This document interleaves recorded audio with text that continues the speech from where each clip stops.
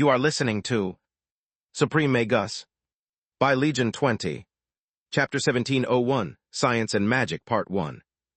The soldiers obeyed the order, using a mix of fire and darkness magic to make all but the load-bearing walls crumble. The nobles could finally get out of the reinforcements' way, while the doppelgangers had to choose between holding their ground and being killed or escaping by blending in with the crowd. Unfortunately for them, the choice was quickly taken out of their hands. Floria had arrived for a while, but all she could do was to keep watch from the outside with life vision while filling Reaver to the brim with spells. Rushing in meant revealing a power capable of ignoring the city arrays. She had been forced to wait and hope that nothing bad would happen until a reasonable time to justify her arrival had passed. As for Freya, she had spent the time before the destruction of the walls trying to figure out Lith's weapon. I wish that cheapskate had allowed me to practice with the fixed tracks metal barrel, but he said that if I did, it would consume charges that he wasn't willing to pay for, she thought. On top of that, Salark forbid me to use it in the desert, and when I asked Falul to test it in her cave, she freaked out. Let's hope that I understood enough from Lith's explanation to make it work. The weapon looked like a stringless crossbow ending in a giant tuning fork longer than her arms. Freya inserted a cylinder with a blue crystal at the base of the weapon, and heard a humming sound as electric arcs built up between the fork's extremities. Unlike artifacts, alchemical tools don't suffer from the sealing arrays since the spells they use have already been cast, and their elemental energy stored inside by their crafter. They would be great if not for being limited to Tier 3 spells and the impossibility to imbue them with willpower since user and caster don't match. That's why only magicless people want alchemical tools while mages only want artifacts. She inwardly sighed. After a few seconds, the blue gemstone blinked, and Freya inserted an odd rectangular-shaped metal box right below the tuning fork, like Lith had instructed her to. I wonder why he put two handles, yet he nagged at me not to grab the removable one while firing the fixed tracks metal barrel. It would make aiming easier. Almost in reply to her question, a click followed. A small piece of metal moved from the box and into the middle of the fork where it floated in midair, completing the circuit. Now the current traveled from the power source up one of the forks, through the metal which acted as a connecting wire, and back down the other fork. The electric arcs disappeared as the electricity coming from the power source could flow freely and create a powerful magnetic field. Okay, I'm done with this nonsense. Let's see how it were. Freya aimed at one of the giants that were walking through the collapsed walls and pressed the trigger. The electricity in the fork surged, but instead of producing a bolt of lightning like she expected, it pushed the enchanted metal forward and out of the fork. The projectile moved at supersonic speed, enveloped in a golden light caused by the air magic that reduced the air resistance and kept the friction from pulverizing the bullet. The recoil from the shot, however, dislocated Freya's shoulder and sent her tumbling down the roof. That moron, not everyone weighs a few tons. He should have warned me. Lith actually had, recommending her to always have a solid footing and a strong grip, but Freya had thought that he was being anal retentive as usual. She was a blue cord awakened, not a weak human after all. Freya stopped the fall with a flight spell and recovered the weapon with spirit magic, as a roar of thunder followed the projectile hitting something. Oh shit, she thought while looking at the crater that had replaced one of the rooms on the first floor of the mansion. In spite of the protective arrays of the house, the stone floor was collapsing onto the ballroom, making the fight even more chaotic. The air resistance was reduced, but it was still there, and the recoil had thrown her aim off even further.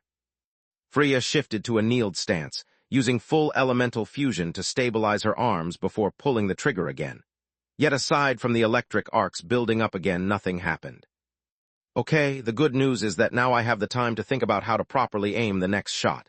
The even better news is that once I get back to the desert, I'm going to kick Lith's ass big time. Freya took a series of deep breaths, and as soon as the blue gem blinked again, she made her move. She had created the scope spell to spy at her enemies and to hit them with her rapier, Dreadnought, from a distance, but it worked perfectly for the situation at hand as well. It was the reason why Lith had entrusted her the first model of the magical version of a railgun that he had devised. Tyrus' universal language had no word to describe it, and Fixed Track's metal barrel didn't have a nice ring to it, but Lith didn't care for the name until he was sure that it worked. The second shot still hurt Freya's arms, but her aim stayed true. The projectile entered scope and came out almost at point-blank range from the doppelganger. The upper body of the giant exploded like a water balloon, making Freya and all those that were watching the fight freeze in amazement. How can something so small do so much damage? Freya thought while waiting for the arcs to charge up. Lith knew the principles behind a railgun, but he had always lacked the engineering knowledge and the materials necessary to make one. At least until Olija the elf had explained to him what the Thunderstone flower in his possession was and how to use it. The Thunderstone flower had the ability to harmonize the earth and the air element, allowing anything that was imbued with its essence to retain the hardness of earth, while also still being capable of tapping into the air element's full potential. Without it, Lith would have never had the means to create a magnetic field strong enough to charge the bullets. On top of that, the Thunderstone flower was also involved in the making of the projectiles.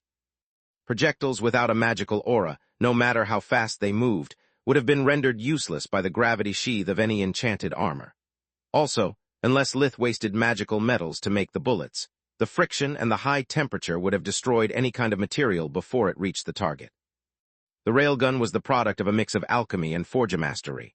The weapon itself was an artifact with a complex series of pseudo-cores that would just keep the magnetic field stable and cool down the rails in between shots.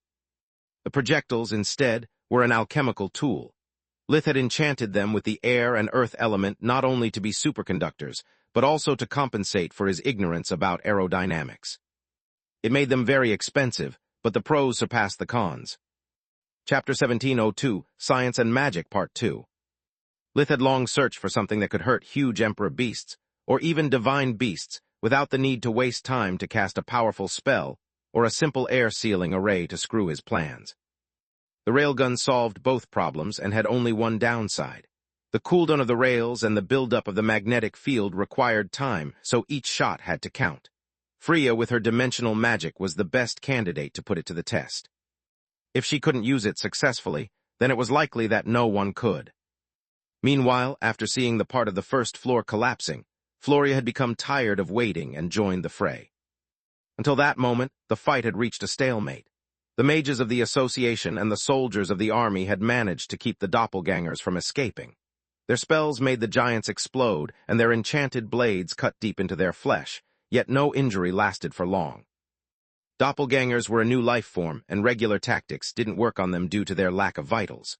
On top of that, Protheus children only needed to grab a soldier that had come too close, or a nearby noble to devour them, and recover their strength in full. Even though their cores were bright orange, they were still awakened. A few deep breaths were enough to heal any injury, and the humans worked as an excellent source of nutrients. "Don't stop attacking until they are completely destroyed," Floria said while unleashing a Tier 4 water magic spell that turned the nearest doppelganger into an ice statue. "Don't get fooled by their appearance, their real body is made of a liquid substance. If you let the pieces merge again, you'll be back to square one. Use water magic to slow them down and darkness to kill them." Floria lunged at the sluggish giant while activating her personal Tier 5 spell, Master Sword, to unleash the darkness spells that she had stored inside Reaver directly inside the doppelganger's body. Master Sword was a Tier 5 Mage Knight spell that allowed Floria to channel her magic inside her estoc and release it at will upon contact. Mage Knights had to often fight in close combat while defending their mark, so Floria had devised Master Sword to be able to use all kinds of spells without having to worry about their area of effect or speed. The ice cracked on the point of impact and spread throughout the chimeric body as the darkness magic ate at the doppelganger from the inside. The statue shattered, revealing to the soldiers that the blue liquid inside was quickly evaporating. That's what happens when the creature is really dead. Now fight! Not only had Floria led the soldiers and the mages by example, but she had also killed her enemy in a single strike. None of their attacks had worked until that moment, and after failing to kill a single monster despite their superior numbers, the morale of the troops was low. Her victory gave the soldiers the second wind they needed, and forced the doppelgangers to step back for the first time since the beginning of the fight. Then Freya's second shot turned one of the other giants into a puddle of liquid that the soldiers drowned in darkness magic. The lower body of the doppelganger that was still intact writhed with pain, as the sudden loss of so much body mass forced them to assume a smaller form. The doppelganger fought as hard as it could, but it died nonetheless. The forces of the kingdom were well trained and well equipped, Now that they knew what to do, they had an easy time taking down a less experienced human-sized opponent. Freya shot a third time, but after losing 2 comrades, the doppelgangers had activated life vision to study the human leader and to understand the nature of the invisible threat that had made their companion explode. They saw a small dimensional rift open and moved away from it. The soldiers looked at the monster sidestepping in unison and didn't waste time looking the gifted horse in the mouth, assaulting them from every side. Only once doppelgangers shared with a mind link the position of the rift did they realize that each one of them had spotted a different dimensional opening. To make matters worse, 3 of them were now aligned. The bullet, however, didn't resist the impact with the dragon scales, shattering along with the upper half of the doppelganger's body and leaving the others scared but unscathed. Damn it, if only the bullet was more durable, I might be able to take down multiple enemies with a single shot. Freya dropped the railgun that needed to recharge again and used Dreadnought to keep sniping at her enemies, but now with darkness magic. Orion had enchanted the rapier so that it could emit all of the 6 elements, even light, so as to give his daughter the greatest versatility in battle. Dreadnought had an output comparable to a Tier 4 spell without the need to weave it. Dreadnought's enchantments turned Freya's mana directly into the element of her choice, and then amplified it. By combining Dreadnought with Scope, Freya helped the soldiers to kill the 3rd doppelganger without losing her vantage point. "What are you doing, you idiots? We need them alive." Manohar reached the battlefield atop of a hard light construct shaped like a horse that allowed him to fly despite the air ceiling arrays. While traveling from the city hall to the Marquis home, the god of healing had the time to weave several spells, and now the golden light of the magic runes covered the white of his robe again. A wave of his hand trapped the remaining doppelgangers into cube-shaped hard light constructs created by his Tier 5 light mastery spell, Double Standards. It was a nasty spell that kept anything from getting out while letting everything get in. The creatures started to hammer at the walls, cracking them, but this time the god of healing was ready. He unleashed a second volley of golden runes that turned black at a flick of his wrist. Light became darkness, sucking the life force of the captive doppelgangers until they were within an inch of their life. The damage they sustained was so extensive that their bodies were reduced to half the size they had as newborns. Without the strength to keep any appearance but their own, Manohar needed but a glance to recognize a slime. "I don't know how those guys evolved, but I'll be glad to find out," he said to the soldiers that were waiting for new orders. "Ignore him and go help the others inside," Floria said after making sure with life vision that no one would attack them from the back. The battle outside had gone smoothly because of the backup's superior numbers, and because despite their incredible physical prowess, the doppelganger's lack of magic was a huge handicap against a powerful mage. Orion and Gianni, however, were not only fighting one-on-one without any intel about their enemy, but Gianni wasn't even a mage. She could have easily escaped, but that meant leaving the Countess to die. Chapter 1703, Battle of Monsters, Part 1. The moment Orion gets the Marquis to safety, I'm going to get rid of this dead weight, Gianni thought while bleeding from several wounds.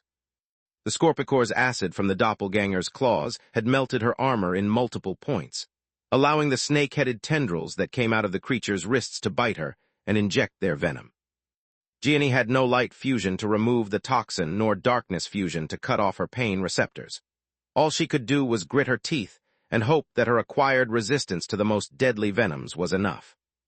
Without magic, and against an enemy with no vitals or nerve clusters that she could attack, Gianni could only stall for time by relying on the basics. As for Orion, now he was faring much better. The Mage Knight spells didn't affect the Marquis while they kept the doppelganger at bay, nullifying their attacks before they could even come close to their target. It had taken Orion a bit of trial and error, but now that he understood the nature of his enemy, victory was just a matter of time. "Stay close to me if you don't want to die," he said while weaving his Tier 5 personal spell, Death Rod.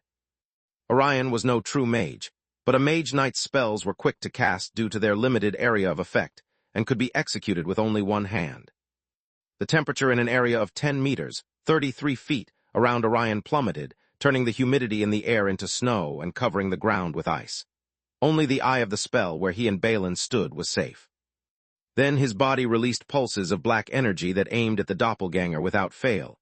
Darkness was slow, but the ice crystals covering the creature acted like a magnet, drawing the black bullets to them. The doppelganger was faster than the black bolts and managed to dodge them despite their numbers, yet the bolts never stopped chasing the creature. As the cold kept slowing the doppelganger down and Death Rod releasing more darkness, the creature had the impression of moving to the deep end of a river while chased by a school of piranhas. The Marquis knew that the doppelganger was about to die, yet he had no reason to rejoice. No matter which one wins, I die either way. If I manage to reach the secret passage in my private quarters, I can still escape capture. I only need to make sure that these two morons are too busy killing each other to chase me. Balin waited for the doppelganger to fall onto their knee to make his move. Then he took a dagger out of his belt and stabbed Orion in the gap under the armpit of his armor. The enchantment of the blade was enough to pierce through the thin layer of adamant, and the poison the dagger was coated with did the rest. Full Guard had alerted Orion of the movement, but he was too focused on the doppelganger to care, and the Marquis was too close to miss. The shock from the betrayal dispelled Death Rod, while the poison coursing through Orion's veins drained what was left of his strength. I'm just evening the field. Your opponent is tired and can't use magic. Now neither can you, Balin said with laughter while kicking Orion in the back and sending him onto his knees as well. Balin turned around, running toward a tent that hid one of the servants' passages that would lead him to the kitchen, and from there he could easily reach his private quarters. Much to his surprise, the doppelganger didn't waste time finishing Orion and gave priority to their mission instead. What turned surprise into shock was the fact that the commander of the Knight's Guard didn't even try stopping the beast. If you want to die, be my guest, you bastard, Orion thought. My priority now is to get rid of the poison and help Gianni. As long as the Countess is alive, nothing is lost. Orion activated the detoxify spell stored inside one of his magic-holding rings, while he took care of healing his wounds enough to make the pain bearable, but not so much that the lack of stamina would hinder his focus. Marquis Balin screamed like a little boy as the doppelganger swallowed him whole. Neither the beast nor the commander felt any pity for the traitor that now invoked the help of his protector. Gianni turned around just enough to notice that everything was lost. With Orion down and alone against two of those creatures, she had no chance. The situation was hopeless, but something could still be saved. Oh well, she said while taking out a dagger of her own and stabbing the Countess in the neck. The noblewoman looked at Gianni with a gaze even more shocked than Orion's, while she fell limp on the ground, and her eyes turned dull. There, you said it earlier that if I gave you that woman you would spare my life. Gianni dropped her polearm to the ground, looking at the doppelganger straight in the eyes.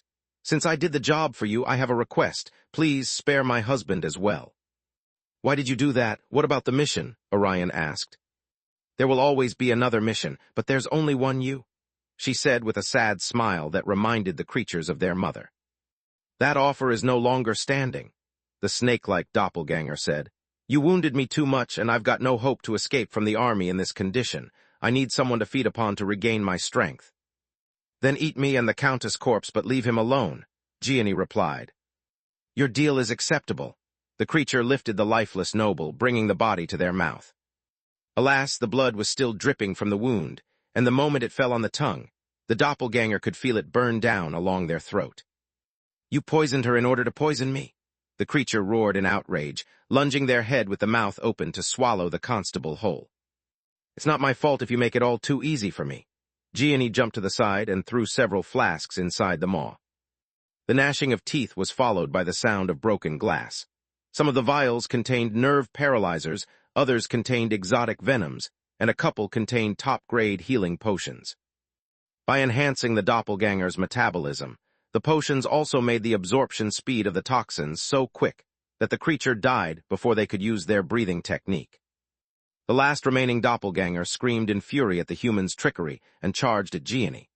The centaur-like upper humanoid body that emerged from the silver wolf's neck disappeared, replaced by a spherical head with countless horns branching into every direction.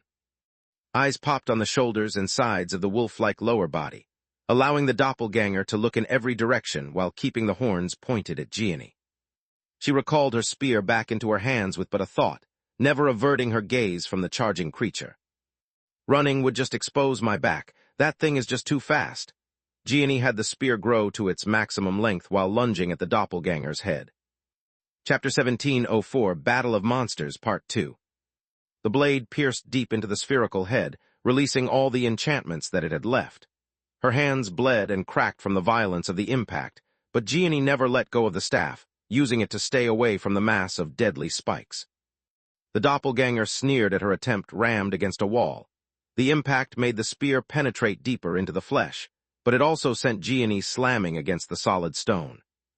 The violent blow gave her a concussion and shattered her spine. As her consciousness faded, her hands lost their grip. Orion stood up, chasing the creature as soon as his legs allowed him to, but when he reached the doppelganger, it was too late. The moment Gianni had let go of the spear, all that took the creature to impale her on their horns was to raise their head. Seeing her blood dripping on the floor made Orion forget about how tired he was and how angry he still was at her. Fury fought the still lingering effects of the poison, while hate injected new strength in his limbs. Now that he didn't have anyone to protect and that Gianni was away from him, Orion could activate the powers of his new sword, Grimlock. A thick dark mist surrounded him, sucking the life of everyone nearby and injecting it into him. At the same time, the edge of the blade heated up quickly, turning it red and then into a glowing white. If not for the sealing arrays surrounding the city, Grimlock would have also released powerful jolts of electricity to stun the enemy whenever the blade was blocked or reached its mark. Earth was sealed as well, keeping the blade from conjuring elemental shields to protect its master.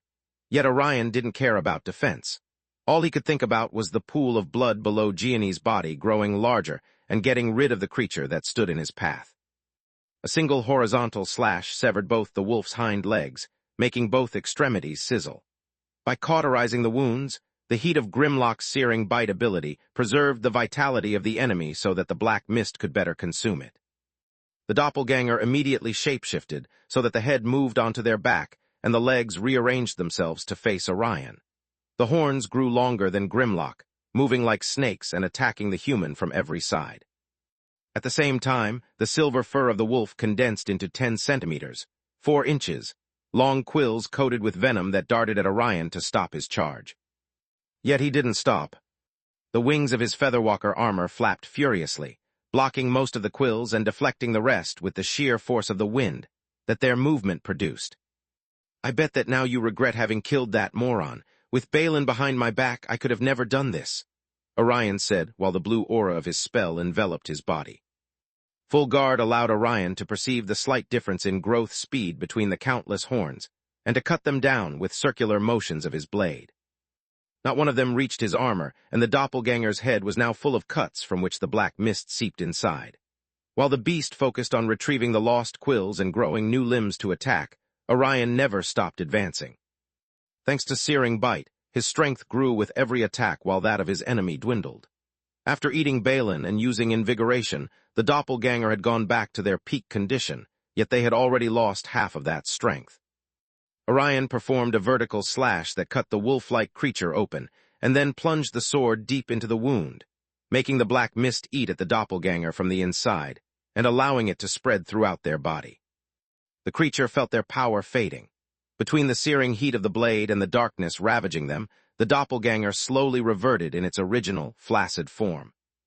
The doppelganger split their body asunder to escape Grimlock's cruel edge, but Orion impaled both halves to the walls with his wings, and then nailed one of the halves with his sword as well, focusing Searing Bite's full power on it.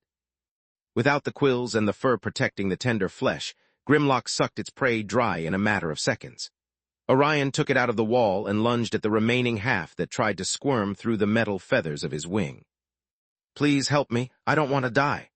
His blade froze when what remained of the doppelganger shapeshifted into Gianni. Her voice, her face, even the position of the wounds caused by the horns were a perfect replica of the original. Even in their fury, the doppelganger had the presence of spirit to collect a sample of the Archon's blood. Her appearance had countless uses, like a disguise to escape or psychological warfare.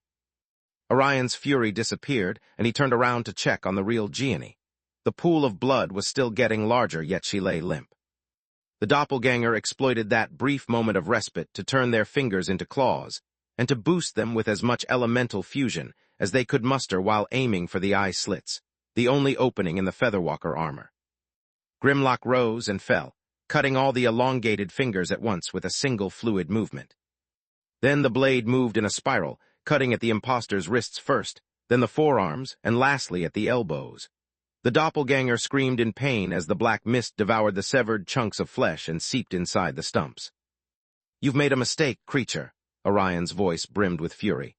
You may sound and look like my wife, but you're not her. Gianni would never beg, nor is she afraid of death.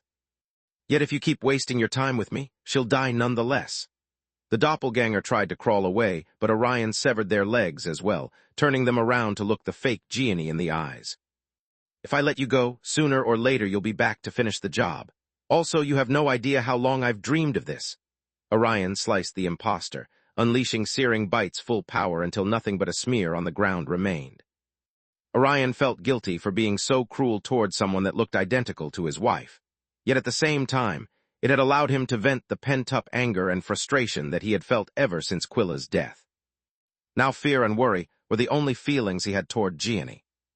Orion used the healing spells he had left from his magic holding rings to stop the bleeding while he used a diagnostic spell to check the severity of her condition. Gianni had lost a lot of blood, her life force was dwindling, and many of her organs had been punctured. Her mouth gurgled with blood with every breath she took. Please don't die. If anyone has the right to kill you, that's me. Orion's eyes veiled with tears as he consumed the vitality that he had stolen from the doppelganger just to keep her alive. Didn't you just do it? Gianni attempted to chuckle, but it turned into a cough and then into a spasm. Chapter 1705, Pros and Cons, Part 1.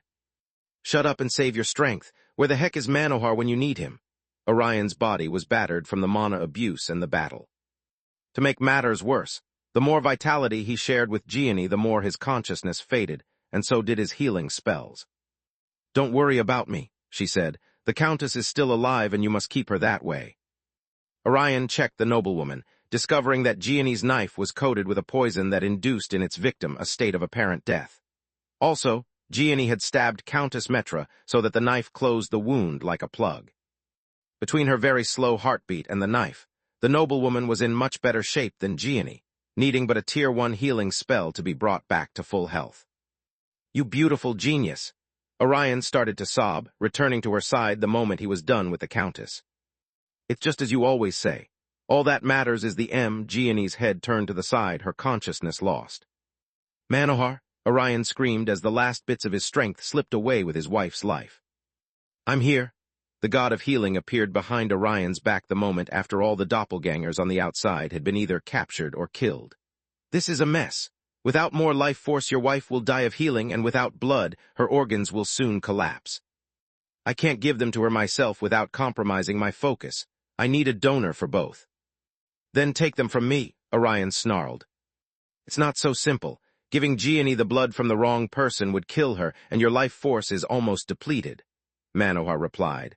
On top of that, I can't do it with just my hands. I need the proper tools. Let us help. Floria and Freya arrived seconds later, using invigoration on Gianni.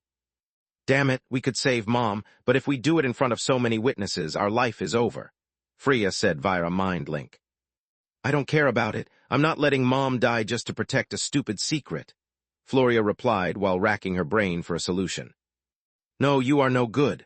Manohar tapped Freya's head, and his diagnostic spell revealed that her blood type wasn't compatible with Gianni. You are perfect.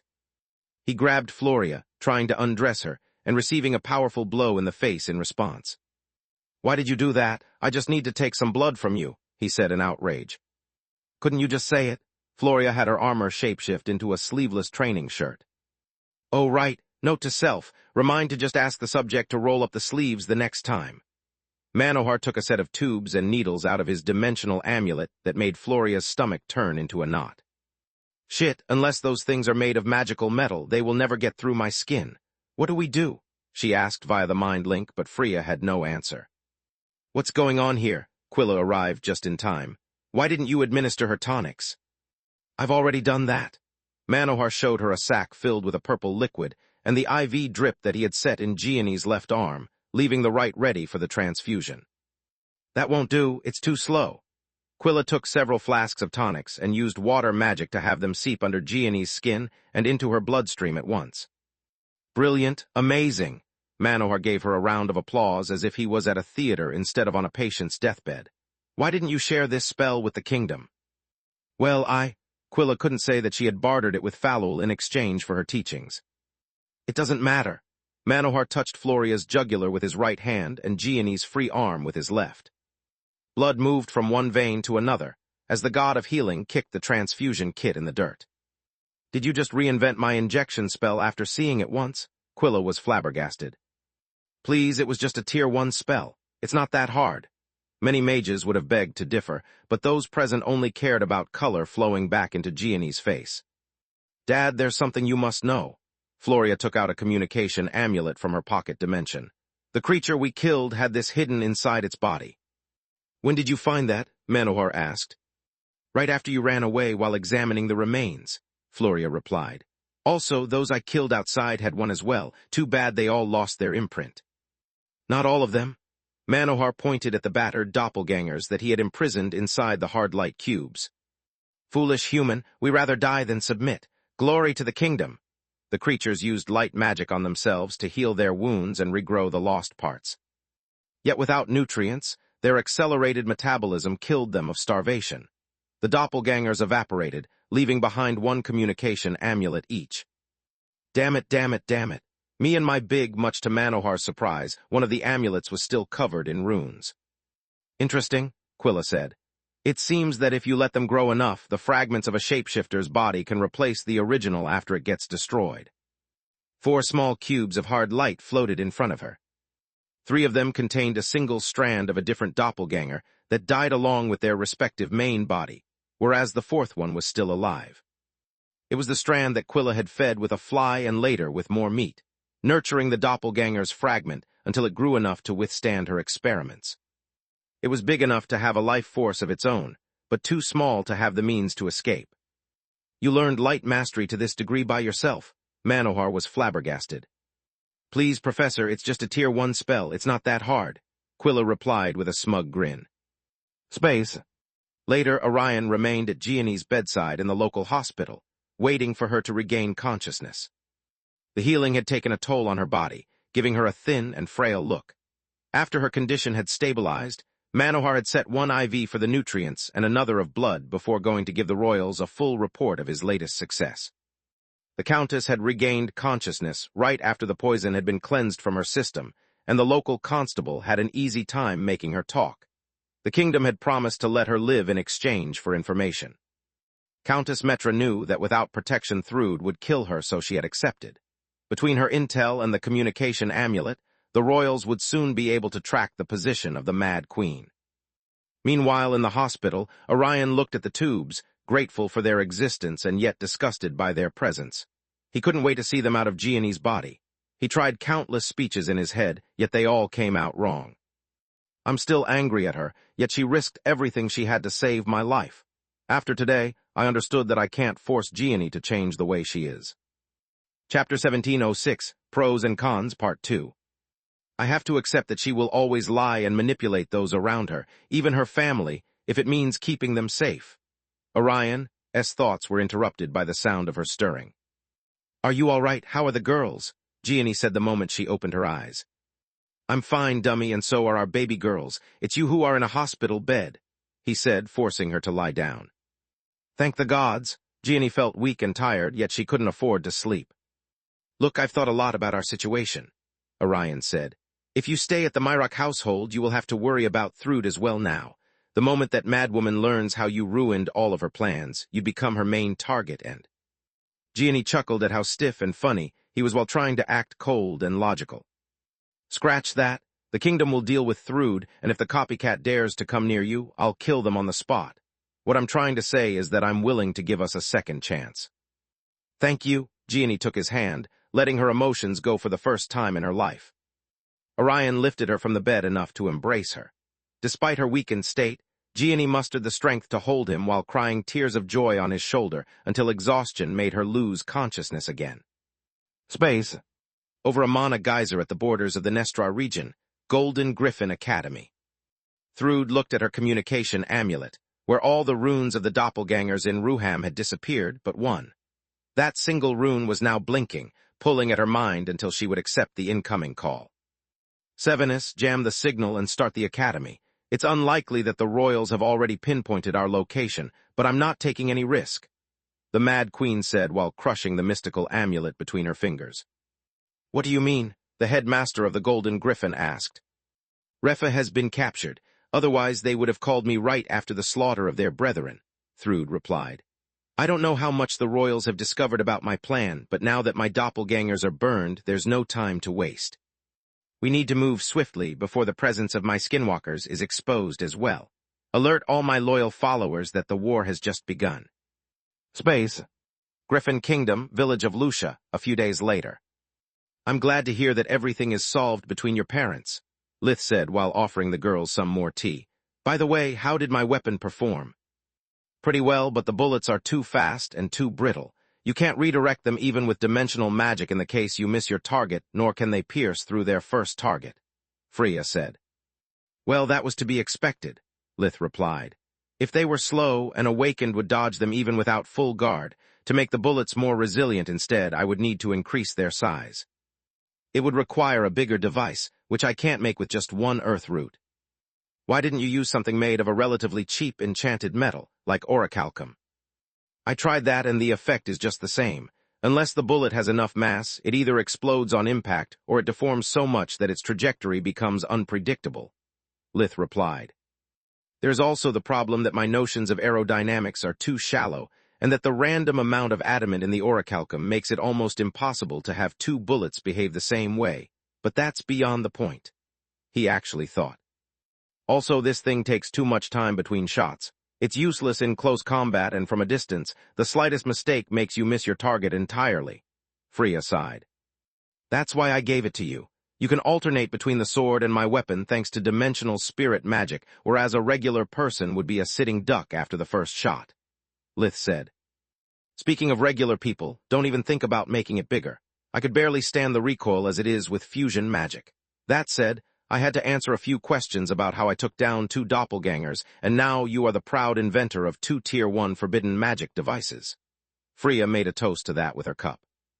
Well, at least that should keep the royals off your back for a while. Solus offered the girls the latest batch of her homemade cookies. We have saved the Nestra region and reaffirmed Lith's reputation as a forgemaster.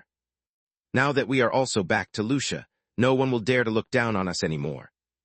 About that, Quilla broke the cookie with her hands to test its hardness before biting it, just to be safe.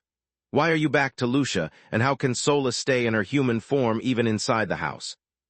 I had overstayed my welcome, Lith replied with a sigh. Grandma told me that I was free to stay longer, but only if I accepted to work for her. As for Solus, we left the tower in the Tron woods. It's too far to use its powers, but close enough for her to keep her body even without the sage staff. I don't last long, and Lith has to bring me back to the tower once per hour, but during that time, I can have a normal life. Solus's dazzling smile stunned a young farmhand who tripped on his own feet while staring at her through an open window. Unlike the other guests, the girl that Lord Verhan had brought back from the desert didn't behave like a noble. Solus had fun helping Alina with the kids and the house chores, so the people of Lucia thought that she was a maid the Verhans had hired to replace Zinnia. Many farmers looked forward to introducing themselves or their sons to her. What's the big difference between working for the kingdom and for Salark? Floria looked at Solus, wondering what had happened in the desert and if it wasn't better for her to move on with her life. It's not big, it's huge, Lith replied. The royals have no idea of what I'm capable of, and they send me on missions that they consider hard for me only when it's strictly necessary. Salark, instead, knows exactly the scope of my abilities, and she wouldn't hesitate to demand my services just like she does with any other member of her nest. The freedom that I enjoy in the kingdom is something that even the Empire cannot offer me. How can you be so sure? Floria asked. Because I asked the Empress. She knows that I'm an awakened and Ligaoin's blood at that. Between the famine and the undead, she is so desperate for help that she offered me to become her right-hand man, after I prove my loyalty, of course. Lith scoffed at the idea. Wow, from country noble to vice-head of one of the 3 great countries sounds like a dream. Freya whistled in approval. You mean a nightmare. I would have lots of responsibilities, people to order around, and missions to carry out whenever the Empress even suspects the presence of awakened. Thanks, but no thanks, Lith replied. Chapter 1707, Visiting Hours, Part 1. Thanks for the tea and the biscuits, Solus. They were delicious. Freya stood up. Now I have to go visit Falul, being an apprentice suck. She says that I spent too much time in the desert and that now I have to make it up to her by solving the problems of her territory.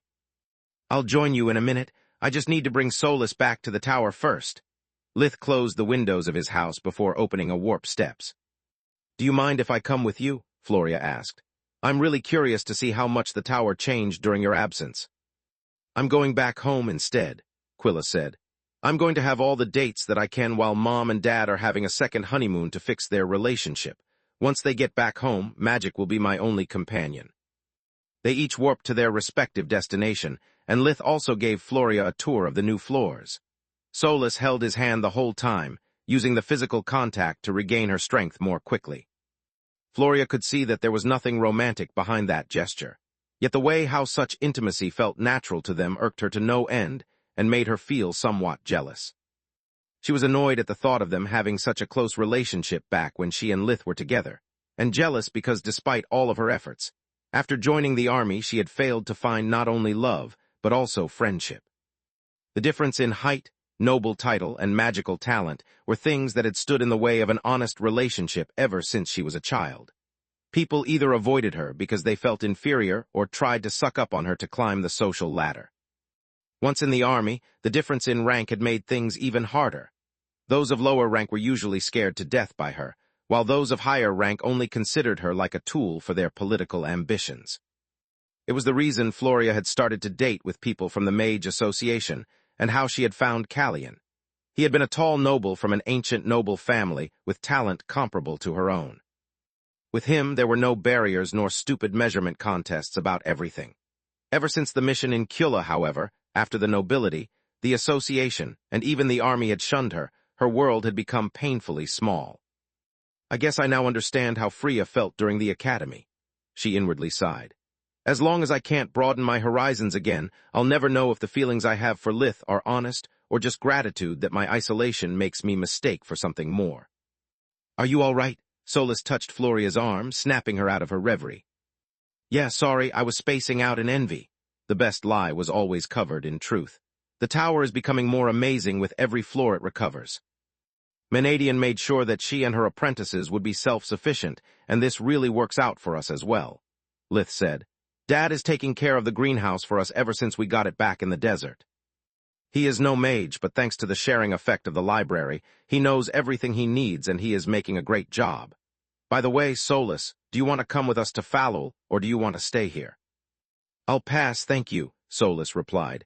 "I'm glad of getting rid of you and having some time for myself." Before Lith could reply, the tower's defensive systems activated one after another as someone knocked on the front door. "Isn't the tower supposed to be invisible?" Floria asked. "From regular sight, yes. Anyone with mystical senses can easily see it unless we hide it underground," Solus replied. "What really makes no sense is the knocking. Everyone who knows about the tower also knows that they have to inform us before visiting." The knocking repeated, this time louder and a bit longer. "Fuck me sideways." A wave of Lith's hand conjured the image of the hooded figure standing in front of the door, sending a cold shiver down his spine. The tower's sentries had canned and recognized the intruder, reporting the threat at hand as a code white. The unexpected guest was a woman who appeared to be in her mid-20s, but she was actually almost 1,000 years old. She was about 1.68 meters, 56, tall, with shoulder-length light blonde hair streaked all over with the 7 colors of the elements. At a first glance, her chestnut eyes brimmed with the energy typical of youth, yet a second would reveal a centuries-old sadness that covered everything like dust. She wore the deep violet mage robe that the Griffin Kingdom awarded to its magi, with a round pin of Davros on her breast pocket. A prancing griffin holding 2 scepters was embossed at its center, while the words First Magus had been etched on its edges, forming a full circle. She carried a rectangular package in her right hand, the size of a jewelry box, and another the size of a flat screen in her left. Aunt Loca, even after their clash in Giera, that childish babble word was still etched in Solus' mind, replacing the real name of Locra Silverwing, the first Magus. "The same crazy bitch who tried to murder Lith in his sleep and to take you away." Floria took Reaver out of her dimensional amulet and had Lith put it inside the armory. "I want to see if the fabled Silverwing can withstand 2 full minutes of tower-tier spirit spells," she said with a snarl. "Thank you, Floria." Lith was glad to have by his side someone who not only was quick-witted, but also wasn't afraid to fight against a white-cord legendary Magus. "Solus, engage Protocol Omega." "Wait a second." Solus pointed at Locra knocking from time to time and ignoring the sentries that kept circling around her in the attempt to scan her equipment. I think that if she wanted to harm us, Aunt Loca would have already barged in. Maybe, Lith replied. Or maybe she is afraid of what we can do with the tower boosting our powers. Or maybe she knows that any damage she does onto the tower would reflect on you. Yes, but then why didn't she come to your home? Everyone knows where you live and there she wouldn't have to be afraid of the tower. If Aunt Loca wanted to harm you, she would have taken your parents hostage to keep you from escaping. I think that she just wants to talk, Solus said. Lith thought of countless contingency plans, even to warp the tower back to Salark. Yet running away would have solved nothing. I'm with Solus, Floria said. Unless you want to spend the rest of your life on the run, you have to face her. Yet if I were you, I would start chanting already, just to be safe. Let her in, Solus, Lith said with a sigh. And Floria, I've been weaving spells from the moment I put Reaver in the armory. Same, Solus said. And so did I guess we can't be more prepared than this, Floria said. Chapter 1708, Visiting Hours, Part 2. Thanks for having me here despite my sudden arrival. You have my word that I have no ill will. Locra gave Lith, Solus, and Floria a small bow while taking in the marvelous changes that the tower had undergone since her last visit. The round carpet that covered the entire hallway of the ground floor piqued her interest the most. The hand-woven tapestry depicted the shared history of Lith and the tower in a circular picture. In the first slot, Lith was still a 4-year-old kid picking up a rock. In the last one, there was the scene of him and Solus rejoicing for some reason along with his family. This is odd. Based on what Baba Yaga told me about the horseman technology, the tower is supposed to be a manifestation of Effie's psyche.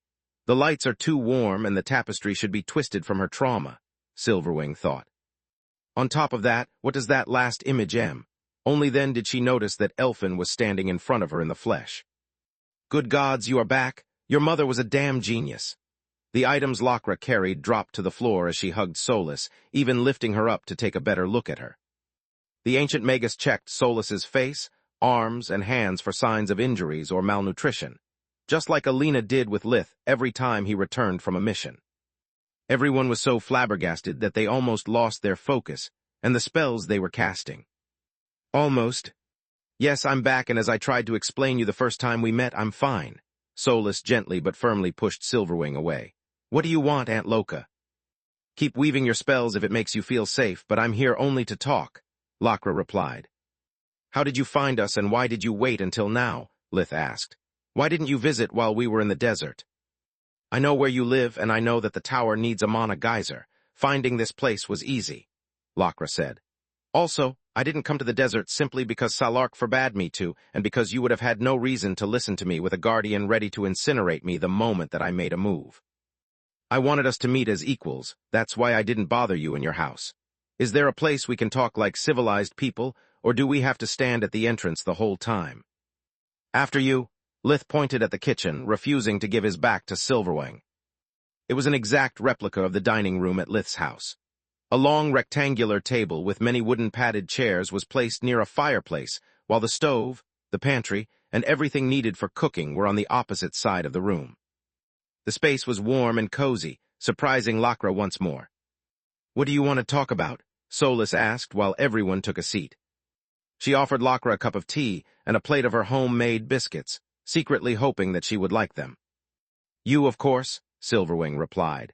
I've come to settle the terms for Elfin's freedom. Unless the two of us come to an agreement, you can be sure that once I leave this place, I'll treat you as an enemy. Two of us, Lith echoed. Why, has your new girlfriend any voice in the matters of the tower? Silverwing pointed at Floria, while curling her upper lip in disgust at the thought that Lith might allow his disciples to have their way with Elfin as well. No, he was referring to me. Solus slammed her hand on the table so hard that the tower trembled. I like to be part of every decision that involves my life, thank you very much. Fine, the three of us then. Silverwing nodded, glad that Elfin was now strong enough to kill even a divine beast. Even though they share the same energy signature, she can get rid of Verhen. I just need to make her see reason for 1 second and then this nightmare will be over, she thought. I don't see what there is to talk about. Solus is my partner, not my slave, Lith said. Her name is Elfin, the first Magus snarled. My name is Solus. She slammed her hand on the table again, putting an end to the quarrel before it even started. I have just bits of memory as elfin, whereas I spent 14 years as soulless, and I remember every single second of them. Please, tell us what you want, because you are already this close to overstaying your welcome. Very well, Silverwing nodded to Solus before turning to Lith. I'm here to offer you a deal. Let Solus go, and I'll bother you no more. I know that you already have the eyes and the hands of Menadian, so I'm willing to reveal to you the position of the final two pieces, the mouth and the ears. Yet I'm not going to help you get them. Once you assemble the full set, losing the tower won't bother you much. Letting Solus go is not up to me. Our bond is unbreakable until I die, and that's off the table.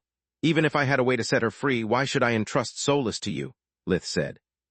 Because she's not your property, you arrogant brat. She lived for 28 years as elfin against 14 as Solus. Believe me when I say that she had a much better and fuller life than the one she spent on your finger. Silverwing stood up to look down on him. She had a loving mother, friends, rivals, and too many lovers for my liking, but at least it was her own choice. At those words, Solus became beet red. I don't care if she has no memory of her past. I can bring her to all the places where she lived, to meet the people she knew who are still alive. I can help her remember. My core would feed her much better than yours, and even if that's not enough to break her free from the shackles of the tower, I'm sure I can find a way. My talent has been honed through centuries of experience, and I can dedicate every second of the day to solve Elfin's problem, whereas you are an ignorant, selfish bastard that drags her in your problems, making them her own. Lith didn't like Silverwing's self-righteous attitude one bit, yet her speech held enough truth to hurt him deeply. He thought about all the pain and suffering Solus had gone through for years, because he was too weak to nurture the tower properly, and because he had no idea of how to help her. Floria expected Lith to yell in outrage, yet he remained silent for a while before answering. Silverwing is right. Solus didn't have much of a life during the last 14 years, and every time I introduced her to someone, things got worse before they became better, even when she met my family. I don't want to lose Solus, but I don't want to own her either, he thought. Chapter 1709 Removal Unit, Part 1. I agree, Solus deserves a good life, and even though I did everything I could for her, it didn't amount to much, Lith said, leaving everyone flabbergasted, especially Silverwing. Yet I'm not going to die just to let you have your way. I have still many things to do, and I don't even know how much time I have left. Lith had never forgotten about his cracked life force, nor about his resurrection problem, because every time that he allowed himself to relax, Death Vision reminded him of his condition. Even now he could see Silverwing's body turning into ashes in a blaze of flames, being shattered to bits after being frozen, and disappearing after being hit by a chaos spell. The only thing that those visions had in common was that they all required 3/4 of her body to be destroyed at the same time. Last but not least, I want it to be clear that I have never ever abused Solus as you keep implying. From time to time I have been a rude jerk to her, just like I have been to anyone else, but that's it. Lucky you, I brought something that will tear apart all the convenient excuses you just used to cover your ass. Silverwing put on the table the smaller of the two items she had brought, taking away the wrap that blocked even the tower's mystical senses. It turned out to be a wooden box engraved with silver runes of power. A blue mana crystal the size of a tennis ball was embedded on its lid, fueling a complex series of humming arrays carved on the surface of the box. Lith and Solus had seen something similar once in the past. Solus when Nalar had used an almost identical artifact to sever their bond, while Lith had seen it through her memories. They both became pale, jumping back to safety while conjuring tower spirit spells so powerful that the Tron woods quaked. How can you be familiar with a removal unit? Silverwing didn't move nor flinch in front of their display of strength, yet she was impressed. The combination of 2 mana cores instead of one with the tower's power core had brought the tower to new heights. On top of that, War, Reaver, and the Sage Staff stored in the armory further boosted the spells. The Sage Staff channeled the power of the mana geyser that exceeded the tower's capacity. Reaver allowed the tower to hold countless spells without burdening its masters, while War increased their mastery over elemental energies and pure mana alike. The tower is far from completion, yet it's already this strong, Silverwing thought. I wonder what it would do in the hands of a bright violet core or maybe even a white core. Maybe Baba Yaga is right. I should make a tower for myself. What's a removal unit? Floria asked to break the standstill, since none of the two sides had moved a muscle for several seconds now. Child, ever since cursed objects were invented, mages searched for a way to separate the host from the parasite. A removal unit is the answer to that problem, Silverwing replied. If such a thing exists, then why do lost cities still exist, and why didn't the kingdom use them against the horsemen? Floria asked, and the other two just nodded. Isn't it obvious? Once it was evident that none of the three youths seemed to agree, the first Magus sighed at their ignorance. As I said, it can remove the cursed object from its host, not destroy it. Most of them are plenty capable of defending themselves even without a physical body, just like the Black Star. Despite the best efforts of people like me, there is no way to cut off a cursed object from its energy source. The Black Star fed off the Mana Geyser and the people of Kajuria, Dawn feeds on the light element, and so on. Effie is a unique case since away from a Mana Geyser, her host and her power source are one and the same. As for your second question, the removal unit uses most of its power to sever the bond. It requires either the host's compliance or for them to be incapacitated. That's why you don't see them often. Most hosts become so deranged after years of abuse that they refuse to be helped, and once you kill them, the removal unit is pointless. Silverwing said while never averting her gaze from Solus, who she considered the victim. If the kingdom tried to use them on a horseman, it would have taken them a single spell to destroy the removal unit. She's saying the truth. Solus took several deep breaths to calm down. Nalar couldn't kill you, so she had to beat you into submission before taking me away. I managed to escape from it even though I had barely a yellow core. That thing isn't a threat for any powerful relic. I believe you, Solus, Lith said. Yet I don't understand what we are supposed to do with it, Silverwing. You are supposed to let me sever your bond, to prove to me that Solus isn't buried under a thick web of orders that you imparted her over the years to suppress her free will. You are supposed to let her go with me if that's her choice, the first Magus said with a smug grin. I think that Silverwing is right. You should let her do it, Floria said, clenching her fist below the table. Think about how you can't stop saying we instead of I. Think about how her presence poisoned your relationship with me, with Camilla, and with any woman that you'll meet. Even your own family has a hard time defining your relationship. This is your first opportunity to take a step back and think about your life as a single individual. Sure, the tower gives you plenty of power, but the moment it gets exposed, it will put you and whoever you love in trouble. Think about how easily Silverwing found you, and about what would have happened if she was one of your enemies. Think about how Scarlet tried to kill you because of Solus, and so will everyone who thinks she's a cursed object or knows she's Menadian's tower. Floria, speaking of Lith as the victim and of Elfin as a cursed object that was ruining his life, annoyed Silverwing greatly. But since they both wanted the same thing, she said nothing. You are right, Floria, but this isn't just my choice. It's our choice, Solus, Lith asked. Do you really still believe that I'm some kind of slave? That I've stayed by Lith's side for so long because he forced me to? Solus pinched her nose while taking deep breaths to calm down, but to no avail. I don't believe it, I know it, Silverwing replied. The Elfin I knew. Died a first time 700 years ago, and then died again of hunger, madness, and loneliness. Solus cut her short. Do you have any idea how many times I could have let Lith die simply by not warning him about a hidden enemy? How many times the only thing that kept me from becoming a monster like Night was sharing his mind? Chapter 1710, Removal Unit Part 2. Lith didn't kill me. A madman did. Lith didn't turn me into a piece of stone. It only happened because Mom was so fixated on revenge that she abandoned me in the middle of nowhere without telling any of our friends. Because she didn't trust you or Malishka with her legacy. Seeing how close-minded you are and how you behave to get what you want, I can only say that Mom was right. Actually, Menadian had simply brought the tower to a Mana Geyser that no one else knew to keep her safe in case Baitra returned while she was away. Also, Menadian couldn't ask either of the White Cord mages for help, simply because back then they were both in Giera, and their communication amulets were out of range. Yet Solus had no way to know it. Silverwing lowered her gaze, incapable of denying Elfin's words. I'm fine with using the removal unit, but only if it means getting rid of you once and for all, Solus said. Promise me that if even after severing our bond I don't change my mind, you'll leave us alone. I promise. Silverwing tried to reach the wooden box that still lay on the table near her, but Solus stopped her. Not so fast. As I said multiple times, I don't remember much about you, and I don't trust you one bit. For all I know, you might take the box and spirit warp away the moment my ring is in there. Lith, you and I must be ready to make any dimensional spell collapse. Floria, take the box, please. I trust you with my life. she said while never averting her gaze from the first Magus. Spirit magic cannot be blocked except by powerful dimensional mages, and Silverwing looked at Solus's emerald streaks brimming with power, while 5 more eyes appeared on Lith's human face. "Did you teach her domination already?" she said in surprise.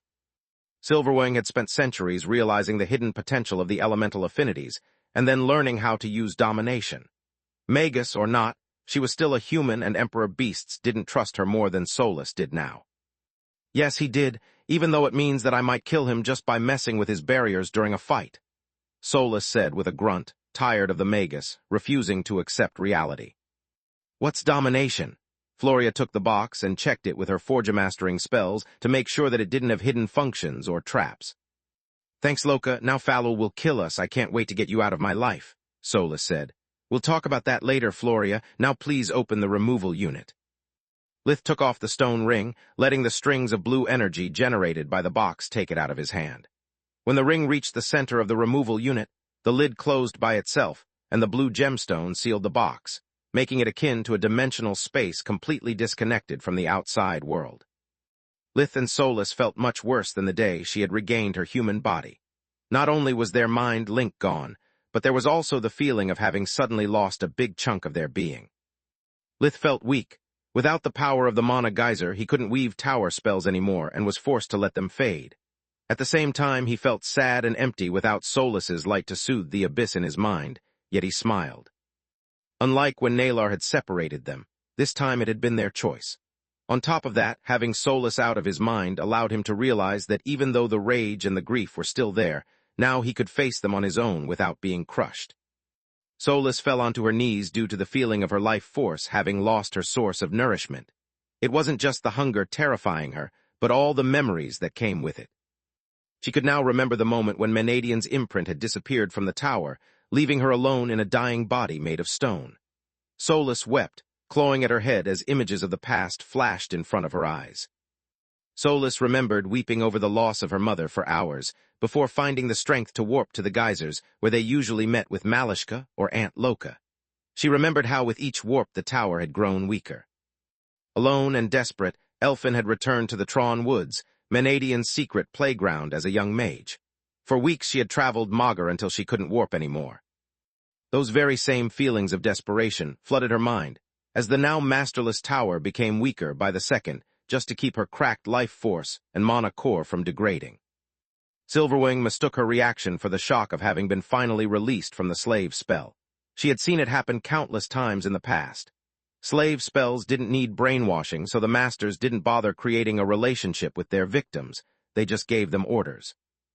They could have the slave behave and say whatever they wanted, but their mind was unaffected by the forbidden magic, remembering every abuse and disgusting command they had been forced to follow.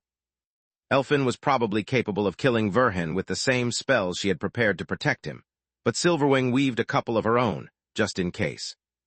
For a moment, Floria feared that there might be some truth in Silverwing's words, since Quilla had behaved the same way after being freed from Nalar's slave ring. Yet she just had to look at Solus's eyes to know that she was nothing like her sister. Quilla had been filled with remorse, shame, and pain, whereas Solus was just afraid of something no one else but she could see. When the visions passed, Solus's knees were still weak. "Do you mind giving me a hand? I don't think I can stand up on my own."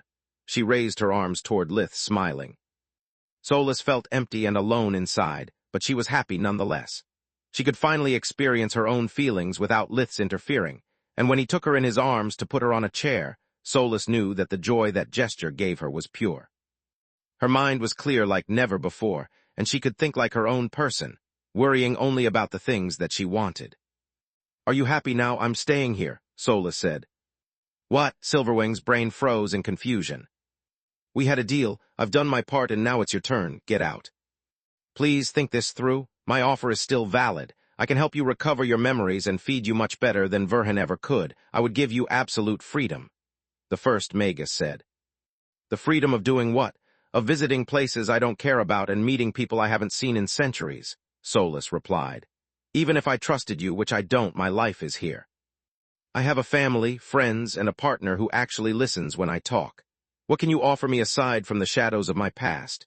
You speak about freedom, yet I'm willing to bet that you wouldn't let me come back here if I wanted to."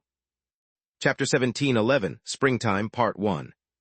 No, I wouldn't let you come back until I made sure that your mind isn't damaged, and enough time passed so that you could make a rational decision, no, Silverwing admitted. And how long would that take? Months, years? That doesn't sound like freedom but control. Solus shook her head. My answer is no. As if I'd let someone like her learn Lith's secrets. If I take a new partner, they could check my memories and ruin Lith's life. It's enough to tell his family that he isn't the real Lith to put at risk everything he loves, she thought. It would take as long as it takes, Silverwing said with a sigh, putting on the table the second package. By the way, child, you'd better throw the removal unit away. Floria had already noticed the surge caused by the tower's energy trying to become whole again. She did as instructed, watching the wooden box turn into a bunch of wood splinters and small crystal fragments.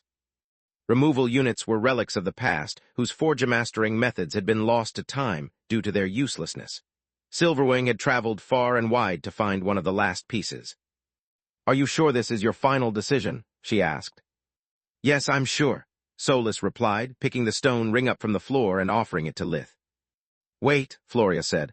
Wouldn't it be better to give the ring to Tista? She and you are friends, the bonding wouldn't mess up your personal life. You could even give it to Alina. She lives a quiet life and could use someone as powerful as you to protect her. Tista already has enough problems dealing with her hybrid nature. Having me inside her head would only make matters worse. Also, would you really be okay with another person hearing your thoughts, watching your every move and commenting on everything you do? Solus said. As for Alina, she's no mage. My presence would put her at risk of awakening and live long enough to survive her husband and most of her children. On top of that, whoever I pick will have to shoulder the burden of keeping the tower a secret. Lith and I, instead, are already used to each other, and we make a great team. What about you, Lith? What about Camilla? Floria asked. What about me? She inwardly added. I would love to have Kami back, but I don't think that pushing Solus away would make her change her mind. What's done is done, and the decision to accept it or not is up to her, just like Solus has the right to decide who she wants to bond with, Lith replied. I could say that neither Mom nor Tista can make Solus recover as fast as I do, or spout some cheesy line about destiny. Yet the truth is that I just want Solus in my life, but only if she agrees with it. Then he turned towards Solus. If you want to go with Silverwing, Mom, or Tista, I'll accept it. Just please give me back my stuff and delete my browser history. Solus laughed at the joke, while the two other women had no idea what he had just said. You are not going to get rid of me so easily, Lith Verhen. She took the ring out of Floria's palm and put it on the medium finger of Lith's right hand, where it had always been. Lith, Solus, and the inside of the tower shone like a sun for a brief moment as the bond was restored. This is it. Floria felt a part of her dying, yet she accepted it without flinching. Whatever they have, Lith didn't hesitate to put on Solus, ring in front of me. It's time I give up on the idea of going back together and start searching for someone who will put me first. What is that thing? Solus pointed at the second package. It was covered by regular gift wrapping, and she could see it had a faint magical aura, yet the spell was nothing she had ever seen before. It was supposed to be your welcome gift in your new home, but at this point, it's going to be our parting gift. Silverwing removed the wrapping with more care than she had with the removal unit, almost with tenderness. It turned out to be a painting depicting a flower field surrounded by blooming trees. Multicolored dots depicted petals flying through the air, swirling around a couple in the distance who seemed to be having a picnic. A tag on the lower frame marked it with the unoriginal name, Springtime. Dad, tears streamed out of Solus's eyes as she recognized the familiar signature on the lower right corner of the painting. It was a black scribble that back in the day had brought many of Menadian's visitors to ask why ruin such a joyful scene by depicting a pile of horseshit, but it actually read Thrain. Yes, it's one of your father's paintings. The colors that your mother made for him allowed them to survive the passing of time. There are still a few around, mostly in the awakened community, Silverwing said. While I searched for you and your mother, people broke into your home in hopes of finding a clue that would lead them to Rifa's legacy. This is one of the few I managed to recover over the centuries. It depicts the first date of my parents. Solus completed the phrase for her. New memories flooded Solus's brain, but this time they were happy ones. Solus was back being a 4-year-old child, with shoulder-length hair streaked silver and orange, while the rest was of a hue of brown so light that it looked golden under the sunlight. She thought that the painting had sucked her in just like the removal unit had done to her ring, because the scene in front of her eyes matched the picture except for the lack of horseshit.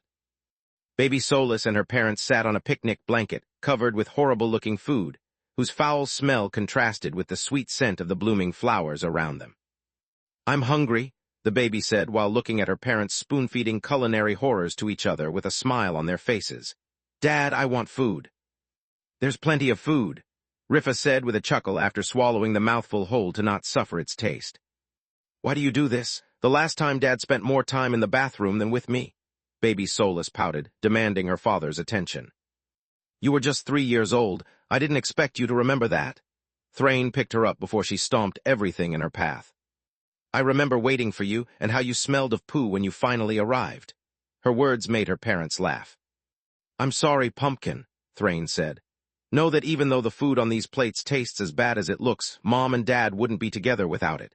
We like to reenact our first date on the day of our anniversary." Really?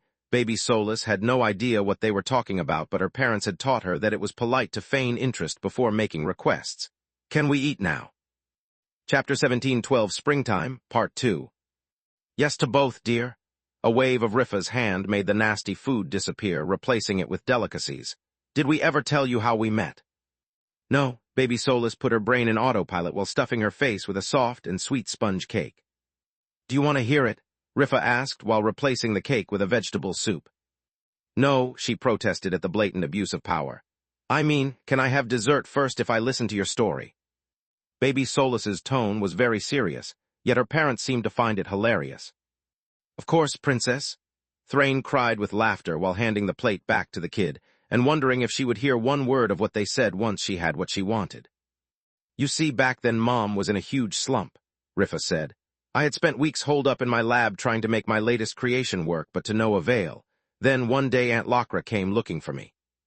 Menadian conjured a hard light sock puppet dressed like a Magus, and another dressed with Menadian's dirty working overall, getting Baby Solus's undivided attention.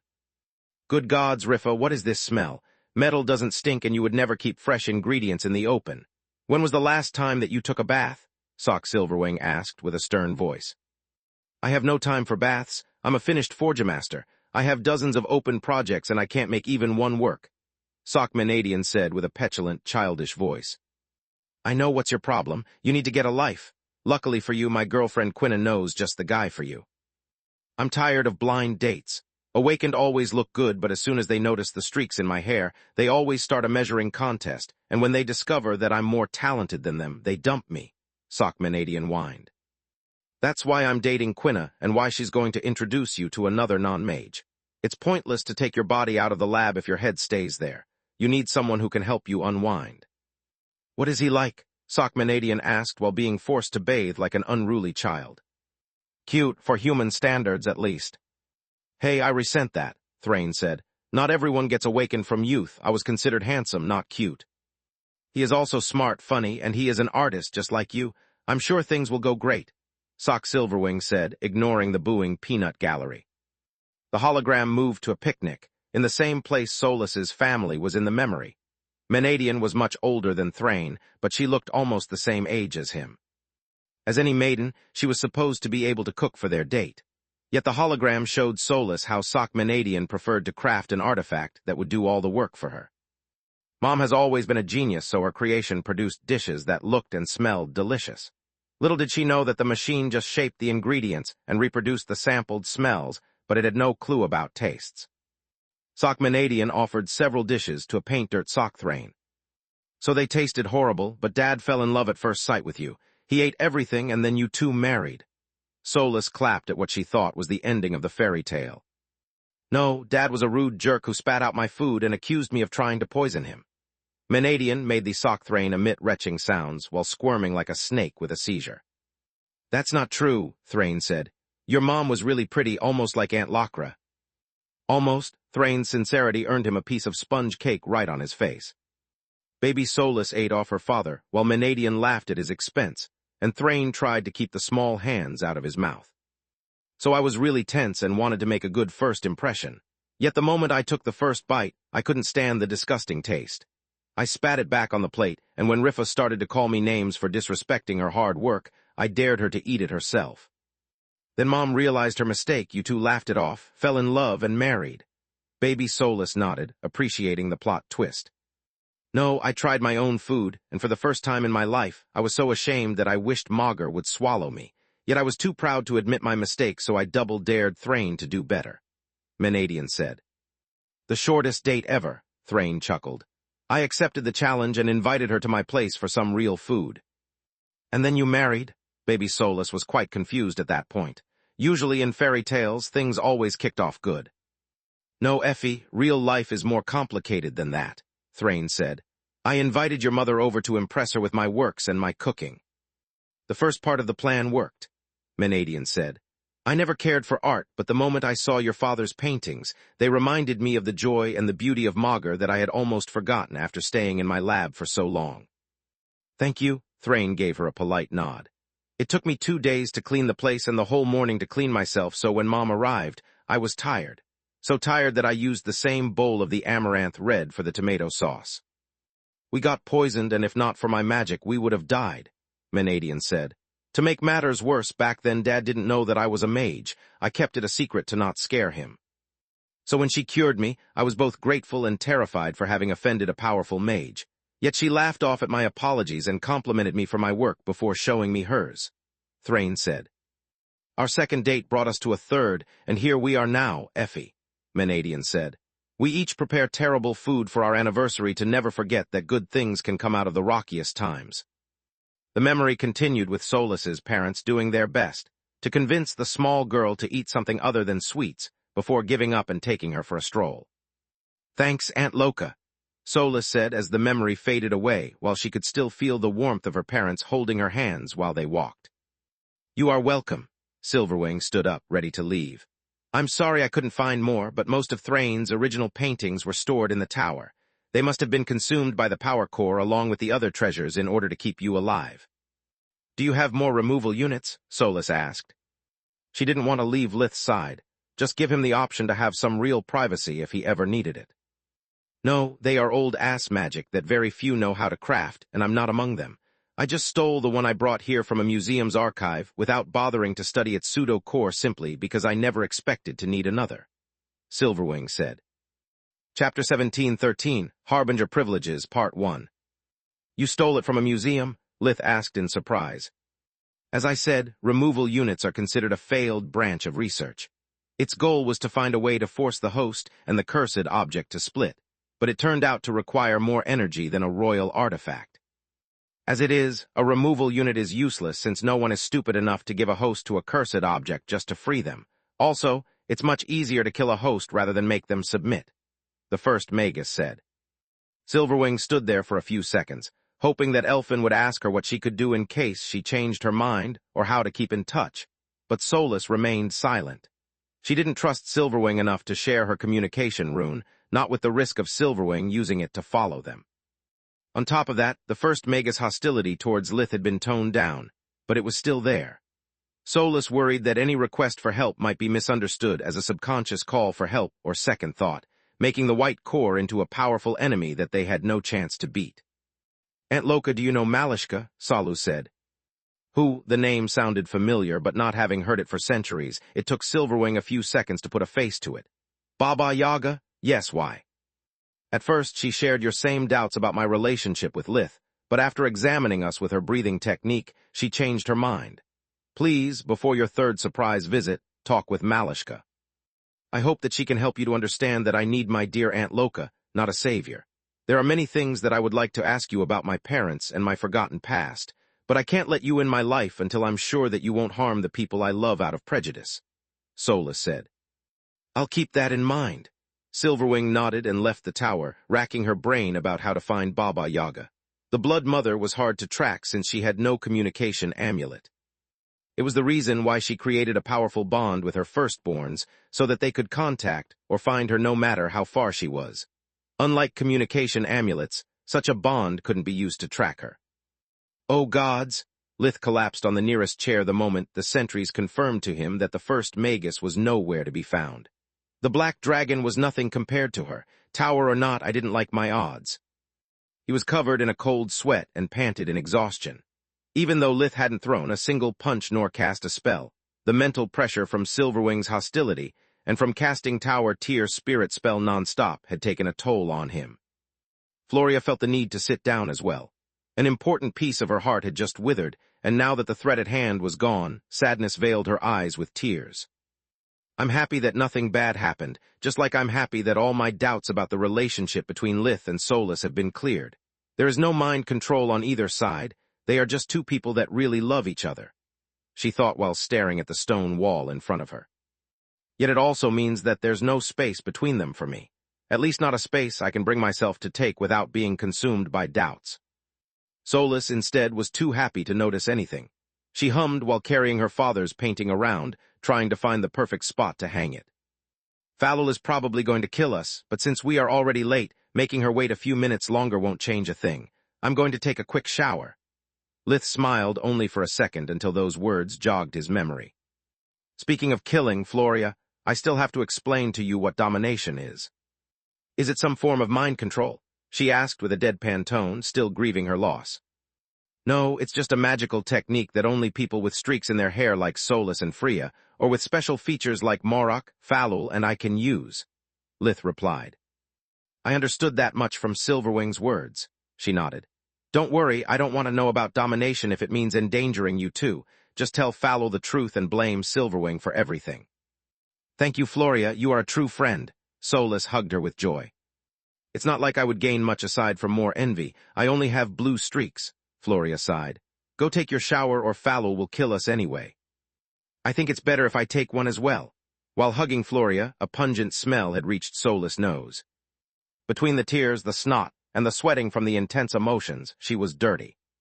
At those words, Floria tensed up, expecting them to go inside Lith's room and shower together. Only when she saw them walk into their respective room did she sigh in relief. I don't know what's worse, if the fact that I'm relieved that nothing happened or that it takes them but a single thought to make the wall between them disappear. I understand now why Camilla broke up with him, and in her shoes I would have done the same, she thought. Floria washed her face and took a bowl of chocolate ice cream with biscuits to drown her sorrows while she waited. At the third spoonful, Springtime appeared on the kitchen wall, making her flinch. Solus had actually hung the original in her room, and crafted a copy for each common room of the tower so that she could always keep that little piece of her family that she had recovered close to her heart.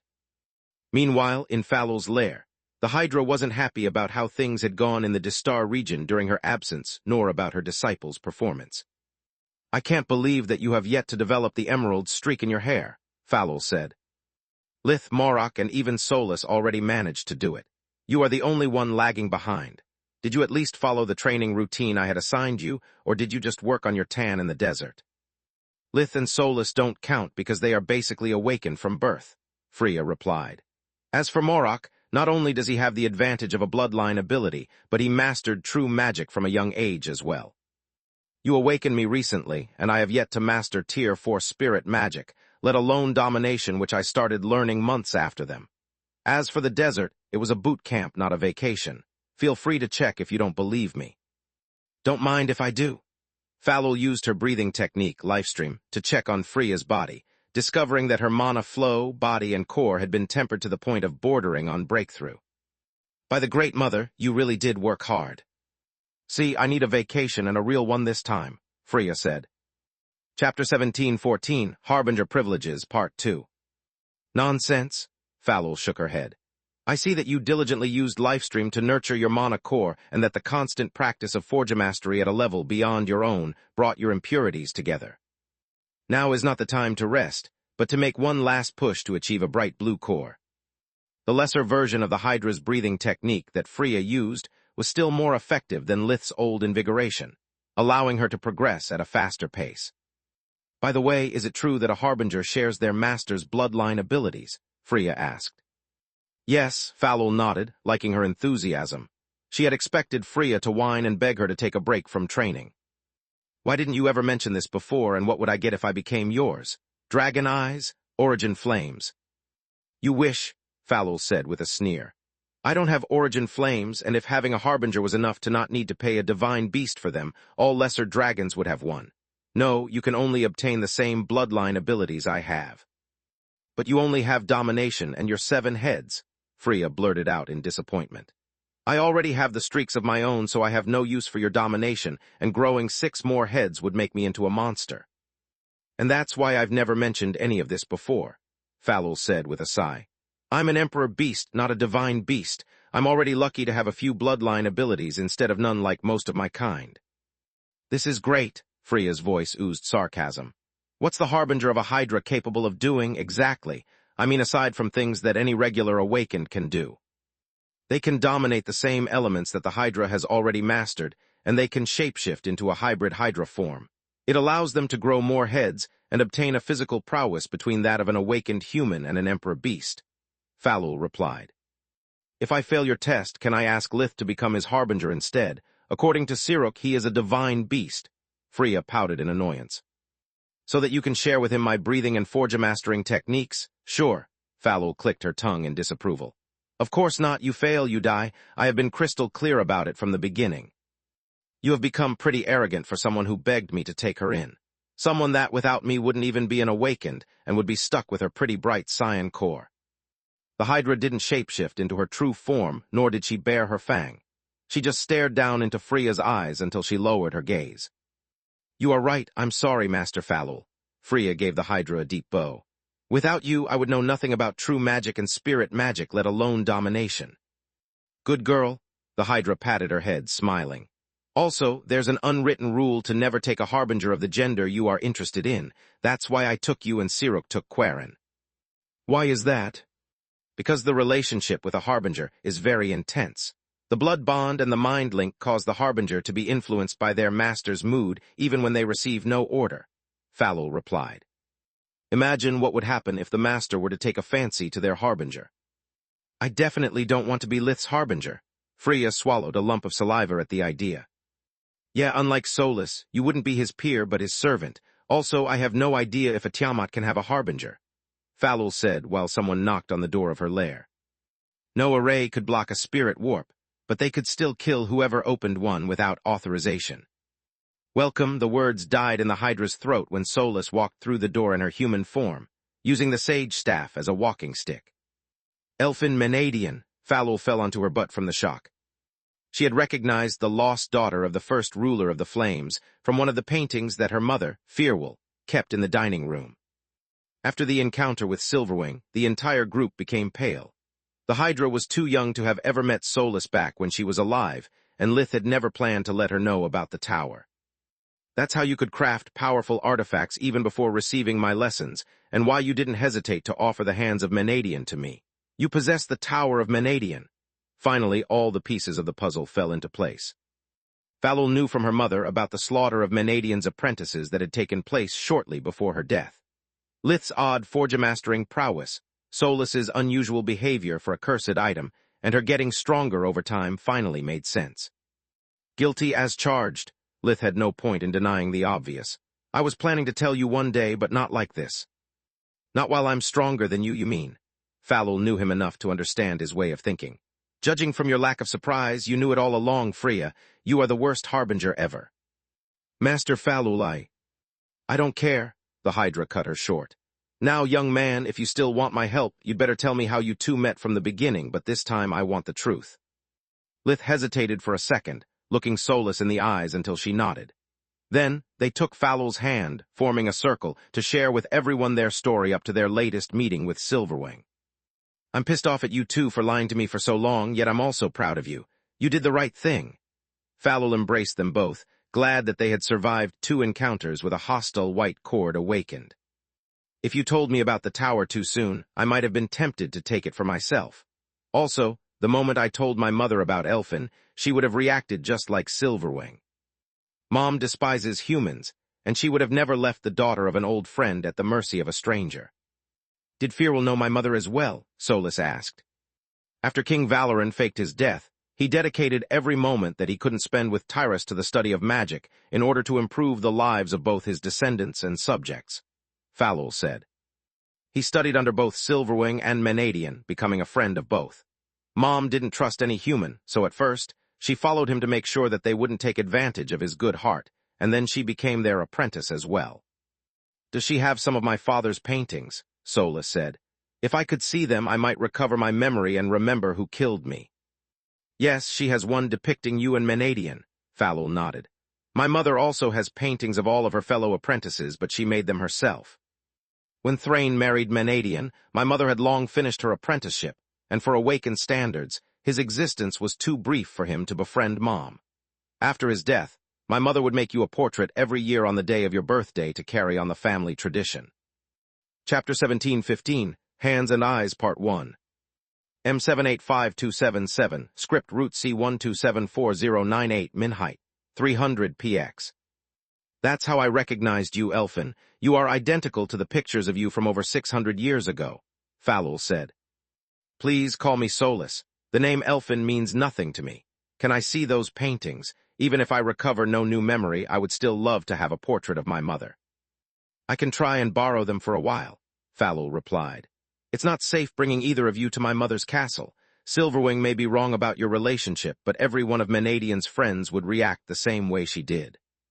The tower half technically makes Solus a slave, and even as Elfin she lacked the malice necessary to overpower someone as shrewd as Lith.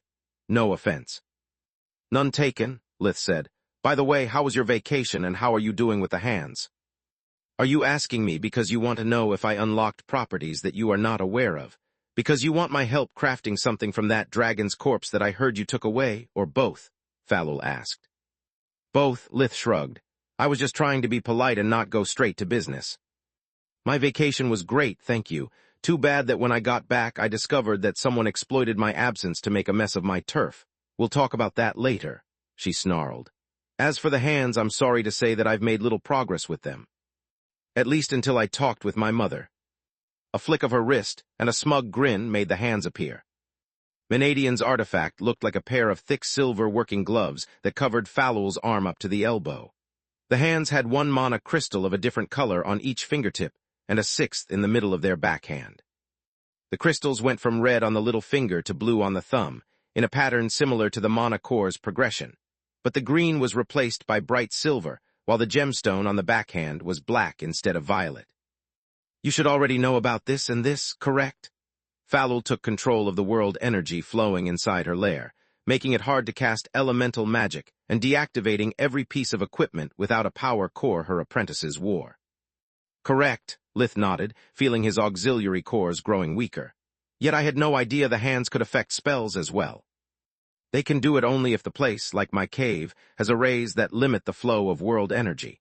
Otherwise, there is just too much elemental energy to control it, Falul said. What my mother taught me is that each gem on the hands grants their master control over the single elements like this. Falul stopped drawing the world energy, flooding the hands with her own mana instead. Each gem produced a small circle of their respective color that grew in size until they filled the cave. How did you cast 6 elemental sealing arrays so quickly? Lith was flabbergasted.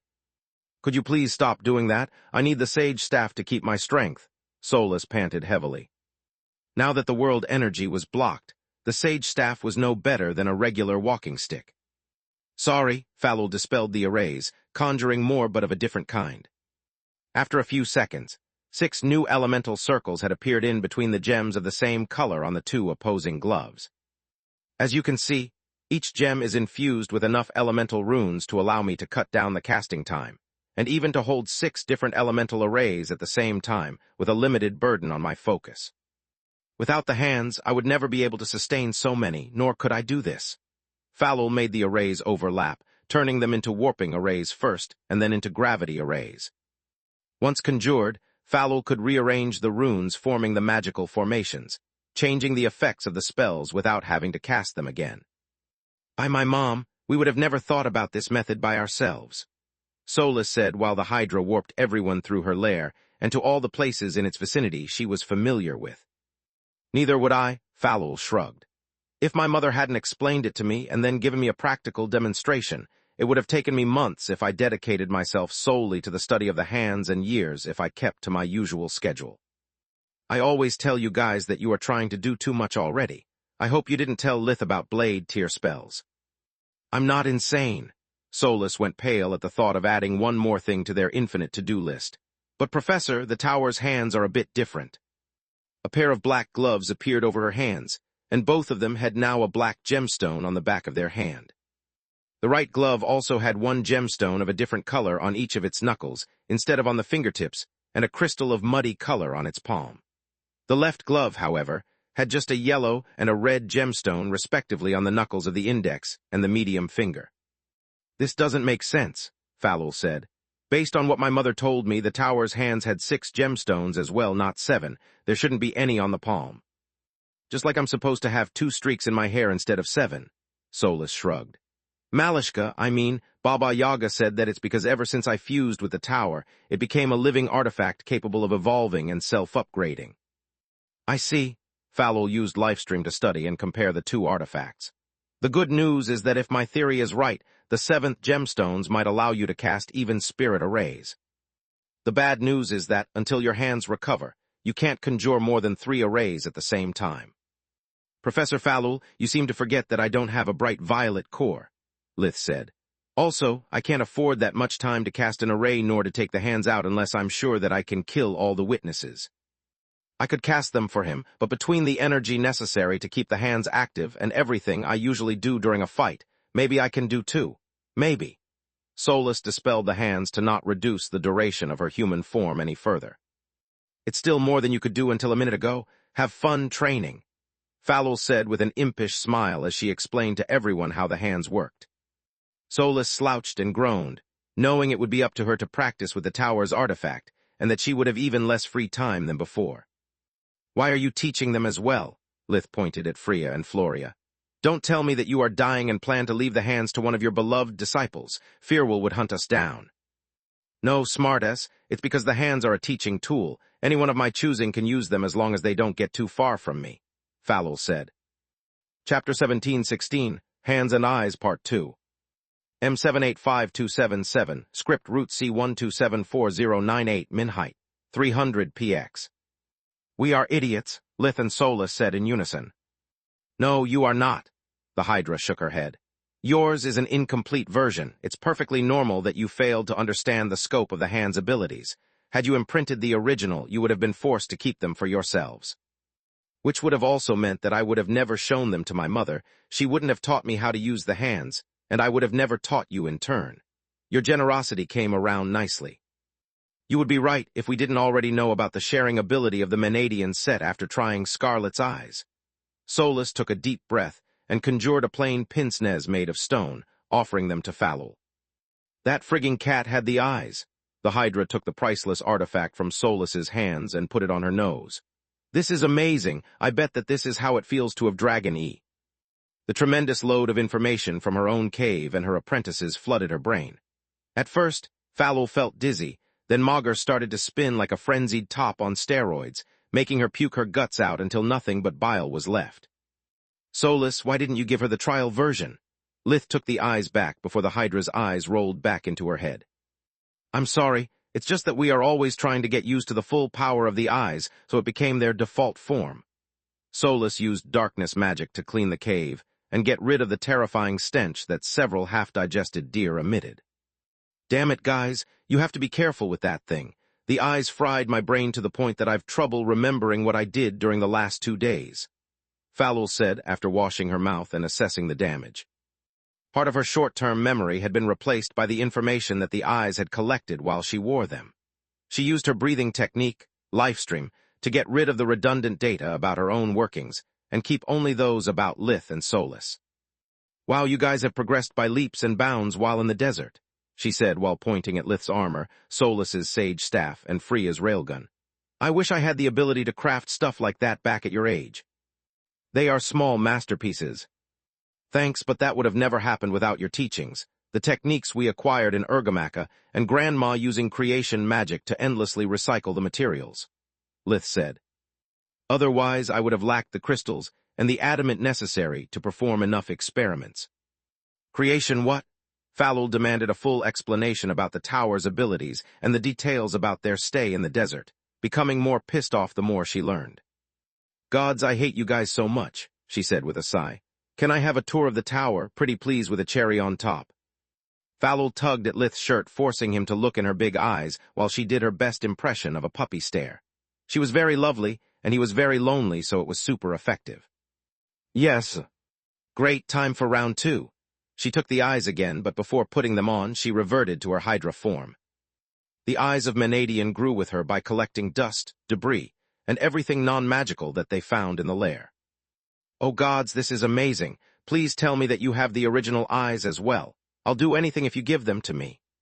Now that she had 7 heads and the burden of the artifact was reduced accordingly, the eyes had become a true source of wonder. Falul could not only see the spells, pseudo, and power cores of everything in her lair. She could also read the flow of the world energy going through each of her magical workings and see which runes were less efficient, making the enchantments weaker. I can't believe I made so many mistakes, yet her voice was full of joy like that of a child in front of their birthday presents. Let me take some notes. Do you mind sharing with the rest of the class? Freya tugged at her leg since Falul's tail was wagging like crazy, causing small shockwaves as it moved in excitement. Oh, sure. One of Falul's heads created a mind link with her apprentices, while the other heads used water magic to fill several pages of notes about how to improve her creations. Fuck me sideways, Lith and Solus said in unison, realizing how even with the support of the tower, they had barely started to scratch the surface of the eye's potential. You said that I get 7 heads as well in my hybrid form, right? Suddenly Freya didn't find being the harbinger of a Hydra underwhelming anymore. Of course. Falul moved her heads around the cave taking notes until even her 7 brains started to hurt, forcing her to stop and turn back into her human form. I'm the first Hydra of Magur who experienced dragon eyes. We need to celebrate. Falul popped the cork of a bottle of red dragon. The magical liquor was capable of making an emperor beast intoxicated by drinking a few glasses instead of a river's worth of alcohol. Freya became drunk and unconscious simply by smelling its vapors. Oops, Falul shrugged while detoxifying and waking up her apprentice. Where are the eyes, sweetheart? Falul said with a flirty tone that Lith had never heard her use before. Is it the euphoria, the red dragon, or the greed of dragons talking? He thought. Scarlet didn't need them anymore after becoming a guardian, so she gave them to me. Excellent, Falul said with a sensual whisper while coming dangerously close and rubbing her body against Lith's. And asked me to give them to Calla, which I did. She has them, Lith rushed to say. Fuck, suddenly her lovely visage twisted into a mask of rage as she stomped her foot to the ground, swearing with growing intensity until her words turned into roars. Fuck, fuck, fuck. Definitely greed, Lith thought. Fucking cat, fucking bear, they ruined my day. Falul conjured a chair and a bowl of ice cream that she flooded with red dragon. She sat with the grace of a sack of bricks, and ate the soft cream by stabbing it with the spoon and emitting roars in between mouthfuls. Magur hath no fury like a disappointed dragon, Solus said via mind link, and the others nodded. Well, Master Falul, you still have the hands, Freya said, trying to cheer her up. Without them, you wouldn't be capable of using the information collected by the eyes to their fullest. On top of that, Lith can always lend the eyes to you whenever you need them. Teaching tool, remember. I know, Falul said with a majestic burp that echoed throughout the cave. But do you know how much I dreamed about having origin flames or at least the dragon eyes? They are the dream of every Forgemaster, and that jackass has both. It's not fair. The Hydra clung to Freya, whining and pointing at Lith like a little girl telling her mother about a boy who had been mean to her. Chapter 17:17, Scales and Bones, Part 1. There, one day you'll have the eyes. There's no need to cry. Freya caressed Falul's head, not knowing what else to say. After a while, the effects of the greed and the booze faded, and the Hydra went back to her old self.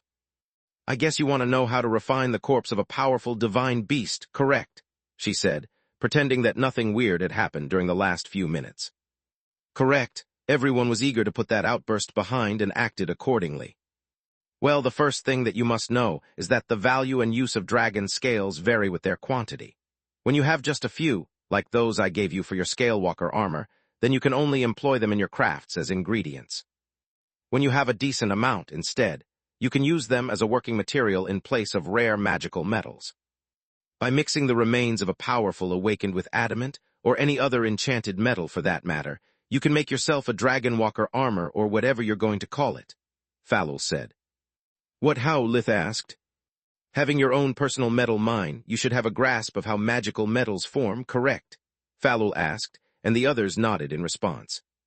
A metal is just earth that has been purified from its weakest components, that also becomes magical after being subjected to a powerful flow of world energy for a long time. The same can be said about the bodies of awakened, be them humans, emperor beasts, or divine beasts. Until the blue core, their bodies still have impurities that limit their strength and mana flow. Past that point, energy and matter mix, transforming every part of us into a powerful magic conductor. The problem is that, unlike an enchanted metal, our body starts much weaker, and it takes a long time for the mana flow to temper our flesh. I have a bright violet core, but after only 300 years my scales are not that powerful yet. Let me see this black dragon and give me back the eyes, please, Falul said while reverting into a hydra. Lith gave her a monocle, keeping the other for himself. Solus gasped in amazement at his idea, abandoning her human form to be capable of looking through Lith's eyes and experiencing firsthand the full power of Menadian's relic. You can do that too? Envy twisted the 7 serpentine heads as they put the monocle on. Never mind, let's take a look at this guy. A snap of Lith's fingers made Siruk's gigantic carcass appear in the empty area in the middle of the lair, leaving barely enough space for the group. The subject is a violet-cored black dragon, about 500 years old. The bad news is that he had only recently achieved the violet. I guess no longer than a couple of decades ago, considering that he was a self-awakened and had to develop his breathing technique with no help. The good news is that he spent most of that time as a pseudo-violet core, which means that his body has been long since devoid of impurities, and it experienced a powerful mana flow for over 400 years. It's an excellent material, Falul said. Lith was trying to exploit her heads to take a look around the lair, but unluckily, to combine the effects of the eyes, their wearers had to look at the same thing. Lith could understand everything about Siruk's physiology, but he got a splitting headache the moment he looked away. My eyes are down here, jerk, Falul said after noticing that Lith was trying to study a bastard sword hung high on the ceiling. I'm sorry, sweetheart, you can't blame a man for trying. He gently caressed her scaly leg in a parody of her earlier behavior. My inner dragon got the better of me when you dangled a lifelong dream in front of my eyes. What's your excuse? Suddenly all 7 of Falul's heads had fire affinity. Whatever you want, sweetheart. Lith laughed at her expense along with the others. Very funny, call me sweetheart again and the lesson is over, she snarled. Please continue, Professor Falul. Lith took a step back, giving her a deep bow. I'll never hear the end of it, the Hydra sighed 7-fold. Since you are not technically my disciple anymore and I need a sample to give you a practical example, I'll take enough scales to make an armor for Freya. What? Lith's wallet bled at the thought. This will teach you not to mock a sensitive lady for a moment of weakness. He would have liked to point out that her stomping, burping, and whining were hardly befitting of a lady, but Lith was afraid of losing more scales, so he remained silent. As I said, the corpse of a powerful awakened and magical metals are similar, to the point that they can mix akin to what happens with the bonding spell for magic crystals, Falul said. The procedure requires a crucible big enough to host all the materials and to melt the metal. The Hydra took several tools out of her dimensional amulet that reminded Lith of his own hunter set to skin and field dress his prey, just much bigger. Keep in mind that no race in the awakened community likes for their members to wear each other's skin. Both Emperor Beasts and Divine Beasts will look unfavorably on you if you walk around wearing dragon scales, Falul said before starting to cut in.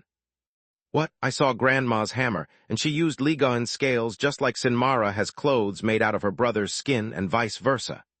Lith considered human skin indeed disgusting, but he had worn animal skins all of his life, giving him double standards.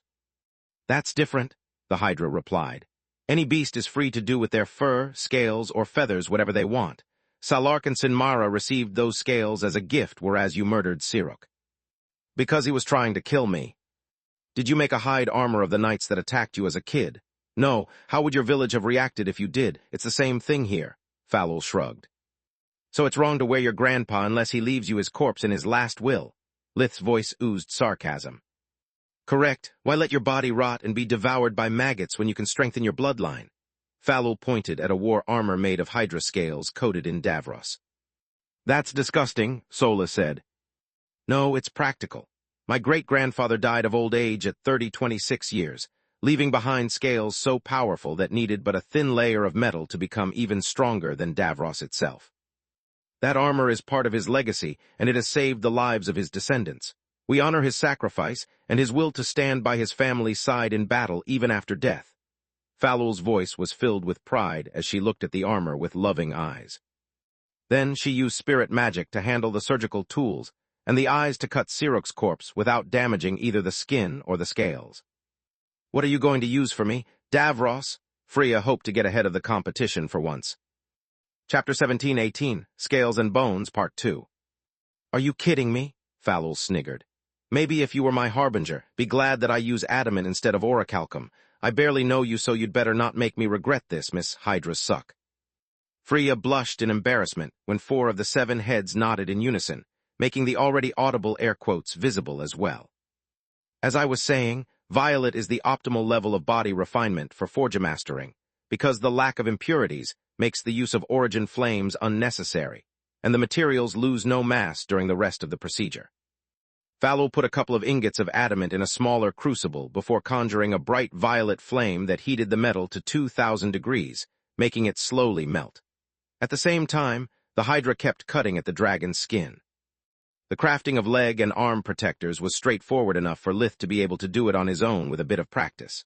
Yet when Falul started to work on the joints, chest, and helm, the process turned from mere cutting into something in between etching, sewing, and sculpting. First, she separated the scales from the skin, and then she used air, darkness, and water magic to further harden the skin into a black leather. Falul cut and sewed the dragon leather, forming a scaffold that would suit Freya's body. Only after triple-checking her measurements and leaving enough space so that she could shapeshift without the armor leaving any vital area exposed did the Hydra proceed to reattach the scales. Falul didn't cut them, she just used magic to compress them so that they would retain their mass while having their durability increased. Once she was done, she deposited the dragon scale armor in a humanoid-shaped crucible. The adamant was now completely molten, yet even magical flames lacked the heat to make it boil. The smaller crucible was filled with a silvery liquid akin to quicksilver that would have looked cold if not for heat distorting the air around it. Falul weaved a spell that created 2 concentric forge-mastering circles around the armor. A 7-pointed star centered around the armor appeared in the innermost circle, while countless runes filled the space in between the circles and the star. 7 points for 7 elements.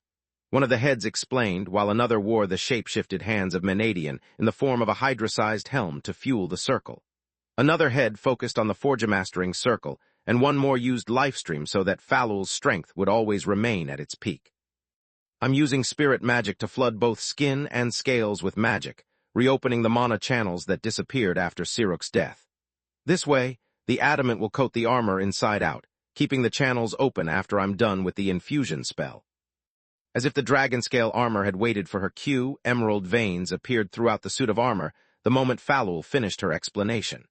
The leather became elastic, and the scales glimmered with the mana flow of a living being thanks to spirit magic coursing through them. Another of her heads conjured one more spell, this time aimed at the molten adamant, filling it with blue veins instead. Then, Falul poured the liquid metal inside the humanoid-shaped crucible before sealing it. The lid was transparent, allowing her students to witness the whole process.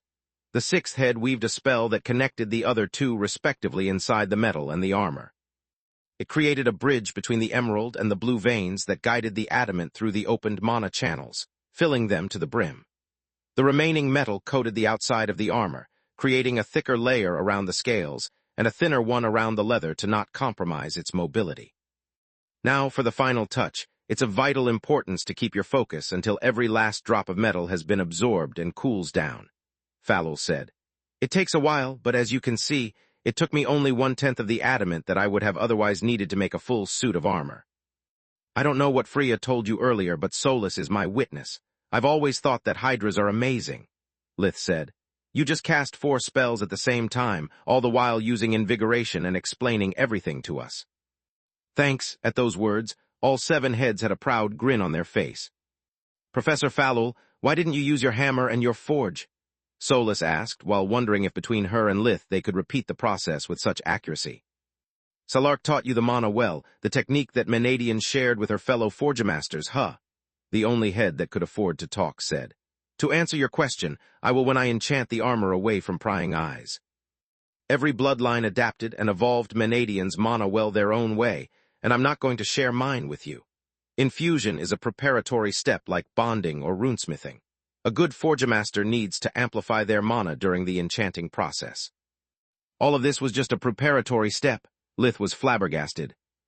Well, yes, you can always skip it. Find yourself enough adamant to cover your entire Tiamat body and enchant it the old-fashioned way. Why do you think that Awakened don't mind wearing dead skin as long as it's gifted?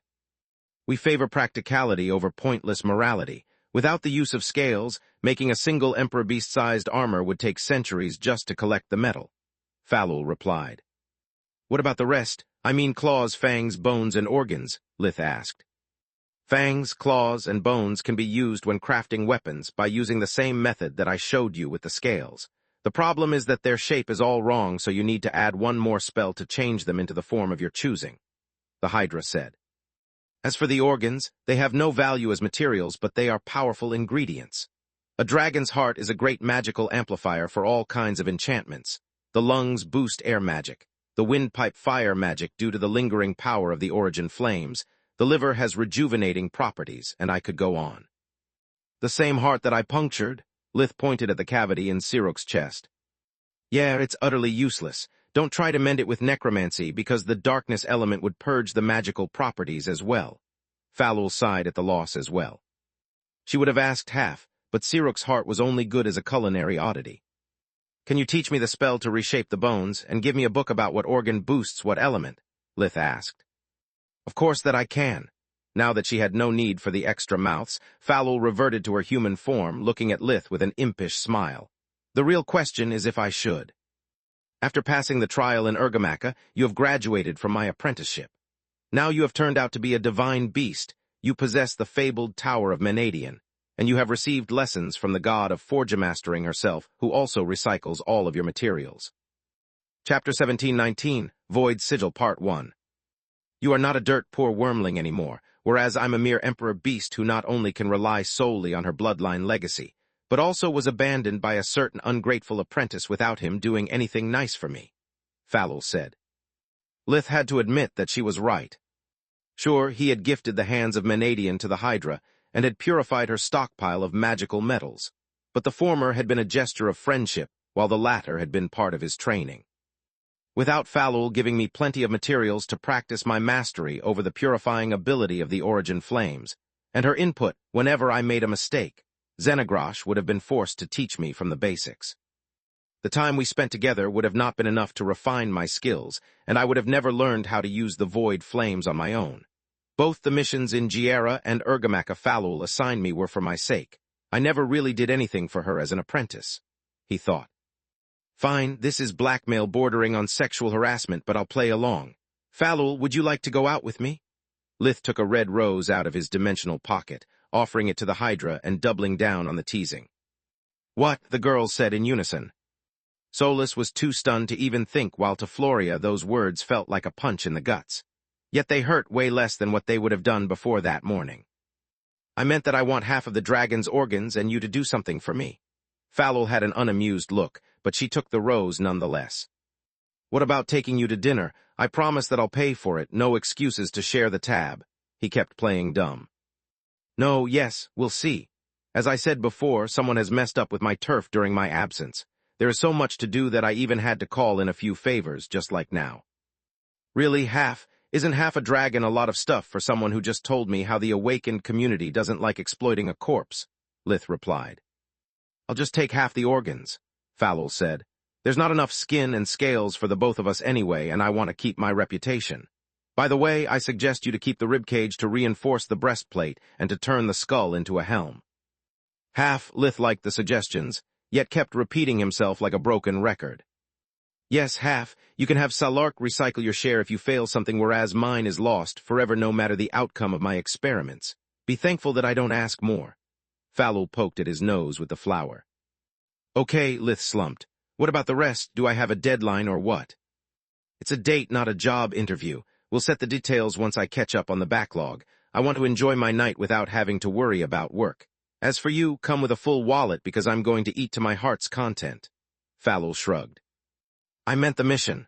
Lith felt a bit awkward at the idea, but he didn't want to be the one to blink first in that game of chicken. Oh, that, she nodded. I'm too tired to keep teaching you today, so the spell will have to wait for tomorrow, which gives you 2 days to put your business in order before you go. It sounds good to me. Freya, you'll accompany Lith. You need to pull your weight as my apprentice, and the experience might help you break through to bright blue, Falul said. Before you go, I'd really love to have a tour of Menadian's tower. I've heard a lot about it from my mother, but I've never seen a real mage tower in my whole life. Sure, Solus replied too fast, and with a voice too stiff for her liking as she opened a warp steps to the Tron Woods. Are you really taking her out on a date? She asked via their mind link. She's over 10 times your age and she had children. It's more like going out with a friend. Lith couldn't see it any other way. We both went through a lot recently, and as you always say, I could use spending some time with my friends outside of work. Yeah, except that I meant me, Nalrond, Protector, or even Morok, not our teacher, Solus grumbled. Excellent choice, Falul said after taking a look at the tower's usual location. A medium-sized geyser which currently spawns no resources and is in the middle of nowhere. Even I had forgotten about its existence. It took Solus a few seconds to materialize the tower and let them in. The Hydra envied and marveled at Menadian's legacy more with each floor she visited, ending the tour by flipping Lith off for always being so stingy. The sun had reached the zenith, and it was lunchtime. Alina invited Freya and Floria to share the meal with the rest of the Verhin family, and they gladly accepted. Quilla had gone out with Morok, and without their parents, the Erna's household felt too big for just the two of them. Lith told his parents about the events of that morning, and Solus proudly showed everyone Thrane's painting before using a hologram to share with them the memory she had recovered. I can do better. Aaron was unimpressed by the bold and dramatic brushstrokes that Thrane had used to express his emotions, while also adding a feeling of movement to the flying petals surrounding the scene. To Lith, the painting reminded of a Van Gogh. To Aaron, it looked like one of his drawings when he smeared the colors on purpose to cover a mistake. Get your hands off! Solus scolded the children whose first reaction was to touch the paint with their small fingers covered in gravy sauce. Thanks to the stop at the tower, she had regained most of her strength and could enjoy the meal in her human form. Silverwing may be too overprotective, but she could have helped you to regain your memories, Roz said. Why didn't you at least ask her for a way to find her in the case you need help? Dad, if Aunt Loka wasn't so fixated on the idea of rescuing me, I would have invited her here for lunch and introduced her to you, Solus replied. If I give her an inch, she would misinterpret it for a call for help and make our life impossible. I can't condone her actions either, yet as a mother I can understand how she feels, Alina said. Everyone that Silverwing loved is dead and the world she knew no longer exists.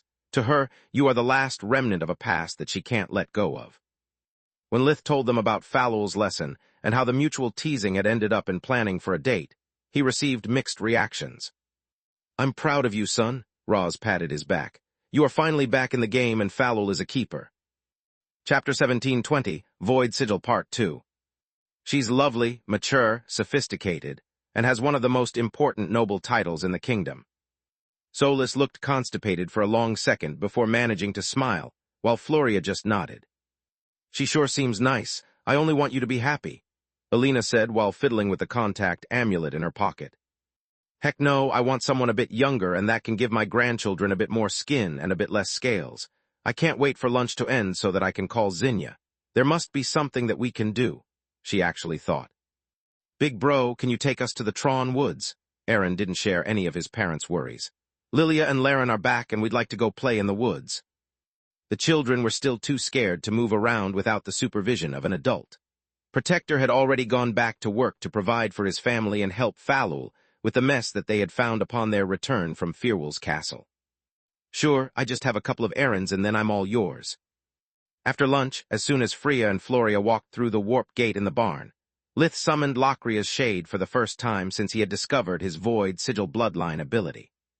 The former captain of the Queen's Corps emerged from the feather that now hosted his soul, drawing the shadows inside the barn to him.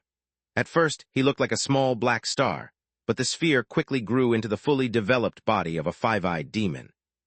It seems that by conjuring him alone, Locria's received much more energy than usual. Lith could see that along with the unusual number of eyes, the demon of darkness had clear features that made him look like a living being. Only the random flickering of his energy body betrayed the fact that he wasn't made of flesh and bones. What can I do for you, Lith? Locrias looked incredibly sad, yet his eyes quickly steeled the moment he recognized where he was. Are some of the members of the Queen's Corps acting suspiciously, or is there someone inside the house you want me to tail? Neither, Lith shook his head. It's just that before Zeska, I never thought that souls could linger around me after so much time from their death. I wanted to ask you to accompany me to the places where Lark and Miriam died. Maybe they are waiting for my call, just like you did. They could tell us something about the copycat and help us to catch him. Yet I can't go to their houses and conjure the demons of darkness without causing a commotion and revealing that I'm the Tiamat. I can help you look around for them. Locrius cupped his hands, generating a black flame between them that revealed Lith the presence and the identity of the souls that kept following him. Lith flinched as the allegedly empty space of the barn filled with ethereal figures. Some were dressed in ancient clothes, some were half-naked and covered in mud, but they all had their faces twisted by violent emotions as they stared at Lith, waiting. Yet I doubt they are still around, the captain said. I died before your arrival, but I felt your pull and used it to follow you around. You visited the Lark's estate soon after the attack and the Destar household just a few days later. They were much closer to you than I ever was, so if they had chosen to stay, I wouldn't be your first. Locrias neared the black flame to his chest, revealing the presence of a thin chain that connected him to Lith. That's the same thing that kept Carl by my side until I broke it, he thought in shock. This means that you can break the bond with your demons at will, and it also poses a question, Solus pondered. Why didn't Carl ever take the form of a demon, even just to talk to you? Maybe he did, Lith suddenly regretted sending his little brother away. As a wormling, my demons were much weaker, barely a three-dimensional shadow with no mouth nor features. Maybe he fought by my side for a long time, protecting me, but we'll never know because by the time I became a Tiamat, he was long gone because of me. Seriously, would you really have liked to force Carl in a state like that of Locria's? Solus asked. No, Carl had suffered too much both in life and death. I much prefer knowing that he is at peace rather than dragging him around potentially forever. Also, the Odie machine is the only way that I've found to break my reincarnation cycle, and I don't want Carl to see me like that.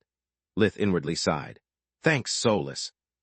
You are welcome, she replied with a dazzling telepathic smile. Do you know that it's really rude of you to keep me waiting while you two flirt? Locrius chimed in, making them both flinch. Yeah, I'm a part of you, so of course I can use a mind link as well. Do you mind telling me what you want to do? By the way, who is Carl? Feeling his presence in what usually was a private space irked Lith to no end. He cut Locrius off before replying. You are probably right, but it's still worth a shot. Even if Lark and Miriam saw nothing, I can still say goodbye before helping them to move on if that's what they want. We'll start from the Lark mansion. Lith opened a steps back to the Tron Woods, and Solus used the tower's warp mirror to instantly reach their destination. I still can't believe that you are the owner of a mage tower, and yet you refuse to share it with the kingdom, Locrius said in awe. The building still looked broken, but in his demon form he could perceive the power coursing through the plain gray stones. Don't be foolish. If I did, I would have never survived childhood. Petty politics and power-hungry nobles still bother me now that I'm an archmage. Imagine what would have happened back when I was just a student from a backwater village, Lith replied. I meant now, the tower grants you amazing abilities that could greatly help the kingdom now that there are so many threats circling around it like hungry wolves. Your household might even become a new founding pillar of the kingdom, the captain said. Yeah, right. It would also put a target on the back of every member of our family, Solus said with a sneer. So far, they are safe only because Lith has nothing that the various households want. His talent can't be stolen, and compared to them, he is poor. If the existence of the tower gets revealed, the nobles would spare no effort to kill Lith and his family to get their hands on it. The royals would be your sword and shield, as they always did. They would move your family to the capital and make my parents live as prisoners until the day of their death, if not even use them as hostages to keep me on a leash. Lith cut him short. Thanks, but no thanks. Chapter 17:21, Flames and Embers, Part 1. Also, I'm a living being, and I don't want a bunch of royal forgemasters putting their hands on me, tinkering with my mother's legacy in order to replicate it, Solus said. Locrius opened his mouth to reply, but he could see their point. The royal court would always be a viper's nest, and the thought of what the wrong people might do with a tower sent shivers down his spine. Lith and Locrius appeared on the site where Lark's corpse had been arranged like a scarecrow. To forever delete that image, his heirs had built a statue of him, depicting Lark while he painted. Jadon had given instructions to the sculptor so that the statue wore Lark's old monocle, replacing the silk string with a metal wire to make sure that he wouldn't lose it ever again. Seeing the serene expression of the statue reminded Lith of his old friend, stinging at his heart. "I swear that I'll find whoever killed you and I'll make them pay. Locria's." His arrival had scared the gardeners and alerted the guards, but the moment they recognized Lith, they returned to their daily routine. The demon was hidden in the shadow under Lith's archmage robe, so no one saw him. "He is not here," Locrias shared with Lith his sight, allowing him to see that Hylia, Lark's former kitchen head, was among the lingering souls. Then they moved to Destar, where Brynja was overjoyed seeing him. She asked Lith to give a full checkup to both her and the baby. "Did anything strange happen here? Many vaults of the kingdom have been robbed, and with its 2 academies, the Destar Marquisate is among the most well-armed regions. I would be surprised if whoever is behind the doppelgangers didn't send a few of them after you." Lith gladly took a cup of tea, with her yet discovering that Miriam's soul had moved on as well left a bittersweet feeling in his mouth. "I would be surprised if they did instead," Brynja shrugged. "Thanks to the White Griffin's healers, the imposters have a hard time around these parts. Manohar has already found a simple way to recognize a doppelganger." She pricked her finger with a needle until a drop of blood came out. "No one gets in and out without doing this, not even the delivery guys. Doppelgangers have no organs, hence they have no blood either. As for my noble guests, they come from my personal gate, and there is no way to fool the magical imprint. My mother had the tokens she gave to trusted people like you enchanted, so that in case of death of their owner, they self-destruct. On top of that, the network of warp gates allows the authorities to investigate the moment something strange happens. There is no way to create here the unrest necessary to pull tricks without the royal constables noticing. My people are pissed off because of the food rationing, but thanks to our own cultivated fields and the mild climate, my marquisate is self-sufficient. Even if the famine gets worse, it can't threaten our livelihood." Lith sent Locrias to investigate the house while they conversed, just to be safe. The captain had no problem moving unnoticed despite the great number of servants, because he used them to move around, passing from one shadow to another. "The security is excellent, and the arrays have been changed since my last visit. Whatever knowledge the copycat had of House Destar is now useless," Locrias reported Lith, proud of how the kingdom took care of its own. With nothing left to do, Lith went back to the Mana Geyser before picking up the kids. The tower would be too far away to sustain Solus completely, but it would still lessen the burden on her body thanks to the flow of world energy fueling the power core. "Nice to meet you, Auntie." Laren introduced himself politely as his parents had taught him. "Who is this old lady, Uncle Lith?" Lilia asked, looking at Solus with suspicion. As many kids did, she considered decrepit anyone but her parents and those she liked. "She's my dear friend, Solus. Solus, these are Laren and Lilia." Lith grinned from ear to ear, seeing Solus annoyed from being called old. "I know these little runts for years, yet for them, this is the first time we meet. Be patient and make friends with them," she thought to herself. "Nice to meet you too, Laren," she shook his hand. "I'm not old, Lilia. I'm barely 28 years old, just like your Aunt Camilla." "Aunt Kami is pretty and she looks young." Lilia ignored Solus's extended hand and grabbed Lith's. "If she doesn't marry Uncle Lith, I already called dibs, so don't get your hopes up. I'll grow up as tall as Dad and as pretty as Mom. You have fewer chances than a rabbit in a wolf den." "Well said, sweetheart." Celia hugged her daughter, laughing her ass off at Solus's expense.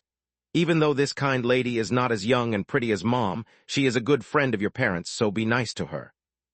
"I will," Lilia answered with the determination of a soldier faced with a monumental task, making Celia laugh harder.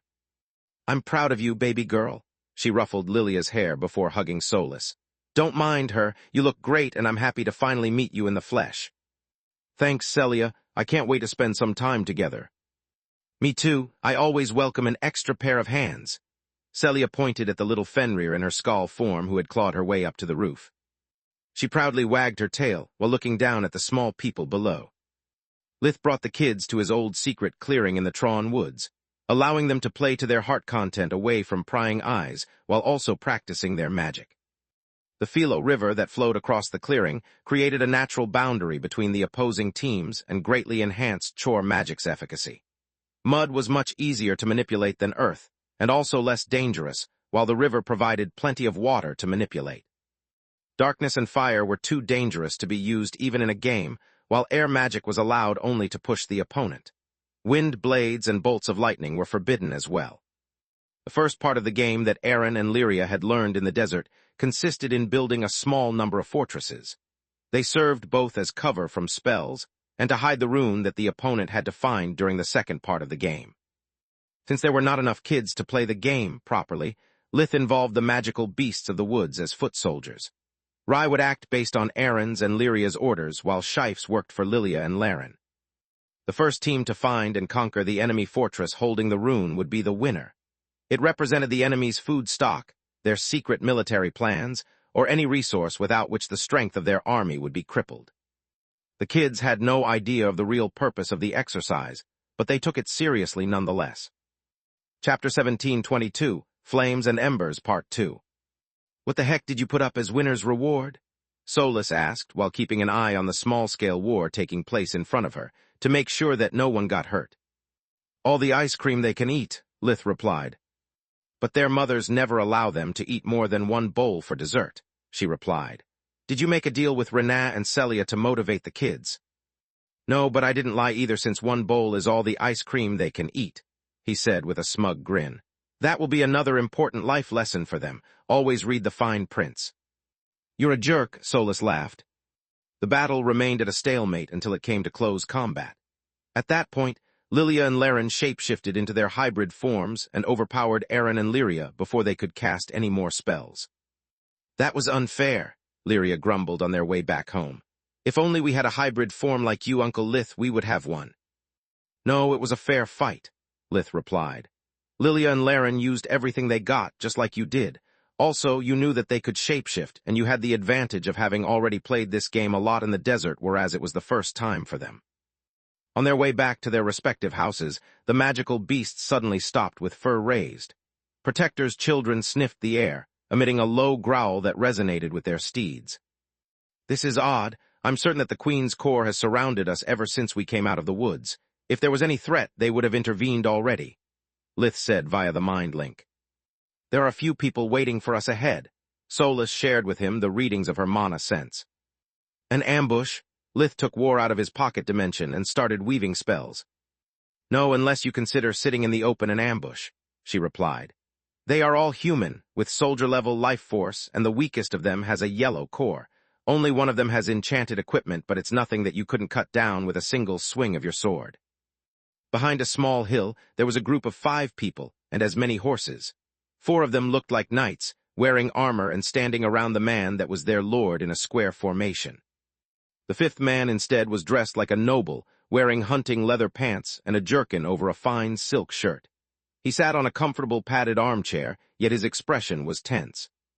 He couldn't have more than 20, about 1.7 meters, 57, tall, with dark brown hair and eyes. Baronet Frenon Hoggum. Lith didn't even need Solus's help to recognize him. "What are you doing here?" "I came to welcome you and your lovely companion back home, Archmage Verhin." Hoggum stood up, offering Lith his hand, which he shook. "I also wanted you to know that my petition to the court was nothing personal. As the noble in charge of overseeing the development of Lucia, it was my duty to listen to the citizens' complaints and act in accordance with the law. I have nothing against your father, and I have the utmost respect for your achievements. I came to visit you to clear any misunderstanding that a cold reading of the events might have aroused, and to make sure there is no grudge between us." Frenon Hoggum had changed a lot from the last time they had met. After being bitterly humiliated by a child younger than he was in front of the nobility of the Lustria County, and even Marcianus de Star, Frenon had turned his life upside down. He had stopped indulging in comfort food, dedicating his life to the study of magic with the hope to get admitted into one of the 6 great academies to clear his name. Once he failed and had to resort to paying his title as a mage from one of the lesser academies, Hoggum had used his skills to develop his fief, becoming a ruthless politician. Everything he had just said to Lith was the truth. Hoggum didn't linger on the past anymore, and had no reason to make a powerful opponent out of an archmage. The baronet had simply tried to exploit the famine to increase his status and influence by becoming the biggest landowner of the de Star Marquisate. Now that his plan had failed, however, his only option was to limit the damage. "I have no grudge against you, baronet," Lith said, making Hoggum inwardly sigh in relief. Yet I can't help but notice that you have chosen a precise time and place for this meeting. I have returned to Lucia for a few days, yet instead of sending me an invitation, you waited for a moment when I would be surrounded by the Queen's court and in the company of my little brother. If I were a betting man, I'd say that you feel guilty for your actions or are at least scared of their consequences. Hoggum tensed up. There was no animosity in Lith's voice, but everything he said sounded like a threat. To make matters worse, he had seen through Frenon's setup and was politely calling him a coward. You misunderstand me. I know that you are a busy man and that you would hardly have the time to visit me just to discuss such trivial matters. I came here today only because I knew that I wouldn't disturb either your work or family, the baronet said. Which means that somehow you knew my schedule. Lith nodded in gratitude. Someone is keeping an eye on me for you, and since no spy could get past the Queen's court or my magical beasts, it must be one of the farmhands. Hoggum wanted to deny everything, but the more he talked, the more Lith unraveled his plan, so the baronet remained silent. To thank you for the precious information you have provided me today, baronet, allow me to give you a piece of advice. Be careful when playing with embers, because it takes just one spark to burn down an entire household. Lith friendly patted his back while moving past the baronet, without using any more strength than a regular human. Yet Frenon froze in terror, feeling the searing heat that Lith's hand emitted. I understand, the baronet said, but the group never stopped moving nor turned around. I treated Verhin like a fool, and he made a fool of me again, he actually thought. Yet despite his threats, I still have nothing to fear. Pelan's report will taint his reputation just like his Tiamat friend hogging the dragon's corpse. With the support of the Pelan household and of what is left of Dara's faction, Verhin's political influence is negligible. If I don't give any of his allies an excuse to get rid of me, I'll be safe. Thank you very much. My evening will be quiet today, Celia said when Lith brought her kids back. They were dirty and smelly, but also so tired that they didn't protest even when they discovered Lith's treachery. But Mom, don't we deserve a prize for our victory? Laren said with literal big puppy eyes. You deserve a prize, all right. Here is 1 bar of soap each. Alas, it was an old family trick they had abused until Celia had become immune to it. Chapter 1723, Second Life, Part 1. Lith informed Jadon and Brynja of Hoggum's visit, and Raz about the presence of 1 or more informants among his farmhands. The Hoggum household is easy to crush for someone of your status. Do you want me to order their execution? If the baronet could hear Brynja, he would have regretted his arrogance. Without a plausible reason, I would get rid of 1 enemy just to make 10 more. Lith shook his head. The rest of the nobles of Lustria would consider me a madman, and the commoners would resent me even more than they already do. On top of that, the association doesn't like me at all, and I've just fixed my shaky standing in the royal court. What I'm asking you to do is to dig up all the dirt you can about the Hoggum household and see if there's a way to take them down after destroying their reputation. I want to send the message that whoever tries to take anything from me must be ready to lose everything they have, and I want it delivered in the most painful way. I agree with you, Brynja nodded. I'll inform Jadon, and together we'll give Baronet Hoggum a taste of his own medicine. The following day, Lith met Protector, Nalrond, and Freya for the lesson about bone-shifting. Ryman, it's so good to see you again, Sola said, hugging her friend.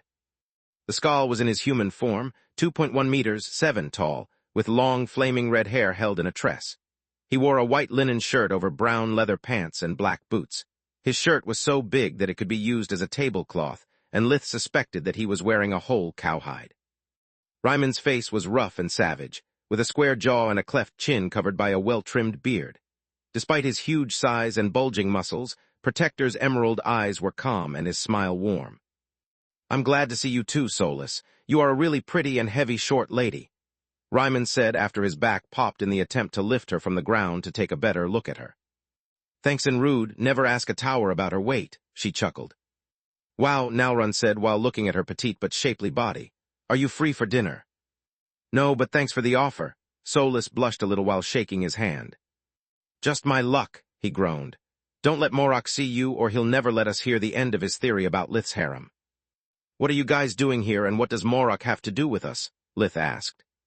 On the one hand, he had hoped that Solus would have accepted to go on a date with the Rizar.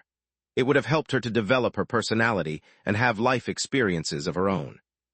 On the other hand, he had noticed that people complimenting Solus for her looks annoyed him, and her refusal had actually made him feel relieved.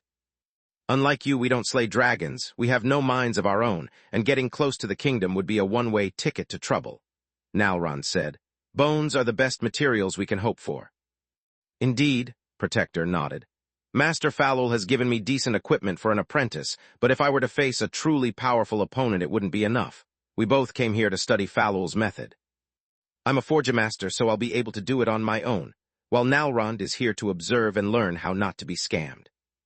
Scammed? Lith asked. If you ever find the materials, you can ask Falul, me, or even Protector to craft your equipment for you at production cost. Thank you for the offer, but I'm not going to stay in Lucia for long. This place has nothing more to offer me, and it's time I get a move on with my life. Using warp gates requires money and an ID that I don't have, Nalron said. I can't come back here every time I need something, so I'd better learn to recognize a proper Forgemaster from a poser. As for Morak, he'll come with us tomorrow, Protector said. Who exactly is us? Lith asked. You, me, Solus, Freya, and Nalrond, Protector replied. This is Falul's territory, and we are her apprentices. It's our duty to help her. Adjeter is sending his apprentice as well because this case seems to be linked to the one that took place on his turf a few months ago. Do you mean the unproductive mana geyser filled with reverted monsters? Lith said. Exactly, Falul nodded. But this time those fuckers didn't pick an unproductive mana geyser but one of my favorite crystal mines. I need you to go there, retrieve every single mana gemstone, and find whoever I need to slaughter for it. Then why haven't you attacked them already by yourself? Solus asked. Because the plant and the undead regional lord of the Distar region have exploited my absence to plunder my mines, as well, so I'm already busy kicking their asses and seeking reparation. The righteous outrage of a dragon whose treasure has been touched deformed Falul's lovely visage, covering her skin with scales and turning her teeth into venomous fangs. If the council discovers that even filthy monsters can get their hands on resources exclusive to Awakened, they might revoke my status as a regional lord. I need you to conduct a stealth mission and leave no witnesses. Am I clear? No witness would be my legal middle name if not for the fact that it would forever ruin my reputation. Lith nodded. Great, not now, let's move on to the lesson, Falul said. The spell necessary for bone shifting is one of the few techniques that still give us Awakened an edge over Royal Forgemasters. It's similar to the infusion spell that I taught you yesterday, but there is one crucial difference. Infusion requires to temporarily restore the life force of your material in order to coat its mana pathways with enchanted metal, whereas Second Life's purpose is to enhance the life force enough to use body sculpting on a corpse. It's a technique where Forgemastery and healing magic overlap.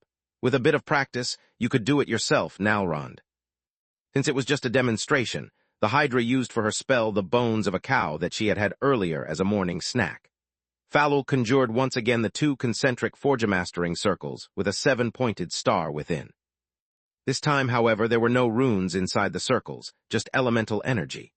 Water, air, earth, fire, darkness, and light formed a stream that seeped inside the bones, replacing respectively the missing bloodstream, oxygen flow, flesh, heat, and metabolic activity.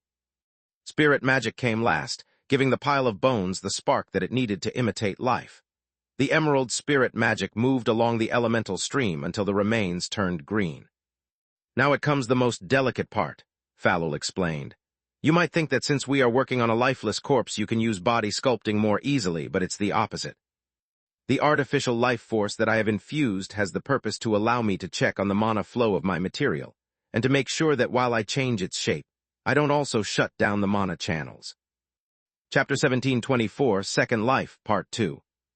Once closed, the mana channels cannot be opened again because your spell can't pass through the bones anymore, leaving their shape and properties fixed. An incompetent Forgemaster will ruin your bones, giving you equipment that has lost most of its mana conductivity, becoming barely better than silver. A scammer will give you bones with the perfect shape, but no mana flow that have no Forgemastering value. The Hydra focused on Second Life, moving her hands like an orchestra director, to better exert surgical precision in controlling the elemental flow through the bones. After a few seconds, most of the skeleton had turned white again, while the emerald energy was now condensed in the mana channels, making them perfectly visible to the naked eye. This is what you can expect when you do Second Life right. Falul moved her fingers as if she was kneading something, and the bones fused together, turning from a pile of bones into a single ivory-colored piece. Yet the emerald flow through the mana channels didn't change in either number or intensity. This is when you are doing it wrong. The bones changed into a two-handed broadsword, and 3 of the mana channels lost half of their radiance. Here you can still salvage the situation, but if you screw up Second Life any further. All the mana channels disappeared at once, and the emerald energy now flowed solely along the surface of the blade. That's an irredeemable failure that would turn even the bones of a bright violet cord awakened into a tool worthy of a caveman at best. Now it's your turn to give it a try. Falul pointed at the massive plate where the remains of her breakfast lay. Can I work with Lith as a team? Solus asked. No, be your own person, especially now that you have gotten your body back. Falul shook her head. I'm training Solus, not Lith's accessory. Yes, Professor. Solus sighed as her flesh disappeared, replaced by a humanoid stone doll barely 1.3 meters, 43, tall. The sunlight that Falul's arrays allowed to enter her lair had suddenly lost its warmth, while the world around Solus seemed to have become painfully distant. Her sense of touch was dulled, as if she wore surgical gloves, while every noise reverberating through her stone skin sounded like an echo. I'm sorry, Solus, but I'm doing this for your own good, Falul said. I'd better get to work. The sooner I understand Second Life, the sooner I can use my body again. The silver lining was that thanks to the latest model of the Sage Staff, Solus could keep her stone doll form indefinitely. The flow of energy that the artifact provided her surpassed the consumption caused by being away from Lith, giving her the best next thing to invigoration. Professor, there's something I don't understand, Lith said. You said that we need this complex spell because necromancy would destroy the mana channels, making them useless. Then how can undead use magic? What's the difference between these bones and Nika? It is true that necromancy creates life, but it happens in 2 steps, Falul replied. First, darkness magic destroys everything, and then the combination of light and darkness gives birth to an undead. We are not going to reanimate these bones, so only step 1 takes place. It's the same reason why turning a living into an undead takes time. The process destroys the mana, channels the thralls used as living beings, and creates new ones. That's why even though they are not awakened, and their bodies are filled with impurities, the thralls and the undead can use true magic, something that normal humans can't. What about Quilla? Freya asked with worry. She's a different case. Your sister isn't creating new channels to make up for a faulty core, she is slowly increasing her mana flow. Fake mages' mana is static, true mages like Emperor Beasts have a vigorous flow, and awakened have full control over their mana core, the Hydra said. If Quilla succeeds, she will become like Nalrund. Yet if pushes it too far and the mana flow triggers her core, she'll awaken and die. Are you telling me that the manipulation of the mana flow can trigger awakening? Nalrund asked. The basics of awakening is to draw inside your body a huge amount of world energy, creating a flow so powerful that it affects your core as well, so yes. Falul nodded. In this case, I'd like to try the Second Life spell with the others, Nalrund said. The array is pretty simple and I'm a healer first. Good case scenario. By mastering this technique, I can save a lot of money while dealing with Forgemasters. Best case scenario. I can trigger my awakening and fuse my 2 cores, just like Lith fused his life forces. It doesn't work that way, Falul sighed, shaking her head. Otherwise, hybrids wouldn't be forced to choose between their life forces if awakened early. It's still worth a try. Nalrund took the remains of a cow and took out his enhanced Forgemastery wand that the Hydra had made to allow non-awakened mages to use spirit magic. I better keep an eye on him, she thought. The meditation technique he showed me is similar to a breathing technique, just very inefficient. That and his study of spirit magic during the past 2 years might actually awaken him. The group began working on their respective bones, each of them focusing on a different problem. Freya had little practice with arrays. Even in its simplified version, the Forgemastering circles with 7 elemental flows were hard to handle. Protector was still more a warrior than a healer, so his mana perception was still lacking, and he had a tough time feeling the presence of the mana channels. Solus' deep blue core lacked power, forcing her to split her focus between keeping the spell active, controlling the mana channels, and keeping her output to the maximum. One moment of distraction and she would fail. It's no wonder that the headmasters of the academies have to be Forgemasters, and that most men of the Queen's Corps are Forgemasters as well. Lith thought while he compressed and reshaped the pile of bones into a replica of war. Forgemastery is a discipline that requires the mana capacity of war mages, the finesse of healers, the mana perception of dimensional magic, and a mastery over the arrays like a warden. That must be the reason so many awaken dedicate their life to it, like Falul and Menadian, while others choose to ignore it entirely. To truly master Forgemastery, one must be an all-rounder, whereas by avoiding its practice an awakened has plenty of time to focus solely on a particular branch of magic. Lith completed his task quickly and efficiently, obtaining a bone sword with the same density of iron. Nalrund was no awakened, but between his 2 blue cores and his mastery over both light magic and arrays, Second Life was pretty simple to use. I've always felt the mana flowing through my body, and now that I can use spirit magic, I can roughly understand the position of both my cores. The Rizar could visualize the path of the pure mana that came out of his wand. Chapter 1725, Conflicting Natures, Part 1. Nalrund observed his mana moving from somewhere near his solar plexus, and then through his body until it reached the hand wielding the Forgemastering wand. He focused on the flow, following it until its point of origin. I did it, I found my cores. Now I only have to stimulate them as I do with my mana, and my life as a monster will be over. Anything is better than being stuck between 2 worlds yet belonging to neither, he thought while trying to awaken. Nalrund carefully stirred the 2 cores at the same time and with the same intensity, starting with small rhythmical beats no stronger than the heart of a newborn. His mana flow increased dramatically as the color of his cores became brighter. Waves of world energy flooded his body, giving him an exhilarating feeling of power like he had never felt before. Then it turned into pain. His human body was incapable of handling the 2 awakened cores, and to make matters worse, their flows were discordant. Each tried to push the impurities against the other, tearing Nalrund apart from the inside. Blood started to seep out of all of his orifices instead of impurities, as the agony became so intense that not even darkness fusion could keep it at bay. He switched instinctively to his still healthy Rizar body, yet in the space of a few seconds, it turned into a bloody mess as well. Damn idiot! Falul tuned into her Hydra form, combining mind and body casting to wave several spells at once. A healing array enveloped Nalrund, who kept shape-shifting between his 2 bodies, stopping the bleeding.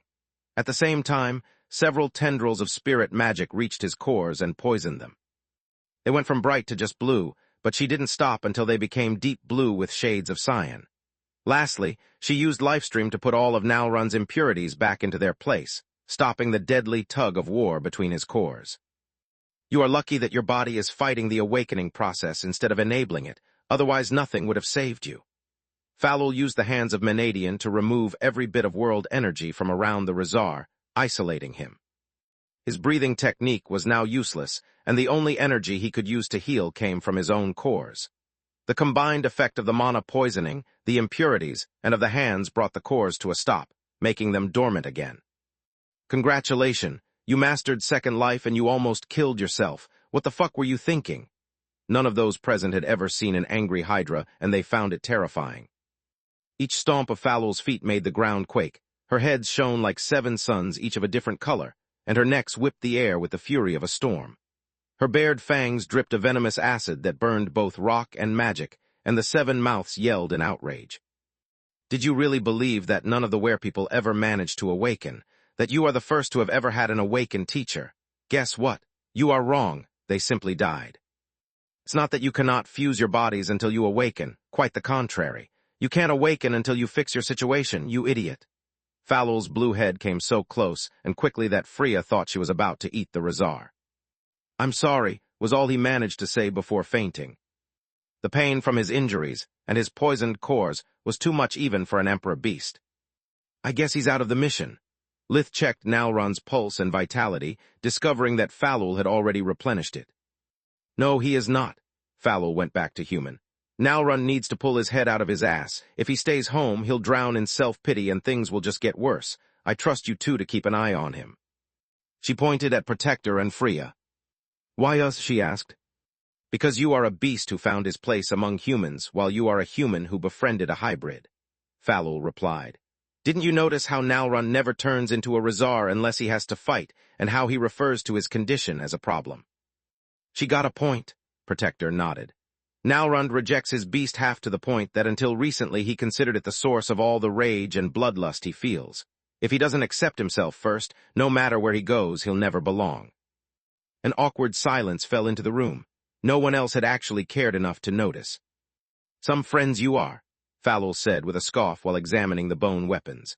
"Solus, your work is excellent, but it could have been better if you had more magical power. The next time, either renounce keeping your stone form or conjure the hands. Protector, your mana perception needs work. I suggest you to work in Lucia for a while as a healer.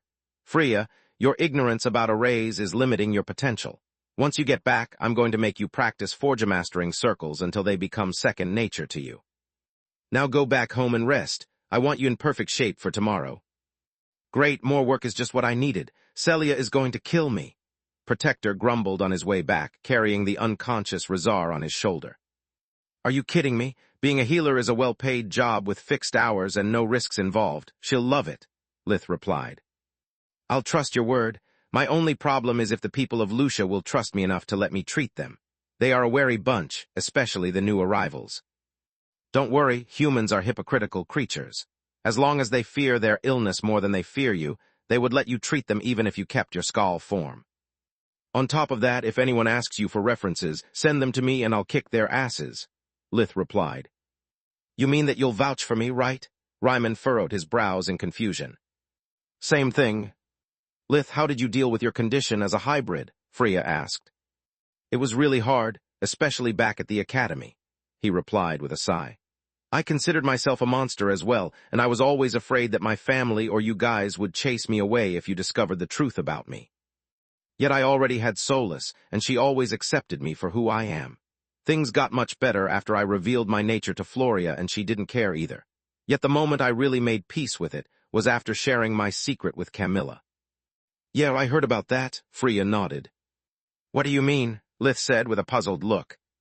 "I've always been curious. How does the princess and the demon lord exactly W?" "Where the heck did you hear about that?" Lith cut her short, turning beet red from embarrassment at the mention of one of the role plays he had invented with his ex. "Women do a peculiar thing called talking, and it's not like Camilla had anything to be ashamed of," Freya replied. Chapter 1726, Conflicting Natures, Part 2. One day, Camilla and Celia told me and my sisters about the benefits of having a shape-shifting companion, but they always refused to share the details. "Does either of you care to explain?" Freya asked. "That's none of your business," Lith and Protector said in unison. The group remained silent for the rest of the walk. "Take it." Lith handed Freya the railgun along with a new cartridge and power unit before opening the gate for her. "Is this some kind of bribe? If that's the case, there's no need. I won't ask you again about the prink." "No, it isn't. The weapon still has your imprint, and it could be useful to you tomorrow." Lith turned to a shade of purple, making Solus grow more and more curious about the nature of the game. "Thank you. Any idea about a decent name? Because Fixed Track's metal barrel sucks." Freya stored everything in her dimensional amulet. "Knock yourself out," he shrugged. "I'll tentatively go with Thundercrash," she said while walking through the dimensional door. The following day, Nalrund was still feeling down, and he left the house before Protector woke up. When Lith reached Fallow's lair, he found the Razar waiting for the others along with Morak and Adjatar the Drake. "Aye, brother," the tyrant hugged Lith like they were good friends instead of mere colleagues. "You never call, you never visit. Sometimes I have the impression you are avoiding me." "First, I'm not your brother." Lith pushed Morak away. "Second, I'm not avoiding you, I just don't care about you. We work together only for one mission, and I'm still having nightmares about it." "Come on, don't tell me that a dark, tall, and scaly Tiamat is scared by the puny Odie," Morak said. "It's not the Odie who haunt my dreams," Lith replied with a sneer. "That's rude. You and I have a lot in common. Here, take this. I can't let you go on the field stark naked." While Morak still talked, Lith ignored him and gave Nalrund a prototype of his armor and sunder, the metal gloves that once belonged to Siruk. "This weapon works like an extension of your claws, and it should suit your combat style the best." "Are you really giving them to me?" Nalrund was deeply moved by his generosity, to the point that he almost forgot about the utter failure of the previous day. "And lose the biggest piece of adamant I've ever found? No way, I'm just lending them to you," Lith said with an outraged voice as if the Razar had tried to claim his firstborn. "I have to get back to the desert to remove Freya's imprint from Thundercrash anyway, and Grandma can recycle my stuff in bulk, so there's no harm in increasing your survival chances." "Is Salark really as hot as the rumors say? Did you have some bonding time with her now that you are single? I always heard crazy things about phoenixes mating rituals, and I'd give an arm to try it once. Morok asked. Respectively, yes, Yua, and good for you, Lith replied. Also, I have just forwarded this conversation to Quilla. Have fun with that. Not cool, bro. The tyrannical eye turned pale as his communication amulet started to blink. Yours is an odd apprentice. Even though Falul preferred her human appearance when dealing with smaller creatures in order to put them at ease, that day she was in her original 20 meters, 66 feet, tall form. That's rich coming from you. Aside from the skull, yours are one weirder than the next. Ajeter rarely shape-shifted, and the Hydra didn't like even to look weaker than her colleague. The Drake was an over 8 meters, 27 feet, tall and 20 meters, 66 feet, long lizard covered in sapphire blue scales with a huge white horn coming out of his snout. His tail was almost 11 meters, 36 feet long, ending with thick bone spikes. Ajeter would use it either as a weapon or to balance his body whenever he needed to stand on his hind legs. You are just jealous because I have a divine beast for apprentice and a human willing to become my harbinger. One of the 7 heads said while all of them stood straight, puffing their chest out with pride. You are damn right I am. Ajeter grumbled, looking at his disciple making excuses and bowing an apology to the small woman on the other side of the amulet.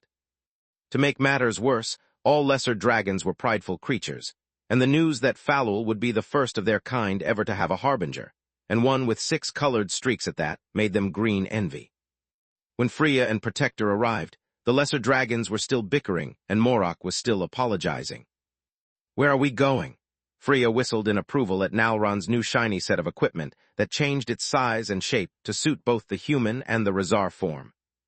In one of the woods near Distar, Falul said. The mine is located on top of one of the biggest mana geysers of the region. Humans have never found it because the woods are beast territory and whoever gets too close becomes my snack.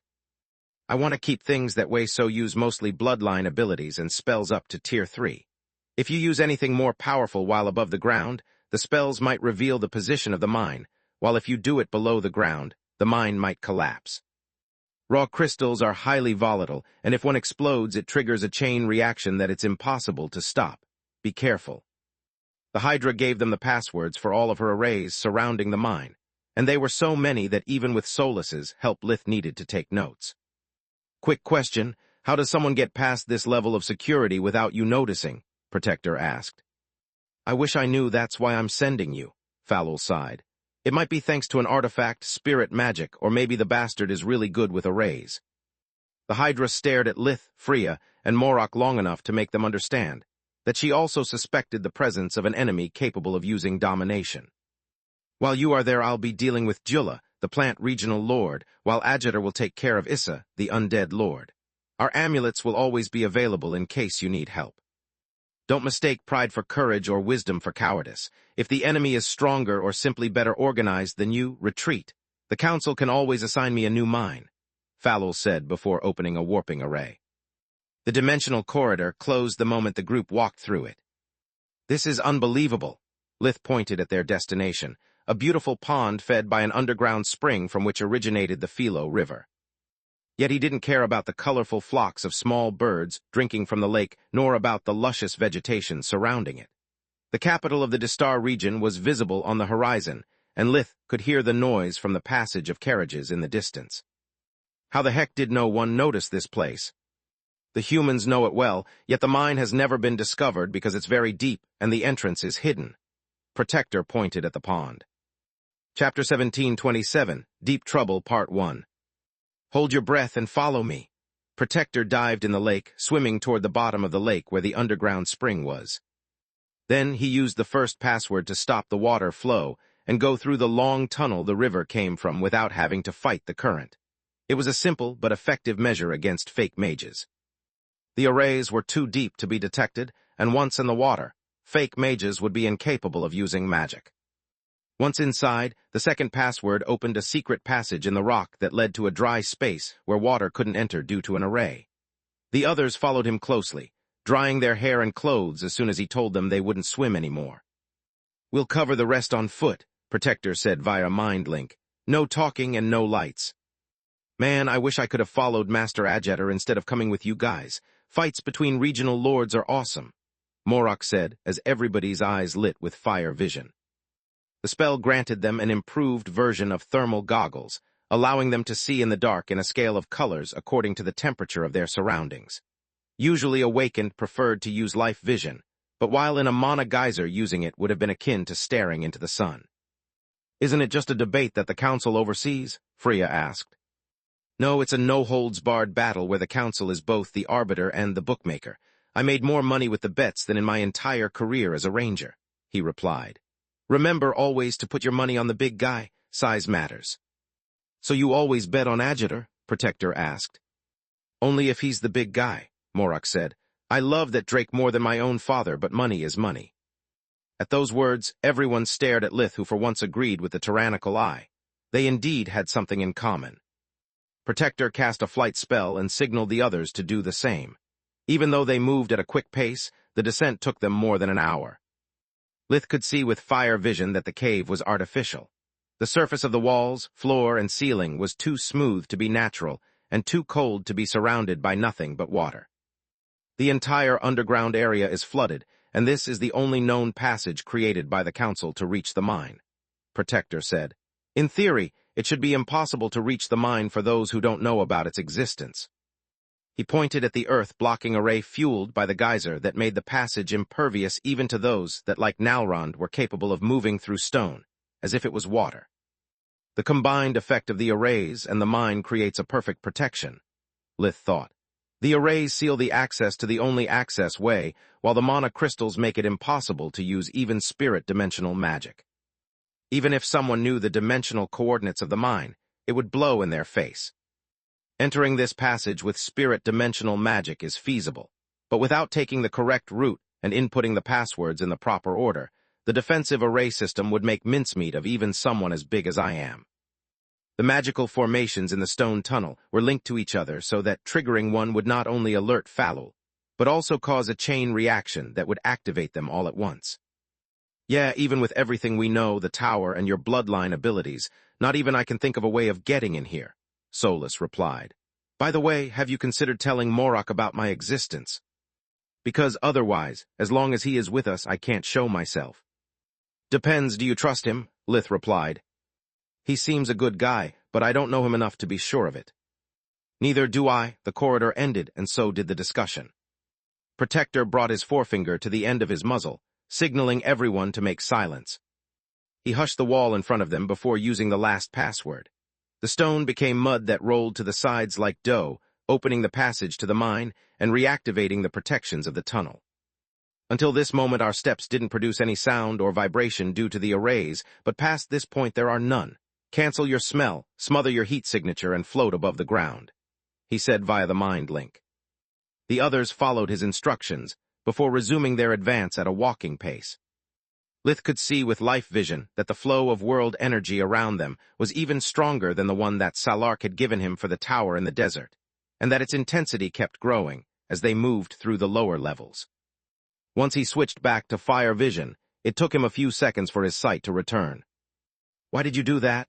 You know that looking at a geyser from the inside blinds you. You had no chance of spotting the intruders," Solus asked while guiding his movements. "Falul said that this is one of her best mines. I wanted to know if there's a difference between the mines of the council and those of the kingdom. Also, this way I know what a really powerful geyser looks like," Lith replied. "What are your conclusion?" "This place makes the Famer mines and those that led to Kula look like a candlelight," Lith said. The tunnel they walked into had a rough and uneven surface, showing clear signs of having been opened without the help of magic. Arcs of stone or wood were placed at every intersection and in the proximity of exhausted mining areas. The moment Protector spotted the first crystal on the wall, he signaled the group to stop. "Go back to regular sight, and let's give our eyes the time to adapt." Mana crystals emitted a cold light that fire vision wouldn't detect, and that would expose the presence of the investigation team despite all of their precautions. A violet light came from the tunnel in front of them, bright enough to see but still leaving enough shadows where to hide. Ryman moved like a ghost, avoiding the illuminated areas and moving his head so to keep the crystal's light from reflecting in his eyes. The deeper they went, the more abundant the violet crystals and the brighter their light became. A faint echo in the distance alerted the group that they were close to their destination. They slowed their advance, giving Freya the time to use her scope spell to peek around every corner before moving to a new area. Short-range dimensional magic like Blink was safe to use, and scope was barely Tier 1. The weak mana flow scope required allowed the spell to create a small dimensional fissure that extended forward for hundreds of meters at a time without disrupting the unstable crystal fields. Freya used scope to scout the path ahead and to explore the branching corridors until they reached a dead end without the need to move. Chapter 1728, Deep Trouble Part 2. She kept each fissure open for barely a second before moving the exit point forward to another dimly lit area. The distortion in space didn't last long enough to be noticed, and it was so small that it blended with the shadows. "You are almost as amazing as Quilla," Morok said in amazement as Freya drew a map of the mines with water magic without ever taking her eyes off scope. "You are saving us hours of crawling between corridors and pointless scouting." Nalrund tried to look into the dimensional fissure by standing behind her shoulders, but the swift changes in perspective made him nauseous after a few seconds. Anyone can use scope, but only a dimensional mage can identify a set of spatial coordinates so quickly without sweet mother of all gods. Her banter was cut short by a scene that looked out of a fairy tale. The bright violet light had been suddenly replaced by a bright white light so intense that not only did it illuminate the area as bright as day, but it also left scope no way to move forward. No matter how small, the dimensional rift would have looked like a small black hole amid all that light. Freya changed the height and the angle of the fissure to make sure that no enemy was around. The tunnel she had found was filled with pure white crystals the size of a football protruding from the walls. Each one of them had a metal ring of unknown design at its base. From further down the corridor came the noise typical of mining and chatting, but the echoes and the distance made it impossible to hear them clearly. "I think we found our enemy," Morok said while pointing at the devices around the crystals. "Whoever this guy is, they use goblins and ballers for their dirty work. Don't underestimate them just because they are monsters.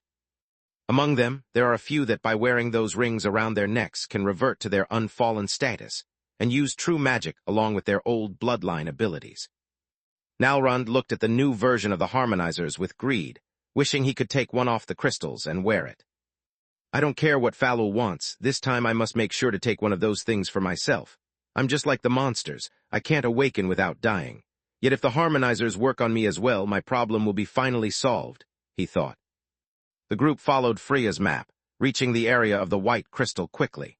From that point, they had to move slowly and always keep in mind the coordinates of a safe location where to blink in the case they needed to retreat.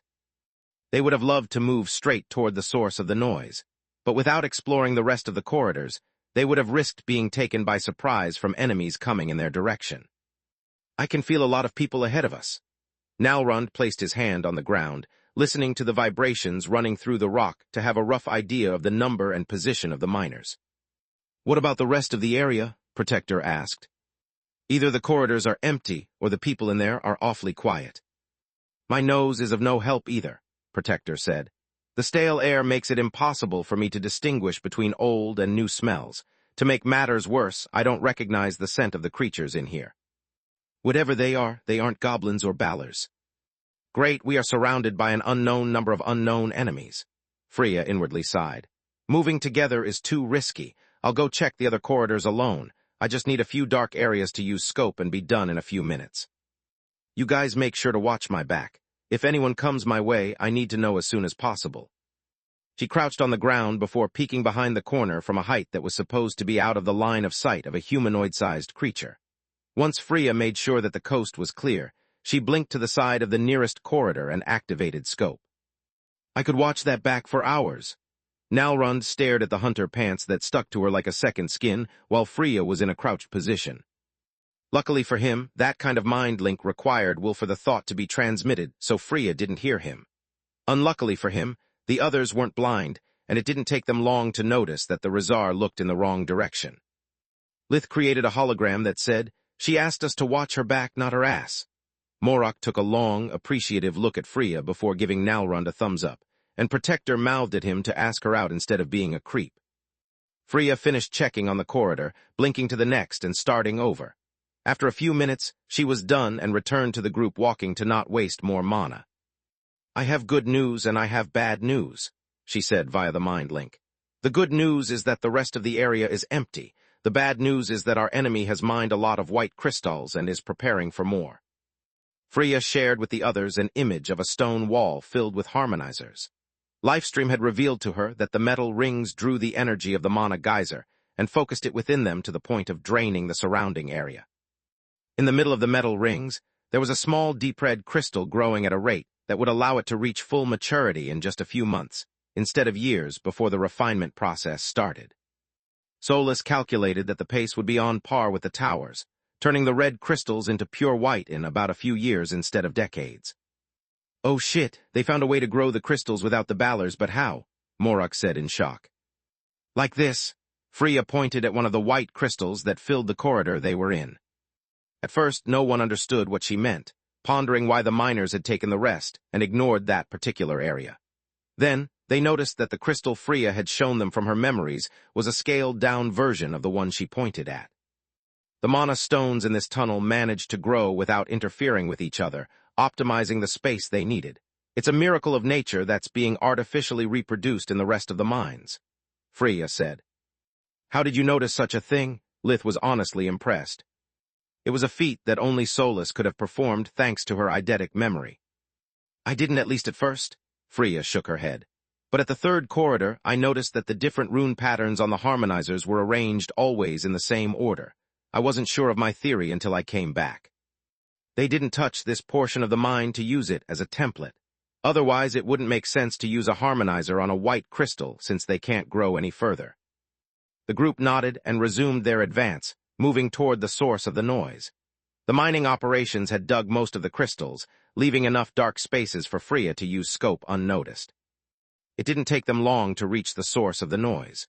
The group took a good look at the miners, thanks to the light emitted from the unmined crystals that made the corridor ahead as bright as day. "What the actual fuck?" Lith said, taking the words out of everyone's mind. The creatures in front of them didn't look like anything any of them had ever seen before. Chapter 1729, Once and Future, Part 1. Chapter 1729, Once and Future, Part 1. The creatures that had invaded fallow mines were divided in 3 groups, and judging from their angry faces, they didn't get along very well. The first group was comprised of huge wolf-like creatures that greatly resembled lycanthropes from Earth's horror movies. At a first glance, they looked like the hybrid form of an emperor beast, yet their form was unstable. Their silver-furred bodies kept shrinking and expanding, growing new tails or limbs that lasted barely a few seconds before being assimilated again. Right beside the hairy giant stood several humanoids of exceptional beauty, with 6 arms whose skin shifted non-stop between pale white and pitch black. Their leader was an androgynous man with elegant features that Lith was certain to have never met before, and yet looked familiar. The members of the second group wore fancy clothes as if they were going to attend a party rather than work in a mine. Some of them had turned part of their bodies into a living liquid, while others had their skin glistening like precious stones, and a few of them emitted a black steam from their exposed limbs. Only a faint red light in their eyes, along with their bared fangs and stretched claws, betrayed them as different unknown species of undead. Even though it was morning, none of them showed signs of being weakened and emitted a powerful aura. Their leader was a woman, clearly a vampire in her chiropteran form. It was supposed to be a giant hybrid between a human and a bat. The woman was 2.5 meters 82 tall, towering her much shorter competition. Membranous wings connected her hips to her hands, where 10 centimeters long razor-sharp talons replaced her nails. Yet the creature lacked the giant ears and the thick fur of a bat, having her body covered in small scales and her head deformed in a long snout, making her almost look like a wyvern. Only the members of the third group were males and females of the same species as their leader. They were all over 2.3 meters 77 tall, with hair of the 6 colors of the elements. Lith would have thought of them as humans, if not for their unusual height and the perfection of their bodies. Each one of them looked like the masterpiece of a sculptor obsessed with fitness. Their toned muscles looked like they had been chiseled rather than trained. They wore comfortable silk pants and loose vests that left most of their backs exposed.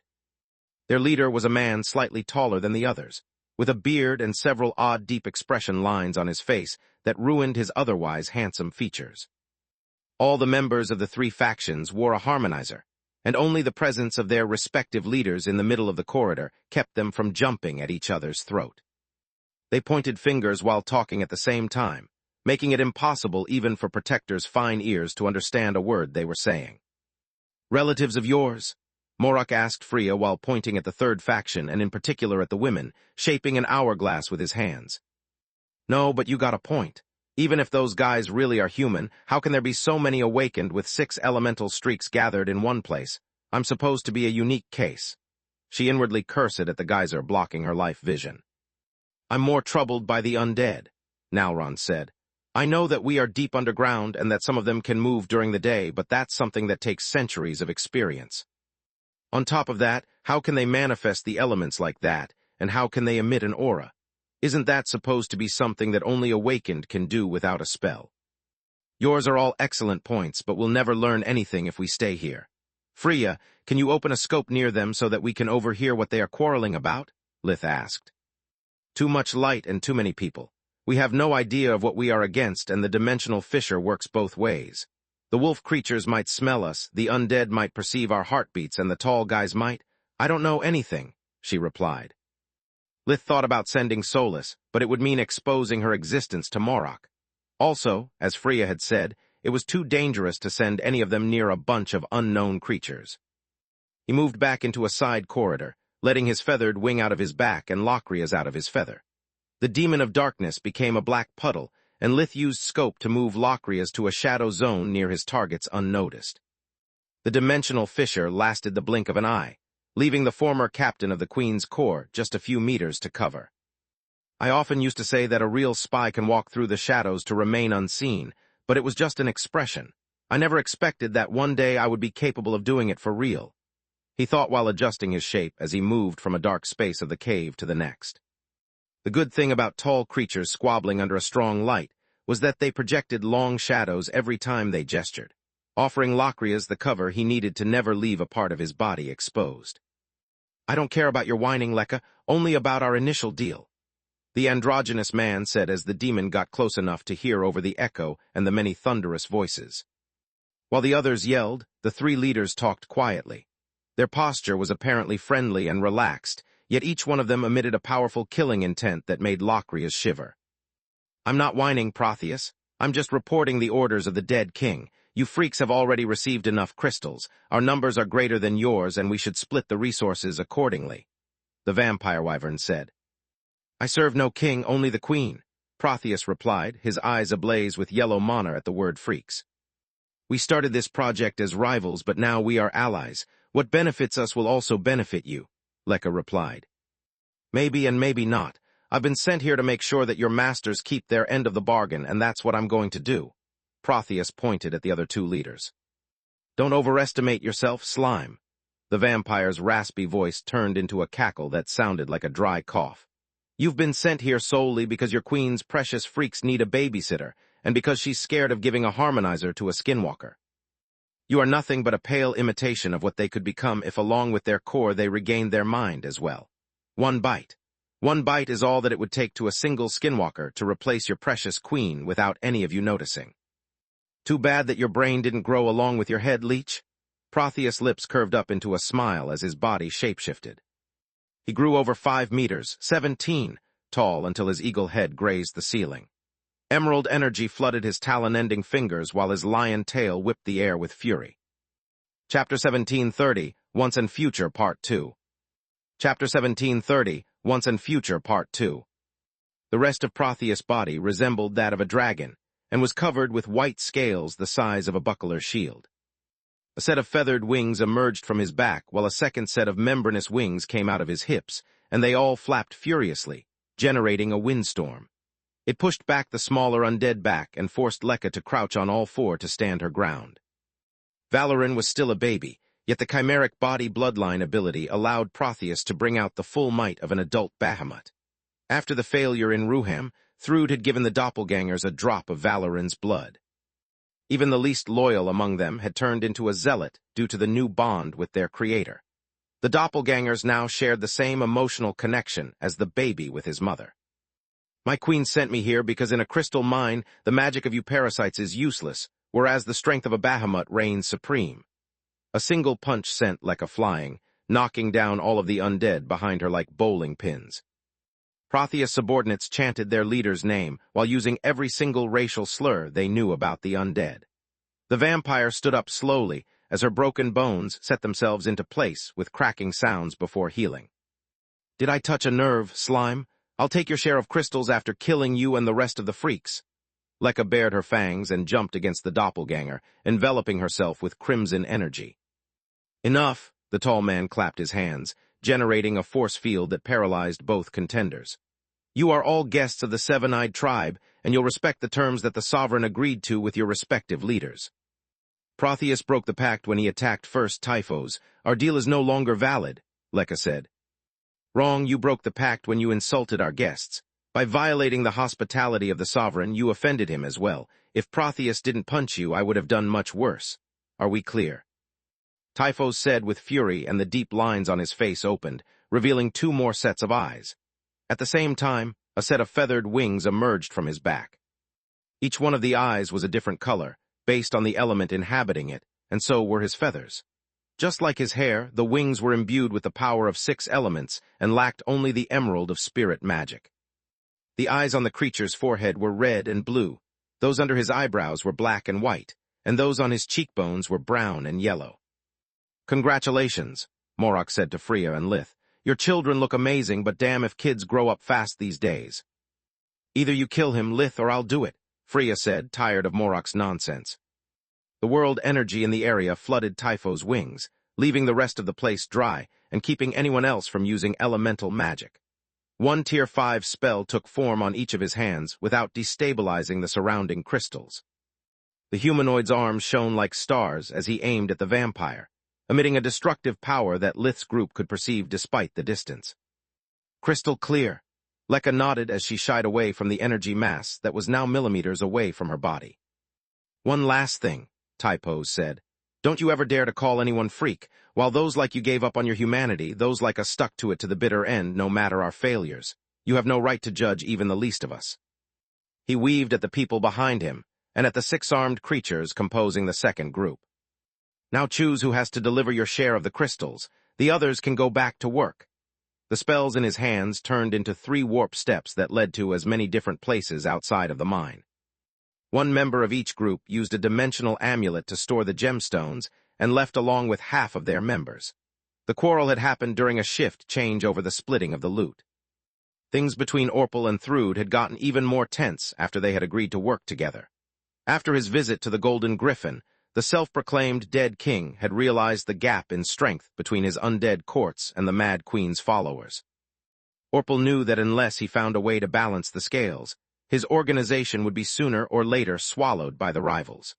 Arguments like that took place on a daily basis now that the war with the kingdom had silently begun.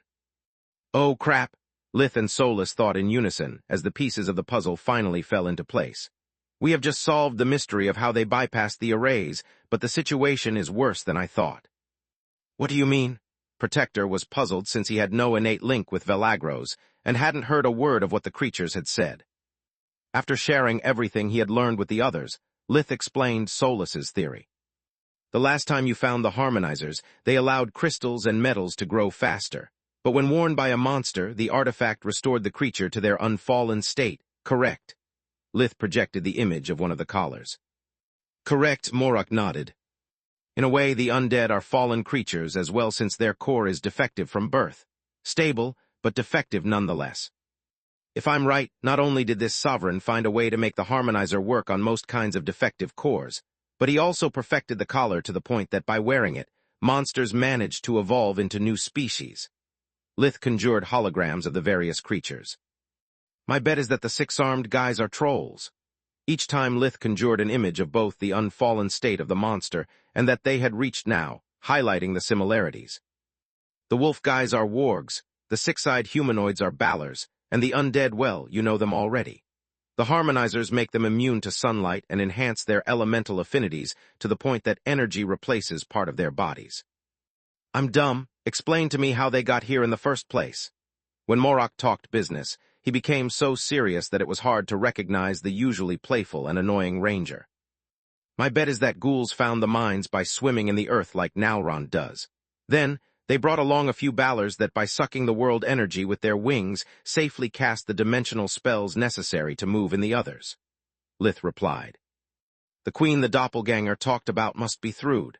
Freya had recognized the chimeric body bloodline ability from the way Protheus had shapeshifted. Yet I have no idea what a Bahamut is nor who the dead king the undead serve is. Me neither, the others replied in turn. Yet it's clear that Knight's organization must be faring quite badly after she lost so many powerful followers, Lith said. Also, I don't like what the vampire said about skinwalkers serving Thrude.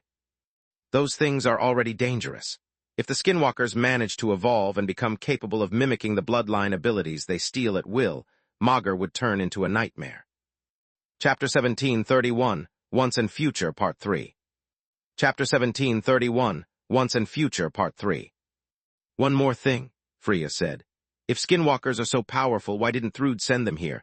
Also, why does the doppelganger wear a harmonizer? Manohar is studying them thoroughly, and he says they are no fallen race. I can answer that, Solus replied, but only in Lith's mind. When the Balor sucked away the world energy, I managed to use mana sense to understand our situation. The harmonizers are the only reason the fallen races are reverted and managed to evolve. My bet is that without the collars, the faulty mana cores would be incapable of surviving on their own. I noticed that on the other side of the steps, there was another mana geyser that kept fueling the harmonizers even after they left the mine. Thrude didn't send skinwalkers simply because they are best suitable for field work rather than mining. As for the doppelganger, I bet that she sent him here with a ruse to get her hands on a harmonizer and study it. The rest of the creatures would die the moment the collar is removed, whereas Protheus is a regular awakened. He can study the harmonizer with invigoration without arousing suspicion. Solus was only half right. Thrude had sent Protheus not only because he could freely move away from the geyser and report to her at any moment without the Balor's permission, but also to test if the harmonizers could help awaken to develop their cores more quickly. Time was of the essence, and with the golden griffin moving from one mana geyser to another, the harmonizers would allow her army to become stronger in the short time between battles. There's only one remaining question, Lith said. Are we going to leave the mine, call Falul, or fight them head-on? Let's call Falul. It's her mine and we are her apprentices, Protector replied before backing away to the nearest side tunnel. Interesting. The Hydra seemed intrigued by the situation, not scared. How many intruders are left? Each group is comprised of 5 people, for a total of 15, Protector replied. Then I don't see what the problem is. 5 of you is plenty enough to deal with a bunch of weaklings. Try to spare at least 1 enemy per group to interrogate them. If it's not possible, put a harmonizer in a dimensional item the moment you kill its wearer. I have a way to keep them from self-destructing, and I want to study them at all costs, Falul said, with the greed typical of dragons lighting her multicolored eyes. I'm sorry, but you lost me. We are outnumbered 3-1, Protector said. On top of that, why aren't you angry? They have stolen a crapload of crystals from you. Numbers matter only when skill and equipment are comparable. Falul shook her head. Those guys have no weapons, and if they recently evolved, they are even weaker than their previous state because they aren't used to their new bodies. You guys instead are all veterans and fully equipped. Worst case scenario, you only have to damage the harmonizers to kill or incapacitate any of them in one shot. As for the crystals, I would be angry if this sovereign didn't turn all of my violet crystals into white and the blue into violet. Even like this, the mine is more valuable than when I left it. And if I get my hands on those collars, I can easily make up for the lost crystals. You get to work. I'll come there as soon as I'm done with the council. I've already beaten the other 2 regional lords. I'm just waiting to get my due. Falul out. Can we really do it by ourselves? Wouldn't it be better to call the council for reinforcements? Nalrund asked after the hologram of the Hydra disappeared. To what purpose? Lith shrugged. This is a mine, not an open field. Too many people would just get in the way of each other. Also, if I were Falul, I wouldn't want to share the harmonizers nor let the council know of their effects on the mine. The other regional lords might demand that Falul gives up some of her resources, since now she has so many white crystals. We don't need reinforcements, Protector said. Aside from the Balors, I don't fear any of those things. Ready your spells. The moment you are done, we attack. Not so fast. Freya took out Thundercrash, the railgun, and started to charge it up. This thing takes a long time to reload, and as you said, Balors are nasty. We could use starting the fight with 1 less of them.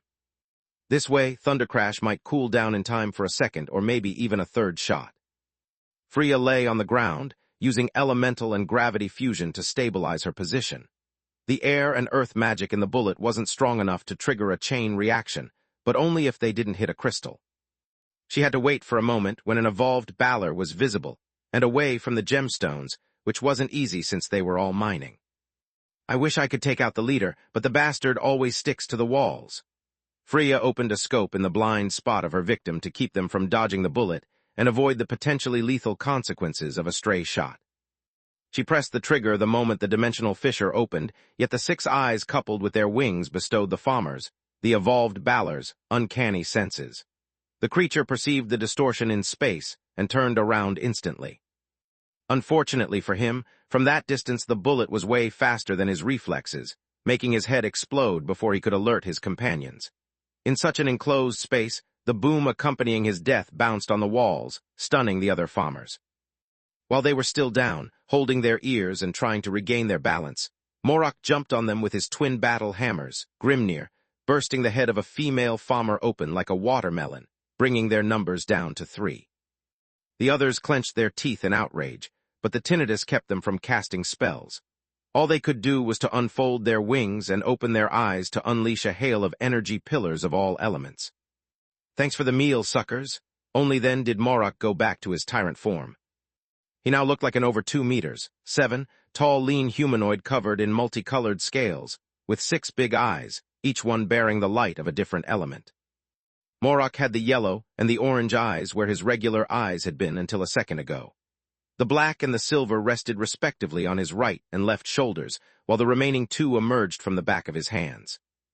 He used domination to separate the energy beams based on their element and to suck them in via the corresponding eye. Then, his 6 eyes merged on his chest, forming a giant emerald-colored eye that returned the absorbed energy in the form of the Tier 5 spirit spell, Breakdown. Air and earth would block the victim by inducing an electric seizure and by trapping their limbs in a prison of rock. Fire and water would alternate in pulses, causing a thermal shock that would sap their strength and make it impossible for them to breathe. Darkness and light would constantly consume and heal those hit by the spell in a cycle that would consume their vitality until they would die of starvation. The Farmers had no power over the 7th element nor defense against it. By sucking in the surrounding world energy to fuel their attack and keep the crystals from exploding, they had also paved the way for Morok's counterattack. Chapter 1732, Once and Future, Part 4. Chapter 1732, Once and Future, Part 4. The emerald beam vaporized a male Farmer and then moved onto Typhos. He was the strongest in the group, but even he was no match for the collective might that the tyrant had stolen from the other 3 Farmers. "I'm sorry, Straga," he said while grabbing the only female left. She was still doing her best to protect him with her elemental pillars when Typhos put her in front of Breakdown and used her as a meat shield. Straga died instantly, but after killing 2 Farmers, the attack was weakened, and Typhos' betrayal had bought him enough time to recover his focus. He drained the surrounding area of world energy and used that power to dissipate the remnants of the spirit spell. "That was a cowardly move, bro." The tyrant's maw curled up in disgust, exposing a row of fangs as he aimed one hammer at Typhos' heart and the other at his head. "It takes one to know one, traitor." The Farmer conjured a sword in his right hand and a shield in the left. They were both made of ice, earth, and covered by golden sparks that proved Typhos had an elementary understanding of light mastery. The shield cracked under the adamant hammer, but managed to deflect the hit before it did too much damage, and so did the sword. "Your equipment is crap, dude. It's common courtesy to leave spoils to the victor." Morok viciously alternated his strikes, breaking the constructs faster than the Farmer could reform them. "There's no point wasting artifacts on a dead man. Besides, I don't need them." Typhos' red eye burned bright a split second before it released a burst of bright red mystical flames. The tyrant was too close to dodge, and the eye on his chest had already split back into 6 to counter any element that the Farmer could use. Yet the flames ignored his fire domination, and Morok took the blast square on his chest. The impact sent him flying as even his equipment burned, and made him lose the edge that the surprise attack had given him. At the same time, Protector and Lith faced Thrud's soldiers, while Nalrond and Freya were against the undead. The noise had alerted them of the danger, and they were far enough to not be affected by the sonic blast. When the assailants appeared from behind the corner, the creatures had the time to react. One of the evolved trolls, a female Tron, jumped at Lith with two of her hands releasing heat rays at his head, while the other two aimed at his heart, brimming with darkness magic. She used the remaining set of arms to conjure and compress stones into a dense armor to make up for her lack of equipment. She had chosen Lith as her target because Protector wielded his enchanted mace, Burrows, while the other human was unarmed and much easier prey. Lith tilted his head so as to place it right in between the Tier 3 light mastery spells. His left hand deflected the darkness-infused hands, while the right pierced through the conjured armor, punching a hole in the middle of the Tron's bosom. It was just a straight punch not fueled by mana, yet it crushed her heart, lung, and sent her crashing against her companion. "Don't be fooled by his size and leave him to me." Protheus had gauged the opponent's real mass from the sound of the impact, but his allies weren't as bright. The evolved warg fell into the frenzy typical of his species and ignored the order. When the creature attempted to bite Lith's conveniently exposed neck, he grabbed the warg's head and ripped it off the shoulders along with part of the spine. Soulless analysis. Lith tried and failed to retrieve the collar that exploded the second its wearer died. "The geyser still blinds me, but I managed to collect a bit of data with abyssal gaze while you touched those creatures," she replied. "My guess was right. Their cores are no longer fallen, and they even evolved to the equivalent of Emperor beasts. Yet they are no awakened. No matter what their bloodline abilities are, they are no match for a deep violet core divine beast like you at close quarters combat." Protheus shapeshifted into the Bahamut form as he charged against the enemy. His body grew so big that it blocked the corridor and tackled Lith with so much strength that it sent him flying. "You were saying..." His thought oozed sarcasm as the impact squeezed the air out of his lungs and dug a new short tunnel in the rock wall. "I was talking about the monsters, not the doppelganger," Solus said with a shrug. "The guy is a regular yellow cord awakened with a mass similar to yours. I don't know what a doppelganger can do, but I can tell you that his fusion magic and body refining sucks."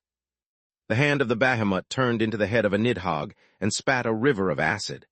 Lith infused himself with the power of the elements and escaped from the tunnel before the first drop reached its entrance. "The guy is smart and has been trained in combat. His charge was actually a setup for the breath attack. Anyone slower than me would have remained stuck long enough to be drowned in Nidhogg's saliva." Lith thought as the tunnel behind him grew larger due to the acid dissolving the rocks for meters before losing its potency. Protector felt really awkward fighting against the evolved warg. Not only did their elemental affinities match, but their hybrid forms were almost identical. The only difference lay in the color of their fur, flaming red for Protector and pure white for the warg. The creature tried to intercept Burrows by grabbing its handle before the mace completed its descending arc, but Fallow's enchantments covered it well. The moment the evolved warg touched it, his hand was cut clean as if Burrows' handle was a blade. Yet the wound healed almost instantly, and the warg's speed increased tenfold. The creature managed to sidestep the blow when it was millimeters away from his head, suffering nothing but a scratch. Protector froze in surprise for a split second, yet it was enough for the warg to unleash several low-tiered spells at the same time from point-blank range. Ice darts froze Protector's joints while darkness bullets sapped his vitality, and an air blade aimed at his neck. The armor blocked everything but the darkness bullets, leaving the skull short on breath and with a thin red line on his throat.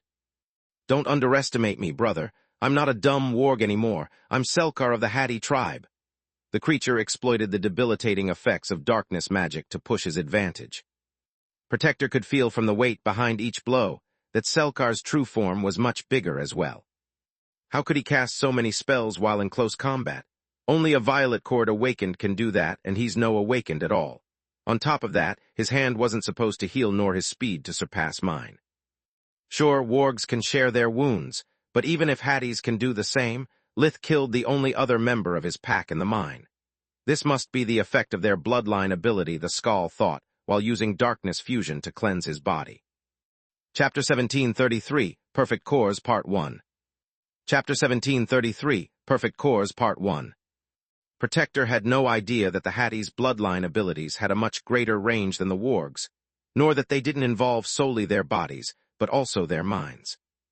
The members of the Hattie tribe had started the weave spells the moment they had perceived the death of their companion, and were sending them to Selkar along with their physical prowess, thanks to the bloodline ability, Hunting Pack.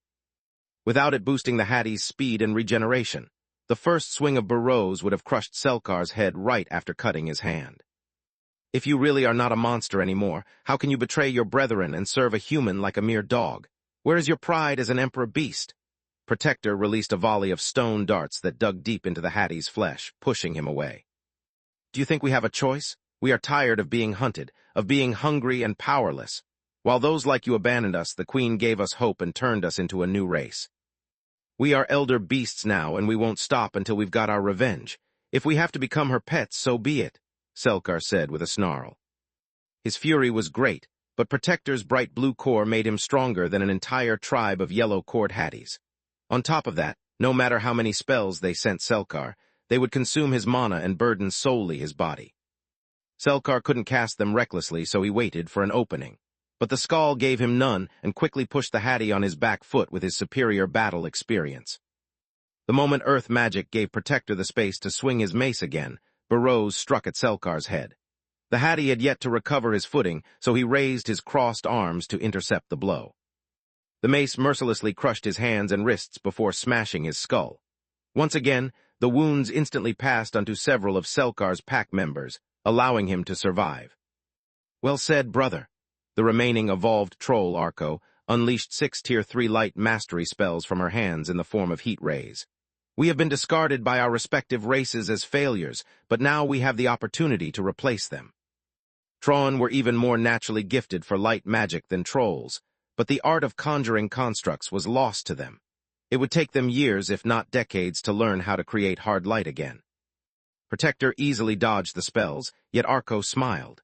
The ray of light turned into darkness the moment they reached their real targets, reanimating the corpses of the fallen as undead. Arise, my pets. Tron were natural with both elements and capable of switching freely between them. The dead Hattie, the other Tron, and all of the dead Falmer stood up again, surrounding Protector from every side. Selkar's muzzle twisted in a grimace of disgust at the sight of the necromancy spell. Even elder beasts considered it an abomination that defiled the bodies of their fallen comrades and spoiled the meat of their prey. Yet Selkar preferred a dishonorable victory to an honorable death. Now that they were 8 against 1, victory was at hand.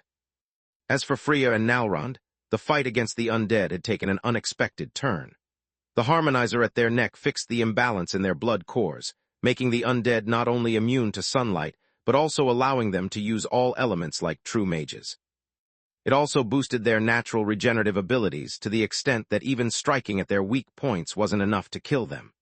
A severed head reattached itself, just like any other limb, and a punctured heart regenerated the moment that the sword or the claw piercing it was pulled out. Damaging their bodies is a waste of time. We have to completely destroy them, Freya said via a mind link. Easier said than done. Nalrond replied with a grunt while pushing away a ghoul whose skin shone like metal due to some kind of extreme version of earth fusion. We can't use powerful spells, and if we let them get close, they'll tear us to shreds. Use your equipment and everything will be fine. In a place like this, brains are more important than bronze. Freya executed a thrust that her opponent dodged easily, yet Dreadnought reached its mark nonetheless. The tip of the sword plunged into a small dimensional rift and came out from the Grendel's back. The darkness-infused blade hit the harmonizer at her neck, damaging it enough to disrupt the flow of world energy. The mana core of the massive hairy creature went back to its normal, defective status, and the Grendel fell instantly asleep. 2 more quick thrusts of Dreadnought destroyed the heart, and the head of the helpless, undead the moment he reverted into his human form. Right, I had forgotten about that. Nalrond looked at his claws covered by a thick layer of compressed adamant, and at the glistening silver that coated the scales of his Rizar body. He wasn't used to having magical equipment, and up to that point, had fought as if his body was all he had. He slashed at the white lady in front of him, and the enchanted gloves, Sunder, produced 5 air blades, 1 for each of his claws. The undead hurled a river of water to stop the spell or at least to lessen its power. She could have easily dodged it, but as Freya had said, in such a confined space, the spell would have either hit one of her companions or one of the crystals they had yet to mine. Losing a crystal wasn't a big deal, but being struck by a powerful explosion from the back and shielding their enemies with their own bodies would have been fatal. The air blades cut through the raging river of the White Lady, yet she didn't dodge. At the last second, her body burst into a wave that smothered what strength the spell had left without her taking any damage. Upon their death, white ladies would become one with the river where they had drowned themselves along with their children. They were capable of storing massive amounts of water, yet the more they used for their attacks, the drier their physical body would become, making it highly flammable. Thanks to the harmonizer, the white lady could now turn herself into liquid and retain her consciousness by spreading it via water fusion. In that new form, she was nigh invulnerable. Alas, just like Nalrund wasn't used to his new equipment, she wasn't used to wearing a harmonizer. The metal collar stayed behind, taking the full hit. White ladies had no trouble staying awake during the day, but without the harmonizer the hunger was back, and with it her natural weakness to fire. As her body forcibly reformed, she conjured a wave that crashed against the Rizar in the attempt to drown him and suck his life. Nalrund had the Scalewalker armor seal all of its pores, nullifying the attack.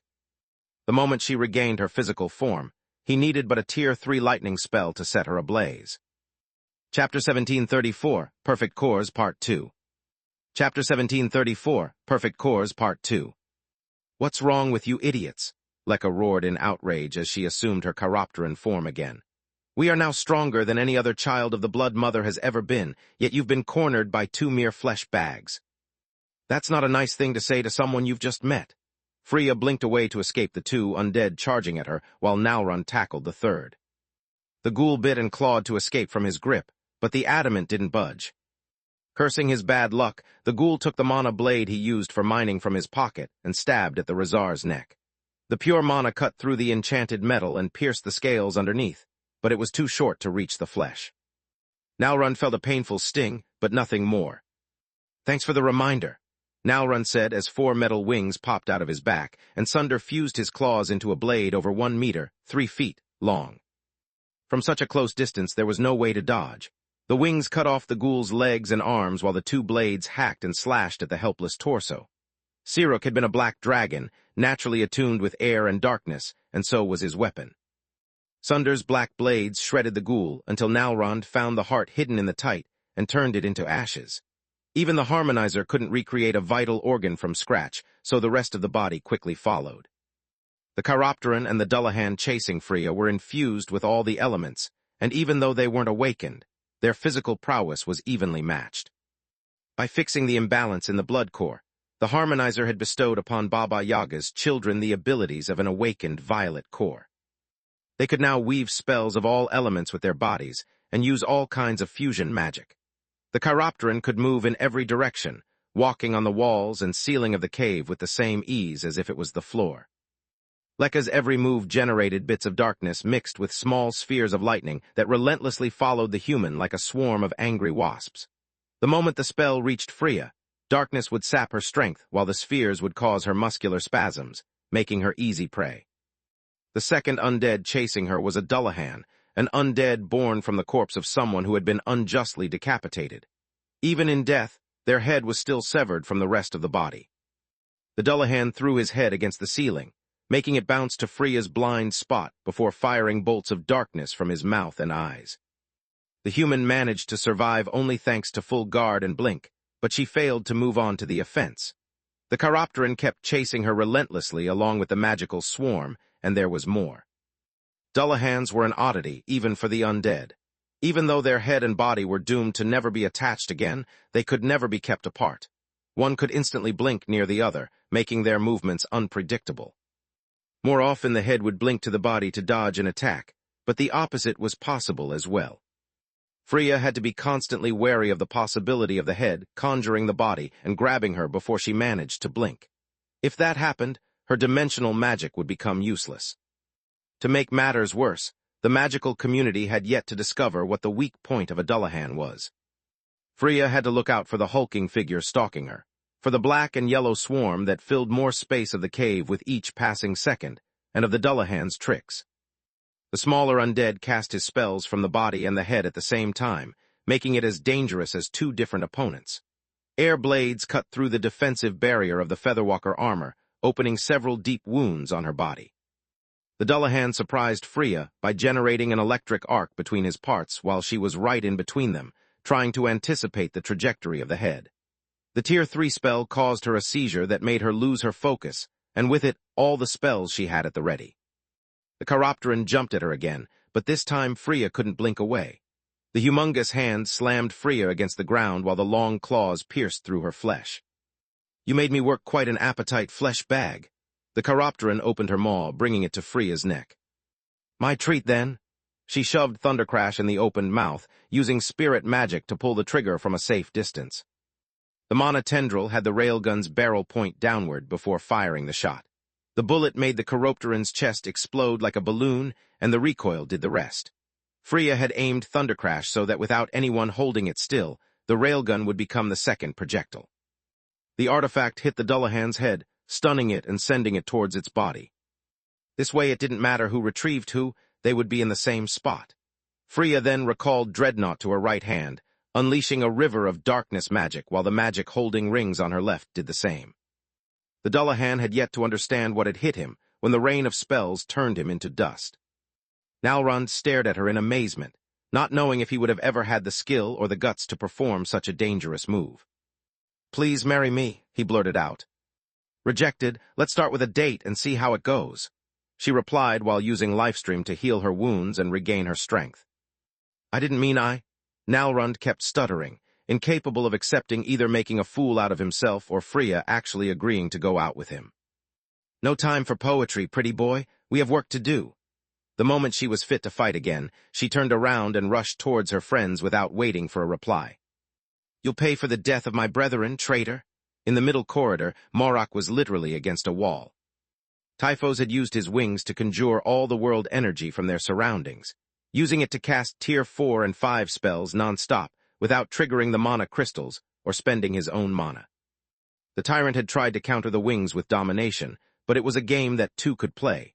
The Falmer had 6 eyes as well, and their ability to control the elements matched Morok's. The only silver lining of the situation was that Typhos couldn't use spells with a big area of effect, so Morok could still dodge. Yet each one of the spells was so compressed that it easily pierced through his armor and weapons alike. Morok had blocked the first one by crossing his twin battle hammers, Grimnir, and now they both had a hole in their adamant heads. To make matters worse, due to the lack of world energy, the tyrant could resort solely to spirit magic. "I'll never win like this. I must get close to him and exploit the gap in our equipment," Morok thought while Spirit blinking at Typho's back and hitting him with both hammers. Chapter 1735, Predator and Prey Part 1. Chapter 1735, Predator and Prey Part 1. It would have been a great plan if Typho's yellow eye didn't flare up, releasing a burst of air element that reminded Morok of Life Maelstrom. The yellow lightning coursing through his body made the Falmer so quick that he intercepted the weapons before they struck, and so strong that he tossed the tyrant against the wall like a rag doll. "A beast will always be a beast. You are nothing compared to the power that the human race was destined to wield." Typhos reached Morok while he was still flying, hitting him with a flurry of fists empowered by the maelstrom-like energy that deformed the adamant of his armor. At the same time, Protheus had partly reverted his body into the gelatinous form of a doppelganger to flood the corridor where Lith had moved to avoid the Nidhogg's acid. The liquid mass suffered no harm from war's cruel edge, and it was seeping through all of Lith's orifices, drowning him. "I will eat you inside out. Even if the inside of your body is as tough as your skin, organs are such delicate things. I need to slightly harm just a few of them to kill any living being," Protheus thought. Lith could feel his body burn as the acid secreted by the doppelganger attempted to digest him.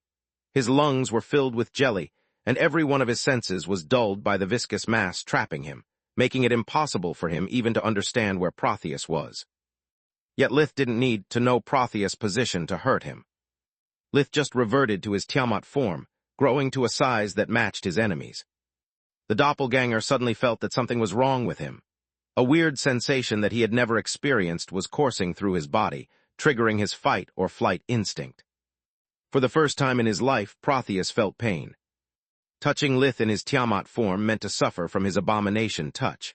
Be it his scales or organs, they all sucked at the life force of whoever was dumb enough to touch them, turning the doppelganger from predator to prey.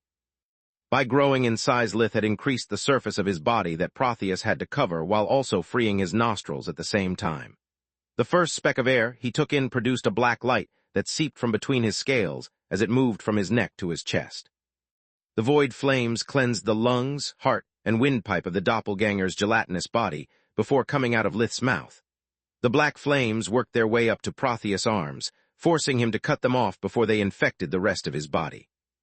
I don't know what a Bahamut is, but if that thing is just a doppelganger, then it doesn't have any of their bloodline abilities. Lith thought while hurling a jet stream of void flames that turned the griffin head into a blazing torch. He would have liked to flood the entire corridor and kill everyone, but he could neither risk killing Protector nor detonating the crystals and committing the most expensive suicide in history. Protheus considered hundreds of possible strategies in the span of a few seconds, yet all the scenarios he came up with ended up with his death. If I hadn't already lost so much body mass, I would still have a chance. Now, however, not only am I magically and physically weaker, but I also can't afford to touch Verhin without becoming his meal. The first doppelganger charged Lith in a desperate, suicidal tactic. Yet it was just a cover to hide a small piece of his body spirit warping away with the harmonizer. His yellow core was too weak to open a human-sized dimensional door, but it could still open one the size of an apple. The world energy from the mana geyser blinded soulless mana sense, and the huge Bahamut body covered Lith's regular vision, keeping him from noticing Protheus' escape. The doppelganger moved to a nearby corridor that had already been mined for crystals. That, and the small size of the dimensional corridor, allowed him to reach the surface without causing any explosion. "Arise, my pets," Arco said while focusing the 6 beams of darkness into artificial pseudo-cores. Yet 7 bodies stood up, and one of them intercepted the jumping Tron with an open palm strike to the head. Then, the black hand grabbed her face and slammed Arco against the ground. "Be careful what you wish for, coward," Locrius said while using his abomination touch to suck her life force dry. After the quarrel between the 3 factions had ended, he had remained hidden, waiting for another instruction. The former captain of the Queen's Corps had no interest in the mission, yet after hearing Selkar threatening the kingdom, he couldn't remain idle. The sight of the undead had triggered his memories of Knight's attack on the Verhins and of all Locria's colleagues that had died during the war against the courts. Lith's rage seeing Protector in danger mixed with Locria's, spurring him into action. Arco pummeled at the demon with her 6 arms and considerable strength, but to no avail. Lith's conjured demons of darkness usually didn't amount to much because he split his mana among dozens, if not hundreds of them. Locria's, however, had been summoned alone. He had been given the power to wield 5 eyes, and the shadows comprising his body were so dense that they were tangible. The 6 lesser undead shambled left and right, conflicted between the order of attacking Protector and defending their own master. The brainless creatures couldn't make a decision of their own and tried to perform both tasks at once. The Skull didn't miss the opening that Locrias had created and attacked at the Hattie with his mace, Burrows. The first hit shattered Selkar's arms, leaving him defenseless from the waist to the head. The Hattie conjured a hail of low-tiered spells weaved by his packmates, but this time Protector was ready and sidestepped them with ease. The second blow caved Selkar's skull, damaging his brain beyond what the Elder Beast's sharing ability could mend. As Selkar's death sent the pack of Hattie that lived inside the Golden Griffin into a frenzy, Arco conjured 6 blades of light. They weren't hard light constructs, just short streams of highly condensed plasma the Tron used to stab at the demon. Yet they only made Locrius stronger as the spark of chaos inside of him devoured the light energy. I can't believe that once I had problems dealing with trash like this. The exhilaration from the feeding frenzy and from the power coursing through him made the captain forget about his past life for a second. Then the pain returned and his fury only grew stronger. The demon crushed Arco's skull, seeping inside her corpse to become a demon of the fallen and add her strength to his own. "Thank you for your help," Protector said, giving him the salute. Locrias was still crestfallen at the thought of having lost himself to the feeding frenzy, acting no better than an undead. Yet his body returned the salute by instinct, reminding him why he had chosen to walk like a shadow in a world of lights. "The mission is not over," he said before turning to help Morak. Chapter 1736, Predator and Prey, Part 2. Chapter 1736, Predator and Prey, Part 2. I wonder how similar Skulls and Hatties are. Protector pondered for a second before following the demon. We both descend from wolves and are supposed to work in packs. Maybe I have yet to discover my bloodline abilities because I'm the only member of my species. My kids are still hybrids, not Skulls. Typhos had beaten Morak an inch from his life when a jolt of electricity forced him to let go of his prey. Then his joints froze, a burst of light exploded in front of him, and a small ball of fire entered his mouth as he yelled in surprise. Every single attack had been just a Tier 3 spell, but aimed with such timing and accuracy to combine their effects to deal a devastating damage. The farmer didn't even notice Nalrund closing in and hitting him with a roundhouse tail. The blow sent him against a wall from which he bounced at a side slash that would have cut an emperor beast asunder. But Typho's orange eye called upon the power of earth, making his body impervious. Sunder cut a deep wound into his chest, but not enough to be lethal. This is impossible. I'm absorbing all of the surrounding world energy. Elemental attacks should be sealed for anyone but me. Where did those spells come from? Typhos thought. He had no idea that Freya had opened several scopes with spirit magic, using the cantrip to restore the elemental energy in the corridor. Then, she had used them to attack at the farmer from a distance and aim for his weak points in quick succession. Typho's red eye lit again, unleashing a stream of fire at the Rizar, but Lith stepped in front of him. His emerald eye shone as he tried and failed to control the flames with domination. Then he tried to use the red eye, but his arm continued to burn. Those are not origin flames, but they come pretty close, Solus said while using abyssal gaze to study them. Save the explanations for later. How do I put them out? He asked. Water magic. It's not like domination is the only thing you can do. Oh, right. Lith froze his own arm and then hurled a jet of void flames at the farmer. The world energy that Freya provided him wasn't enough for a full blast, but the black flames still fought those produced by the red eye long enough for the Rizar and the Tiamat to move away. Typhos looked at Lith's emerald eye in envy, gritting his teeth so hard that his jaw popped. If only I had the seventh eye as well, you'd be all dead by now. Neither you nor the traitor deserve its power. Light energy healed his wound, while the flow of world energy restored his mana akin to a breathing technique. Be careful, guys. Mr. Congeniality here is capable of using knockoff divine beasts' abilities from each one of his eyes. He even used something with the earth element that I've never heard about before, Morok said as he healed his wounds with invigoration. The hole in his hammers and the dents in his armor, however, would take much longer to repair. It seems that Quilla's hypothesis about the connection between fusion magic and bloodline abilities is right, Lith thought. If only I could force him to show me what light and darkness do, I might find a clue about my own bloodline abilities. And I wish I could use mana sense, Solus replied with a sigh. If your eyes and his eyes work in a similar fashion, maybe I could understand what he does and teach you how to do the same. Unfortunately, because of the mana geyser and the world energy he stored, I can't see anything. Maybe we Typhos darted forward, cutting their wish list short. One sword comprised of pure world energy appeared in each of his hands, humming with power. His first target was the closest enemy, Nalrund. The Rizar raised Sunder's blades to block, but the energy swords passed through like the wind. At the moment of the hit, Typho's red eye sparked, turning the blades into a living flame that bypassed the armor and burned Nalrund's flesh. His scales charred and his blood boiled, blinding him with agony. If not for the thick layer between the Rizar's skin and his internal organs, his lungs would have been steamed by the very air they breathed. Typhos went for the finishing blow, but Freya shot him with a burst of darkness magic from Dreadnought, making him falter. The sword took her own mana and converted it into an element of her choice. That, along with the scope spell she used to attack from a distance, allowed the darkness blast to not be affected by the farmer's wings. On the contrary, Freya exploited them to attack with the power of a Tier 4 spell without detonating the nearby crystals. Protector managed to rescue the Rizar and to move outside the range of the energy swords before Typhos could shake off the effects of the darkness. Morok stepped in and threw his hammers in rapid succession. The farmer's yellow eye lit up again, and more life maelstrom like golden lightning coursed through his body, making him as fast as a bullet. The blue eye flickered as well, and the energy that comprised Typhos' blades turned into water. The hammers overpowered the water swords, yet the impact sent them flying harmlessly past Typhos and covered them with a thick layer of mystical ice. Morok called upon the enchantments of Grimnir to alter their trajectory and make them turn around to chase after their mark, but nothing happened. Then he recalled the hammers to his hands, but it failed as well. The magic from Grimnir simply bled from its runes and into the ice covering them, reaching the outside in the form of multicolored sparks. "What did you do to my hammers?" Morok yelled in fury, yet he kept his head cool and stepped back. "Come here and find out," Typhos replied with a grin as his blades became black.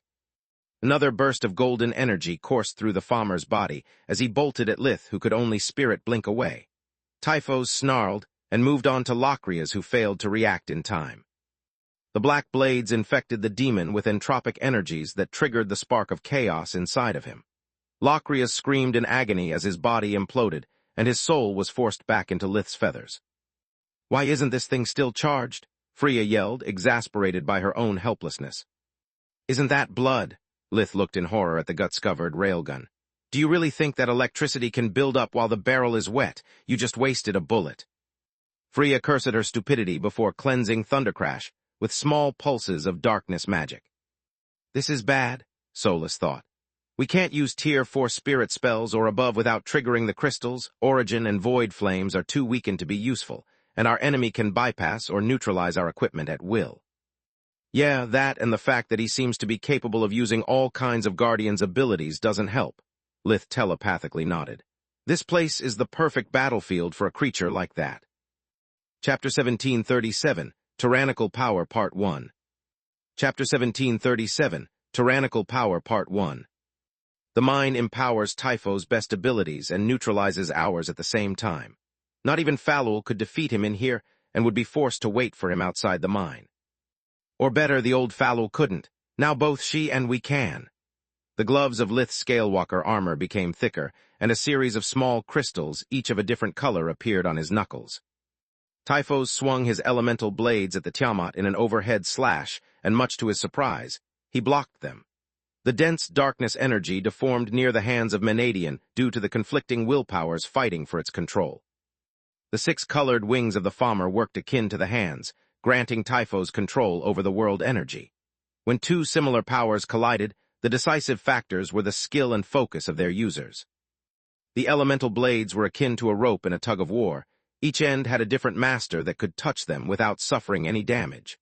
Typhos turned the swords into light, fire, and then ice, yet a simple flicker of the corresponding gem on the hands neutralized his efforts. Freya didn't miss the opportunity, blinking in and stabbing several times at the farmer's vitals in a split second before blinking out. Typhos lost his focus, and his blade slipped more under Lith's control. "Damn you, woman!" He let go of the energy masses and retreated before the rest of the group followed her example.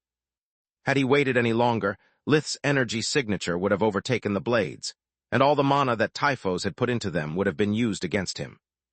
"Do you have any idea how to replicate that trick?" Lith could feel the constructs fading away, but he had no reason to waste his energy to fuel them. "No mana sense, no clue, I'm sorry. I have a better idea, though," she replied. Typhos went back to the narrow corridor where the white crystals would fuel his wings and keep his enemies from surrounding him, becoming both his sword and shield. Yet he could feel the world energy resisting his pull. The color of his wings dulled, and keeping more than one eye lit at the same time sent pangs through his head, making tears of blood streak down his cheeks. "Guys, feel free to use your magic. I've neutralized the wings and put a cushion between us and the crystals," Lith said via a mind link to not alert the enemy that his field advantage was lost. It took both Lith's and Solus's focus for the task. He used the hands to counter the farmer's abilities the moment he tried to activate them, while Solus shaped the world energy around the white crystals so that they were insulated from external influence. Protector, Freya, Nalrund, and Morok each cast a Tier 5 spell that flooded the corridor where Typhos was before he had the time to understand what was happening. When he finally noticed the 4 incoming blasts, it was too late. He tried to blink, but the invisible battle between his wings and the hands twisted the elemental energy and sealed dimensional magic. Before he could try and use his eyes, the combined effects of the 4 spells reduced him to splatters on the walls. "My babies!" Morok ran into the corridor to retrieve his hammers before the pillar of black light, the white flames, the dimensional blades, and the elemental spheres faded completely. "If any of you damaged my babies, you'll pay for their repairs." He used air magic to force the dust to settle while he looked for his weapons. Luckily for him, the mystical ice was still there. It had blocked the magic explosions just like it blocked Grimnir's energy, protecting them from the blast. "The good news is that you don't have to pay for my new weapons. The bad news is that I have no idea how to—" The ice melted as soon as the last remnant of Typho's energy signature disappeared. "Never mind." Morok checked his hammers with foresight to make sure that none of their enchantments had suffered permanent damage. "Mission accomplished," Freya panted. The minds are clear and we have plenty of harmonizers for Falul to study. Plenty is a big word. There's barely 4 out of 15, Lith replied. It's more than 0. Her words dragged due to her ragged breath. Are you all right? Nalrund shape-shifted back into his human form before going to help her to sit down. Awakened were supposed to recover immediately from fatigue, especially when surrounded by the massive amount of world energy of a crystal mine. I don't think so. She clenched her chest that burned from a pain that originated near her solar plexus. Falul sent me here to have my breakthrough, and I think it's about to happen. Shit, you used many powerful spells, and the Mana Geyser did the rest. The same happened to Floria in Famer. Lith used abyssal gaze on Freya, discovering that her blue core was filled with bright streaks that throbbed like veins. Don't worry about me and seal the harmonizers before they fall apart, she said. You don't have to worry about that, a silvery feminine voice said. The harmonizers are enchanted with a peculiar double imprint that will preserve their integrity as long as their true master wishes so. They all turned around, discovering the presence of a woman of a striking beauty over 2.3 meters, 77, tall, with waist-long hair of the 6 colors of the elements. She wore a toga that left her arms and back exposed. With her 6-colored eyes and the metal collar on her neck, she looked a lot like Typho's, but there was one big difference between them. She had 6 wings instead of 2, each one of a different elemental color and arranged with the same pattern of her eyes. Everyone took out their weapons and readied their spells, except for Nalrund, who stood in front of the still panting Freya while conjuring one hard light construct after another. Is this really necessary? The woman asked with a sad look in her eyes. You are tired from the previous battle, and even if you regain your vigor with a breathing technique, there's not much you can do. The crystals block your spells, and your partner is about to have a breakthrough. If we fight while it happens, she's likely to fail and die. On top of that, there's nothing you can do against a bright violet cord awakened. You are too weak. Are you really an awakened? Lith asked, cursing for the umpteenth time the Mana Geyser that sealed his mystical senses. Yes, but I'm barely yellow cord, just like Typho's. Yet I can assure you that I'm much more powerful than him. Awakening split my wings just like it split the color hidden into your friend's hair. She pointed at Freya. We are still 5 against 1, and I like our odds. Lith summoned the hands again, ready to combine their powers with wars. My name is Echidna. She gave them a polite bow while looking at Lith's 7 eyes with a mix of hope and longing. And it's actually 4 against 2. Chapter 1738, Tyrannical Power Part 2. Chapter 1738, Tyrannical Power Part 2. A single flap of her wings altered the density of the world energy in the mine, focusing it around Freya. Before Lith could counter it, the bright blue energy of her core burst out, and her body started to be torn apart inside out. Fuck me sideways. Nalrund, you protect her with your life and don't worry about the crystals. I'll take care of them for you, Lith said via the mind link as Freya's screams of agony echoed through the cave. Now it's 3 against 2, Echidna whispered, yet everyone could hear her clearly. She focused on the gems that covered Lith's hands, feeling them fighting on par with her wings despite their incomplete state. The left glove missed several crystals, unbalancing the artifact's power. Why do you keep saying 2 if there's only you here, Echidna? Morok asked to buy as much time as he could. He knew how dangerous a breakthrough was and didn't want to put Freya's life at risk for no reason. The farmer in front of him had yet to show any sign of hostility. Quite the contrary, she seemed meek and dejected. Because as any good slave, she never forgets about her master, a deep voice said. The man who walked from behind Echidna seemed to be in his mid-20s. He was about 1.83 meters 6 tall, with thick golden hair and ice-blue eyes. He had a lean, almost effeminate build that made him look even taller and handsome features. The bright violet aura he exuded made everyone feel like an ant in front of an elephant, sending a cold shiver down their spines. Dad, Morok's hammers fell to the ground along with his jaw from the surprise. Who else, son? Glimos the tyrant pointed at the multicolored scales that covered Morok's body and then at Echidna's wings. You two are the fruits of centuries of experiments. Selective breeding, life force alterations. You have no idea how long it took me to reach this point or how desperate I was to meet you away from that ignorant, violent Drake. There's no time to lose, Lith said, Protector. While they are busy catching up, take out your amulet and call Falul. I'll focus on covering your back and keeping Echidna from interfering with the signal. Is she my sister? Morok stuttered each word, afraid of his father's madness as he realized that Glimos had pulled their strings all along. "Don't be stupid," Glimos laughed cruelly at the idea. "I would never mate with a disgusting Balor. I simply bred them for generations while they wore my harmonizers until I perfected them enough to obtain this." He waved at Echidna as if she was a showpiece instead of a person. "Now follow me. Your friend Verhin has an ill reputation, and I don't like being in a place where I can't use my mystical senses on him." Glimos turned around, but no one else moved. Protector moved closer to Lith, keeping his right hand wielding burrows visible as he conjured the communication amulet in his left that he kept behind the Tiamat's back. "Seriously, do you think my eyes are for decoration or what?" 2 eyes appeared on his palms, 2 on his shoulders, and the remaining 2 took the place of his human eyes. "On second thought, don't bother answering." The yellow eye shone, severing the invisible dimensional connection that linked the runes engraved on the surface of the Protector's amulet with those he had shared his rune with. Protector tapped Fallow's rune, but the piece of silver he held had no magical properties anymore. Then a bolt of lightning came out of the yellow eye, following the trail that linked it to the amulet, and using the communication device so that not a single spark strayed from Protector's body. The skull fell to the ground, his eyes white, as the smell of burned fur and cooked meat spread through the cave. Lith reacted instantly, using the hands of Menadian to intercept the spell and seal Glimos' magical abilities, yet a flap of Echidna's wings restored the elemental balance. "Nice artifact, I'll take that." The tyrant's blue eye lit up, encasing Lith in a pillar of ice several meters thick whose temperature reached 200 degrees below zero. Lith had learned back in Giera that his Tiamat form was weak to water, and had prepared several contingency measures, but none of them could counter the gap between his deep violet core and Glimos' bright violet. The spellcasting had been near instant, and cold grasp sapped the heat in his body so quickly that Lith fainted while he was still struggling. Solus made the hands disappear, and had her stone form overlap with the cloaking rings not to be discovered. "I could free Lith, but then what? I have no idea how Glimos can cast so quickly, and I'm no match for him," she thought. "Odd," the tyrant had a puzzled look as he noticed that the artifact had disappeared. "Another mystery that I have to solve. Don't worry about your friends. I'm not going to kill them straight away. They are all excellent specimens." "I'm not going to follow you." Morak acted tough, but he kept glancing at Freya, who kept screaming non-stop.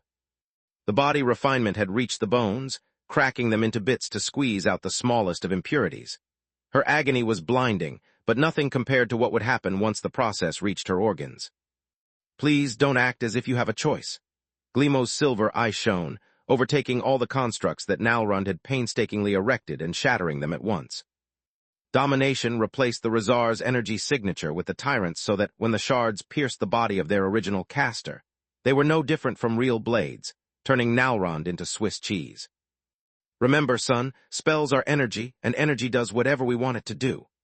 The hard light shards turned into healing spells that healed the Razar and drained his vitality. Nalrund fainted standing, refusing to leave Freya unprotected even after the last bit of strength left his body.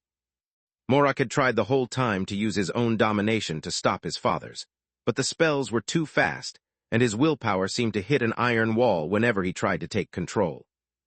He was barely in his mid-20s, whereas Glimos had spent centuries, if not millennia, honing his skills. For the first time in his life, Morak cared enough about his father to wonder how old he was. "Think, brain, think. What do I know about Dad?" The word asshole kept popping in his mind over and over along with unpleasant childhood memories, but nothing he could use against his estranged parent. "Thanks, brain, very useful like always." Morak's thoughts oozed sarcasm. "You are welcome." The sudden reply made him think that either the stress was driving him insane, or that tyrants had bloodline abilities aside from domination. "Let's go." Glimos used tendrils of spirit magic to lift the fallen members of the group and carry them away. "I said no, you have to beat me if you want me to follow you, old man," Morak replied. "You are my son, I could never lay a hand on you." Maybe he's not such an asshole after all. The younger tyrant inwardly sighed in relief. Chapter 1739, Mankind's Path, Part 1. Chapter 1739, Mankind's Path, Part 1. "Echidna beat him within an inch of his life, but be careful about the genitals. I need them intact." Glimos snapped his fingers like he was giving orders to a dog. "Fuck me in my big mouth," Morak thought as the Falmer darted at him. Her yellow eye enveloped her with a bolt of golden lightning, Her blue eye produced a mist that drained the world energy and sealed his spells, while her red eye engulfed her in flames that made each one of her punches burn at both his body and mana. Typhos had hit Morok hard, but he wasn't an awakened, and his 2 wings only had a limited number of feathers for each element. Echidna had 6 wings, each one amplifying one specific element and generating a much greater output. He fainted before the 4th blow, but she kept hitting Morok until Glimos stopped her. "What about the woman?" Echidna asked while cleaning her dress from the blood. "Wait here until she is done," Glimos replied while lifting his son with spirit magic as well. "If she survives the process, I can use her to understand why humans with 6 affinities are stable while formers are not. Your races both evolved from primates after all." Echidna unconsciously touched the harmonizer at her neck, looking at Freya with envy. Glimos didn't miss the gesture, but the feelings of his specimens didn't matter to him, only their usefulness. Space. Between their innate recovery abilities and the presence of the mana geyser, Lith and the other awakened recovered just a few hours later despite the severity of their injuries.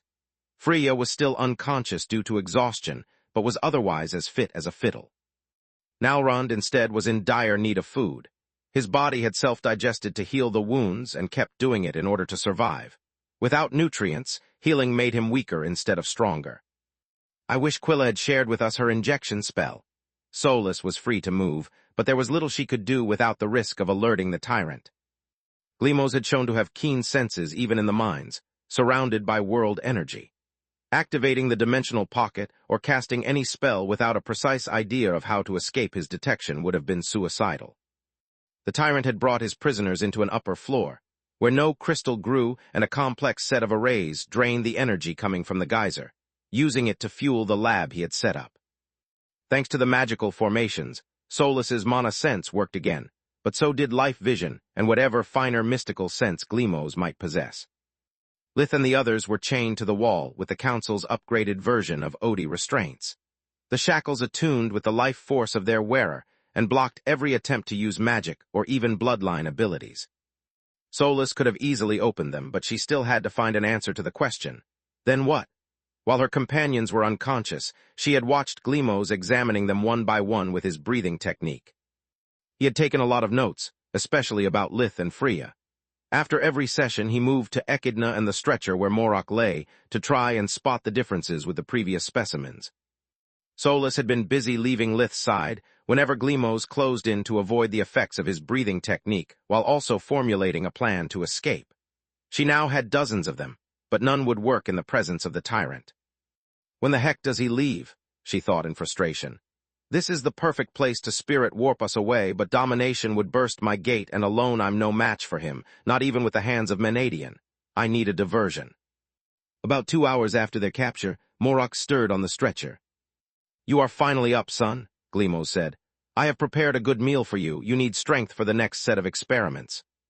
The voice of his father jogged Morok's memory from its stupor, making him jump up while recalling his twin battle hammers, Grimnir, to his hands.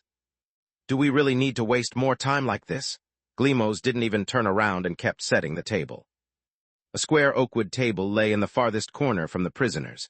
It was covered by a white linen tablecloth, with gold-veined porcelain plates at 3 of its 4 ends. A line of fine silverware was arranged on either side of the plates over napkins shaped like crowns.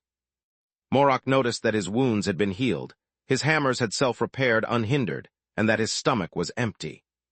"There's no point fighting now." He looked at his companions, glad to notice they seemed to be fine. "I'd better regain my strength and listen to whatever my father has to say.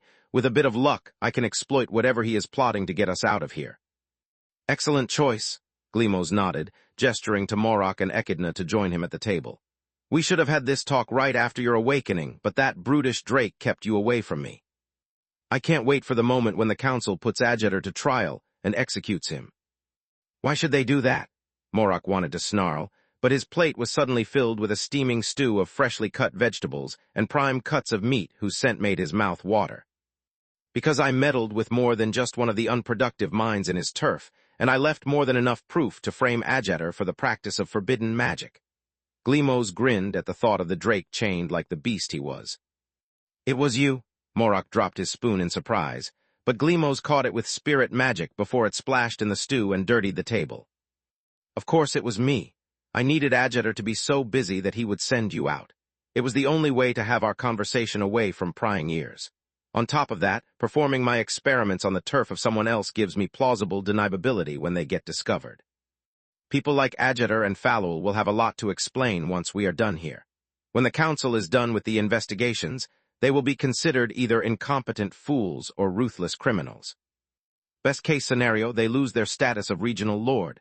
Worst case scenario, their lives. Morak wanted nothing but to jump at his father's neck and choke the life out of him for plotting against two of the best people he knew, yet he gritted his teeth and kept his cool. What are you doing here exactly? The empty plate of the stew was replaced by a steak that Morak cut, wishing it was his father's heart. That was the next item on the agenda, explaining to you why you were born and making you a part of the opus of your family. Glimos smiled at his son. It was the first intelligent question that he had ever asked, making the older tyrant hope to not have completely wasted his genetic material. You see, tyrants and Balors are considered to be two different evolutionary branches of the same species of magical beasts, yet the assumption is only partly right. Chapter 1740, Mankind's Path, Part 2. Chapter 1740, Mankind's Path, Part 2. As you should have probably noticed by now, we both descend from humans just like they descend from primates. Glimos showed his 5-fingered hand before waving at Echidna, who kept eating in silence. Now that her energy wings had disappeared, aside from her height and her 6 eyes, she was no different from a human woman. We are not emperor beasts, but we like to keep it a secret. Aside from domination, humans have yet to develop any bloodline ability, and we have nothing to gain from siding with them. Beasts, instead, have plenty of useful things we can use, like origin flames. Morak dropped his cutlery again, but this time Glimos didn't intervene. Tyrants have spent millennia trying to develop our potential, but in the end, we hit a wall. Our eyes grant to every member of our species a few powers and dominance over the 7 elements without the need to rely on luck at birth, but that's it. That's not enough to overcome the huge gap in size with the emperor beasts or the lack of powerful bloodline abilities. Yet once we put our pride aside, we started working with our lost cousins, and the Harmonizer was born. Before their fall, Balors had a greater physical prowess than us, wings, and bloodline abilities that made up for their small size. After the Harmonizer restores them and grants them a core, they even develop power similar to those of divine beasts. My aim is to fuse our 2 species into one again. That's why I created you two, and why I'm keeping your friends alive. Glimos pointed at the figures chained to the wall. Created, Morak echoed. Tyrants are naturally stable, perfect awakened, that always develop 6 elemental eyes that can merge into one to control spirit magic. Glimos nodded. The number of eyes of an unfallen Balor, instead, is fixed at birth, and their cores are split between the wings. It makes them incredibly powerful since the wings give them access to a domination-like ability that requires no concentration. At the same time, however, it prevents them from refining both their bodies and magical powers. Turning them into Famers gave them a core and new powers, but no emerald eye. The purpose of my research is to create a new species that will get the best of both worlds. Imagine if you had Echidna's 6 wings, her bloodline abilities, and even a 7th eye always open on your forehead. We would be invincible. I'm convinced that dominance is but a symptom of a greater power that only the Guardians have partly discovered. Once we perfect it, each one of us will be able to fight on par with divine beasts, if not with the Guardians themselves. Glimos' voice rose with excitement as he spoke, sending bits of food flying from his fork while he gestured frantically. Can you get me out of here? Echidna's voice resounded in Morak's head through a mind link she had established by touching his leg from under the table, to not let the frenzied tyrant notice. Wait, what? I'm not interested in spending my life trapped in a cave and giving birth to your children. I'm asking you if you have the means to get me out of here. She replied, while never raising her gaze from the food on her plate. You beat me to a pulp, captured my friends, and now dare to ask for my help. Besides, you are an awakened, and clearly you can use spirit magic. Nothing stops you from escaping. Morak drummed his fingers on the table. Glimos thought that his son was pondering his words, but the younger tyrant was actually trying to understand if he could trust the farmer. Do you think I had a choice? She replied with a fury that slightly flushed her cheeks even though her expression didn't change. I'm not like the others you faced in the cave. Without the Harmonizer, they go back being monsters whereas I die. Glimos didn't awaken me to make me a favor, but to put a leash on my neck. The moment I remove the harmonizer or get away from the geyser that powers it, my core will become unstable again and blow my body to bits," Echidna said. "I've pandered Gleemo's madness because I hoped that he would find a way to stabilize my body. I'm no Forgemaster. He taught me nothing but basic magic. Even if I rebelled and somehow killed him, I would have been doomed anyway."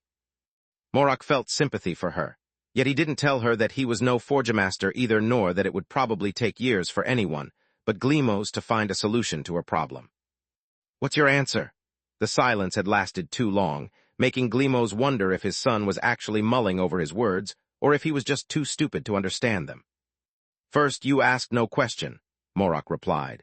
"Second, there's something I still don't understand. Why do you work for the undead courts and the Mad Queen? What do we have to gain from associating with such dangerous organizations?" Gleemo smiled. The boy wasn't a lost cause after all. "Even as a regional lord, I can't invest all of my resources in the harmonizer. If I did, I would lack the equipment and the funds necessary to make the contributions that the council requires me to keep my role. Every scientist requires a patron, and the undead courts have been mine for centuries. Their ghouls allow me to reach the mines and bypass the protective arrays. Their thralls deliver me the monsters that I need for my experiments, and their criminal activities provide me with an endless flow of resources. In exchange, all I have to give them is part of what I mine from the other regional lords, and a few defective versions of the harmonizer to show them that I keep making progress. My partnership with the Mad Queen is recent, but she's going to be our best ally. Once she takes the throne, she'll make me the head of her scientific department, and I'll give her all the information she needs to get rid of the council. With the resources and the manpower of the entire kingdom behind me, my research will proceed much faster." Gleemo's let the information sink in before delivering the final blow. "My offer is simple. Join me at the winner's table or become my newest lab rat. I don't have the time to raise another son, and if I mated with Echidna, the resulting specimens would be of inferior quality." He pointed at Morak's 7-colored scales that he lacked. "What about my friends? From the Tiamat, we can learn how to draw out the 7th eye without sacrificing the other 6 like tyrants do. We can use the human female to alter Echidna's physiology, or at least her offsprings, to free them from the need of wearing the harmonizer. The Razar is pointless for my research, but I can't pass on the opportunity to learn light mastery. As for the wolf thingy, he's really similar to the Hattie. The Mad Queen needs the elder beasts if she wants to defeat the council. With an entire race at her service, the war will..." Gleemo's felt the ripple of a dimensional item opening through his yellow and orange eye, locating its source in Morak's hand. Chapter 1741 Fusion Mastery, Part 1. Chapter 1741 Fusion Mastery, Part 1. Gleemo's 6 eyes opened, attuning to the element that fueled whatever object his traitorous son had taken out in order to neutralize it. Yet his readings came negative, and only when an emerald portal opened did Gleemo's understand what had happened. A spirit artifact? Gleemo's didn't like using the tyrannical eye since it would leave him exposed to elemental magic, but he had no other choice. Echidna restrained the traitor. Yet she remained still, hoping that whoever was about to step through the portal was the answer to her prayers. Gleemo's cursed both her and Morak as he used domination to close the warp steps before it was too late, yet something stopped him. "Nice try, sucker."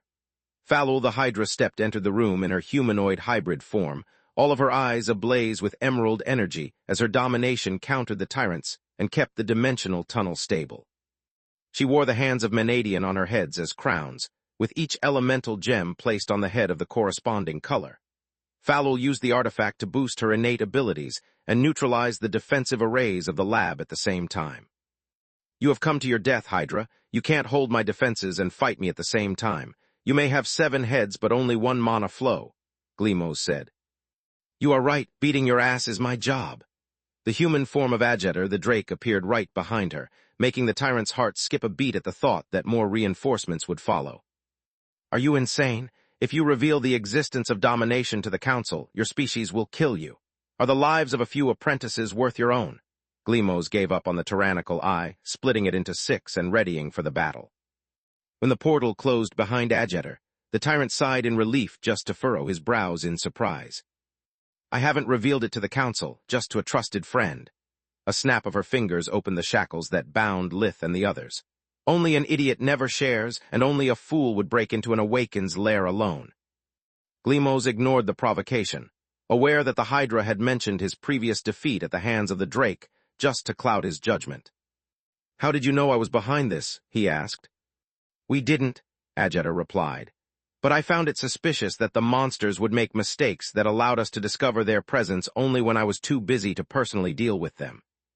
Just like I found it suspicious that you didn't try to drag me in front of the council to get your son back.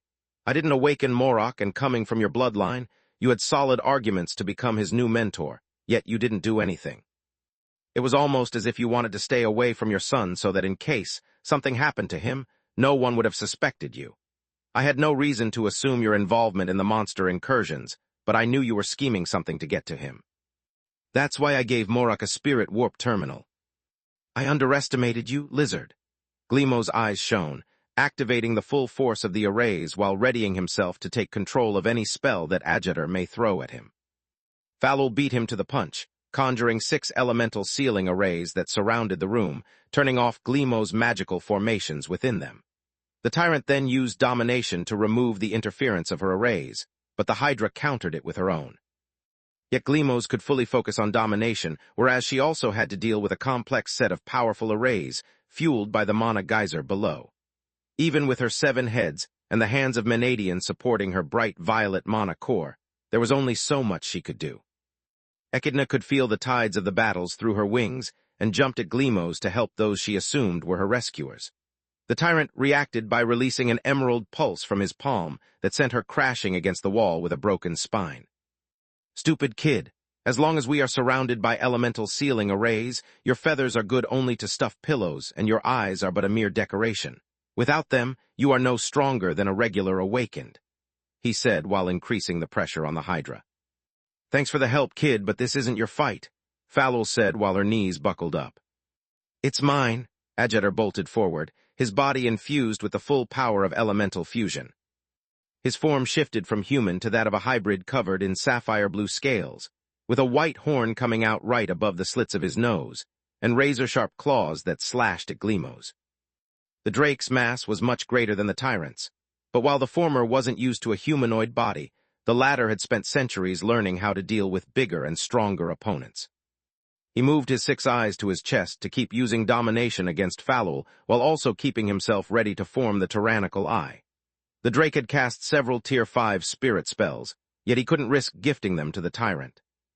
Ageter had the advantage of his superior mass and physical prowess, while Glimos was weaker, but he could still use magic freely to compensate for his shortcomings. The tyrant sidestepped the attack, grabbing Ageter's hand and exploiting his momentum to slam the humanoid Drake against the wall with the combined force of both Emperor beasts. A green blast from Glimos' right hand hit Ageter at the moment of the impact against the rock, doubling the damage. Ageter was still dazed when an emerald flow wrapped around Glimos' arm, turning the limb into a drill as hard as diamond that struck at the exposed space between the scales on the Drake's neck with surgical precision.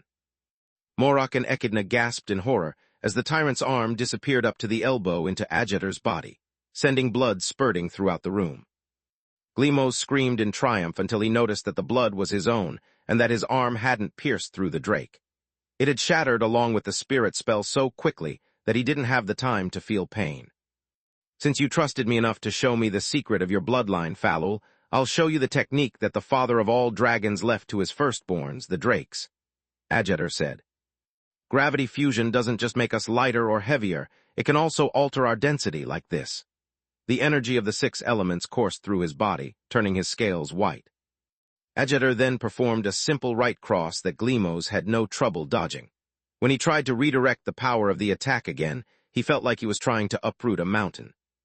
The friction upon contact was enough to set Glimos' clothes ablaze and to break his left arm as well, forcing him to step away. The tyrant unleashed a barrage of emerald projectiles while he used spirit magic to mend his wounds. The spirit spell hit the Drake, but his skin was so dense that the bullets shattered into colored sparkles without dealing him any damage. Chapter 1742, Fusion Mastery Part 2. Chapter 1742, Fusion Mastery Part 2. Glimos snarled, forming the tyrannical eye and producing a concentrated beam of spirit magic that could pierce even through a creature the size of a dragon. "I would like to show you the effects of dimensional fusion as well, but the ceiling arrays force me to move straight to spirit fusion. Ajatar dodged the incoming attack by turning into a mass of emerald energy that swirled around the spirit pillar. In that form, the Drake's body was comprised of pure mana that he used to become a living spell.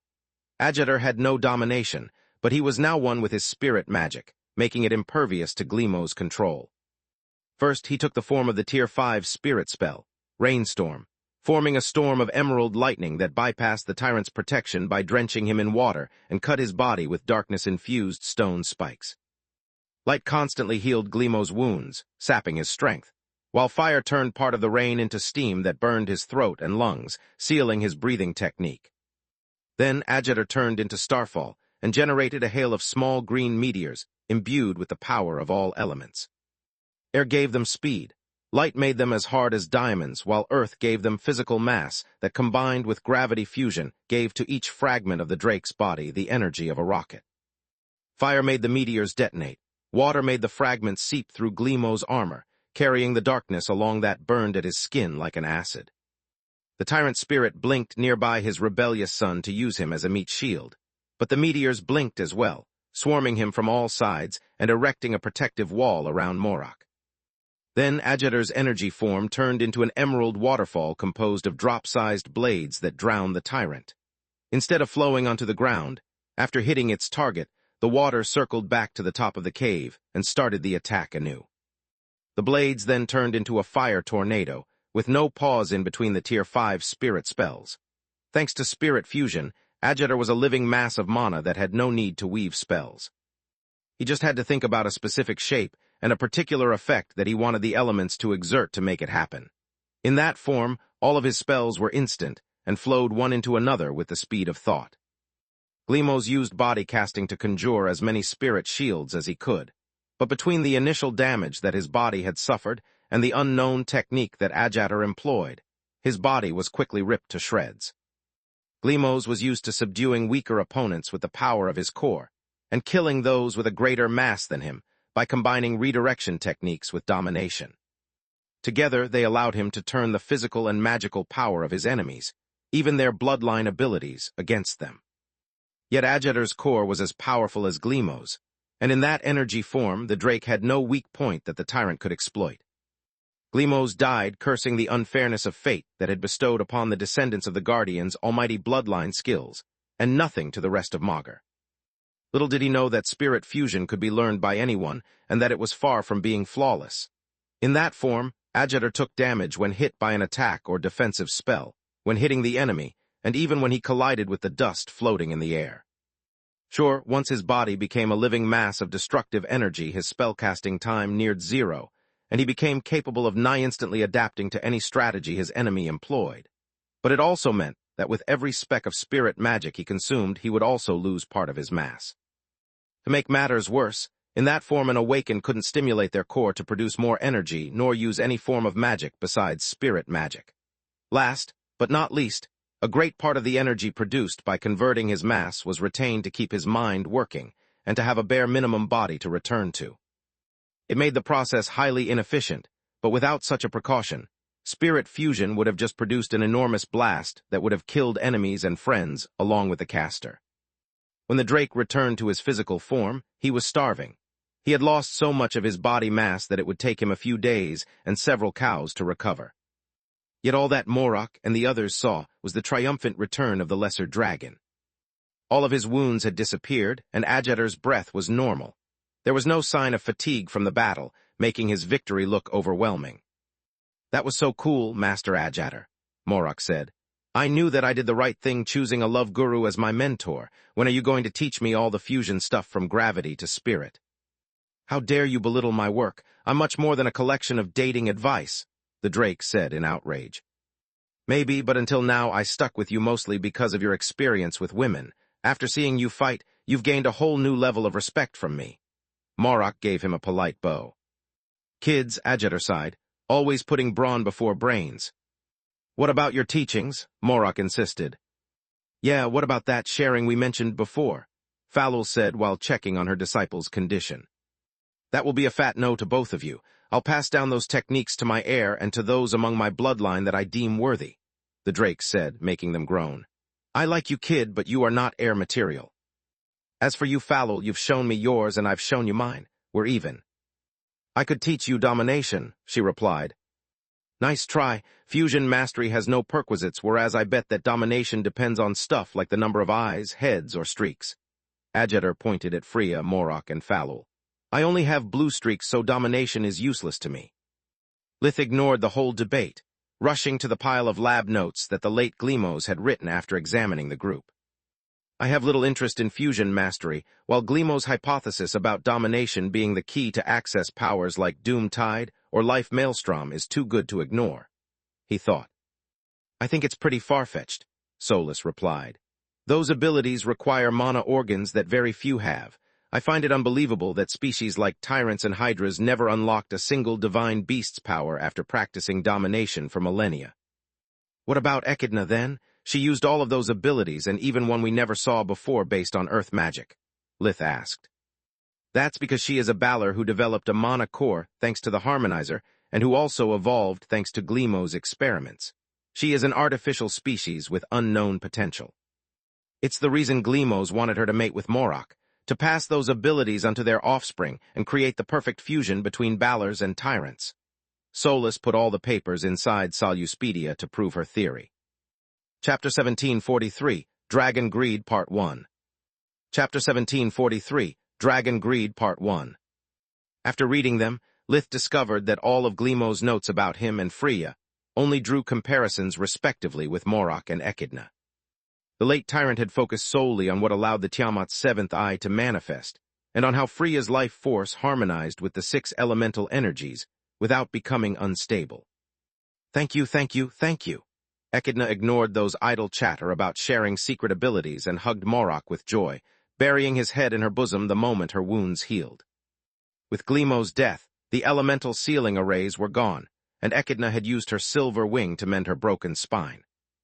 You really saved me, and now I'm free. Which one of you knows how to stabilize a mana core? She shifted her gaze from Falul to Adjeter, feeling they were the most powerful in the room. Slow down, kid. I don't know what you're talking about. The Hydra looked at the Falmer with suspicion, noticing her resemblance with the reverted Balors she had seen from Lith's and Quilla's holograms. Didn't you call them to help me? She pushed the much shorter Morok away to look him in the eyes. Oh crap, she completely misunderstood the situation. Brain, how do I get out of this situation? He thought, his face still flushed in arousal. The voice in his head replied with horny gibberish, as Morok stared at her with a dumb look on his face. I never said that I would, the tyrant said. According to Master Adjeter, the best thing to do when a woman put him up against the wall was to tell the truth. They are our masters and have come to rescue us, not you. Echidna took a few steps back, as her joy was replaced by the frightened look of a cornered animal. Don't worry, kid. We won't hurt you unless you give us a good reason to. Now I need an explanation. Adjeter projected a mind link that allowed the members of the group to share the events in the crystal mine. Those harmonizers are amazing. In the wrong hands, they might do a lot of damage, but their ability to refine crystals and metals alone is worth the risk. Dragon greed shone in Falul's eyes, making Echidna's fear turn into terror. Agreed, Adjeter nodded, his eyes burning with desire as well. We just have to keep this knowledge to ourselves. The Council did nothing to help us, so they have no right to benefit from our hard work. What hard work? The Falmer thought. It was Glemos who created them and my people who had to undergo his cruel experiments to perfect them. They call us monsters, but we feel pain and grief just like anyone else. On top of that, if too many people know about the harmonizers, we could easily have a second Glemos, if not more. What we have discovered must not get out of this room. The Drake's words sounded wise to the awakened, and like a convenient excuse to Echidna. Did you collect a few samples? Falul asked, and when her apprentices nodded, she had them hand her the harmonizers one at a time. Glemo's double imprint technique allowed him to destroy the metal collars at any moment by activating the only spell in the artifact that carried his energy signature, and to make the harmonizers self-destruct in the event, both imprints were removed. Like most mages, the late tyrant was an egotistical, paranoid creature scared of the thought that his research might be stolen, and with no interest in sharing it with others. Just as his dimensional ring had self-destructed upon Glemo's death, so the now masterless harmonizers went haywire the moment they were taken out of the dimensional space they had been stored in. Falul used the Forgemastering spell that she had created for the occasion, but Gleemos had been a Forgemaster as well. Her stasis field couldn't seep inside the multi-layered enchantments fast enough to stop them from collapsing all at once the moment that the lack of imprint triggered the self-destruction process. Shit, Agitator, give me a hand with the next. The first harmonizer crumbled from the inside, turning into a pile of cracked bits held together by the Hydra's spell. The Drake had already used Invigoration, but it wasn't enough. He had to drink several tonics to recover the focus he needed to help her. Together they cast the stasis field respectively from the inside and the outside at the same time, yet the final result didn't change. Damn it, what if we bring the harmonizers back to our lairs and establish a stasis array? Agitator asked. It would be pointless. The stasis would block the self-destructing spell along with or Forgemastering spells. My plan was to use the stasis to keep the harmonizers from falling apart and then use my breathing technique to study them. Falul replied. I see the problem now, the Drake nodded. A stasis field would paralyze us as well. While the two lesser dragons debated how to treat the last two harmonizers left, the rest of the group kept their weapons at hand without never averting their gaze from Echidna. To them, she was just Gleemo's accomplice, and they hadn't forgotten her contribution in their capture.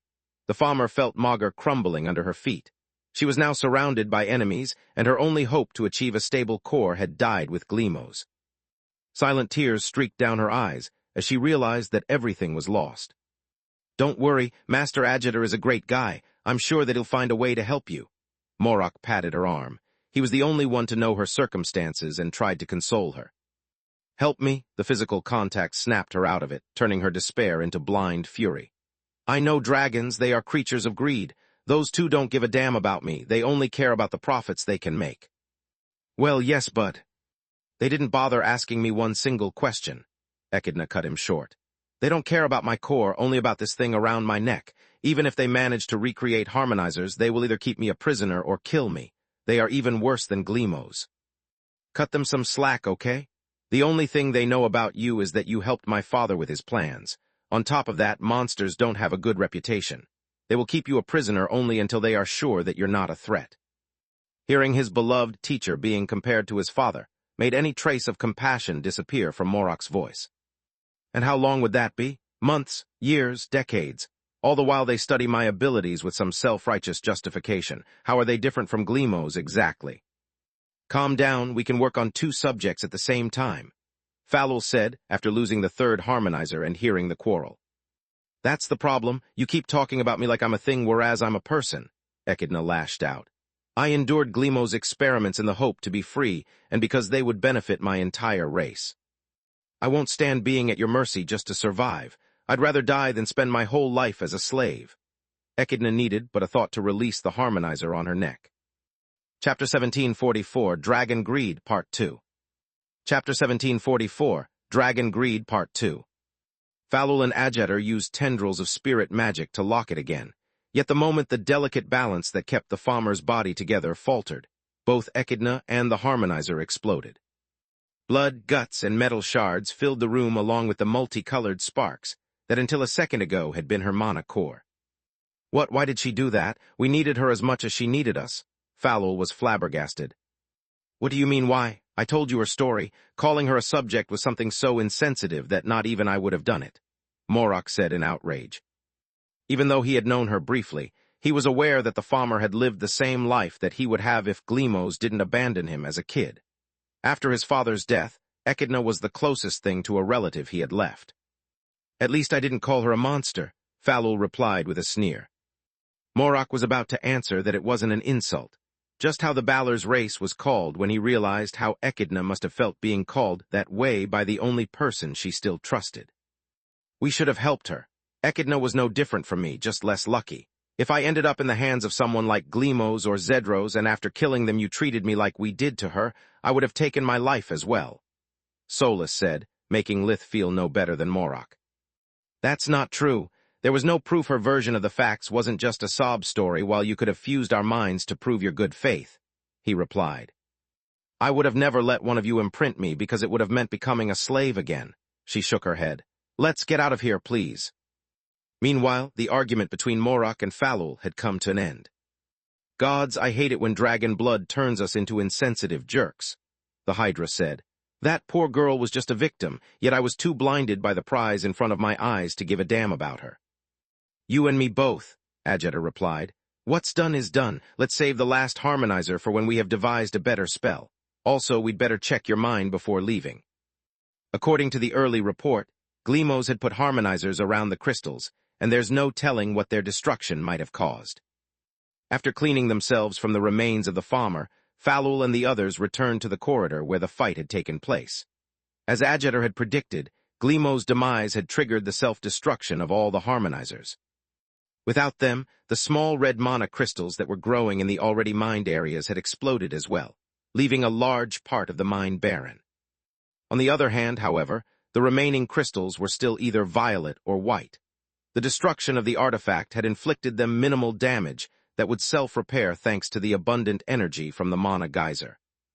Also, based on Locria's description of the place where the farmers had warped Gleemo's share of the mined crystals, Falul was capable of retrieving it. My gains are way inferior to my losses, but it's still better than nothing, Falul sighed.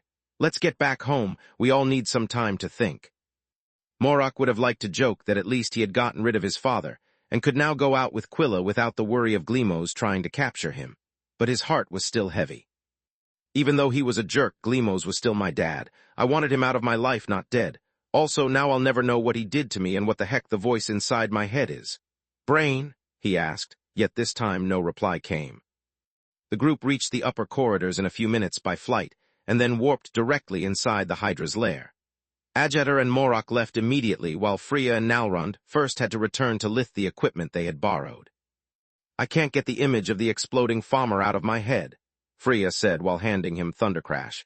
She just wanted to live, yet we treated her like a bloodthirsty monster. That's because all the other Balors we met tried to kill us, Nalrund replied, returning Sunder and the adamant Scalewalker armor. As Lith said, we had no way to be sure that her sob story wasn't just a trick to gain our sympathy and jump the bandwagon the moment the tables turned. I feel bad for her as well, but I don't feel responsible for her choice. In her shoes, even if we acted friendly, the moment I learned that I would have been forced to spend decades alone in the mines, I would have committed suicide anyway. Being the last member of your species is already hard. Not having any freedom or hope would have just been too much. I speak from experience. Thanks, listen about our date. I'm sorry for what I said on the spur of the moment, the Rizar cut her short. Let's pretend it never happened. I was saying give me a couple of days because I'm not in the mood now, Freya said. Wait, you were serious. Nalrund was happy that the thick yellow scales that covered his body kept her from seeing how shocked he was. You can bet your scaly ass I was. Call me. She waved goodbye to the others before warping away. Oh shit. The Rizar turned around, glad that Morak had already left and that Lith was still there. I have no clue where to take her nor how to not make a fool out of myself. What do you say about a double date? That it's the worst idea ever, Falul replied. You two have already known each other for quite a while. You don't need to break the ice, only to see whether you can be more than friends or not. I doubt that either of you would manage to open up in front of your esteemed teacher. Damn, you are right. Lith, can you give me some advice? Not now. I need to unwind. Not wanting to be dragged into someone else's personal mess, he warped back to the Tron Woods to set up the tower while Solas's words still echoed in his head. She felt his distress and turned into her human form. I wasn't blaming you for what happened. I was just sad for Echidna. I know, Solas, he ruffled her hair. The problem is that I feel sad as well, and our bond is creating a loop that I'm afraid will make us both depressed. I can stay in the tower, Solas shrugged. A bit of distance will help us to sort out our feelings. And leave you alone while I'm surrounded by the warmth of our family. Not even I am that big of a jerk. Lith hugged her to let her know how important she was to him. Let's go home. It's better to be miserable together than happy alone. I couldn't agree more. Solas returned the embrace, glad for those words. Chapter 1745, Unknown Threat, Part 1. Chapter 1745, Unknown Threat, Part 1. Over a mana geyser, in an isolated area of the Distar region, Golden Griffin Academy. Unlike her so-called ally, the dead king of the undead courts, Thrud had trustworthy awakened at her service. The moment Orpal shared with his associates the secret of awakening, they would abandon him, whereas the members of her army shared her dream. She had sent Protheus instead of a skinwalker, not because she was afraid of their potential like Lekka had said, but to keep an eye on her investment, without endangering the life of any of her followers. She didn't awaken the Hatti or the Traun because they would have ended up like Echidna, forever trapped on a mana geyser. This way, instead, they could freely remove the harmonizer and simply go back to their fallen state. It wasn't pleasant, but it beat the alternative. "What do you think of this project?" she asked after Gleemo's death had caused the destruction of all the harmonizers in her possession.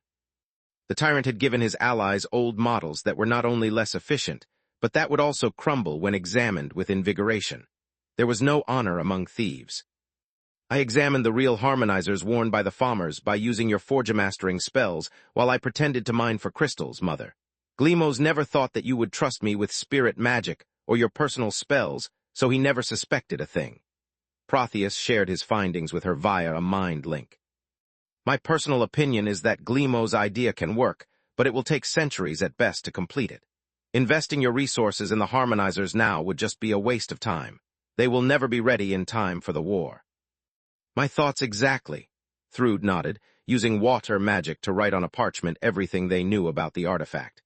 "Yet once I take the throne, just using them to expedite the formation of mana crystals and magic metals will make the kingdom unstoppable. With an army equipped only with Davros and white crystals, the other countries will kneel before you, Mother," Protheus said. "That's far in the future. I'm more worried about the present. What about Verhin?" she asked. "He's indeed powerful and has a talent for meddling in your affairs, but he's nothing much." The first doppelganger snarled at the memory of his defeat. "I've collected enough of his body to mimic and study it." "Good thinking. The more we know, the less of a threat Verhin will be. Show me this so-called Tiamat," Thrude said. Protheus recalled the bits of Lith's skin that he had stored during the fight, and black veins bulged out of his body. They spread like fire, burning everything in their wake and making the doppelganger scream in pain. The veins reached Protheus' face, forcing it to turn into a black slate with 7 white eyes and a mouth filled with teeth that was curled up into a cruel smile. "I see you." The black thing inside Protheus had a voice that sounded like the wind howling inside an abyss. It stared at the Mad Queens as it consumed the doppelganger, eating at it from the inside. "Damn it, Protheus, I told you never to underestimate an enemy." A snap of her fingers released a silver bolt of life maelstrom that burned the black matter before it could completely swallow its prey. A lot of meat and a few breaths of invigoration later, Protheus was alive but far from well. He had experienced what he usually inflicted upon others and found it terrifying. "I hate to admit it, but Orpal is right. Lith is too dangerous to be left alive," Thrude said while covering her foster son with a blanket and embracing him as he shivered from head to toe. "Give him everything he needs for his plan." Space. Lith and Solus were still embracing each other when images of Thrude and an odd throne room flashed in front of their eyes. After trying and failing to find a reasonable explanation for the phenomenon, they blamed it on the stress from Echidna's death and the impending war. "We'd better go home. The tower is reinforcing our emotional loop to the point that we are hallucinating," Lith said while opening a gate. "Agreed, I'll go first." Solus could recall words but not make sense out of them. "Solus, is that you?" A familiar voice asked the moment she walked through the dimensional door. "Kami," Solus replied, shocked at the sight of Lith's ex-girlfriend sitting in front of the fireplace with Alina while the kids sat on their laps. "Kami," she echoed, shocked by hearing such an intimate moniker coming from a person she barely knew. "I'm sorry, I didn't mean to get too familiar. It's just that Lith and I are linked and he still calls you like that," Solus replied in a hurry. "He does." Months had passed since their breakup, so the news shocked Camilla, but also brought a small smile to her face. "Kami." Lith arrived the moment the tower shrank to the size of a ring and slipped onto his finger. He didn't care sounding like a broken record, as long as he managed to not make that situation even more awkward. "Are you all right? Did something happen to you or Zinnia?" He realized how dumb those words were the moment he said them. With Zagar Vaster as their healer and his organization of abomination hybrids to protect them, there was little that could threaten their safety. "I'm all right, and so are Zinnia and the kids," Camilla said, having a hard time taking her eyes off the lovely petite woman in front of her. "I came here because Alina told me that you are having trouble dealing with the consequences of Zeska." Lith's mother had actually exaggerated her story to make sure that the two would meet. Alina and Zinnia had led Camilla to believe that Lith had been physically and emotionally scarred by the fight with Sirok. None of it was true, but after Echidna's demise, Lith looked exactly as Camilla expected him to be. What consequences? Lith shrugged. The army didn't like the Tiamat snatching the dragon's corpse, but I had warned them that unless they helped me, I would take it. My mission was already over, and without me, the regiment would have been wiped out. They should be grateful that my intervention nipped the revolt in the Nestra region in the bud. I'm not here as a constable, but as a friend, so I don't care about what the army wants, only about how you feel. Camilla could see the pain in his eyes, and wrongly assumed that it had to be something serious to have lasted that long. I could definitely use a friend. Lith scratched his head in embarrassment. Do you mind if we take a walk? I need some fresh air. Sure. She recognized their code word for something that couldn't be said in front of the children, and stood up after putting Lyria down her legs. Are you leaving already, Aunt Camilla? The little girl asked. No, don't worry. I'll come to say goodbye before leaving, Camilla said while caressing her soft blonde hair. But we missed you a lot in the desert, and you've just arrived. Aaron tugged at Camilla's shirt. Can't you at least stay for dinner? Chapter 1746, Unknown Threat, Part 2. Chapter 1746, Unknown Threat, Part 2. Please, Alina took her hand, making Camilla feel cornered. She looked at Lith, hoping for a way out. Please, he repudiated, and his sad eyes became the final nail in the coffin of her determination. I'd love to dine with you. See you later, kids. She walked in front of Solus, extending her a hand. Nice to meet you in person, Solus. You look great. Thanks, you too. Solus felt the awkwardness in Camilla's voice, yet her grip was firm, and so was her gaze. For a moment, Solus felt like a boxer studying her opponent on the ring right before the sound of the gong. Then, Camilla let go of her hand, put on her coat, and walked out the door, quickly followed by Lith. She had several comments about how pretty Solus was, and even more questions about how her relationship with Lith had evolved since his so-called partner had regained her human body. But after seeing Lith so glum, Camilla put everything aside. How is your work as a constable going? He asked. It was already bad when I was Gianni's assistant, but now that she's gone on her second honeymoon, it's a nightmare. I'm swamped in so many reports and so much paperwork that I need overtime just to deal with the daily activities. It's over 1 week since I haven't worked in the field, but it feels like years. I swear, if through attacks, I'm confident that we can defeat her army simply by drowning them in the paperwork that the war preparations require. They sure work on me, she chuckled while showing Lith the many paper cuts on her fingers. What about you? It's easier if I show you rather than tell you, especially because the members of the Queen's Corps are around, he said, offering his hand to her. Go for it. The moment Camilla touched him, the mind link showed her everything that had happened in Zeska, from Lith's demoting Pelan to the fight with the Black Dragon. Camilla was terrified seeing the power of the divine beast and his harbinger, seeing not only Lith's battle, but also Solus. Witnessing the void flames and Locria's demon joining the fray made everything even more scary. Yet Lith didn't stop there, and also showed her the meeting with Silverwing and the events in Fallow's mines. He wanted her to realize how deep Thrud's web of connections was, and to get rid of everything left unsaid between them. The mind link ended with Echidna's death that made Camilla cry a bit. Poor girl, she lived all of her life as a slave. I can't even imagine how she must have felt knowing that her destiny was in the hands of a bunch of strangers who only saw her as an asset. Not even a monster deserves such a cruel fate, she said. I'm supposed to know it better than anyone else since it's what Solus went through until she was forced to bond with me. What she goes through every time someone like Silverwing discovers the existence of the tower, or that I risk my life. Yet I'm such an asshole that when Echidna died, I was only saddened by the loss of the opportunity to study her bloodline abilities. What's wrong with me? He asked while looking at Camilla in the eyes. She pondered those words for a while, questioning herself and the reason she felt compassion for a stranger like the farmer, and yet she had never shown such consideration for Solus. After all, the only difference between Echidna and Solus was their master. You are not an asshole, you are just human. See? Camilla showed him her hand again, and how Lith had instinctively healed her during the mind link. You are the reason Solus is a happy woman instead of a crazy artifact like Night. You are the reason both our families are happy instead of being trapped by misery. Zinnia, Solus, and I will never forget what you have done for us. No one asks you to be perfect, so stop beating yourself up. Thanks, Lith nodded, feeling a burden lifting off his chest. By the way, if Mom didn't call you, I would have. I really needed to talk with you.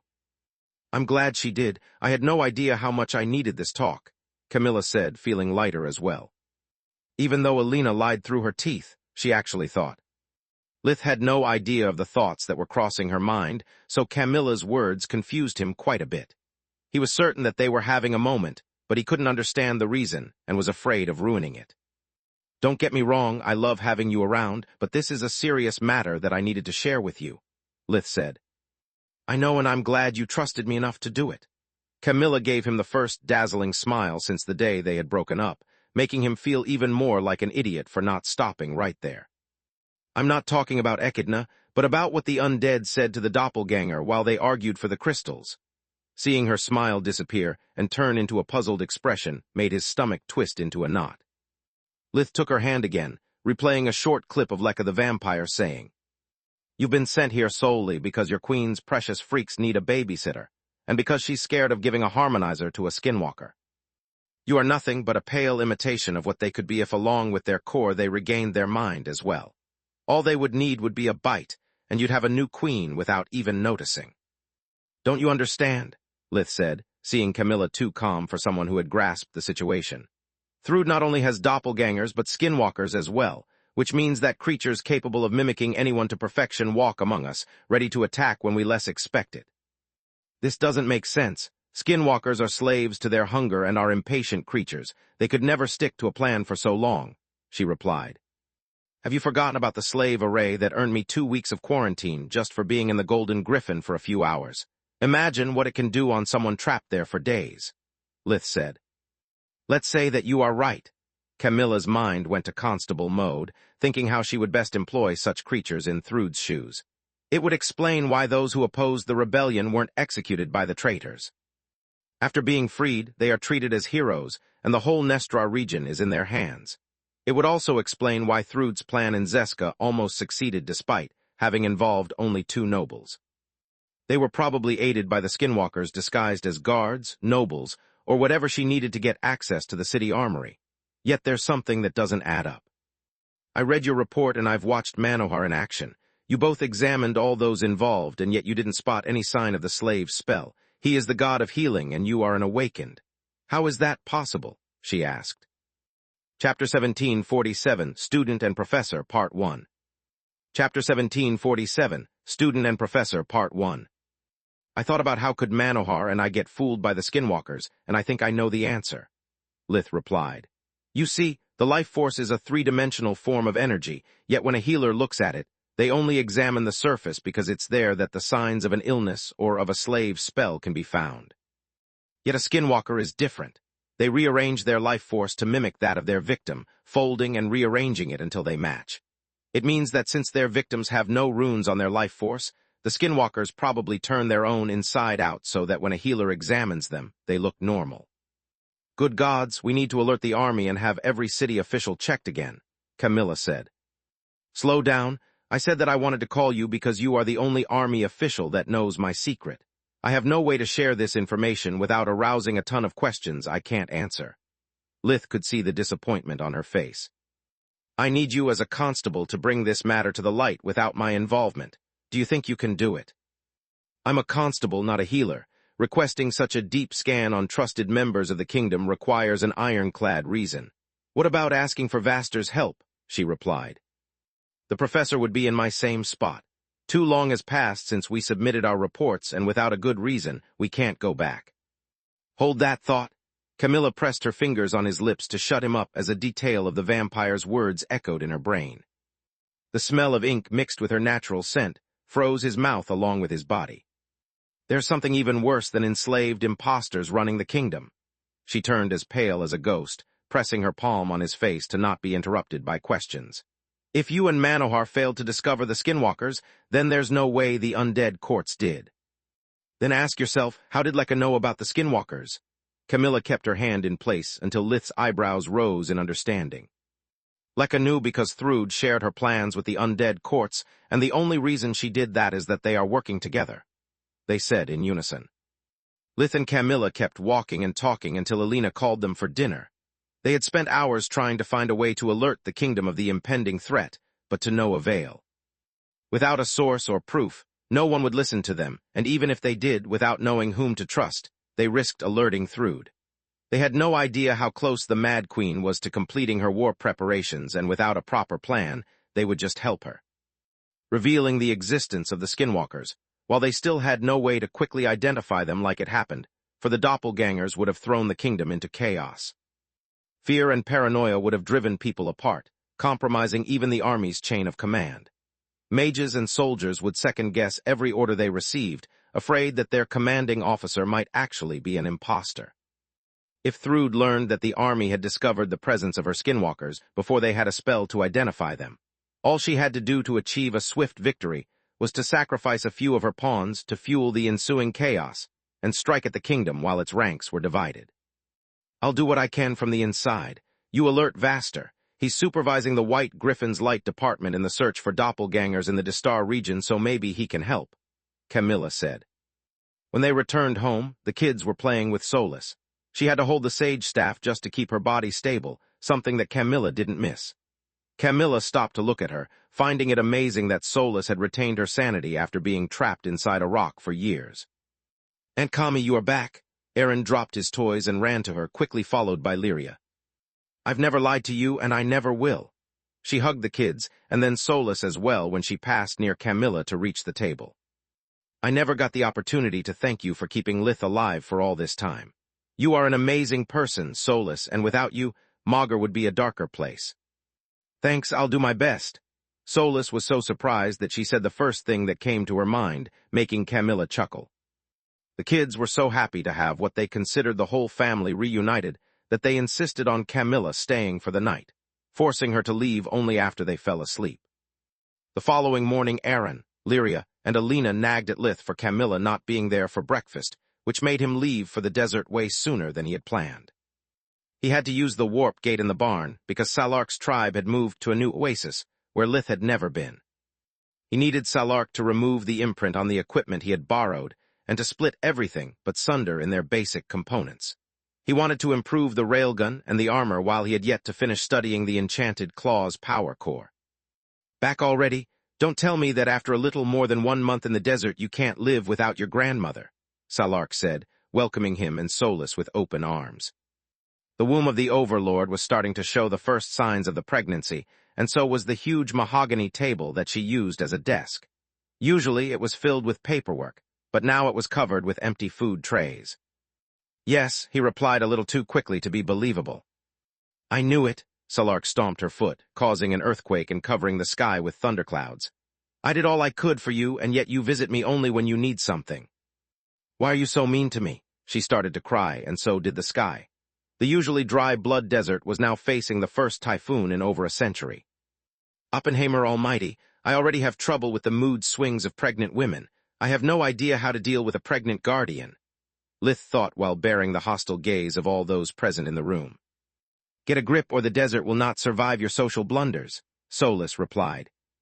I'm sorry, Grandma. I did come here for your creation magic, but I brought you gifts. Lith gave her a cheesecake, some donuts, and various new flavors of ice cream.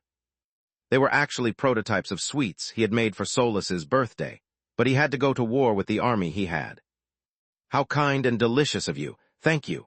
Salark now cried with joy, and the typhoon turned into a misty spring rain that cleared the sky as soon as she tasted the first donut. Can I have the recipe, please? Yes, Lith gave her a few papers. I still have to perfect them, and I'm open to suggestions. Chapter 1748, Student and Professor, Part 2. Chapter 1748, Student and Professor, Part 2. Salark gestured him to pass her the equipment he wanted to recycle, while she wrote a small tome about the different kinds of sweets she wanted to try. Lith Manohar IV Verhin, you are a hard man to find. A petulant, annoying, and yet familiar voice said. I have no middle name, and even if I had it, it wouldn't be Manohar IV. Lith said to his old teacher and sort of friend, Krishna Manohar. I understand that you are upset. No one likes getting 4th place, but there's no other choice. The 2nd and the 3rd are already taken respectively by Marth's 1st and 2nd born, he replied. The god of healing was a man in his early 30s, about 1.74 meters, 59, tall with black hair streaked silver. He wore the uniform of the professors of the White Griffin and had several handcuffs on both his wrists. The bloodstains on his face and hands were the proof that whoever had been tasked with keeping him restrained had done their best, yet they had failed nonetheless. Finding me is easy since you have my communication rune. How did you get here and what do you need me for? Lith asked. Contrary to his expectations, the usually rude professor gave Salark a deep bow before answering. Well, yes, but technically no. If I called you, they would know where to find me and hunt us both. As for your questions, I got here through the Desert's Gate network that the Overlord graces me to use, and I need you for the most important of tasks. The fate of the kingdom depends on it, Manohar replied. Wait, if you are on an official mission, then who is after you? Lith's mind went to Thrude and her army of shapeshifters. Taking Manohar down would have crippled the kingdom's military strength, and its ability to counter her army of enslaved creatures at the same time. The royal constables and Marth, who else? The mad professor said like it was an obvious answer. Why would they try and stop you from performing your duty? The more Lith heard, the more his head spun in confusion. You can ask them yourself when we are done with the mission. Manohar took his Forgemastering wand out of his pocket and cast a Tier 2 spirit spell that was an enhanced version of Clean Slate. The shackles fell on the ground, their magical imprint jammed and put into stasis, disabling even passive enchantments like tracking spells. What the heck? Solus thought while wearing the eyes to better understand the situation. Didn't he learn spirit magic just a few days ago? He went from Tier 0 to Tier 2 without any help, Lith thought. Remind me to thank Quilla. Without this little guy that ignores stuff like arrays and normal means of magical detection, I would have never managed to escape. Menadian must have been a genius almost on par with me, Manohar said, looking at the silvery wand with respect. You never cease to impress me, god of healing.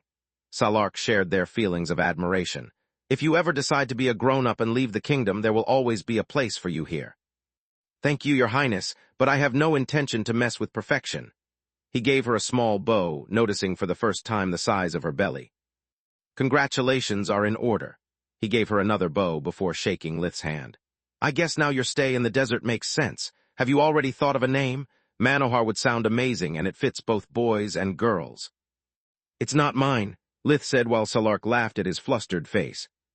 There's nothing shameful in a love triangle in your age. Manohar pointed at Solus while admiring the 7 streaks in her hair. Like every great healer, you sure like to expand your horizons. First tall, then medium, now pint-sized. I'm not pint-sized, Solus replied. And I'm not a runaway, the mad professor said, making Salark laugh harder. You have the streaks and the temper to be Silpha's daughter. Also, you are quite plump and older than Lith. Has she sent you as a honey trap? You son of a being called short, old, and fat made Solus jump at his throat. What's your mission? The murder attempt would have succeeded if Lith hadn't stepped between them to keep the quarrel from escalating. Our mission, to be precise. I'm Vaster's best man, and you are his favorite student, so it's our sacred duty to throw him a bachelor party. Manohar's solemn tone left Lith stunned for a few seconds, until he realized that it wasn't a joke. Why do you need my help? Because I have never attended one, and I've been proven more than once that few people share my idea of a pleasant evening. These are Vaster's final days as a free man, and I want them to be memorable. Also, I'm dying to experience my first bachelor party. For some reason, people never invite me, so I've decided to throw one myself. Yet I have no clue where to start. That's why I need the help of a libertine. Manohar conjured a hologram of every woman Lith had ever dated on Magur. The list was creepily precise, except for the final 2 entrances, Salark and Solus. The overlord of the desert started to cry from laughter at Lith's betread face, while he gritted his teeth and hands.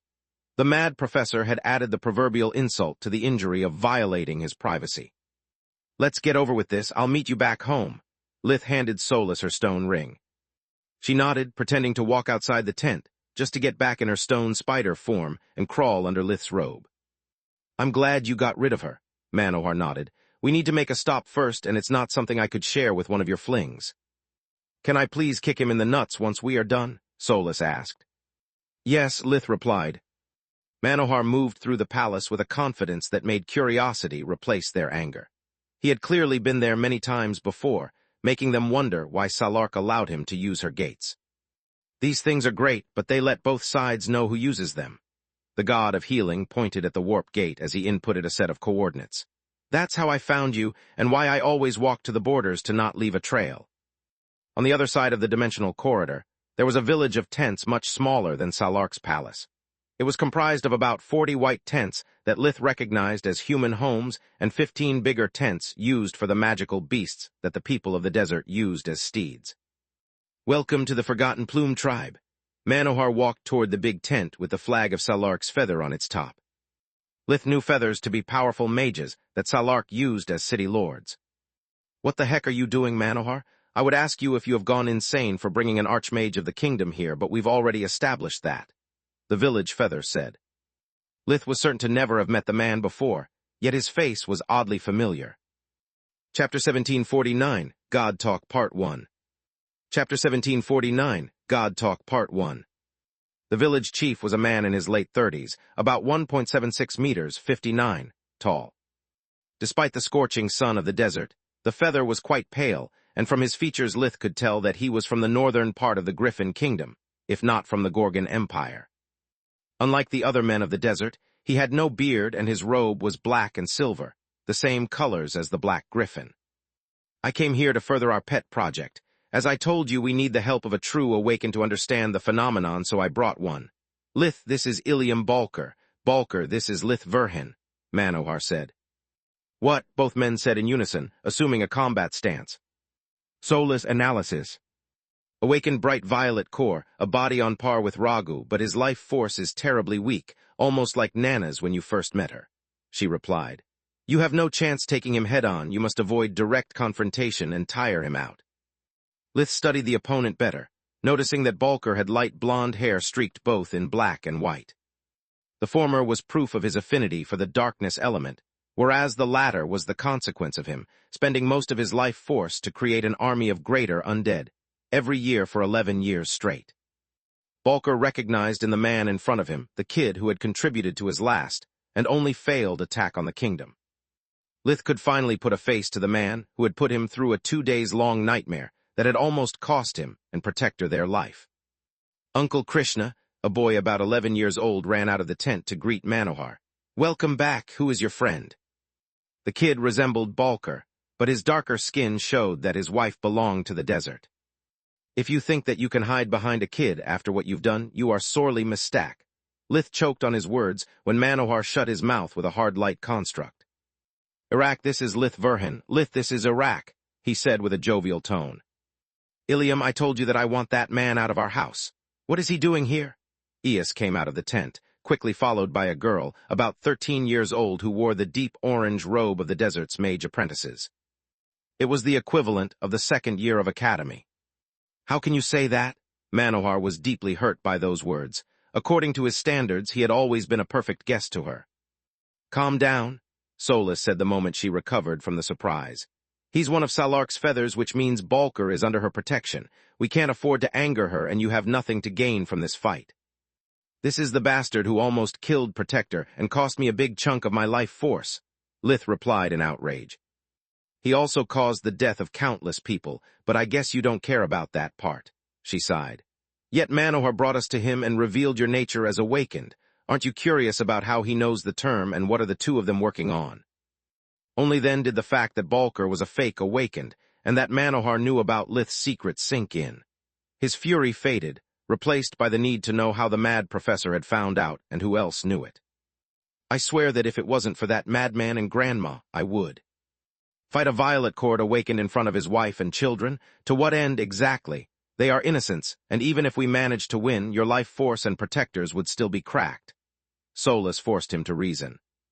Manohar was still holding Lith's arm, and logic told him that beating both of them was impossible.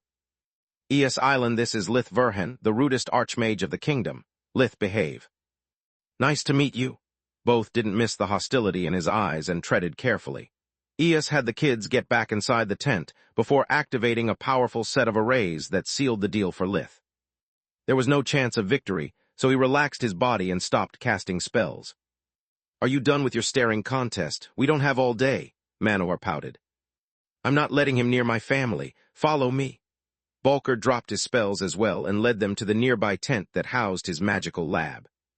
Lith had Solus turn the eyes into contact lenses and scan the area.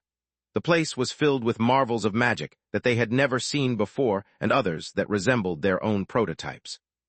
A wave of Balker's hand cleared a table from the papers, and the flasks filled with magical ingredients that covered it, making 3 uncomfortable wooden chairs appear. The god of death clearly wanted the meeting to be as short as possible. "You know that he isn't human, correct?" Balker gestured them to sit down. I don't see the relevance of your question, but yes, I know, Manohar shrugged. You do? Lith was so shocked that he lost control of gravity fusion, smashing the chair under his weight. When and how? From the time you got back from Hurriol and were quarantined, Manohar replied. Back then, I had already collected enough data to make sense of the awakening phenomenon, so discovering your hybrid nature and the source of your powers was easy.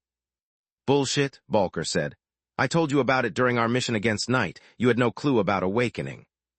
That's how you defeated one of the horsemen, Lith said in amazement. You had Balker's help. That's a crude and inaccurate reconstruction of the events, Manohar said with an indignant tone.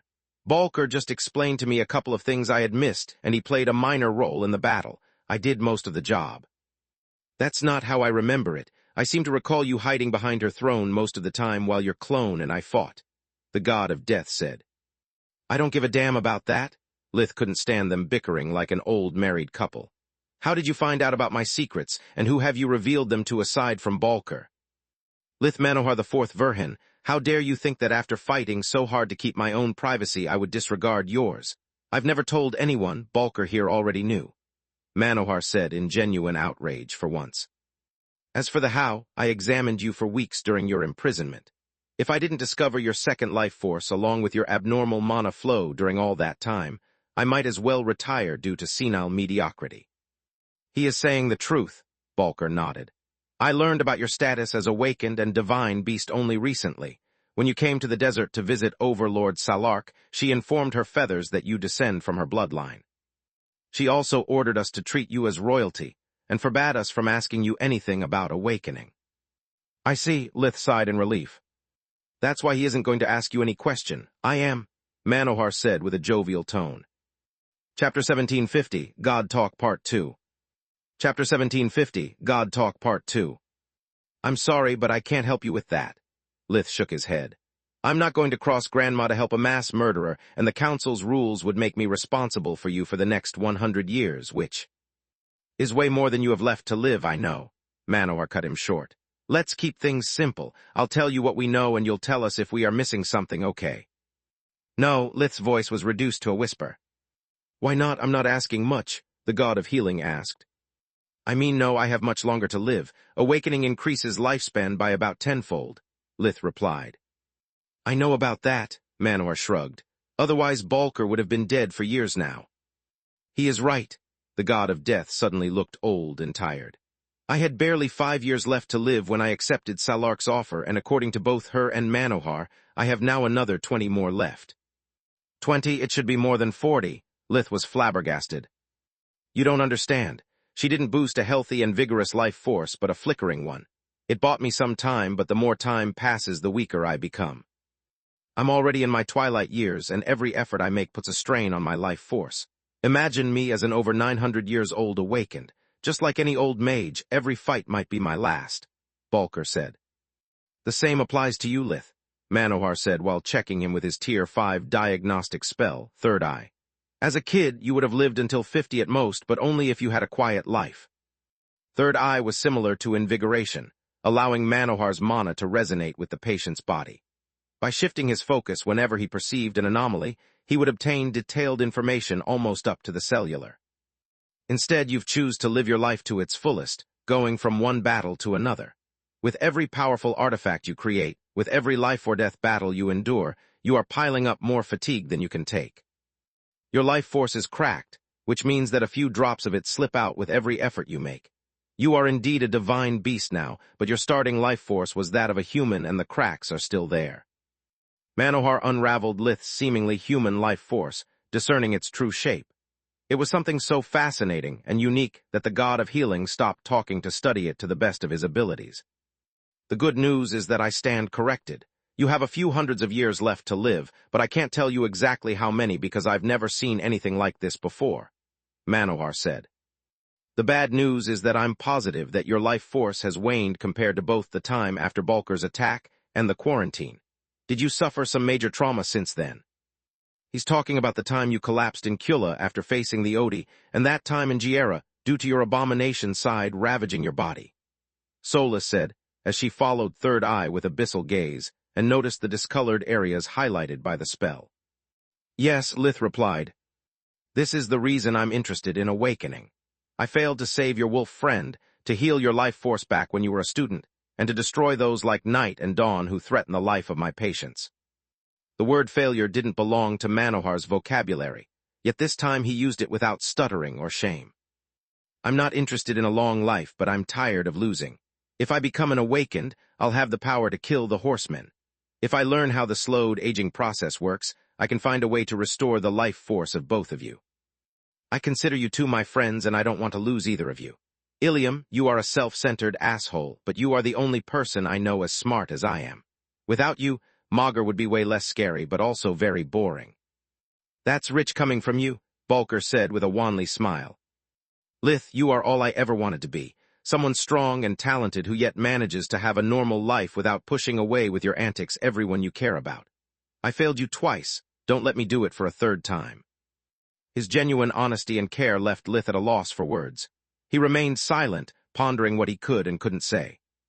Even though I may have much less time left than I believed, it's still too long for me to make an enemy of Grandma and the Council, Lith said. Yet there are a few things that should help you. First, the source of our magical powers is something called the mana core. The power of a core depends on the quality and quantity of mana it stores. The weakest core is deep red, while the strongest is violet, just like it happens for fire. Lith raised 6 fingers, lighting each one of them with a flame of a different color. I see, that's why the color of the mana coming out of the eyes of a mage when they are angry is used to estimate their talent. Manohar nodded as he and Bulker lit their eyes with bright violet light. One of the biggest differences between a normal mage and an awakened is that an awakened can develop their core to violet even if they were destined to be stuck at red their whole life. Lith tuned his eyes ablaze as well, showing deep violet energy with several brighter streaks. That's how you've developed your talents even though you are not a natural like us. Bulker and I reached the bright violet way before 20, the god of healing said. Yes, but there's also a catch. An awakened can't exceed bright blue unless certain conditions are met. At the same time, anyone who reaches the blue level cannot awaken without help, and those who reach the violet can't do it at all. What do you mean? I was a bright violet before awakening and here I am, Bulker said. Salark is a guardian, common sense doesn't apply to her. Lith shook his head. Just know that an awakened violet core has its mana spread evenly throughout the body, whereas people like Manohar have their mana compressed inside their core. Once the awakening process starts, without the power of a guardian to contain it, his body would explode. Lith showed them a body refining process going awry through a hologram. The bones, skins, and even the internal organs have to undergo a mutation to withstand such a powerful mana flow. Last, but not least, even if for some reason a violet cord survived the awaking process, they would be downgraded to bright blue. That's depressing. Manohar had Lith replay the hologram over and over, making questions and taking notes of the answers. I'm not going to divulge the secret of awakening nor the method to reach the violet unless you find a way to survive. I'm willing to take calculated risks, not gamble on dumb luck, Lith said. Chapter 1751, Talent Borrows, Genius Steals, Part 1. Chapter 1751, Talent Borrows, Genius Steals, Part 1. That's fair, Bulker nodded. Let me tell you a few things, kid. Don't be too quick to judge me because I've heard a lot of things about you and very few are nice. You have no idea how it feels when your own country betrays you out of petty interests and takes away everything you love. I actually do. Lith thought back at how the legal system had betrayed him, leaving Carl's death unpunished. I doubt it, based on what I know about you. In my shoes you wouldn't have acted any different, Bulker said. Also, remember that yesterday's enemy can be today's friend. Don't focus too much on the circumstances where you met someone and consider instead how they act once your interests align. Manohar and I fought a lot in the past, yet now we work together on many things. Here, take a look. The god of death showed Lith a small cube with a white crystal at its center. By my mom, that's a working memory crystal with no cloaking device, Solus said as the eyes started to analyze the runic inscriptions. Is that a replica of the spell-hoarding cube? Lith was glad to have never mentioned the importance of breathing techniques as Manohar passed the artifact to him. No, that would be beyond even our combined abilities, Manohar sighed. Yet while I borrowed it, I managed to study it enough for Zagar to understand the underlying principles of the cube. Ilium provided the crystal necessary for it to work and Orion assembled that cheap copy. I call them memory crystals, They are the reason my creatures were so powerful. Balker used life vision to make sure that Lith didn't cast spells, but he couldn't spot abyssal gaze flowing inside the proto-cube. How is this a cheap copy? Lith thought while his breathing technique revealed to him a complex power core surrounded by so many mana pathways that they overlapped, forming a sphere. On top of that, aside from the parts where the white crystals came out of the cube, every centimeter of its surface was covered in runes, most of which he had never seen before. Solus, is there any chance we can study the proto-cube thoroughly? No way, she replied while using her brain, Lith's, and the tower's power core as a third processing unit to expedite the scan. Even the basic activation spell is different from Aelin's, and to make sense of the rest, I need to study it first. The silver lining is that while Aelin's golem skeletons were a complex device, the proto-cube is relatively simple, and its rune strings are straightforward. If we manage to understand even the basics of the proto-cube, it will save us months of research. We might even start working on building your golem assistants. Buy as much time as you can. As soon as Abyssal Gaze had revealed Lith every detail that Solus could memorize, he returned the pseudocube to Balker. While in the presence of a fake awakened genius, it was better not to be too greedy. After all, the eyes would keep scanning the pseudocube undetected, as long as the god of death kept it where Lith and Solus could see it. I can understand Vaster, but Orion, how did the four of you end up working together? Knowing his loyalty to the kingdom, I would expect him to attack you on sight. Lith asked, while Balker checked his prototype for any sign of spells or tampering with life vision.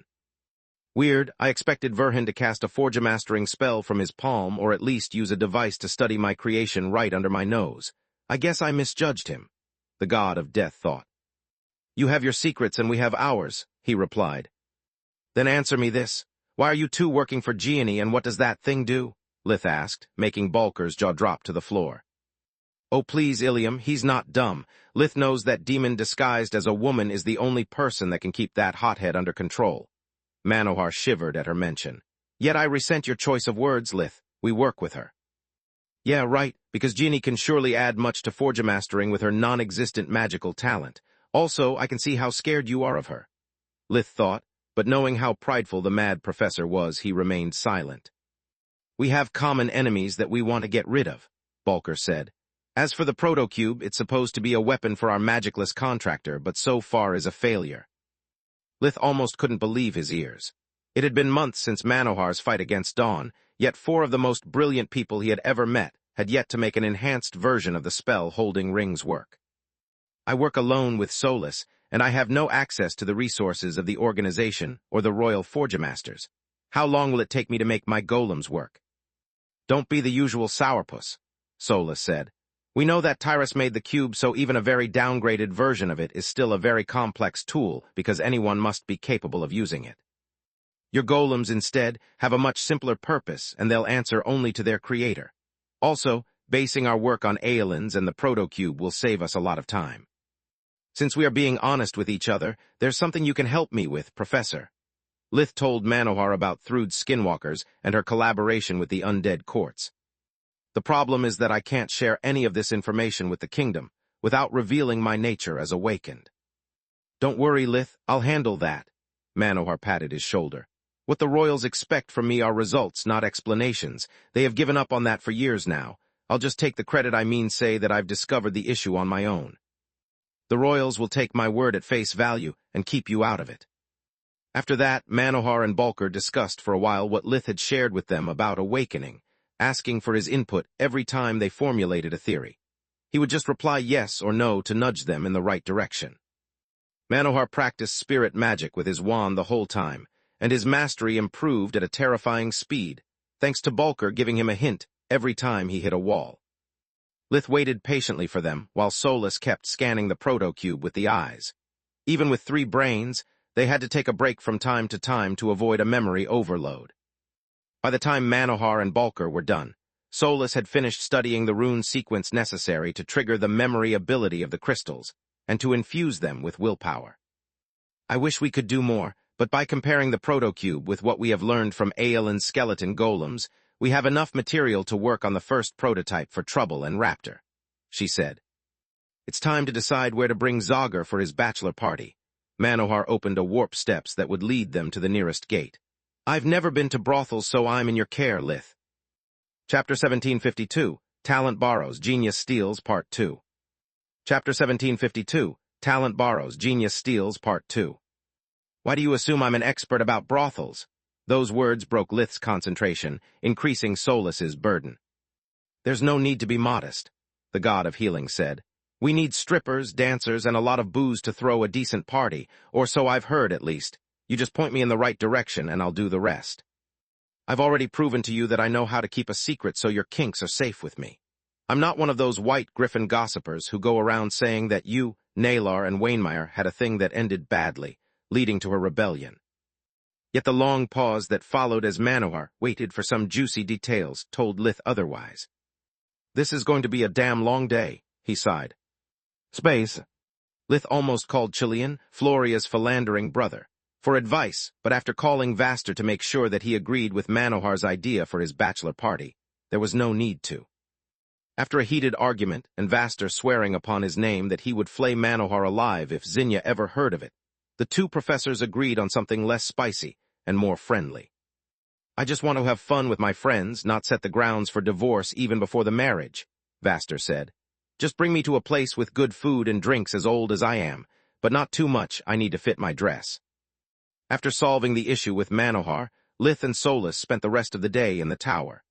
They needed time to decipher what they had just learned about memory crystals and compare it with their previous knowledge.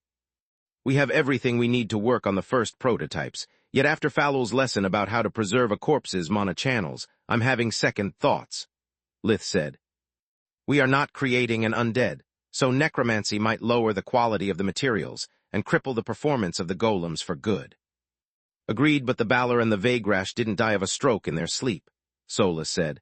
Their bodies are broken and battered. If not repaired, they might fall apart during the forgemastering process. Both choices are equally bad. I guess that my best option is to ask the opinion of an expert, Lith sighed. They finished working on everything they could on their own before going to Fallow's lair. The Hydra was in an excellent mood, humming while the complex spells she weaved moved heavy pieces of metal along the lines of a forgemastering circle that encompassed most of the cave. Fallow wore the hands of Menadian on her human form, using them to channel the world energy coming from both the arrays in her lair and a huge pile of white crystals that lay in the middle of the circle. The single pieces came close to each other slowly, assembling together to form what looked like part of an armor. What are you doing? Solus asked. Crafting my self-equipment. I'm testing the hand's potential now that I've grasped how they work, Fallow replied. Without a mana geyser, Lith was flabbergasted, you are just wasting a lot of magical metal. I'm not silly, she tapped his nose with her gloved hand. First, that's just orichalcum. Not even the richest dragon is mad enough to use adamant for a prototype. Second, I forgemastered every single piece while on top of a mana geyser. Why do you think I'm not using the mana well technique? She pointed at the lack of a forge and a hammer. Do you really think I'm that stupid? Still, it's a lot of orichalcum, Solus said. Also, considering that your best mine has been recently pillaged, I think it's unwise to take out so many white crystals. They would have helped new gemstones to germinate more quickly, and in the long term they would have made up for your losses. Oh, that's the best part. The materials don't come from my mines. Do you remember that I told you that Ajeter and I had to face the plant, an undead lord of the Distar region? Yes, Lith nodded. They pillaged your resources during your absence and you demanded compensation. That and that are part of said compensation. Fallow waved at both the floating metal and the pile of crystals. That's why I'm in such a good mood. The council rewarded me for the information we brought them about Thrud by making those jackasses Jihan and Grenjork pay dearly for their trespassing. How does that forgemastering circle work? Lith asked. It's similar to the process the fake mages used to build your academies, Fallow replied.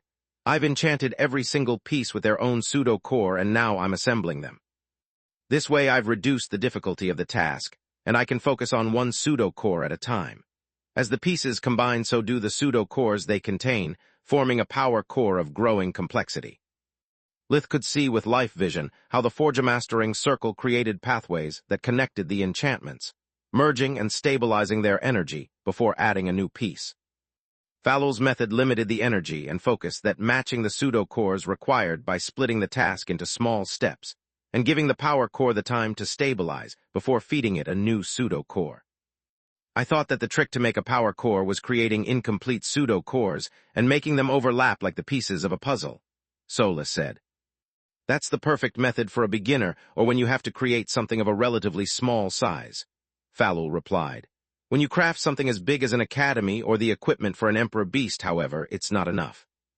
The energy amplification effect of the magical metals, coupled with the massive amount of mana necessary to enchant something that big would be too much even for an awakened. Why didn't you teach me about it? Lith asked.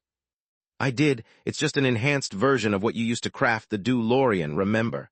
Falul chuckled. This is my personal spell, and you have yet to work out how to craft a complex power core for standard equipment. As I said about blade tier spells, you already have too much on your plate. Focus on one thing at a time because if you spread your resources too much, you'll achieve nothing. The Hydra snapped her fingers, sealing Lith and Solus in a space that kept them from using their mystical senses or the eyes to peep at her workings. Tell me the reason you are here and don't worry about my work. I'm good at multitasking. Lith explained to her his worries about how to restore the corpses without destroying their magical properties. Why would you do that? It makes no sense, Falul asked. An awkward silence ensued as Lith and Solus pondered how much of their research they should share. This is offensive. You want me to teach you everything you need to help you devise solutions for your problems, and yet you refuse to share anything with me? If you don't trust me, stop wasting my time. The Hydra called out their double standards, and realizing she was right really hurt. Chapter 1753, A True Mentor, Part 1. Chapter 1753, A True Mentor, Part 1. Fine, Solus told Falul everything about their plans for semi-sentient golems, and using the whole corpses as materials. See, only an idiot never shares, the Hydra said with a smug grin. Without this information, I wouldn't have been able to help you and your golems would have been defective from the start. Do you have the solution? Lith said. Of course I do. Actually, you had it already. The trick here is to simply mix infusion and second life. A corpse cannot be repaired without necromancy, but using it would destroy the mana channels. What you have to do is to use infusion to coat the corpses with a magical metal and to replace the missing parts. Then, use second life to make sure that the mana channels in the metal and the corpse match. This way, not only will you repair the damage as you planned, but you will also improve the durability of your golems by expending a little amount of adamant, Falul said. This is brilliant. How can I possibly repay you? Lith asked. I have an idea or two, she giggled. Once I'm done with the armor, I will be done with my backlog and I'll have worked a serious appetite. Didn't you ask me out a few days ago? Falul twirled her hair, yet she never stopped assembling her armor. Lith found it equally hot and annoying. He wasn't used to being the one put second to work. Tonight, how am I supposed to make a reservation to a nice place on such short notice? That will not be an issue. Falul dismissed the matter with a wave of her hand. I don't want to go to a human restaurant. Their kitchens don't have enough food for a Hydra, and the other customers would look at me like a monster. That's why I took the liberty to book a table at Hogg's Traveling Tavern on your behalf. At Hogg's, Solus's mouth dried up. She had almost forgotten about the date, hoping that neither of them would ever mention it again. Yes, excellent food, good company, and alcohol strong enough to make us pleasantly intoxicated. What more could you want? Falul shrugged. The reservation is for 8 o'clock, so wear something nice and be here at 7:30 sharp. Bye. Another snap of her fingers warped them outside the lair. Are you sure you want to go out with Falul? Solus tentatively asked. She may not be our mentor anymore, but things could get awkward between you two. Indeed, I still remember how after Cedra's death and Camilla breaking up with me, Falul said that if we kept drinking, we might have done something that we would have both regretted. Yet now she was pretty specific about the alcohol. Lith nodded. I have no idea if my childbirth control spell works on Emperor beasts as well, because I've always dated humans, but asking her about using protection might kill the mood. That's what you are worried about? Solus had a hard time not kicking him in the nuts. We are both adults, he shrugged. I asked her out, she said yes. I trust Falul enough to know that, as long as I don't act like a creep, even if the date doesn't go well, we can still be friends. I have no expectation for the night, but as a responsible person, I must take into account all possible scenarios. Mom can say what she wants. I'm not ready for children. Solus stared at him blankly, not knowing whether to compliment him for his thoughtfulness or to strangle him for his lack of tact towards her. Maybe I should ask Protector. He's an Emperor beast as well, after all. Lith mistook her silence for focus, believing that she was pondering the issue as well. Yes, Protector should know best, she said with a deadpan voice. Let's hope that he manages to make Lith see reason. I mean, dating a Hydra, what about me? She thought. I just add an odd thought about you, Soulless.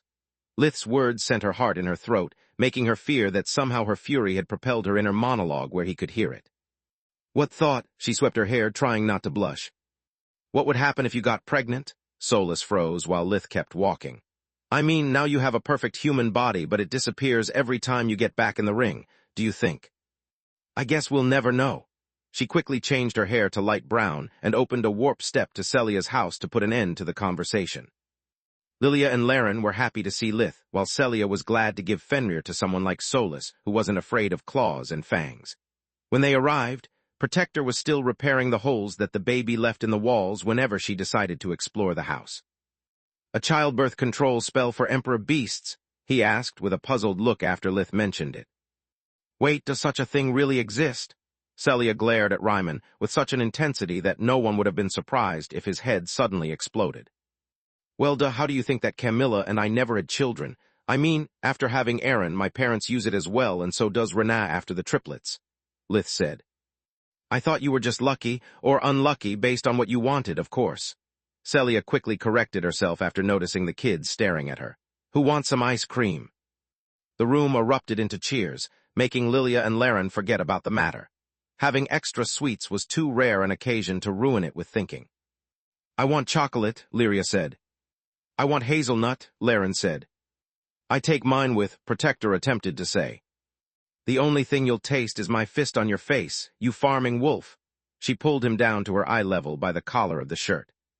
Her voice was a low snarl that made Ryman whimper and Lith think that she was the Emperor Beast of the two.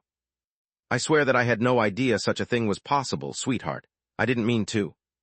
Sweetheart, my tight ass. She slammed him against the wall while Lith covered the quarrel with a well-timed animated movie.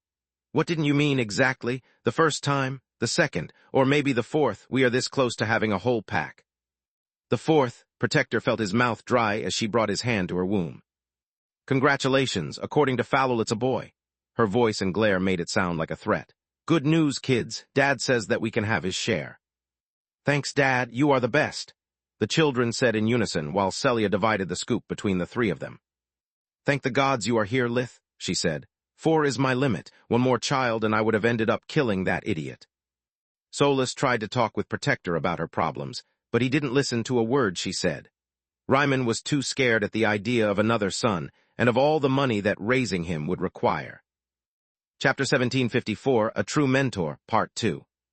Chapter 1754, A True Mentor, Part 2. Gods, what have I done?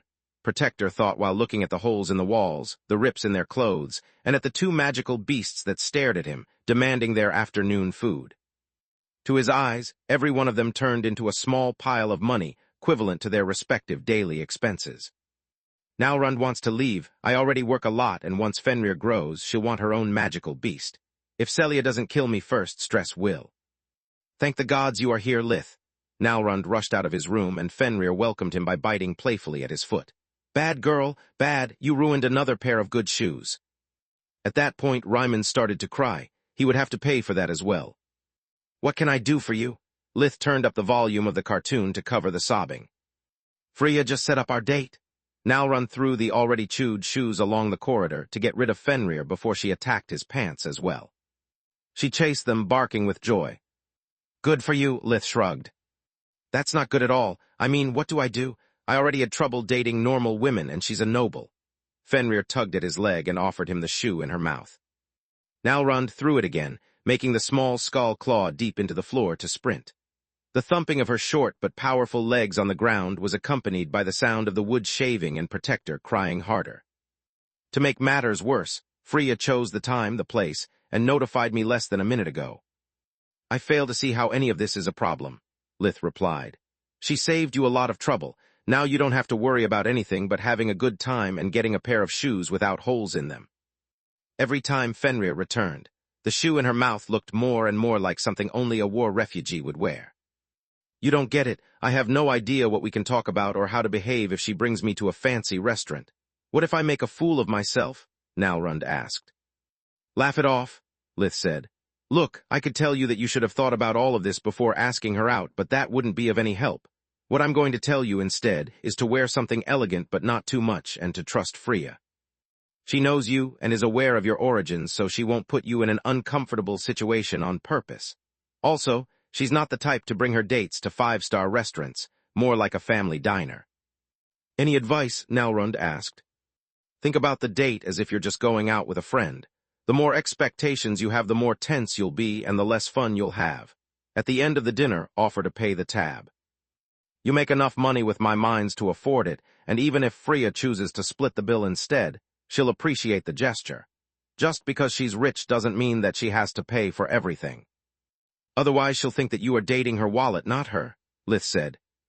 This sounds more like you than her, but it's still good advice. Here's mine. Always use protection. Celia poked at Nalrund's chest with an ice cream-stained spoon. She was so angry that she would have gladly eaten the whole tub, but then the kids would have asked their share. Then they would have gone on a sugar rush, and Celia would have to spend the rest of the week fixing the house. Yes, ma'am, Nalrund nodded. Lith left Celia's house still filled with doubts, with Solus by his side who grumbled for unknown reasons. It's hard to believe that someone can be as dumb as Protector. Celia has every right to be angry at him. Lith chuckled, trying to lighten her mood. It's not hard to believe at all, but I agree on the rest. Celia's anger is more than justified. Solus snarled, finding the issue far from amusing. Judging by her reaction, it seems that Solus took it personally, and that she's actually talking about herself. Lith thought. Do you want to come with us, or do you want to stay at the tower? He asked. Solus stopped abruptly, face-palming with a boom of thunder that startled the members of the Queen's Corps before taking a deep breath. No, thanks, she replied with a voice as cold as an ice age. I'll stay in the tower and work on a breathing technique of my own. Abyssal gaze is great, but I can't use any of the breathing abilities you are developing because I lack your eyes. Then she turned around and walked back to the Trawn Woods, without turning around even to say goodbye. I'm sorry, Solus, he thought as soon as she was out of the range of their mind link. I may seem insensitive, but I'm doing this for you. I want to be a part of your life, but as long as you don't have one of your own, I'd be your entire life, and that would be toxic for both of us. The time of his date was near, so Lith wore a dark blue blazer over a white shirt and black pants. He followed his own advice to Nalrund, choosing clothes that would look nice on him without overdressing. Then he went to pick Falul up, arriving on her doorstep exactly at 7:30. He knew that being early would have been rude, arriving on time meant having to wait a lot, and that arriving late would have been even ruder. Much to his surprise, the Hydra walked out of the mystical gate immediately. In her human form, Falul looked like a woman in her mid-20s, about 1.7 meters, 57, tall.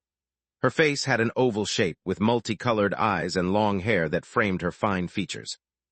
Unlike a normal woman, her hair wasn't of a regular color with streaks related to the element she was more attuned with, but bore the 6 colors of the elements plus the emerald green of mana. She was wearing a white dress with a colorful flowery pattern that left her arms and shoulders exposed. It was still late winter, so the air was quite chilly, making her shiver due to her sensitivity to the cold. It made her a little paler than usual, emphasizing her rep lipstick and the light makeup around her eyes, making her look even more charming than usual. Let's move before I go into hibernation, she said with a chuckle while hugging Lith's arm in search of warmth. The grace with which her slender body moved along with the warmth of her voice emphasized Falul as a whole, making the final result much more stunning than the sum of the single parts. You look lovely, but if you are that cold, you could have worn something heavier. Lith gave her his blazer, which she promptly accepted. Thanks, but I'm not so insensitive to look like a bear on a first date, she pouted, pretending to be offended. Beauty has its price, and I'm willing to pay. Chapter 1755, Dinner with Surprise, Part 1. Chapter 1755, Dinner with Surprise, Part 1. Why are we still here? Falul asked after they stood for a while in front of her lair. Because Hogg's Traveling Tavern is true to its name and moves around Garland. You made the reservation. I have no idea where it is now, Lith replied. Point taken. She waved her hand, opening a warping array that led them straight to Dirios, the capital of the Distar Marquisate. Lith recognized the middle rim of the city, noticing that Hogg's establishment blended perfectly with the other buildings, looking like it had always been there instead of just for a couple of days. Most passers-by found it odd, and only a few were brave enough to walk through the solid wooden door. From the outside, the tavern didn't look like much. A rectangular one-story building made of stone with several squared windows and a door that sealed all the noise inside except for the brief moment when it was opened. The most peculiar thing about it was a huge neon-like insignia that said, "Hogg's Traveling Tavern."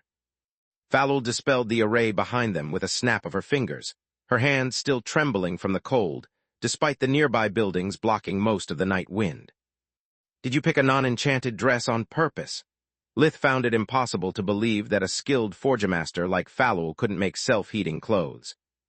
"Guilty as charged," she giggled while they stepped through the door. "It makes even a mighty hydra look frail and arouses a gentleman's instinct."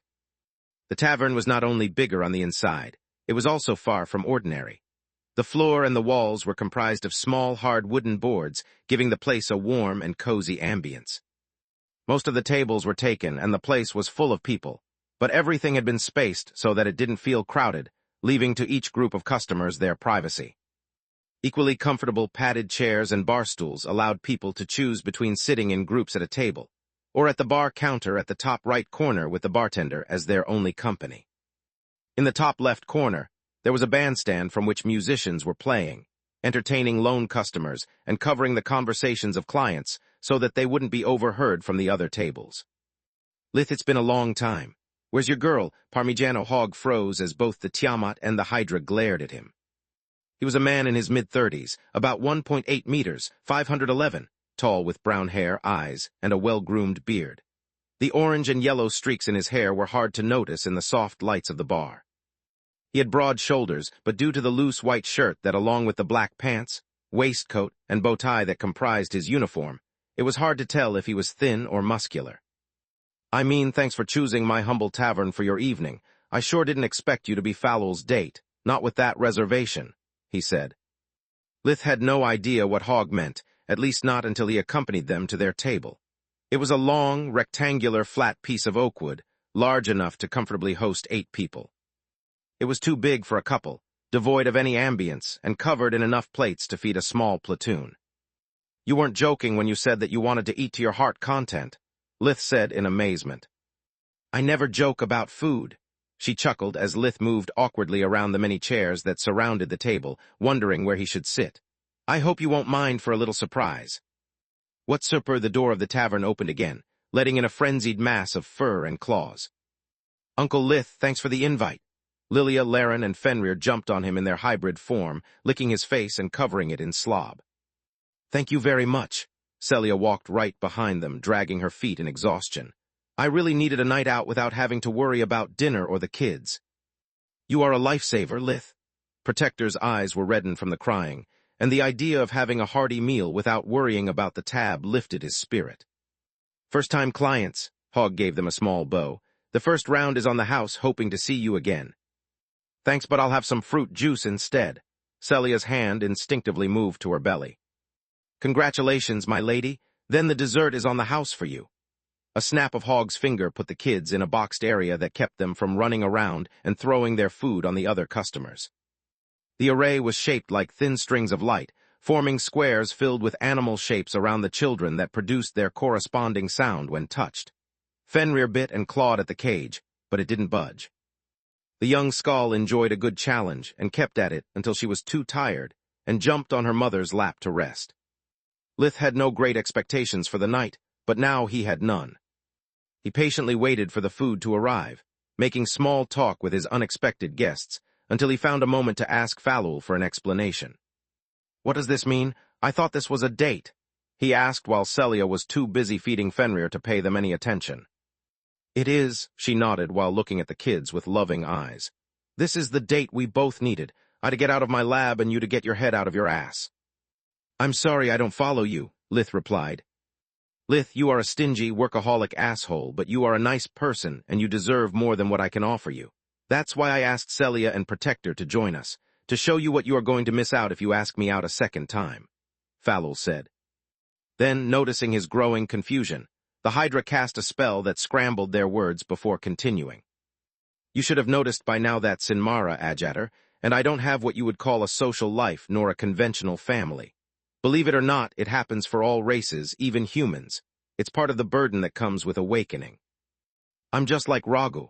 I only have time for my research and my apprentices. I don't have any desire to get into a serious relationship and spend the next few decades squabbling to make it work. That's what you want because you are young and inexperienced, but I've already played this game enough times during my over 300 years to know how it goes. At first, it's all roses and butterflies, then once the honeymoon ends, we both go back to our labs. And that's the beginning of the end. We are both mages and we know that doing real work takes time, effort, and focus. A single project requires months of research, during which we could only meet if and when our breaks overlap. We'd be sharing only the crumbs of our individual time together. Though we both know it's unreasonable to ask either of us to drop everything just to cuddle, we'd still feel bitter every time one of us needs the other but they're too busy. Chapter 1756, Dinner with Surprise, Part 2. Chapter 1756, Dinner with Surprise, Part 2. Rationally, we understand and accept it, but a relationship is not based on timetables and cold logic. It's born from feelings and dies with them. On top of that, the long life of awakened makes them consider months as days and years as weeks. I've had many relationships crumble because I would isolate myself to finish a research, discovering that so long had passed that my partner had assumed we had broken up and moved on. Many awakened keep many relationships at the same time not because they are fickle, but because when they need to take a break from it and their significant other finds someone else, decades can pass before they are both available again. You deserve someone like Celia that will count the days you are apart instead of losing track of them. Someone that can give you a full life and not just fill the pauses in between your experiments. Someone like Solus or Camilla, Falul said. Lith pondered her words for a while before sharing with her what Manohar had told him about his crippled life force. That man really is a genius, but he's also a jerk. He shouldn't have told you. Falul grunted while eating her 15th steak and ordering the 10th refill of beer. So it's true, Lith suddenly lost his appetite. Why do you think Salark is helping you so much and I asked so little from you? The Hydra replied. You are a burning candle and we both want you to reach your full potential in the time you have left. Why did you hide it from me? Because it would have increased your burden to the point of driving you crazy. You already had to deal with your hybrid nature, your abomination side, death vision, and all the shit that both the kingdom and the council threw at you. If I told you the truth, you wouldn't have enjoyed your relationship with Camilla and would have rushed things, knowing that your time was limited. Then after she discovered about Solus and inevitably broke up with you, the failure of your marriage would have scarred you for a long time.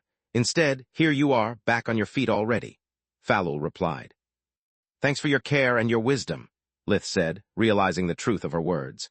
Was it really necessary to make a mess of this date, though? Good company and a warm smile can sugarcoat even the harsher of truths. I think that seeing how much I eat and how I eat would have turned you off anyway. Falul ate the steaks whole, her mouth deforming to thrice its original size like in a cartoon to chew them. She had drunk more beer than her human body could reasonably contain and kept ordering more. It was indeed an unsettling sight that clashed with her lovely and lithe appearance.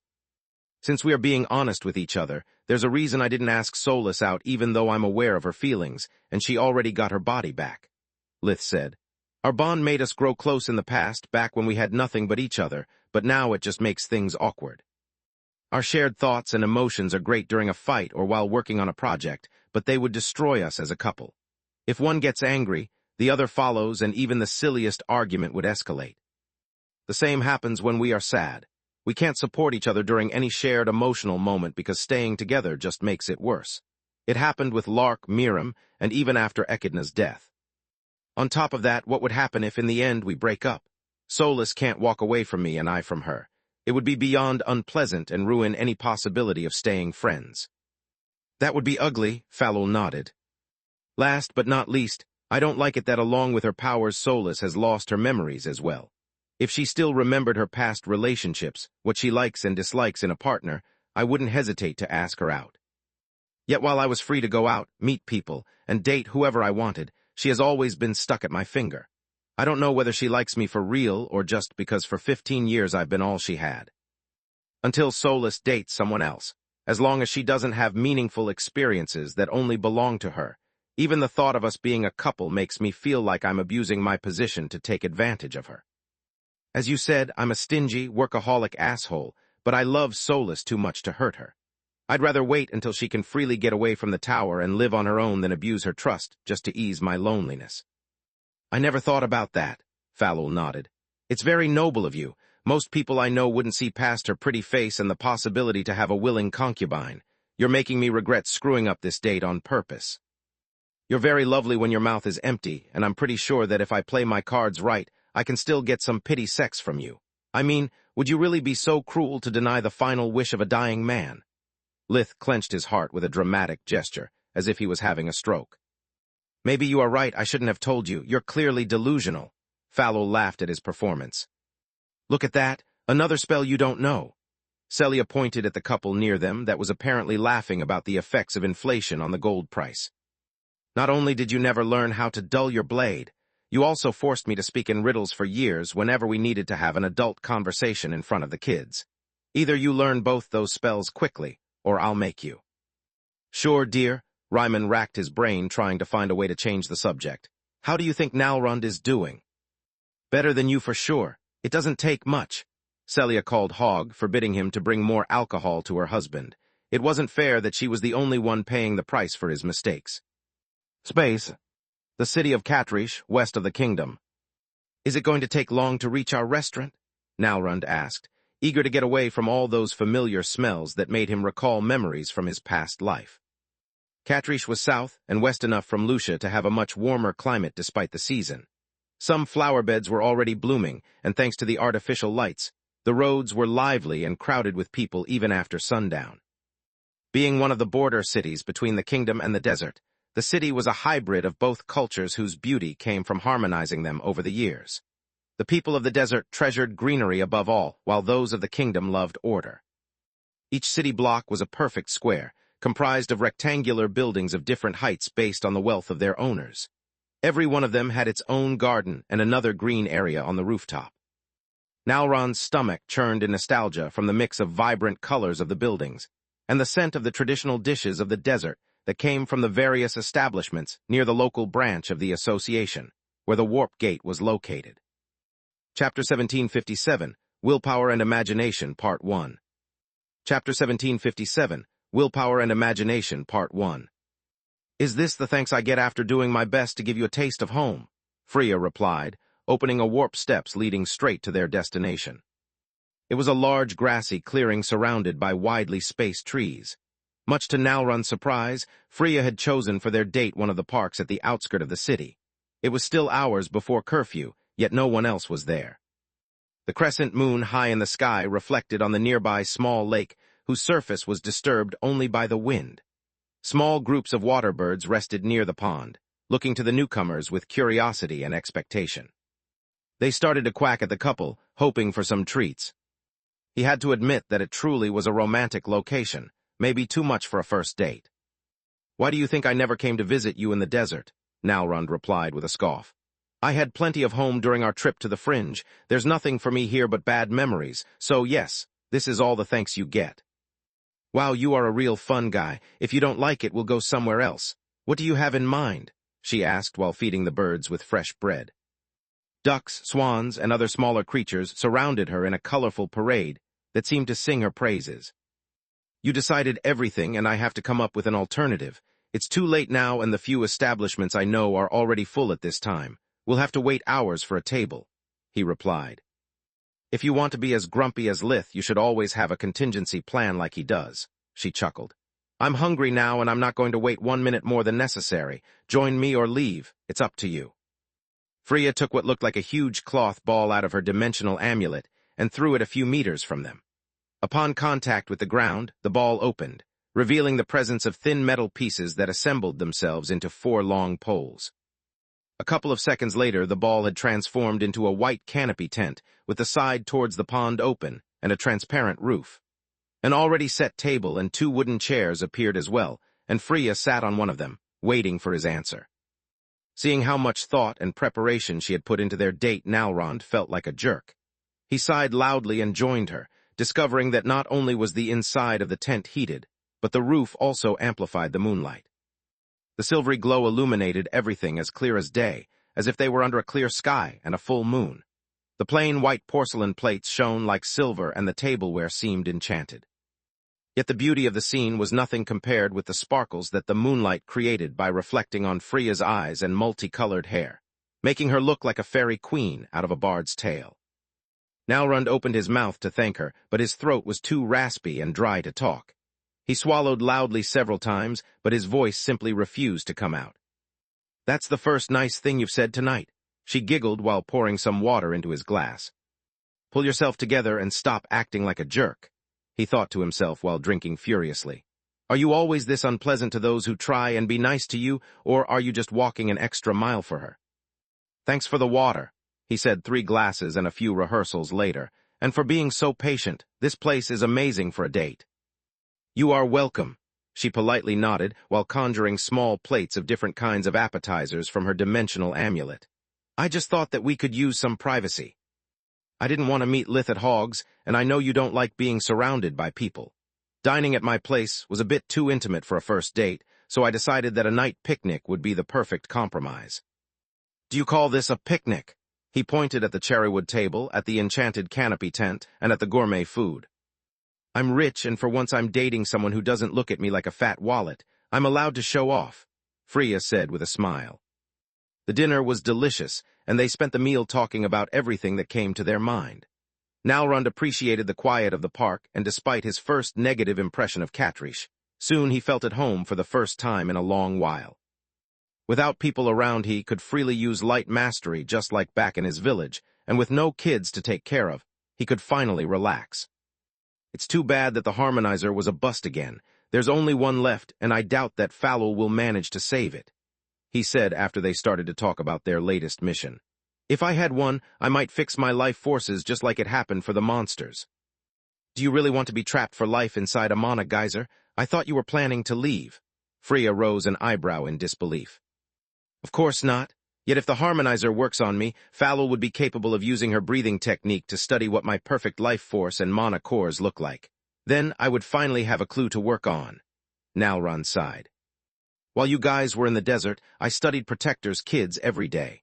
I hope to find a way to break the barrier between my life forces and become a hybrid like them, but to no avail. That's why I'm planning to leave. I need to find more hybrids to examine." "Don't you think you're being too hard on yourself?" Freya said. "You should stop thinking of your condition as of something broken. Before Lith reached the violet core, his situation wasn't very different from yours, yet he was happy." "We are nothing alike," Nalrund replied too harshly even for his own liking, but the comparison stung at a never-healed wound. Sure, he had 2 life forces as well, but he still had hope. His conflicting natures weren't fixed like mine, and even if something went wrong, he still had options.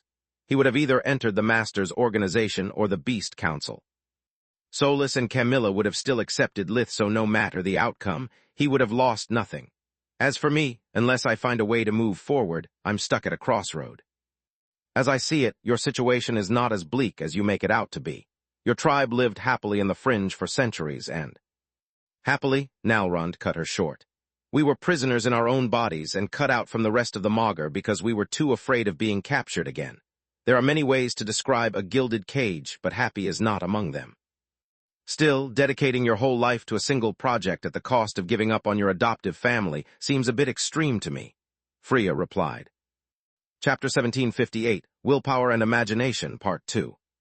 Chapter 1758, Willpower and Imagination, Part 2. "That's rich coming from you," he scoffed. "You have put your life in Fallow's hands just to get awakened. Even though you are not her harbinger, she can order you around and kill you the moment she finds you wanting. If Fallow really turns you into a harbinger, you are going to become like Solus. You'll lose your privacy and free will. You'll even be forced to abandon your family if that's what she wants. As I see it, your actions are way more extreme than mine, even though life gave you everything.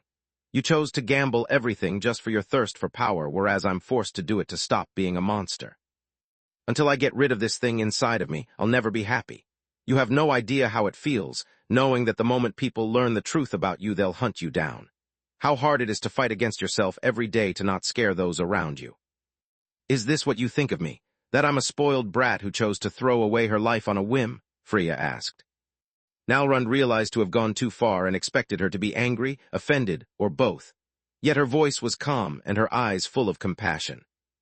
"I'm sorry for being an ass," he rushed to say. I would like to put the blame on the wine, but the truth is that I've always been envious of you, and I can't understand why someone as amazing as you decided to. Freya touched his hand, sharing her life with him via a mind link. Nalrund saw her neglected existence as a kid, always compared to her siblings and harshly reprimanded by her mother, Duchess Solivar, whenever Freya failed her expectations.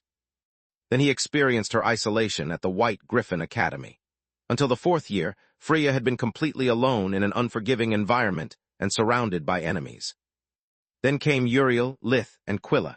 It was a brief happiness filled with struggles until the betrayal of Freya's mother caused the death of her whole family. Freya was now more alone than ever. Everything she had worked for was gone, and she was labeled as a traitor. Gianni adopting her had saved her life, giving her a place to stay but no direction. Nalrund could see how lost Freya had felt, struggling to find her way in life. She loved her 2 sisters, but they outshined her in everything, and she was afraid that even her new parents would consider her a failure. She didn't have Quilla's passion for research nor Floria's ability as a leader. Freya had believed to have found her path after creating the Crystal Shield Guild. It was a thankless job that brought her more trouble than satisfaction, but at least it gave her a purpose. After her guild had been slaughtered, Floria had been awakened, and Quilla had earned her place at Fallow's Academy, leaving Freya alone like the day she had lost her family. The despair from knowing that her sisters and Lith were going, where she could never reach them, had driven Freya to put her life on the line, just to still be a part of the group. She knew it was a stupid and childish move, but she feared loneliness more than she feared death. Under her charms, her magical power, and witty banter, there was a lonely little girl that just wanted to belong. The vision broke, and Nalrund found himself holding her hand tight while tears veiled his eyes. Their lives had been nothing alike, yet it didn't make hers any better. At least inside the fringe, he had spent a happy childhood and had found love. Nalrund's pain came from everything he had lost: his family, his fiancée, his home. Freya's came from all the things she had never had and that she was desperately looking for. "I usually don't show my life before the 10th date," she said with a small, sad smile. "I made an exception for you because you are right. I'm a spoiled brat who chose to throw away her life on a whim. Yet it doesn't make my point any less true. Look at your hand." Only then did Nalrund notice that the intense emotions he had felt had brought out his Rizar form, ripping through the clothes and clenching her arm with its razor-sharp claws. His first instinct was to turn back into a human, but it would have left him naked, and the claws would have cut her skin as they retracted. "I usually don't strip before the 3rd date," Nalrund joked awkwardly, glad that the golden scales on his body covered the red of his shame. "Do you mind letting my hand go and turning around? I have to put on some clothes before someone passes by and—" "Actually, I do mind."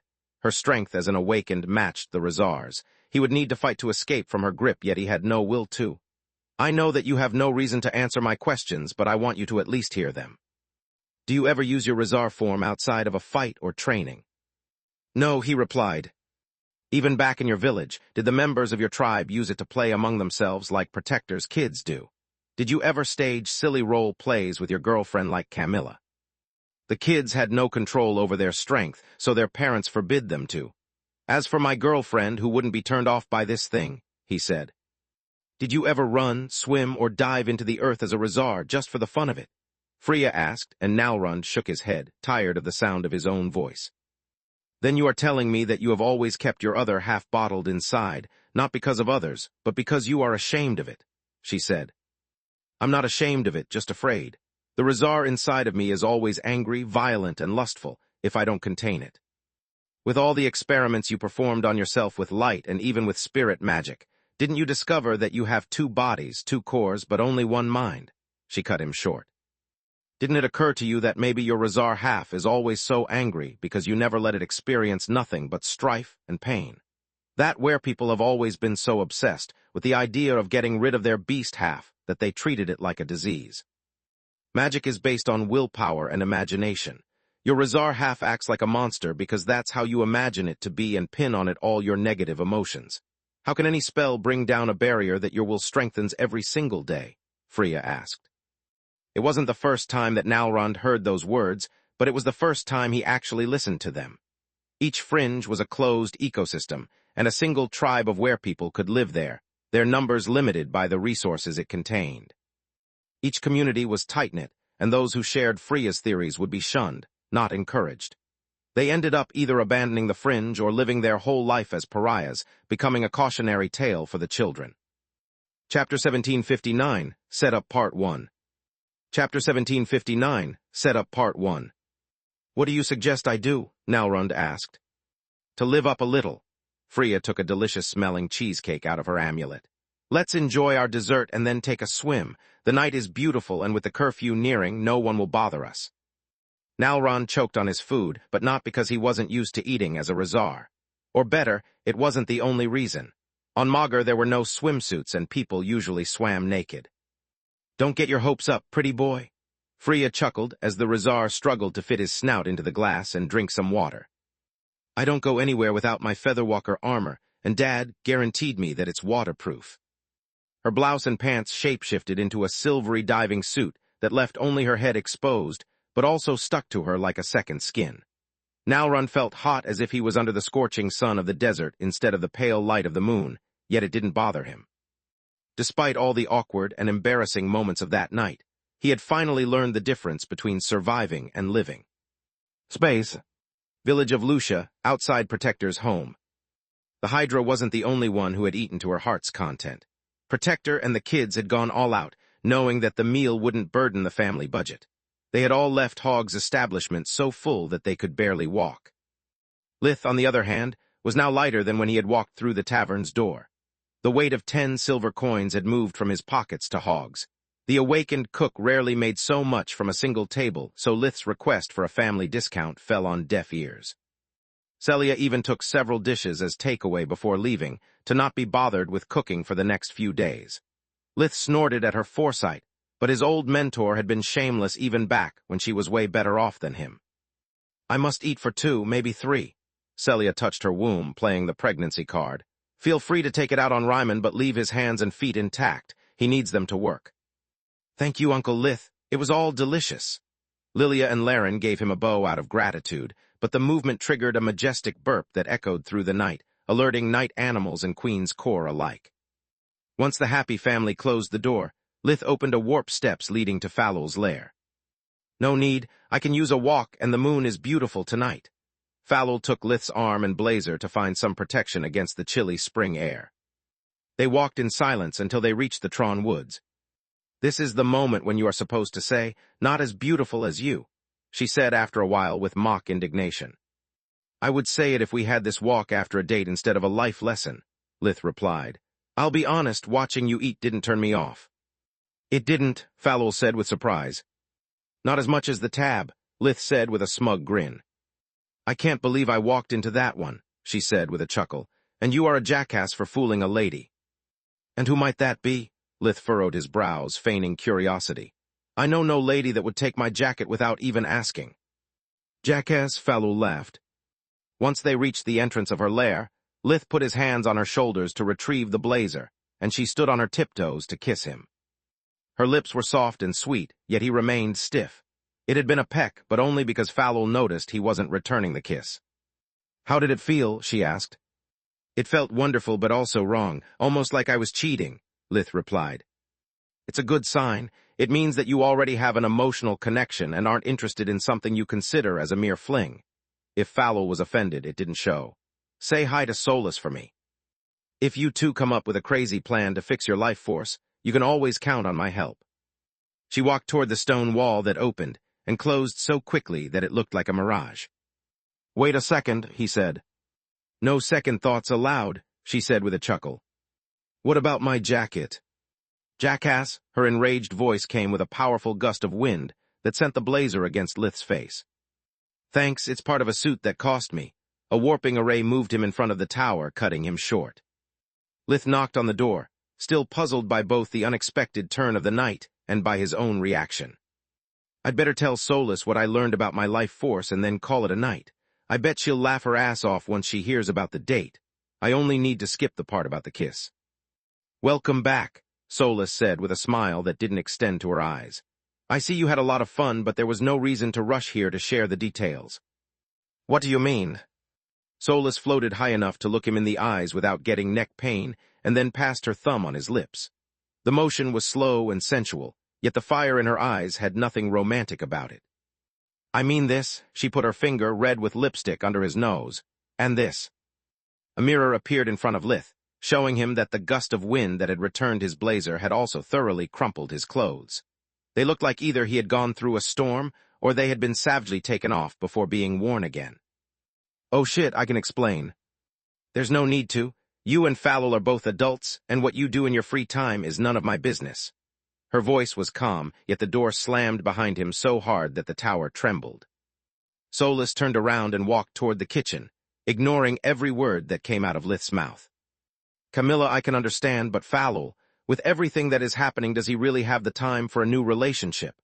The answer that logically came to her mind was yes, but it just fueled her rage. Not only does Lith still have to bring me somewhere nice, but he even had the gall to come here and banter about his latest adventure. Solus stormed into the kitchen and prepared a bowl of ice cream so big that it would prolong her diet for months. Since the cat was already out of the bag and had been painted like a tiger, there was no point in holding back anything. Lith activated a partial mind fusion and shared with her everything that had happened since he had left. Oh, Solus, rage burst like a soap bubble, leaving her mind empty and her hands full of ice cream. Oh, indeed, can we please talk now? Lith would have liked to call her out on her lack of trust and the bad eating habits, but he preferred to gloss over. Chapter 1760, Setup Part 2. Chapter 1760, Setup Part 2.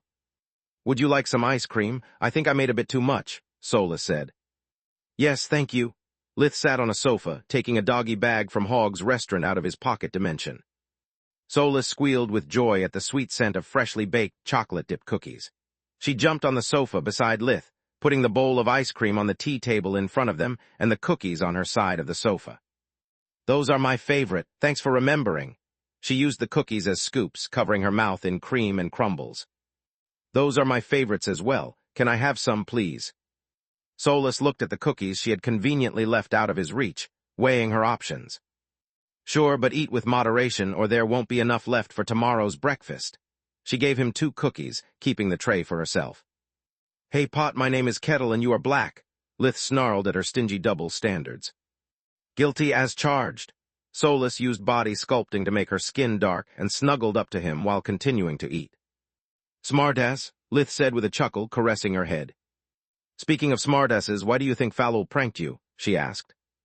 Either because of the kiss or just for the fun of it. After all, she sent me here. She probably wanted to mess with both of us, Lith replied.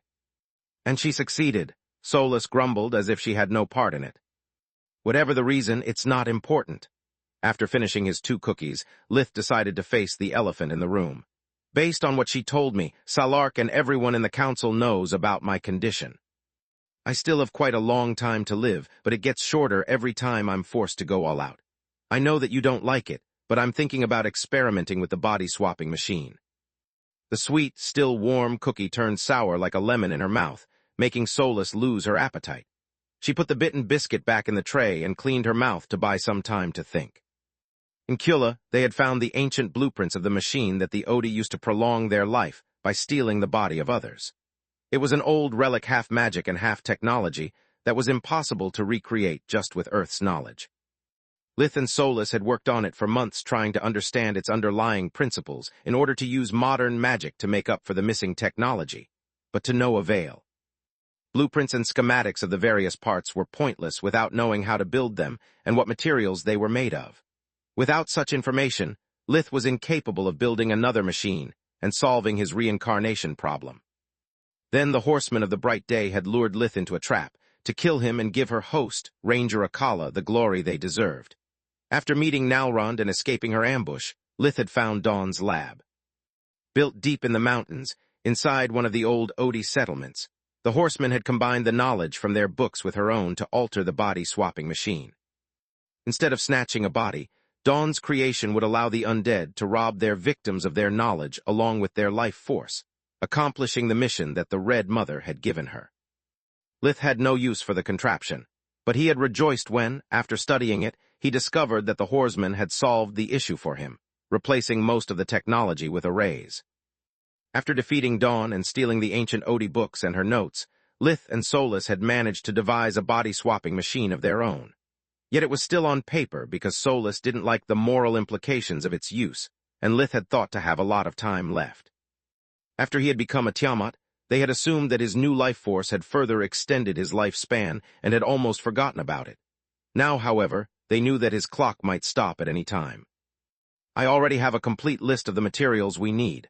Once you procure them for me and I finish building it, we can start the experimentation, Solus said, while taking several pieces of paper out of their pocket dimension and putting them inside Soluspedia.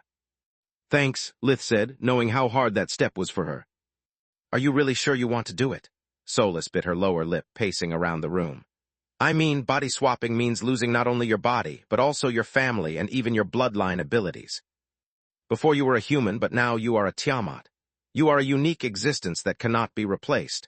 On top of that, even if your family condoned your use of forbidden magic, no one else will. Foul the council, everyone will hunt you down, except maybe for Vaster. If you really have to take that path, why don't we ask for his help? For the same reason I don't ask Thrud's help. She is the greatest expert on Arthan's madness, but just like with Vaster, her help would come with a price. Also, the professor's expertise is focused on abominations, and I'm no longer one. Our only hope is Manohar, but even if he manages to find a way to heal my life force, it will take him months, if not years of research.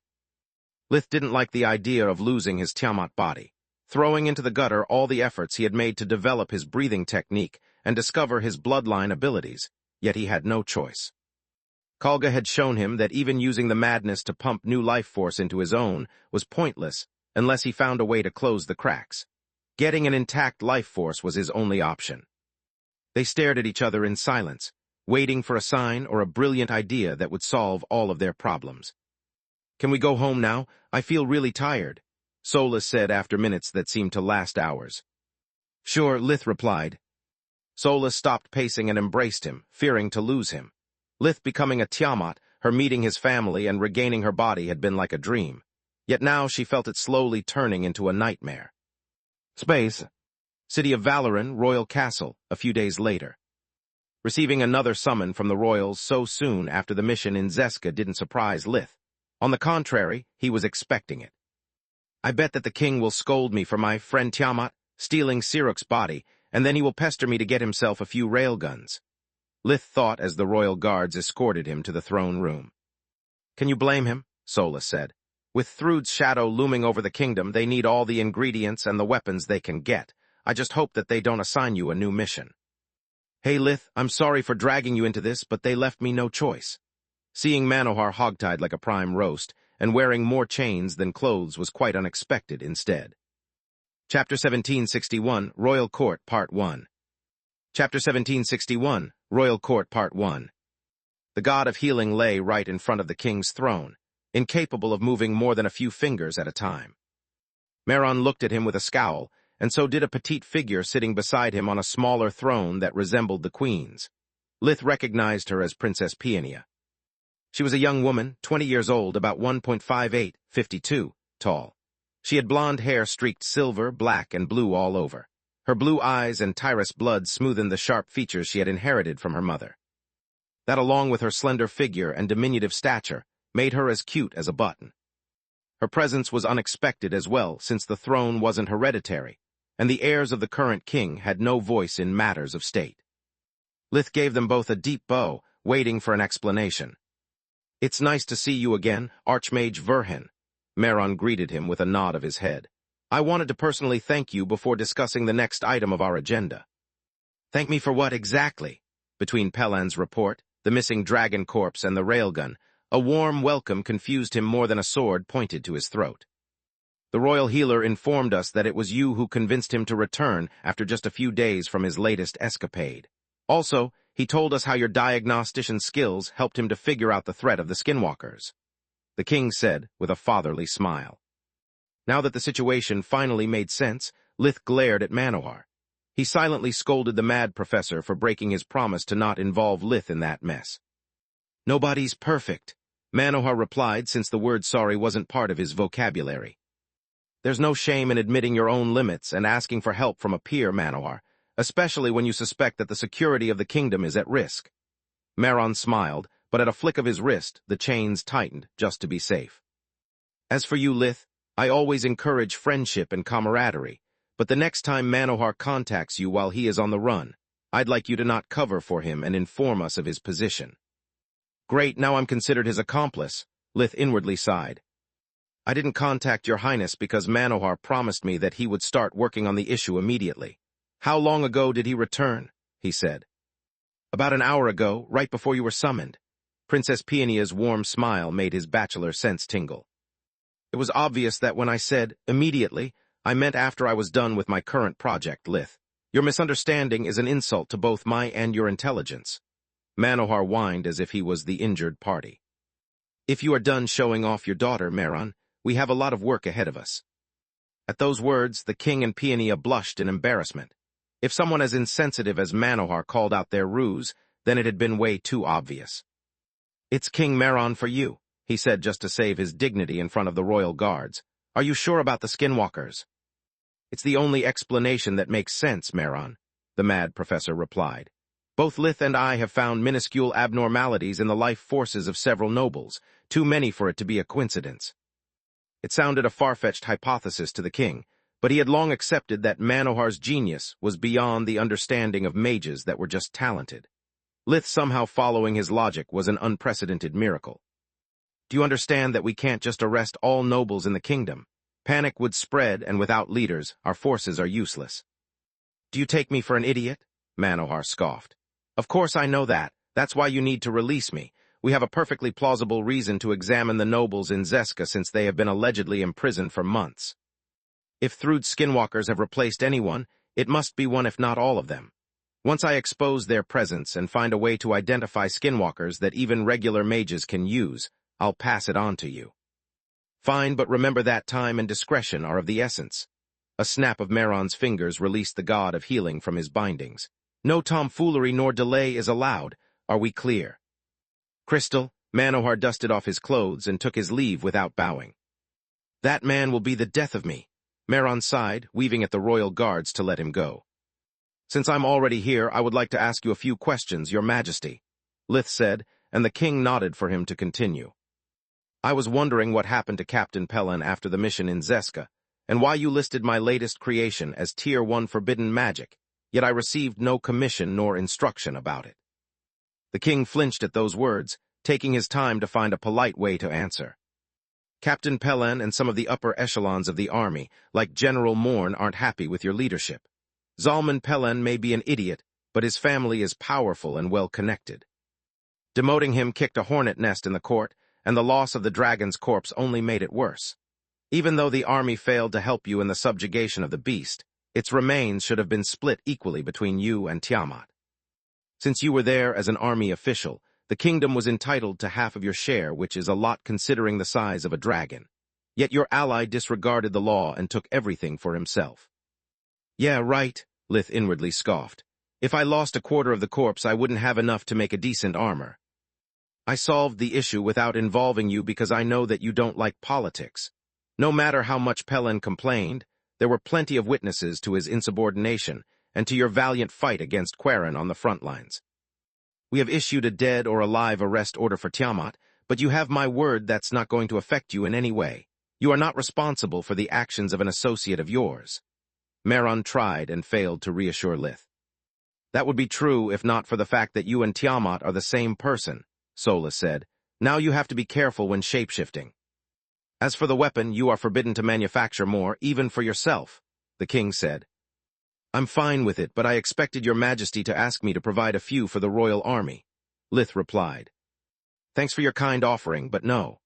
Meron had completely misunderstood his words. An alchemic weapon like that bypasses arrays and can be used even by non-mages, making it a threat for my life as well as for yours. General Morn wanted to build some of them the size of a ballista, and use them as either siege weapons or defensive systems against divine beasts, but I denied his request.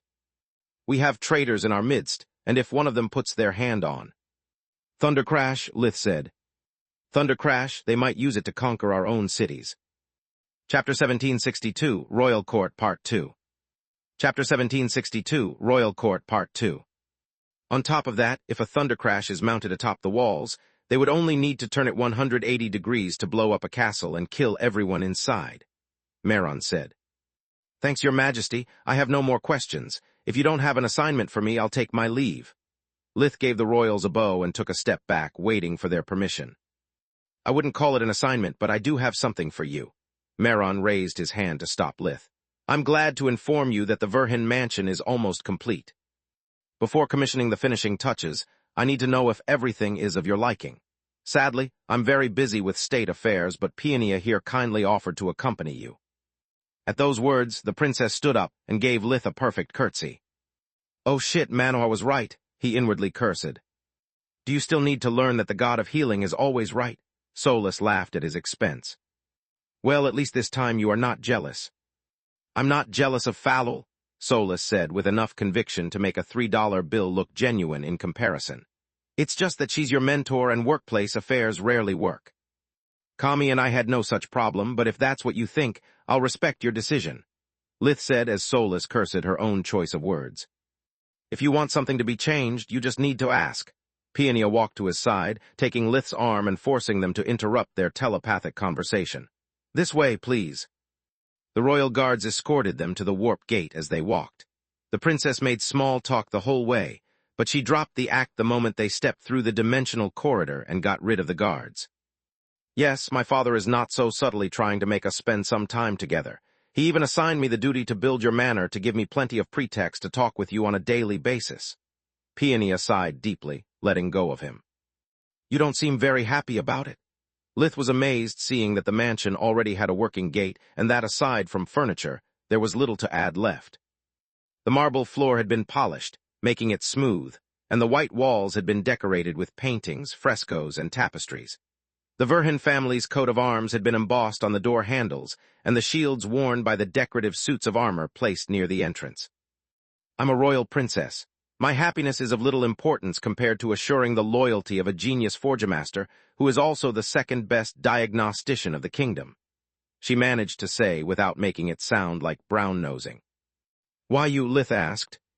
Because I'm the only one who didn't want the task, and my parents think that I could use a powerful husband in the case I decide to try and follow in father's steps once he abdicates the throne.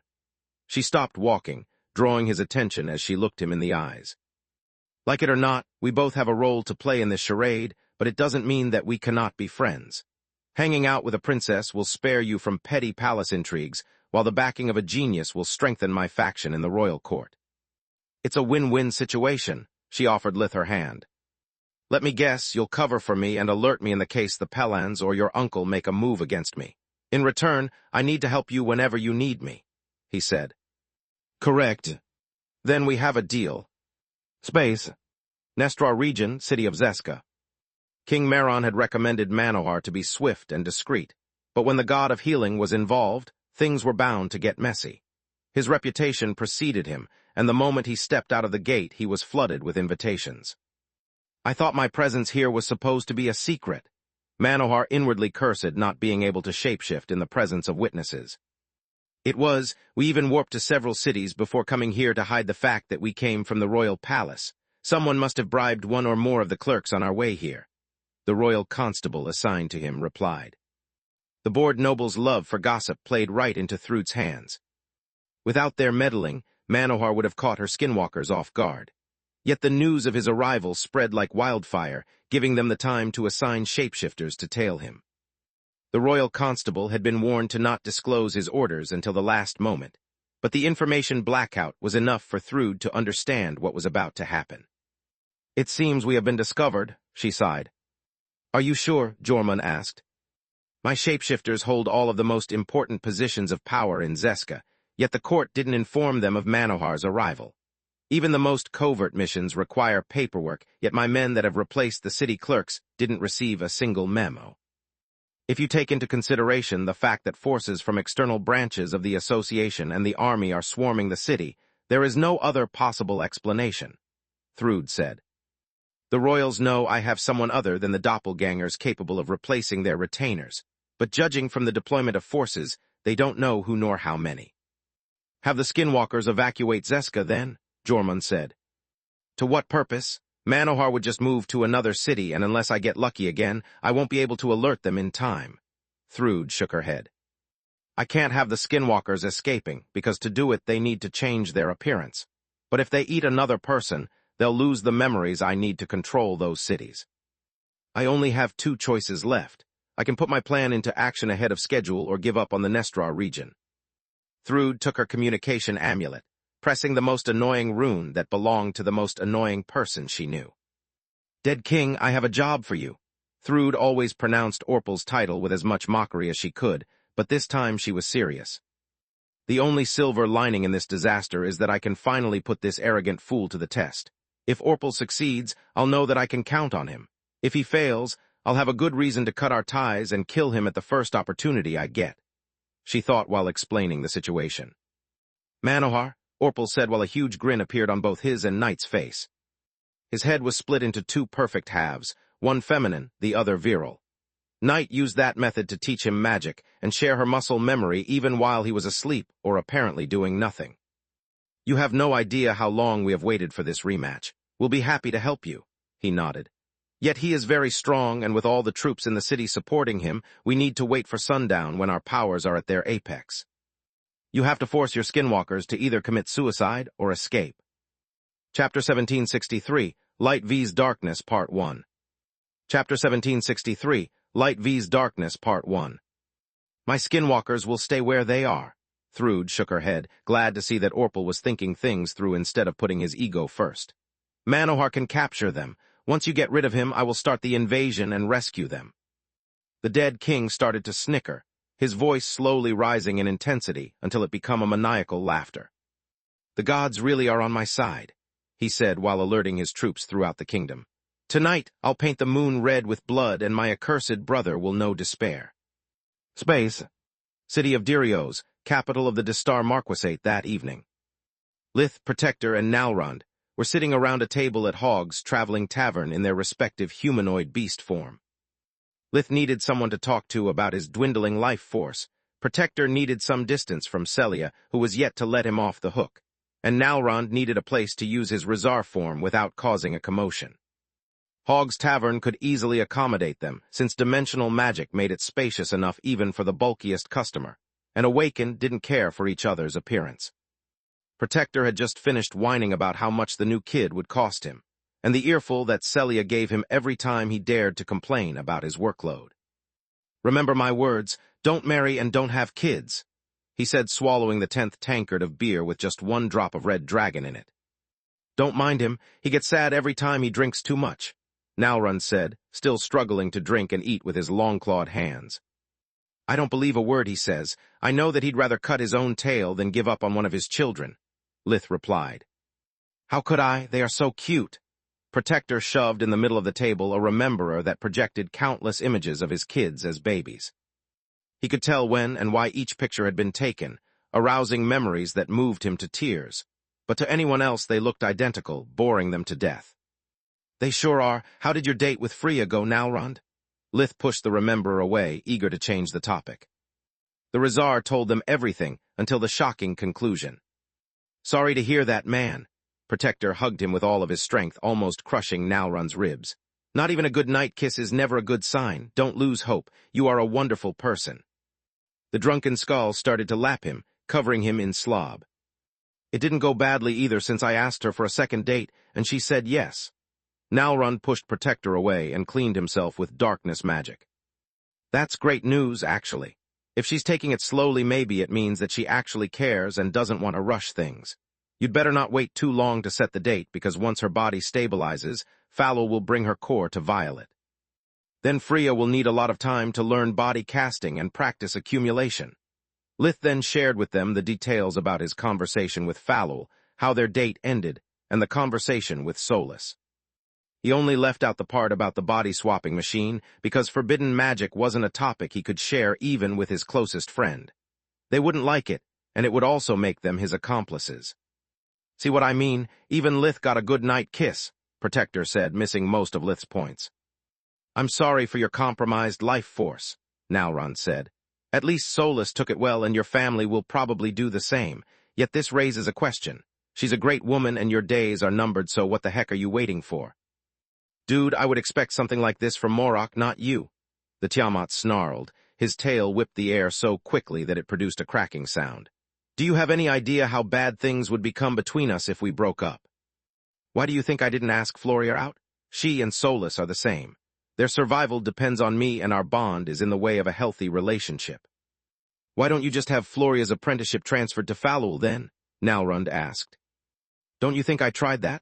Falul says that she's already too busy, Adjeter doesn't have the knowledge that Floria needs, and she doesn't trust anyone else in the council. Lith's council amulet drew his attention, cutting him short.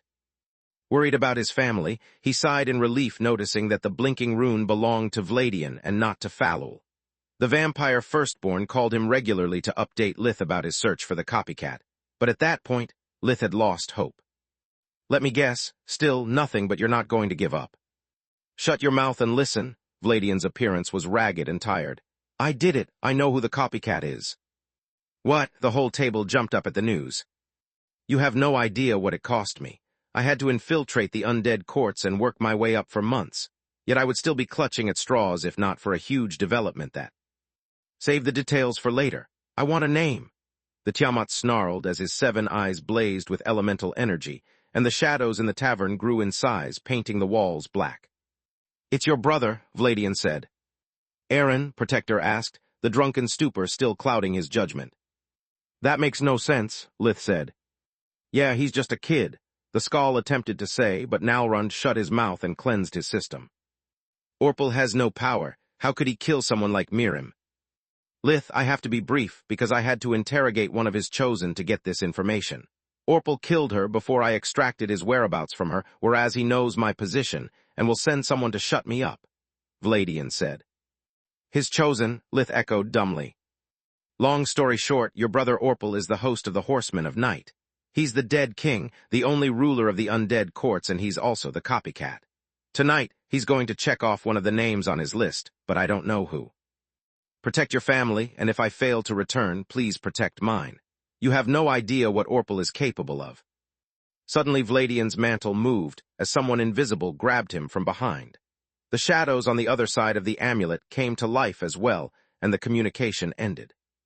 Lith hoped that Vladian could fend for himself, and called those who had received the Balker card, starting from the weakest of them. Space. City of Zeska, Nestra region that same night.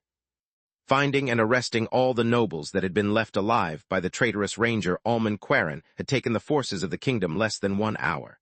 In front of the royal seal, even the most loyal retainer and the best-paid mercenary would step aside. The prisoners had been chained, muzzled, and their hands covered with special cuffs that made even the deadly claws of a skinwalker useless. Chapter 1764, Light vs. Darkness, Part 2. Chapter 1764, Light vs. Darkness, Part 2. Manohar had them brought to the City Hall, the most secure location in Zeska. The royal seal also granted him full control over the arrays and the enchanted prisons in the underground dungeons. Manohar was confident that only an awakened might escape from there, and only if they knew spirit magic.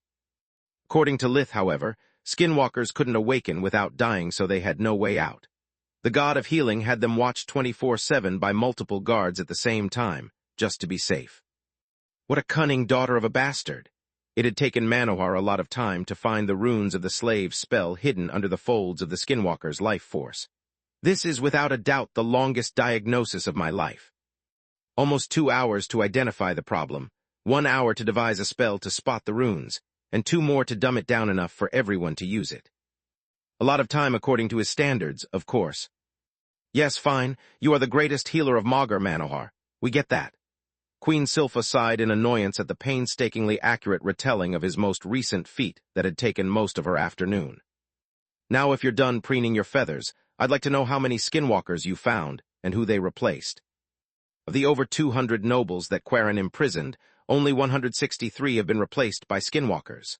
Manohar said, You have no idea how terrible it was when I examined the first subject and found no anomaly. For a second I almost doubted my talent, but after moving on to the next, I understood that I had just been unlucky and that the guy was actually human. Gods, it must have been heart-wrenching, the queen said with all the sarcasm that her voice could convey. How bad is the intel leak? Well, you are thoroughly screwed, Silpha. Thrud's goons had access to every database and vault of the region. By now they must have taken whatever they wanted and learned everything they needed. You need to change every access code. And a rumble of thunder accompanied the explosion of the wall behind the city lord's chair where Manohar sat. The violence of the blast and the heavy debris flying through the room like bullets would have been enough to kill an ordinary mage, but nothing about Manohar was ordinary. The moment he had perceived a distortion in the arrays, he had used his chair as a framework for a hard light construct, turning it into an impregnable shield. At the same time, he had activated the Featherwalker armor he wore so that it would cover his ears. The shockwave that was meant to send him sprawling on the floor and to damage his sense of hearing left him unfazed. "Damn it, you are still as good as I remember," said a feminine voice while performing the impossible. The city hall was surrounded by dimensional and air-sealing arrays, yet the armor-clad figure rode atop a thundercloud while walking out of an emerald fissure in space. "I had many stalkers in my life, but you are definitely one of the craziest and most stupid," Manohar said. "Do you have any idea how arrays work?" It took him but a thought to turning off the magical formations. The god of healing cast a flight spell and took his weapon out of his dimensional amulet, floating at his opponent's eye level as the alarm resounded. "You really don't remember me." The helm disappeared, revealing a stunning young woman with ebony skin that seemed to devour all light and sensual full lips that curled up in a cruel smile. Her silver waist-long hair fell like a cascade down to her hips, and her round eyes without pupils shone red like blood moons. "No clue," he honestly replied, activating the city hall's defensive system. A burst of fire, thunder, and darkness assaulted the horsemen from every side with uncanny violence and surgical precision. The onslaught produced a terrifying noise, but the spells were so finely controlled that not one spark of energy affected the room. "I resent you for both forgetting about me and cheating. The arrays were supposed to seal your magic and leave you solely with your precious light magic." Night spun her spear, thorn blowing away the dust cloud surrounding her. Only then did Manohar notice the darkness element that had burst out of her chest and weakened the spells enough for her armor, Black Rose, to block them without taking any damage. The layer of darkness shrouding her was so thick that her face was but a blur, yet Black Rose and Thorn still glistened under the moonlight like precious gems. "Your magic can ignore arrays, and your equipment is made out of Davros, so I'd say that you are the biggest cheater here."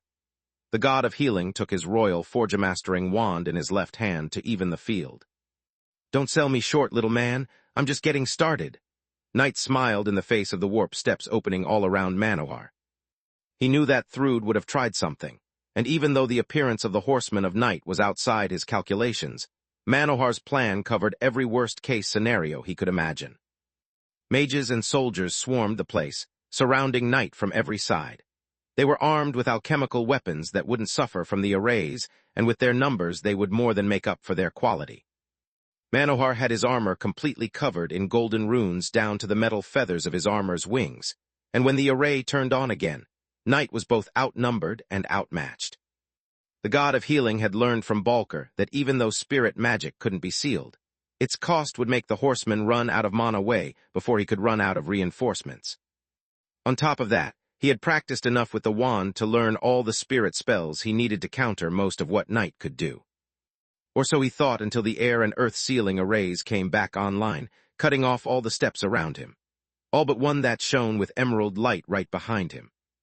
The horseman charged forward with a mad laugh, her body sucking the darkness element from the world energy and using it to conjure a black avalanche. Manohar knew that it would seep past his constructs and armor, decimating the soldiers. A simple flick of his wrist turned the hard light into nigh-solid darkness that clashed with Night's. It saved the lives of dozens between mages and soldiers, yet it also made him fall for Orpal's trap. From a standing position, Manohar couldn't resist the momentum from the charge. His spell kept Knights at bay, but it also pushed him back and through the warp steps that she had disguised among those of his reinforcements. The horseman focused the black avalanche around herself, turning into a living bullet that quickly followed the mad professor through the portal. The emerald gate closed behind them, leaving the reinforcements and the queen who was still spectating through the amulet flabbergasted.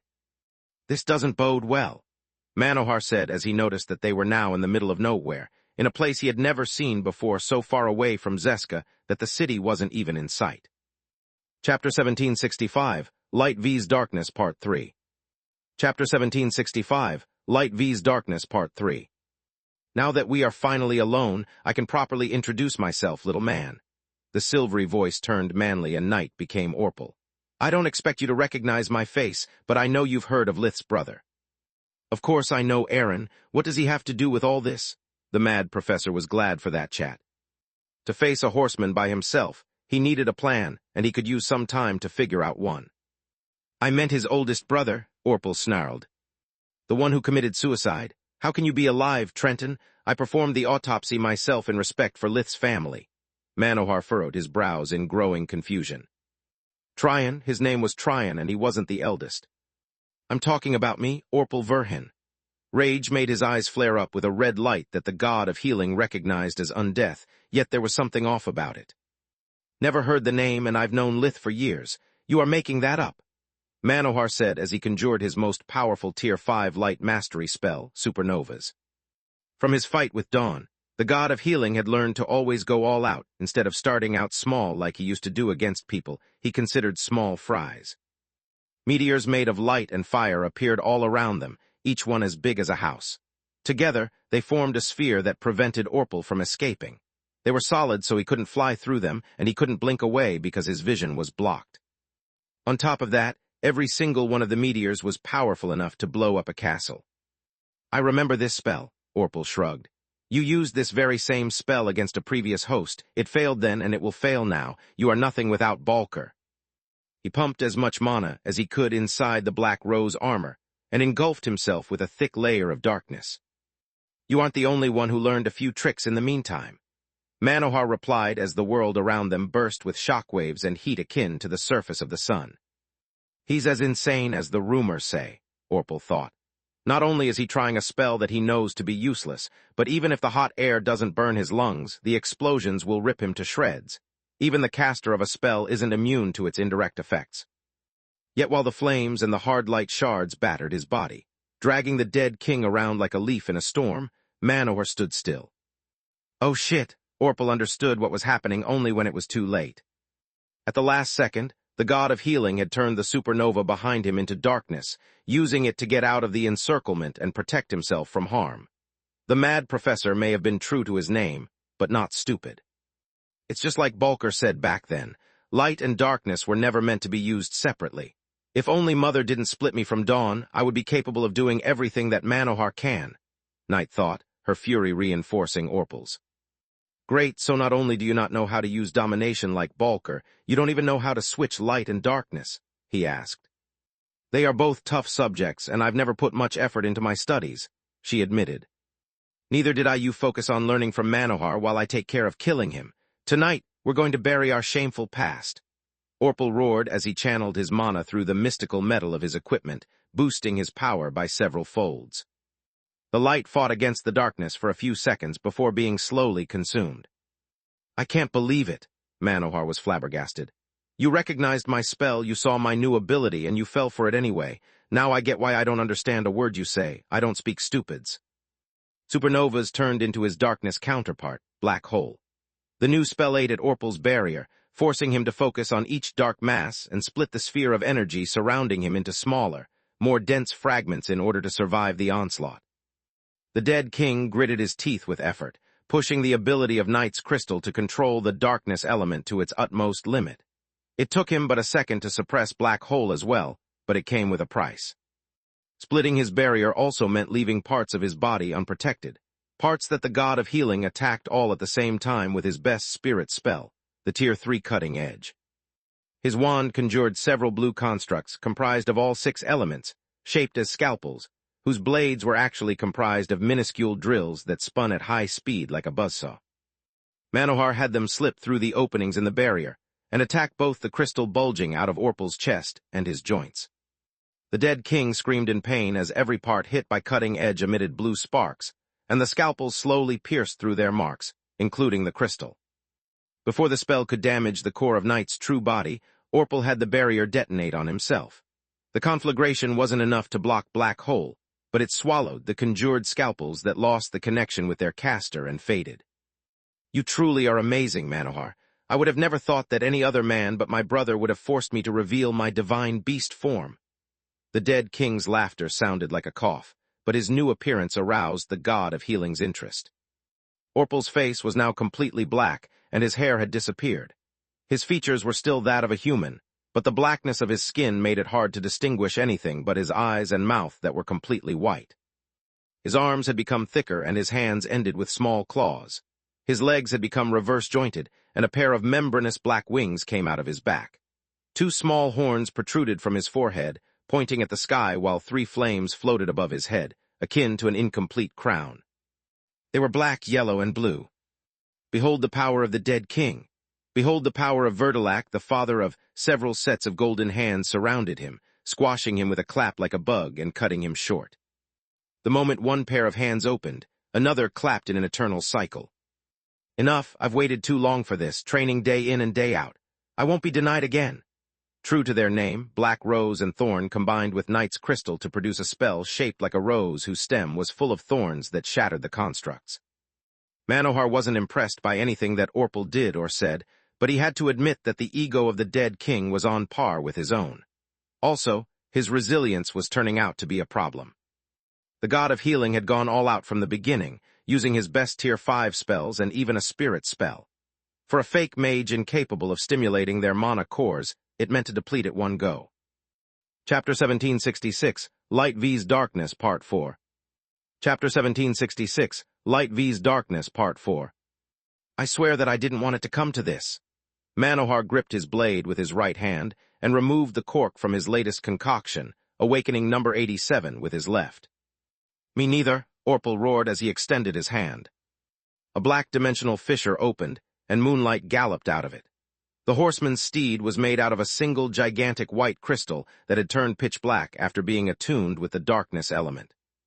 Orpal's rage and envy consumed him at the idea that a mere mortal had forced him to conjure his tower. After he had reached the deep cyan core, Night had ordered one of her chosen to turn Orpal into a thrall and give him a blood core. This way, both his mana core and life force had the time to adapt to their undead counterpart. When he had reached the deep blue core and awakened his dormant guardian bloodline, it had swallowed the undead energy, giving birth to something completely new. Alas, even though what Orpal had self-proclaimed Verdalac, the father of all undead, had an intimidating appearance, it was no different from Lith's wormling form. It didn't make him any stronger, it just gave him bloodline abilities. To make matters worse, being a new life form also meant being unknown. He had immediately tried to access Origin Flames, discovering to have none. Night had learned from Dusk how the Guardian's abilities worked, and she had passed that knowledge unto Orpal. Yet he had failed to discover a single bloodline ability aside from domination. Too bad that Night had no idea how it worked, and she had no one that could teach it to them. Orpal had turned into a Verdalac in the hope to shock the god of healing, and by the time he needed to use his breathing technique. Manohar had seen way worse in his life, and he had learned from a young age to never give an opponent the time to recover. Orpal's deep blue core was almost depleted. His body suffered from mana abuse due to the repeated use of abilities way beyond his level, but he refused to let Night fight his battle or to let Manohar go. The moment he got into the saddle, moonlight filled him with new energy and healed his wounds. "Any last words?" Orpal said while focusing his mana into Thorn to finish the enemy in one blow. "My name is Krishna Viraja Manohar. My mother Citri gave me life, and that's the only choice I'll ever let others make for me. I might lose today, but I'm the only one that decides how I live or die." The god of healing swallowed, awakening 87 without ever taking his eyes off the enemy. His hands weaved new spells as small tendrils of light held the sword, the wand, and the vial for him. Manohar and Balker had spent the days after Lith's visit discussing the newly acquired information. He hadn't said much, but to them, it was more than enough. The 2 most brilliant minds of their generation had concocted a potion that would grant anyone awakening. At least in theory.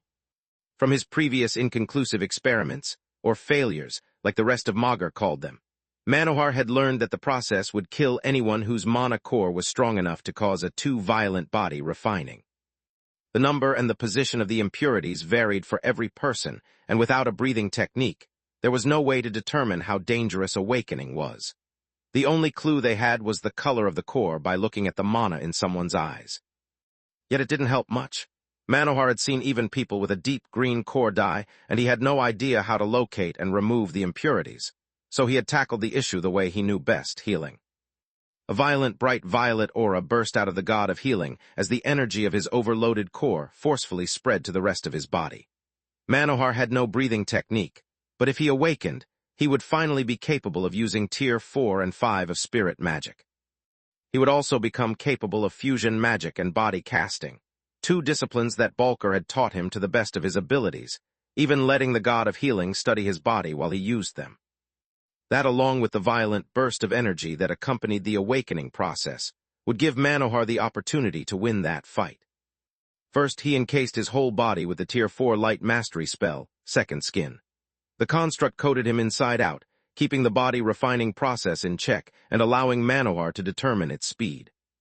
Then he ingested 2 more potions, one to suppress his pain receptors and the other a tonic that would give him enough nutrients to not need to eat for a whole month. Lith told me that a violet core is supposed to degrade to blue upon awakening, but that's only because the body isn't trained to circulate so much energy. By waiting the moment when my mana core was almost empty, I should have solved half the issue. I can use spirit magic to channel the excess magic out of my body safely so that once the awakening finishes, I will retain my violet core, Manohar thought. A black tar-like substance seeped out of all his orifices, making him gurgle at every breath, yet his focus never faltered. His bones, flesh, and muscles broke down, but Second Skin and the painkillers kept the process bearable. "Behold the power of a true mage," Orpal said while his spear moved through the air in wide circles, tracing runes of mystical power and absorbing the darkness element at its passage. "This is something that an insect like you could never achieve, a perfect blade tier spell." When Thorn stopped, the night air was so clean and transparent that the light from the moon and stars illuminated the landscape around them as bright as day. Manohar could finally see Zeska on the horizon, but it was too late to open a warp step. "You can do that too? Cool. It took me almost a month to learn blade magic. What about you?" Manohar's hand moved from the hilt of his blade to its tip, revealing countless runes of power upon its passage. The double-edged blade deformed, turning into a single-edged blade with a big hunch near its tip. It no longer resembled a sword anymore, but an oversized scalpel. Just like Quilla, Manohar wasn't a blade master, he was a healer by trade, and that was the weapon that drew out his full potential. The runes spread to the power cores of his Featherwalker armor, his rings, and even his Forgemastering wand. After teaching him blade tier spells, Silpha had made sure that Orion gave the god of healing everything he needed to fuel world-breaking spells.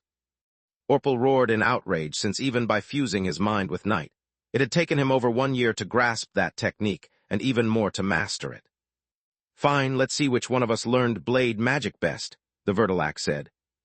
Chapter 1767, The Last Word, Part 1. Chapter 1767, The Last Word, Part 1. Orpal unleashed his blade tier spell, Shattered Moon.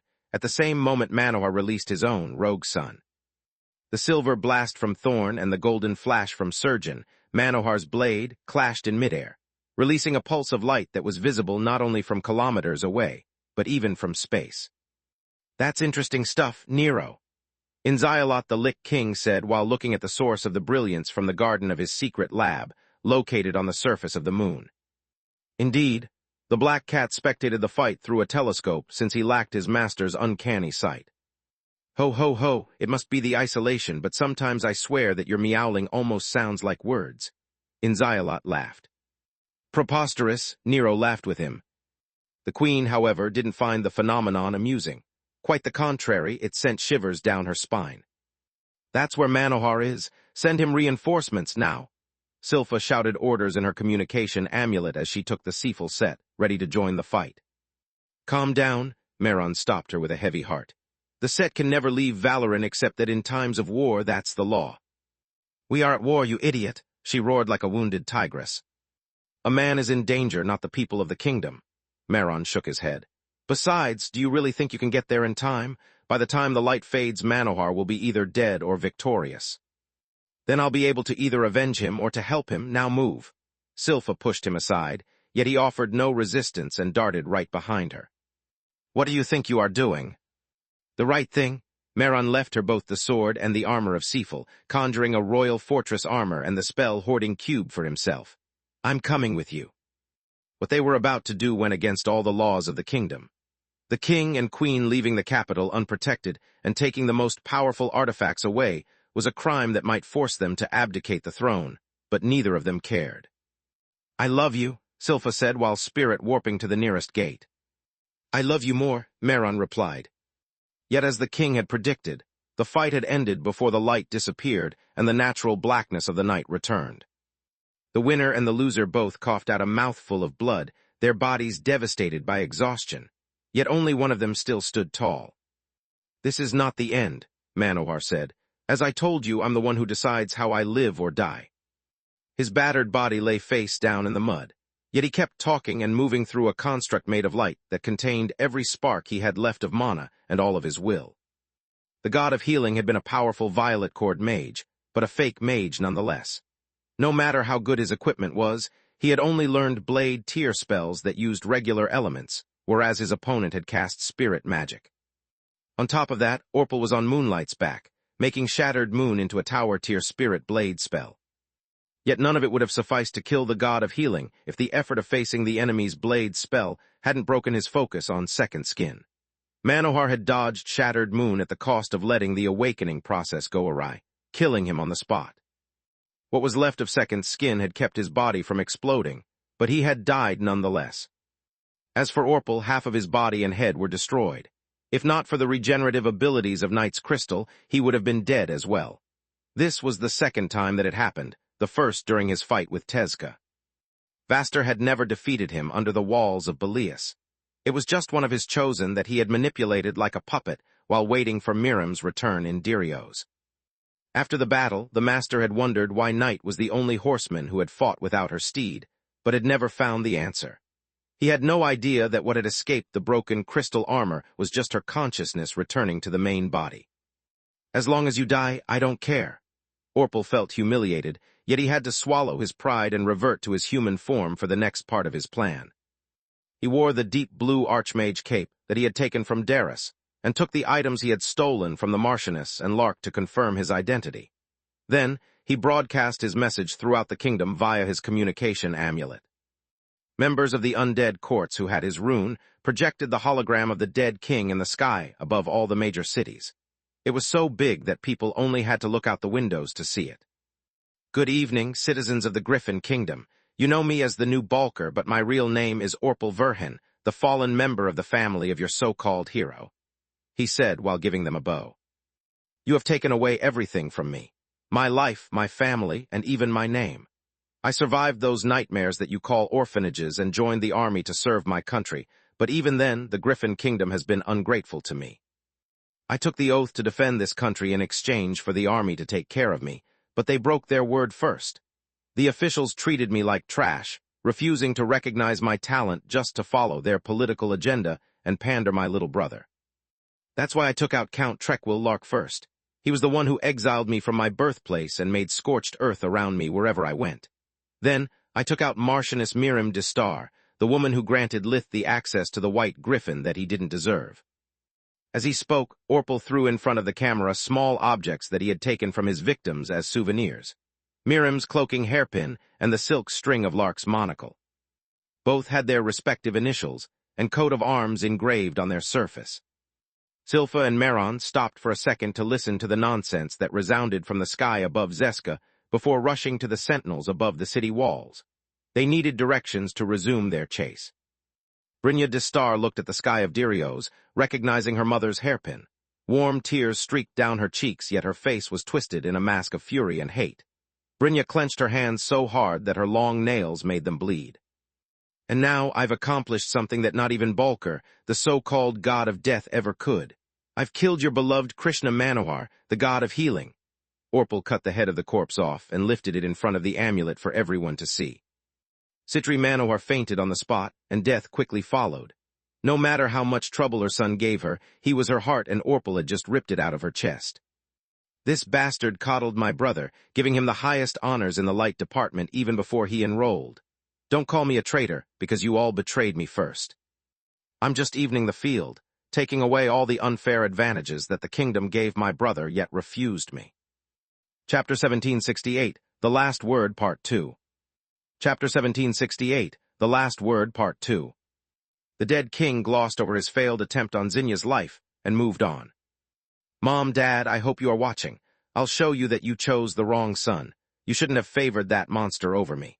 By doing that, you have created another monster that will take away from you as much as you have taken from me. Today you could have been sitting at my table, enjoying the riches and the safety of the dead king of the undead courts.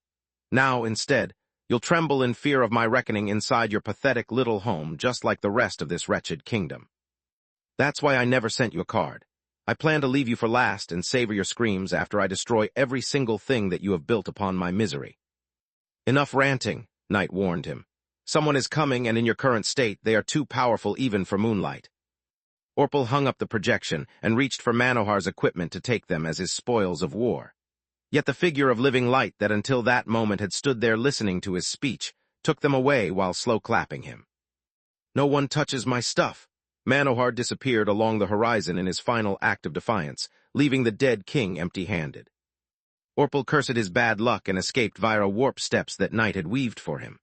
The royals alternated opening their warp steps, moving to the farthest coordinate they could see, but once they arrived, only Manohar's corpse was left. The dead king had left in such a rush that he had had only the time to engrave with magic the word passed on Manohar's back. Aside from that and the missing head, the corpse was intact. "Damn it," Silpha roared, emitting a burst of bright violet energy that made the people in Zeska tremble, fearing that the dead king was coming for them. Manohar wasn't just one of our strongest mages.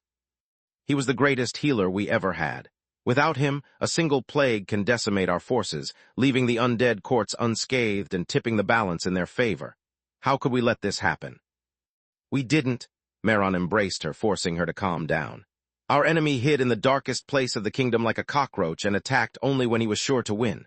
We did everything we could, it just wasn't enough. Now, however, we know his name and the source of his powers. Orpal may have taken Manohar from us, but he has also lost his greatest advantage, anonymity. I promise you that it's a mistake that Buffoon will pay dearly. Space. At the same time, dozens of kilometers away, Manohar could feel his avatar of light growing weaker, so he took his communication amulet. He noticed the disappearance of his mother's rune, and even though he no longer had a heart, he could still feel his chest tighten. "I'm sorry, Mom," he sighed as golden sparks trickled from his eyes. "At least you have all the time in the world to scold me once I join you. Before that, I've still got a few things to do." He pressed the contact rune of Zagar Vaster, the most mediocre, arrogant, and stubborn man that the god of healing had ever known. Yet he was also the man that he considered to be his only rival and his friend. "Manohar, thank the gods. That loser in the sky pulled a good stunt, but I knew that you were alive. Your rune." "As usual, you're wrong, Zagar," Manohar cut him short. "I'm dead, and I don't have much time left, so as usual, shut up and listen to your better." The master choked on his retort, as he noticed that there was nothing inside the golden construct. "Good, I never understood why you chose to study Arthan's madness or to become the so-called master. I wish I had the time to hear your explanation and see if there's something salvageable in your research, but I don't.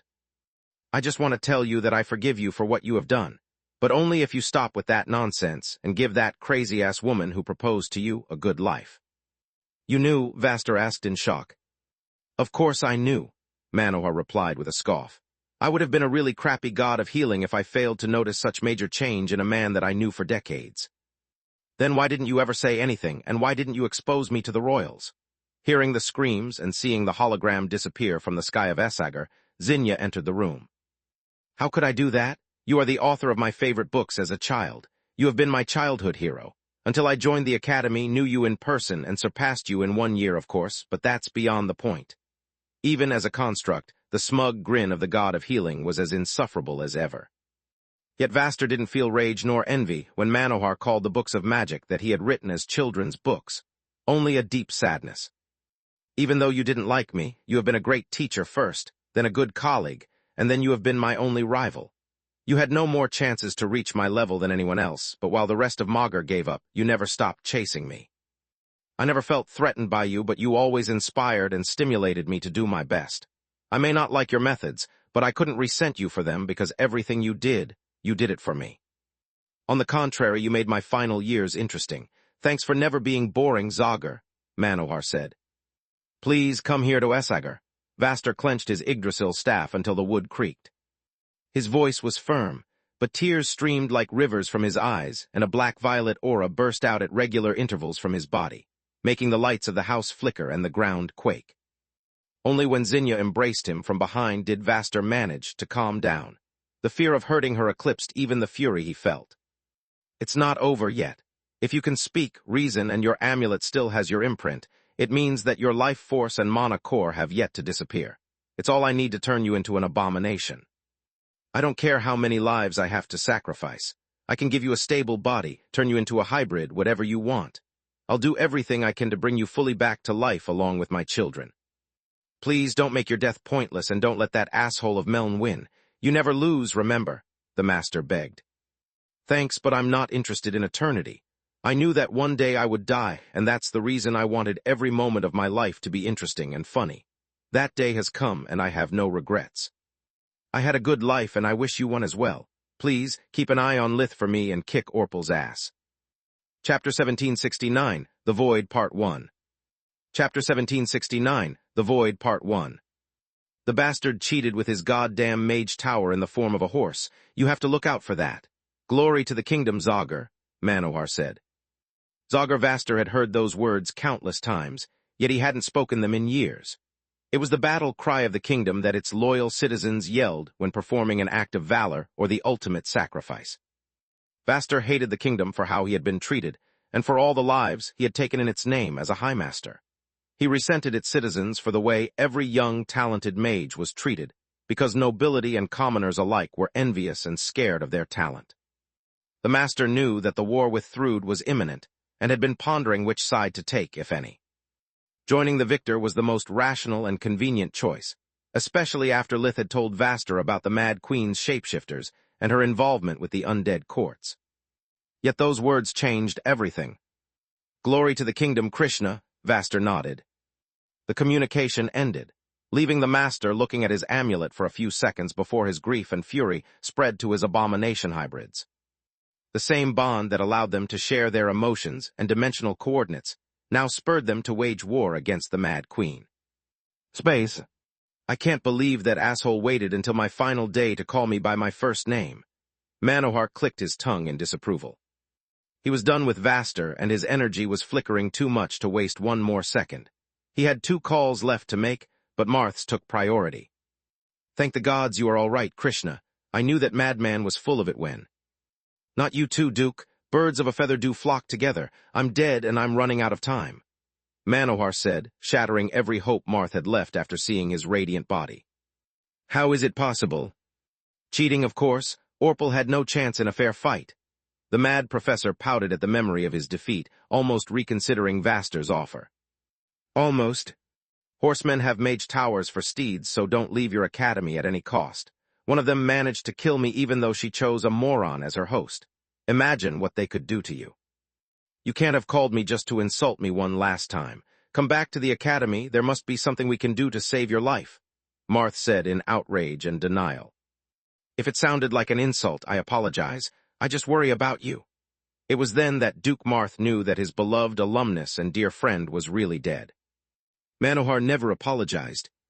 I called you because I wanted to warn you of the threat at hand. I know for certain that Thrud and the undead courts are in cahoots, but they'll do everything they can to make it look otherwise, the god of healing said. I'll let the royals know, Marth nodded. In death, even the court's old fogies wouldn't doubt Manohar's words, thinking that Orpal must have told him something during their fight.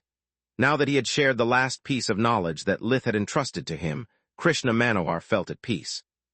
I also called you to thank you for being my only true friend. A lot of people always tried to get close to me, but you were the only one who actually cared about me. You had me eat my meals regularly and forced me to exercise. You spent your free time with me, no matter how much I annoyed you or how much trouble I made. You have been a great teacher, and I'm sure you'll be an even greater headmaster and father. Please take good care of Manohar Jr. and of Manohar III in my stead. Make sure that they grow loving light magic and hating boring people. There's a secret compartment in the right drawer of my desk. I left there a manual there that should teach them light mastery if they have the brains for it. It's my legacy, and I entrust it to you to pass it on to them and only them. Can you do it for me? The mad professor said with a soft smile that had nothing mad about it. You want to annoy me until your last moment, huh?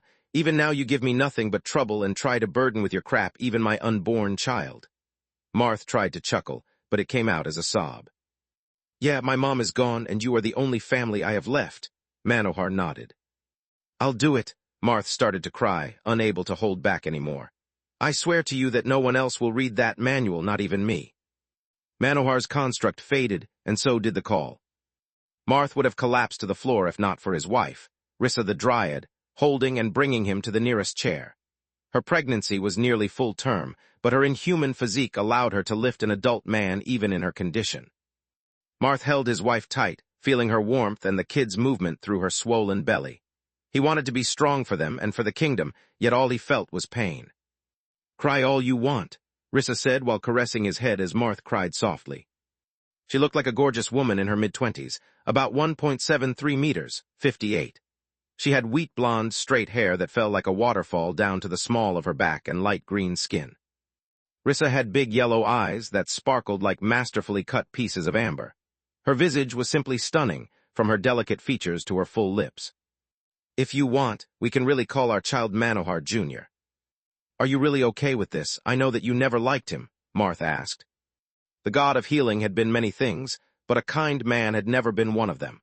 He resented Rissa in particular, because he blamed her for having stolen his best friend from him. He was arrogant, condescending, and obnoxious. Rissa snarled at all the memories of Manohar being Manohar to her. "Yet he was also your precious friend, and he loved our child as much as we do. I have no problem with honoring his memory, but only on 2 conditions." "Anything?" Marth managed to calm down, as if giving to his child the name of his lost friend would keep a part of Manohar alive. "It must be a second name. I'd love for our kid to be a genius, but not if that means spending my life chasing them like Citri did," Rissa said. "Also, I want you to find whoever took our friend away from us and make them pay." Space. Manohar had just a spark of life left, but Lith's amulet was unavailable. He had started calling Camilla, then Zinnia, and now Gianni because he considered them the weakest among those who had received the Orpal card. The god of healing had no choice but to leave him a message. "Lith, remember my words. It doesn't matter how long you have left. Don't waste time crying my death or pursuing something as pointless as revenge. Choose life and then live." Chapter 1770, The Void, Part 2. Chapter 1770, The Void, Part 2. The last fragment of his mana core faded, and so did the construct holding the last spark of his life force. The communication amulet fell to the ground, the many runes on its surface disappeared, leaving a clean slate. Manohar could feel the pull from the chain that bound him to Lith, but he ignored it. He broke the link with his characteristic stubbornness that not even death had tamed, and left Magur to discover the final mystery. Space.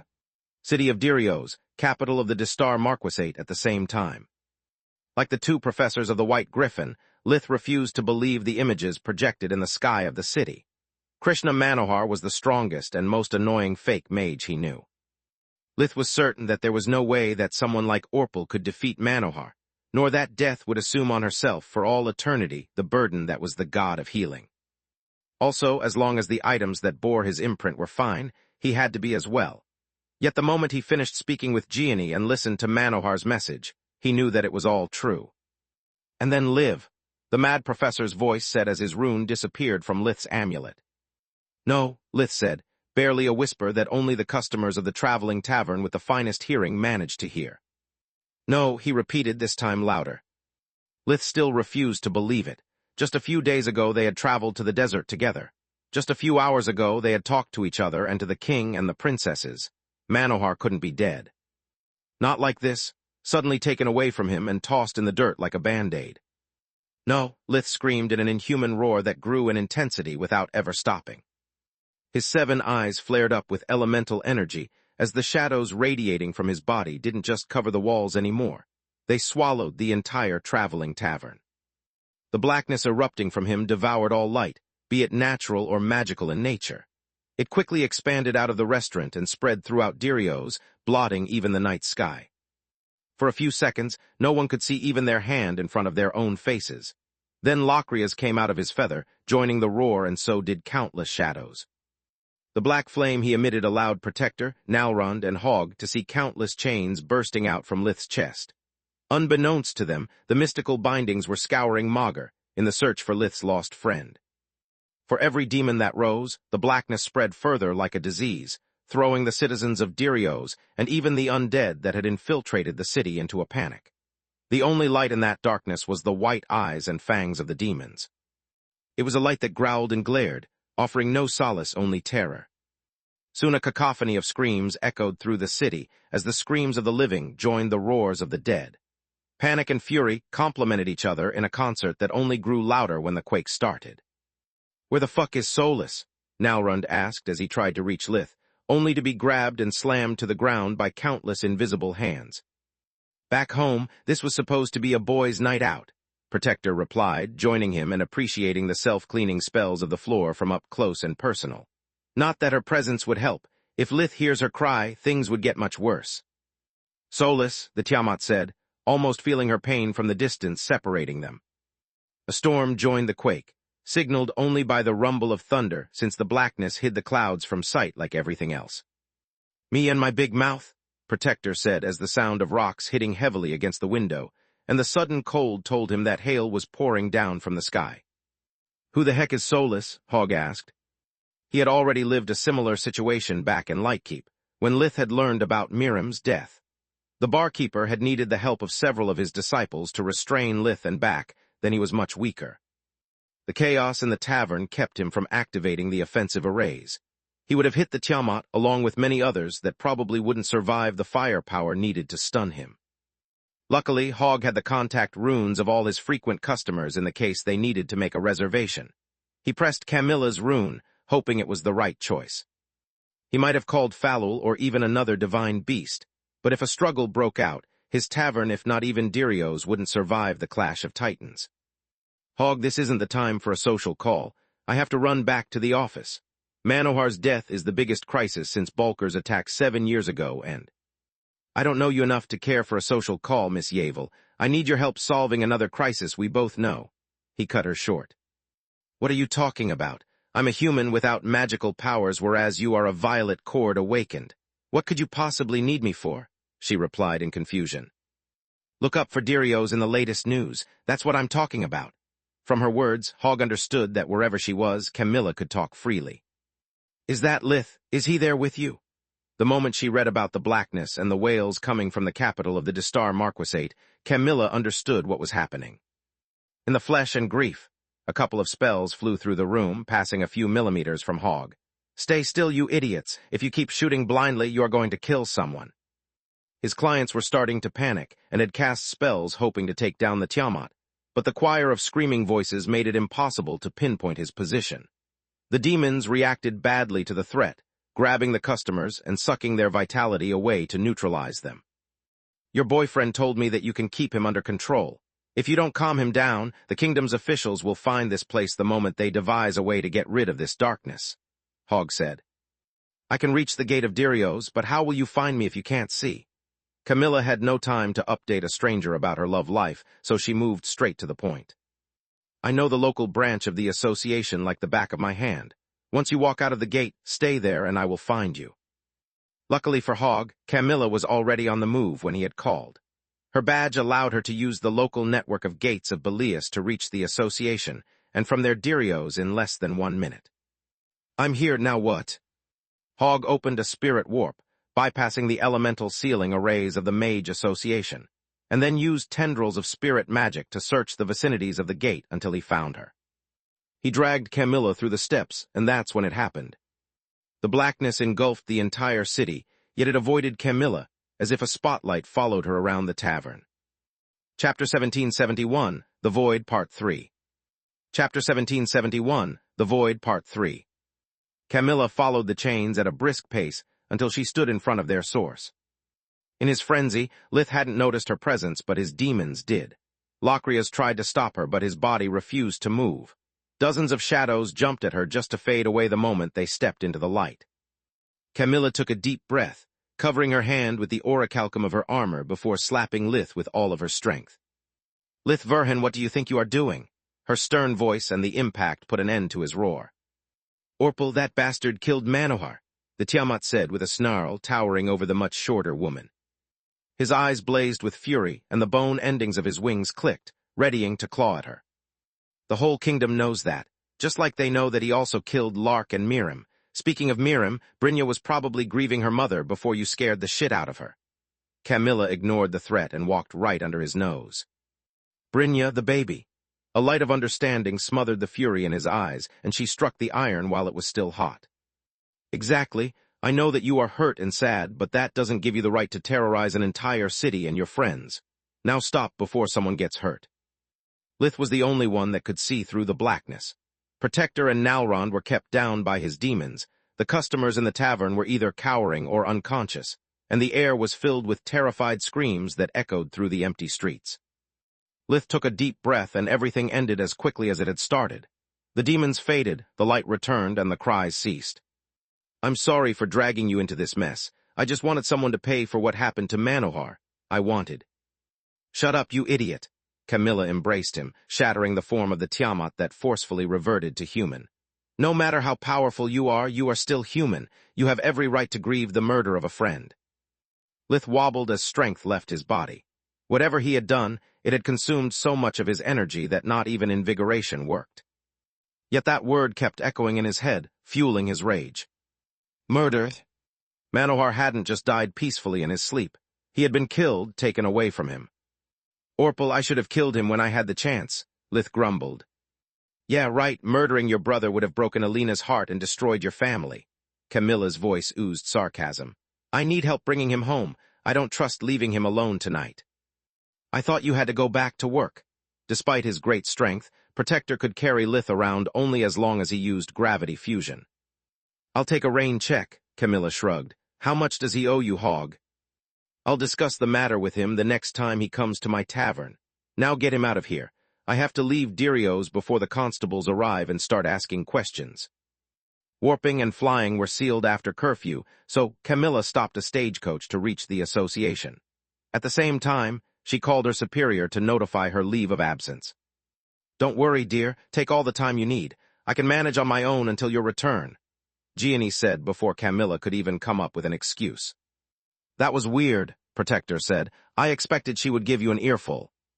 Me too, to Belias, please, Camilla said, the night clerk in charge of the gate. Belias, not Lucia, Nalrund asked. No, I want Lith to grieve in peace without worrying about his parents feeling guilty for raising an asshole or having to act tough. He is allowed to have feelings, to stumble and fall. Also, Belias will keep the accident from happening again. Please, tell everyone Lith is okay and not to contact him unless strictly necessary, Camilla said. Meanwhile, in her office, Archon Gianni Ernas read the reports of the odd phenomenon in Dirios, and how it had conveniently ended a few minutes after Camilla's badge had requested access to the city.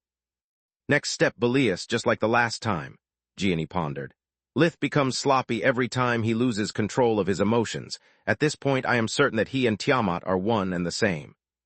I can use a powerful ally, but at the moment he's a double-edged sword. If anyone else notices how shadows behave oddly in his presence, things will get dicey with the royal court for everyone close to him. Space. East part of the continent of Giera, Roghar's turf, at the same time.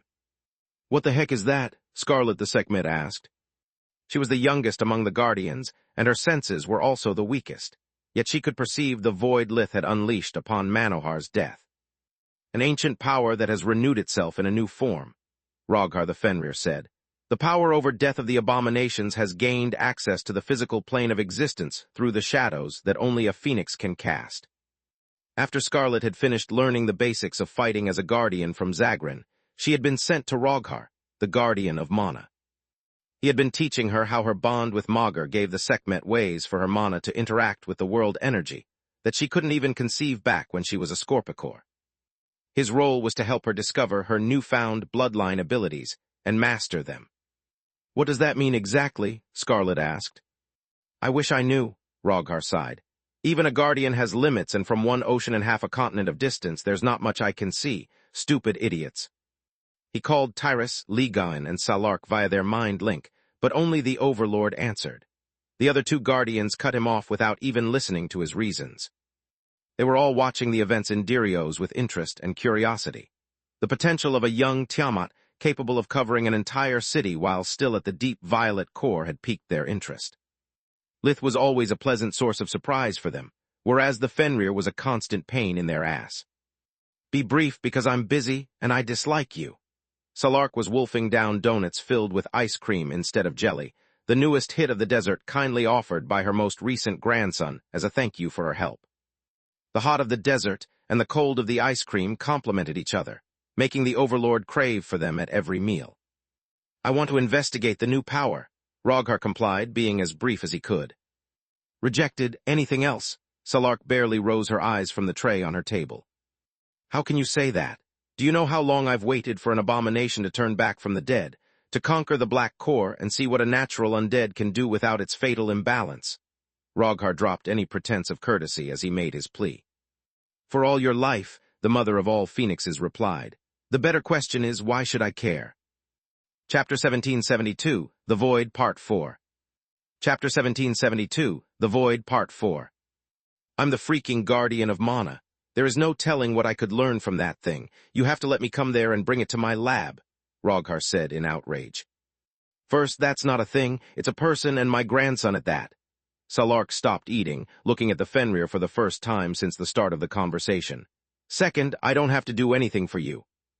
She took a deep breath as her power blotted the sun of the desert from the sky, and made the shadows in Roghar's own home flicker like angry flames. I despise you and your methods. During the last meeting, I clearly told you that if you dare to make a single step in Garland, I'll kick your ass. Now, as you can see, I'm pregnant, and I won't risk my baby for a lowlife like you.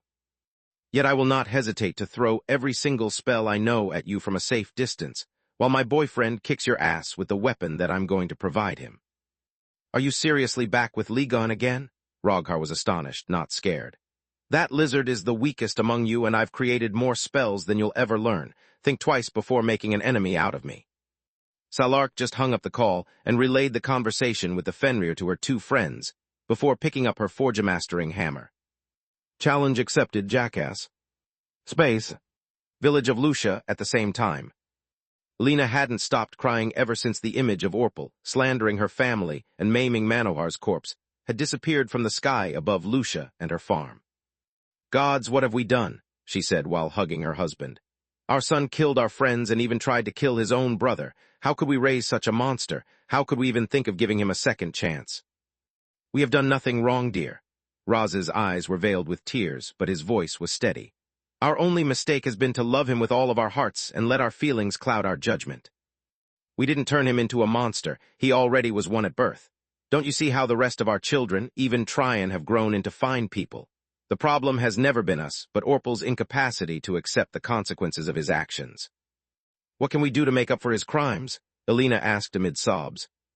Nothing, because those crimes belong only to him. He held her tight and took the communication amulet. Let's call our children to make sure that they are all right. They need us, and they need us to be strong for them. Space. Knight's secret lair at the same time. The void covering Dirios greatly alarmed the royals. They believed it to be a ruse of the undead courts and dispatched the members of the corps to investigate the events. Knight and Orpal knew to have nothing to do with it, yet they also had plenty of reasons to worry about the phenomenon. Ever since the blackness had appeared, they had lost contact with the undead that they had dispatched there for the follow-up mission to Manohar's death. Then their runes had disappeared from Knight's contact amulet. After a while, every single member of the undead courts living in Dirios had suddenly died. It didn't matter whether they took part in Orpal's conspiracy or not, nor if they belonged to the Dawn, Dusk, or Night court. Their runes just faded away one after the other. What the fuck does this mean? Orpal asked in outrage. I have no idea, Knight replied. I can only guess that it's one of your brother's bloodline abilities. What worries me the most is how he found our associates so quickly. Unbeknownst to them, and even to Lith, the void fed off him and used the souls that he turned into demons as amplifiers that transmitted his power and extended the void's area of effect. Once they became demons, the souls could affect the living and the undead alike to follow the impulse they received through their bond with Lith. A soul staying behind was a rare phenomenon, but undead lived until killed. Most of them had more than one angry soul following the undead around that happily pointed them at the demons, betraying their existence no matter how good their facade was or how many cloaking devices they wore. The void had surrounded Dirios, filling the city with angry demons that had plenty of invisible informers lying in wait. Once the blackness disappeared, both the demons and the angry souls following the undead courts members moved on.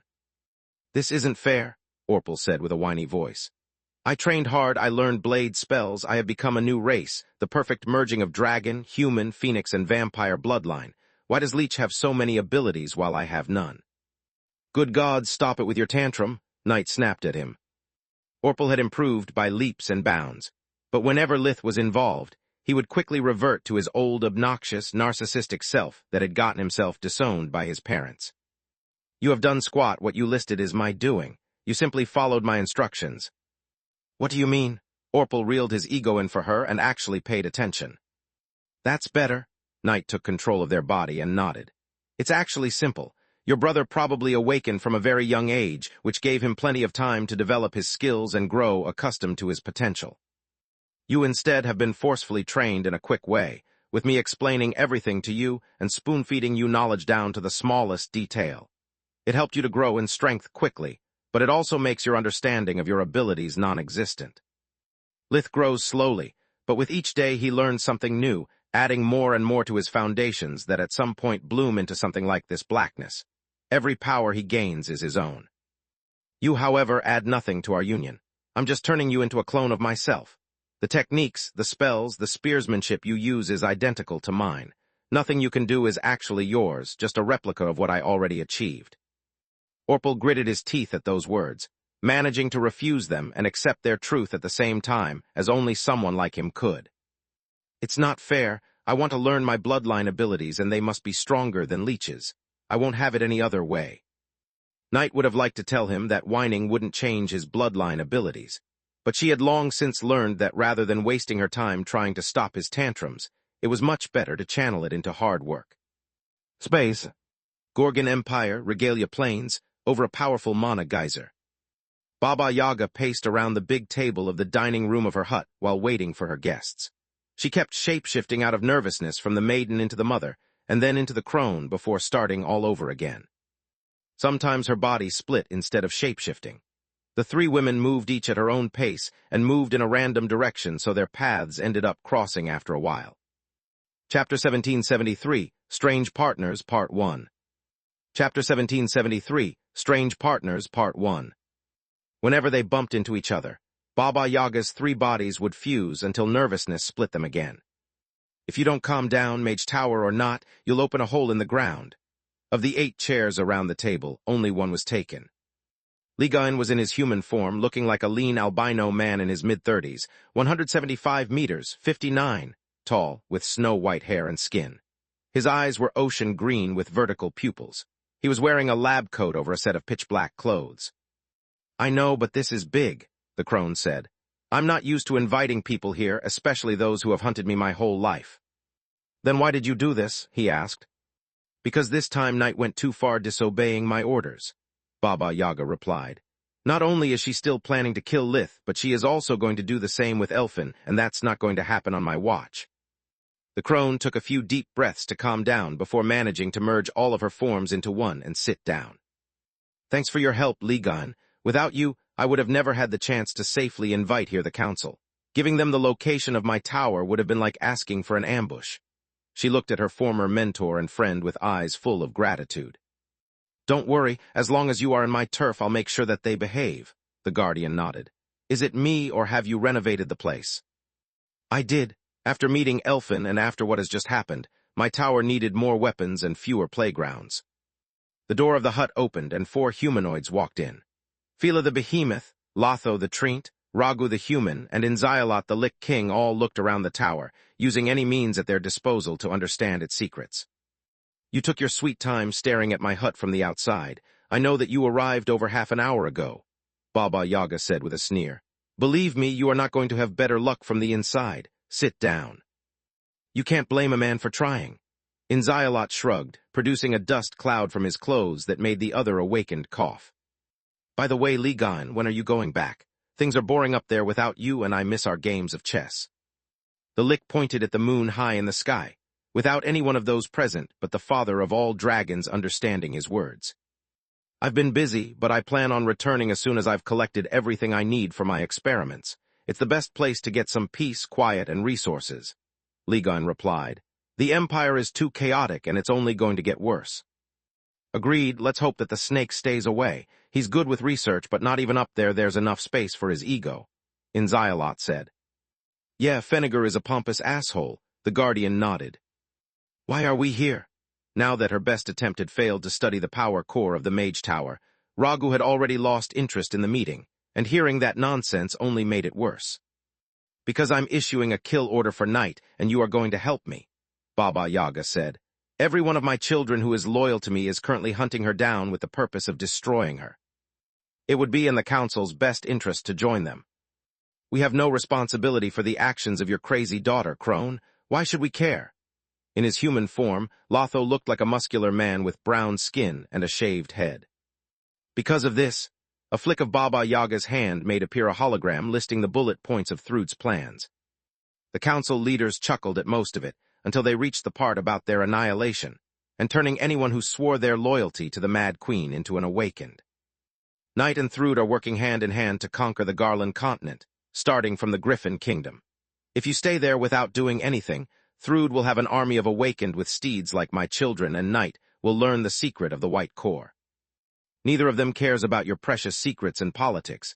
They are going to take all the magical resources for themselves and kill whoever stands in their path, awakened or not. The council is powerful, but it has no regular army, and you are divided. Your legacies won't be enough to protect you from my daughter, let alone from the Mad Queen's army. We have to act now before it's too late, the crone said while shape-shifted into the mother. This is bullshit, Lotho jumped from his chair. No, it's not, Fila said. It matches what Fallow learned from the undead that invaded her minds. I plan to search for more evidence before submitting the issue to the council, but that's not necessary anymore. Yet this arouses a question. How did you get your hands on that list and yet failed to discover Knight's position? Thanks to me. The door to the hallway opened, and the slender figure of a young woman walked through it. She looked like a woman of untold age, about 1.78 meters, 510, tall with golden eyes without pupils.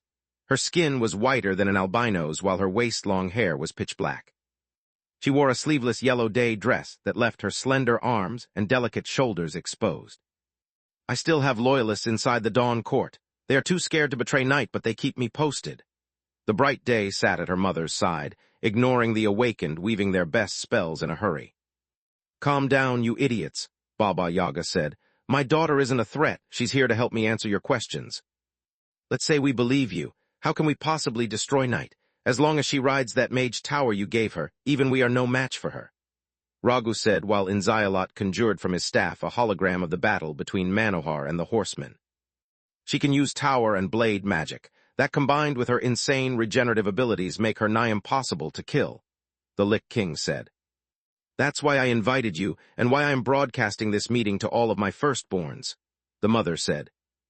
Ilthan the Banshee, Nandi the Minotaur Abomination, and even Dusk were all watching at the scene taking place in the kitchen as if they were there.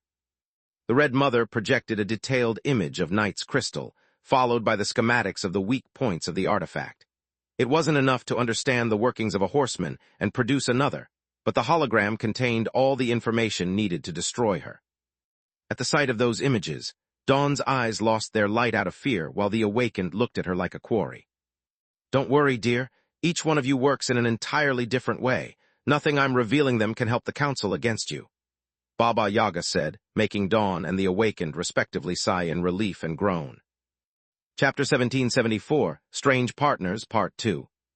Chapter 1774, Strange Partners, Part 2. This is great news, Fila said. Tower or not, now we can destroy Night as soon as we face her in battle. Beware, though, time is of the essence. I've reason to suspect that the longer we wait, the less these weak points will help us defeat her. It's the reason I need your help. If we don't act swiftly, by the time we find Night, she might have removed them, Baba Yaga said. What do you mean removed?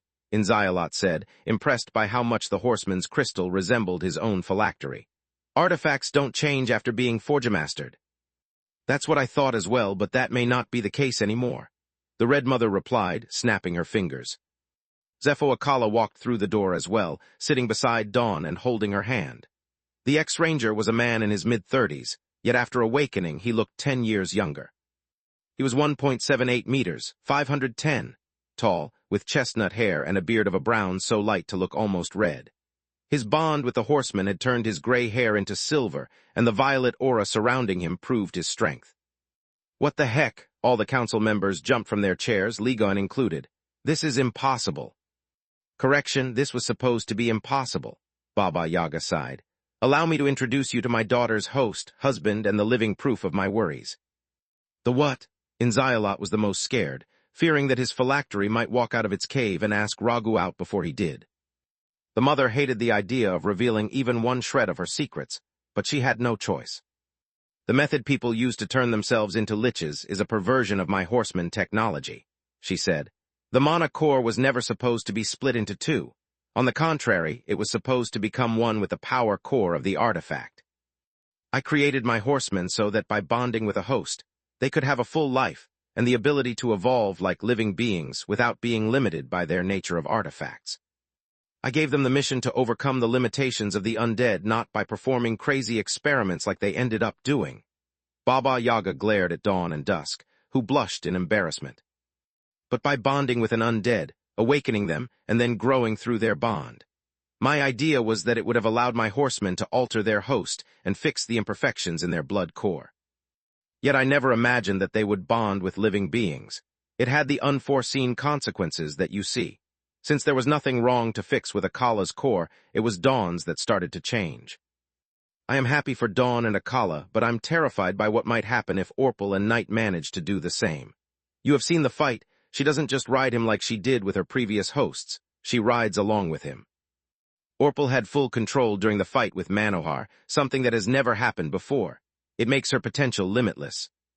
While Baba Yaga's kitchen erupted in yells and battle plans, Dusk pondered what he had just learned. His red crystal lay atop one of the tallest buildings of the slums of the city of Gima. After stripping him of his host and powers, Baba Yaga had dropped the horseman in the Gorgon Empire where he still resided. My plan is even more perfect than I thought. I need to take a leaf from whatever has bonded with Verhin and bond with a young host who carries a dormant bloodline. Dusk knew about Solus from his sister Dawn, but he had no idea she was the daughter of Menadian. He looked below at the ruthless beating that was taking place in a dirty back alley. A kid dressed in rags was fighting to protect their most prized treasure, a loaf of fresh bread that they had managed to steal after 2 days of starvation. These are our streets, Runt. You have to ask our permission and pay for protection before robbing anyone. That's the rule. The man was twice the size of the kid, yet he kicked the sorry figure on the ground as if it could retaliate at any time. If we let every beggar steal from our customers, they don't make business. And if they don't make business, they don't have the money to pay us. So either you compensate us for our losses or we'll break your hands. Now that the message was delivered, the guys blocking the alley's entrance to keep the kid from escaping joined the beating. The child cried from the pain, but mostly from the hunger and the idea that most of the bread was now covered in filth and inedible. That's my cue, Dusk said as the snapping sound of a broken bone and a yelp of pain echoed through the alley. The thugs suddenly found themselves paralyzed, incapable of moving a muscle. Hello there, don't worry, I'm here to help you, Dusk said to the kid via mind link. Kelia had no idea what was happening. She was just glad that the pain had stopped. Fear came only when she lowered her gaze, noticing that the loaf of bread was gone, replaced by a shiny red crystal. Where's my food? She had a lisp due to many broken or completely missing teeth. The moment Kelia tried to move, her broken arm sent a pang that froze her. The pain reminded her of the thugs that had cost her what little she had. The young girl stared in hatred at their figures floating in midair, and her broken lips painfully curved in a smile when she noticed that their faces were blue. Her mysterious benefactor had hanged them with an invisible rope. Kill them, kill those fuckers and that baker that sent them after me. That's not going to happen, but I'm going to make sure that they'll think twice before bothering you again, Dusk said, breaking their wrists and engulfing them in red flames. The thugs screamed in fear and pain, rolling onto the ground to extinguish the fire before running away. Dusk had let them live, but not out of pity. He didn't want to taint the memory of their first meeting with murder. Also, everyone in the Gorgon Empire knew about cursed objects, even kids. He wanted the thugs to haunt Kelia's mind, to make her desperate and scared enough of their revenge to bond with him. Thanks, where did you put my bread? She slowly stood up, noticing that most of her pain was gone. Do you mean this crap? Dusk took the piss-stained, muddy bread out of his pocket dimension. Wouldn't you like this instead? Kelia's desperation turned into amazement when a plate filled with a steaming stew appeared out of nowhere. She drank it in big gulps, uncaring for the burns that the hot broth caused her. The only thing she could think of was to eat before someone took the food away from her again. "Slow down and use this. No one will bother you as long as I'm here." Dusk offered her a spoon and refilled her plate, adding a fresh loaf of bread. Kelia almost choked several times as she ate as quickly as she could. Chapter 1775, Recurring Problem Part 1. Chapter 1775, Recurring Problem Part 1. Kelia's appetite never seemed to wane, but her plate kept filling itself, so she didn't care. After a while, when the pain was completely gone and her hunger under control, she started to question the nature of her miraculously convenient new friend. "Are you my fairy godmother?" she asked. "Your fairy godfather, to be precise," Dusk replied. "Yeah, right, then where have you been my whole life?" Kelia said with a sneer.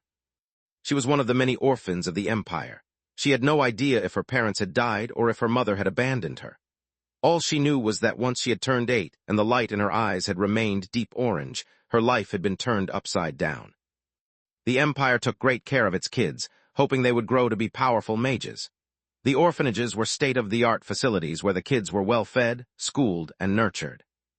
Those whose eyes didn't turn deep yellow or at least bright orange by 8, however, were deemed regular people and transferred to way less comfortable institutions. Despite all the laws protecting the children from abuse, the fate of the magicless orphans mostly depended on luck. Kelia was one of the unlucky orphans who had run away, preferring the streets to an even worse fate at the hands of people whose love for children was as twisted as their minds. "Look, we can argue all day about the past or enjoy the present. Don't you feel better?" Dusk asked. What do you? Only then did Kelia notice that her rags were clean, the bruises were gone, and that she could see the pink in her nails for the first time in weeks. "Did you do this?" "Yes, and that's the least I can do if you keep me around," the horseman replied. "What if those guys come back? Can you protect me with your magic?" Kelia didn't know whether to be scared of the talking stone or the idea of what would happen to her without its help. "I can protect you with my magic, but I'd rather teach you how to protect yourself with your magic." "I wish," she sighed, "if I had a shred of talent as a mage, I wouldn't be here." "That's what ignorant humans believe. I can teach you the most powerful of spells. I can give you more money than you can spend. I can make sure that you always have a soft bed and a hot meal. All you have to do is to let me in." The red crystal glowed as Dusk projected in Kayla's head images of her possible future with him.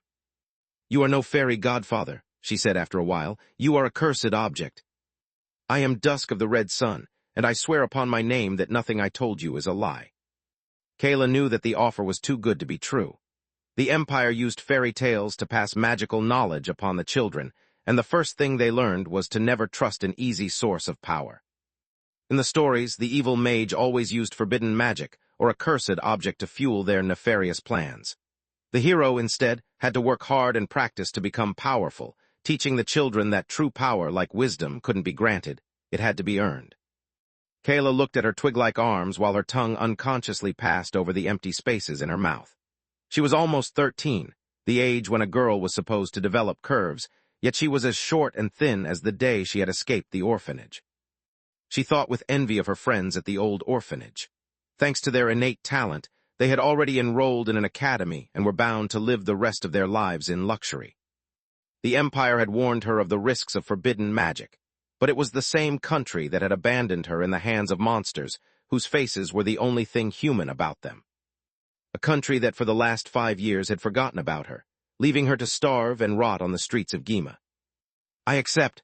The red crystal turned into a liquid that seeped through her hand and flowed toward her chest. Kayla felt no pain as she became one with Dusk, and her core awakened. Space. Griffin Kingdom, city of Belias at the same time. Lith was barely conscious when Protector and Nalrond brought him to Camilla's apartment. The arrays of the city had blocked the flickering of the shadows that had scared Dirio's night clerk and stabilized his condition. "Great thinking, Camilla," Protector said. "Here his powers are dampened, relieving the burden on his life force." "Not on the couch," she yelled when she realized they were about to drop Lith in the wrong place. "Bring him to the bedroom. It's the only place Lith enchanted to resist his weight in case something like this happened before we broke up. I don't want to explain to my downstairs neighbor why there's a hole in his ceiling in the middle of the night." "Where are you going to sleep then?" Nalrond asked, receiving a scowl from Protector. "Good question, the couch, the floor, or maybe I'll just stay awake," she sighed. Nalrund had no ID, so she had to accompany them back to the gate and vouch for him before returning to the apartment. Camilla had expected Lith to grieve and blame himself for what had happened, but when she arrived, he was already asleep. She sat by his side, checking that he was all right and caressing his sleeping face until he calmed down and the scales turned back into skin. Then, she used that moment of privacy to take the camellia out of her briefcase.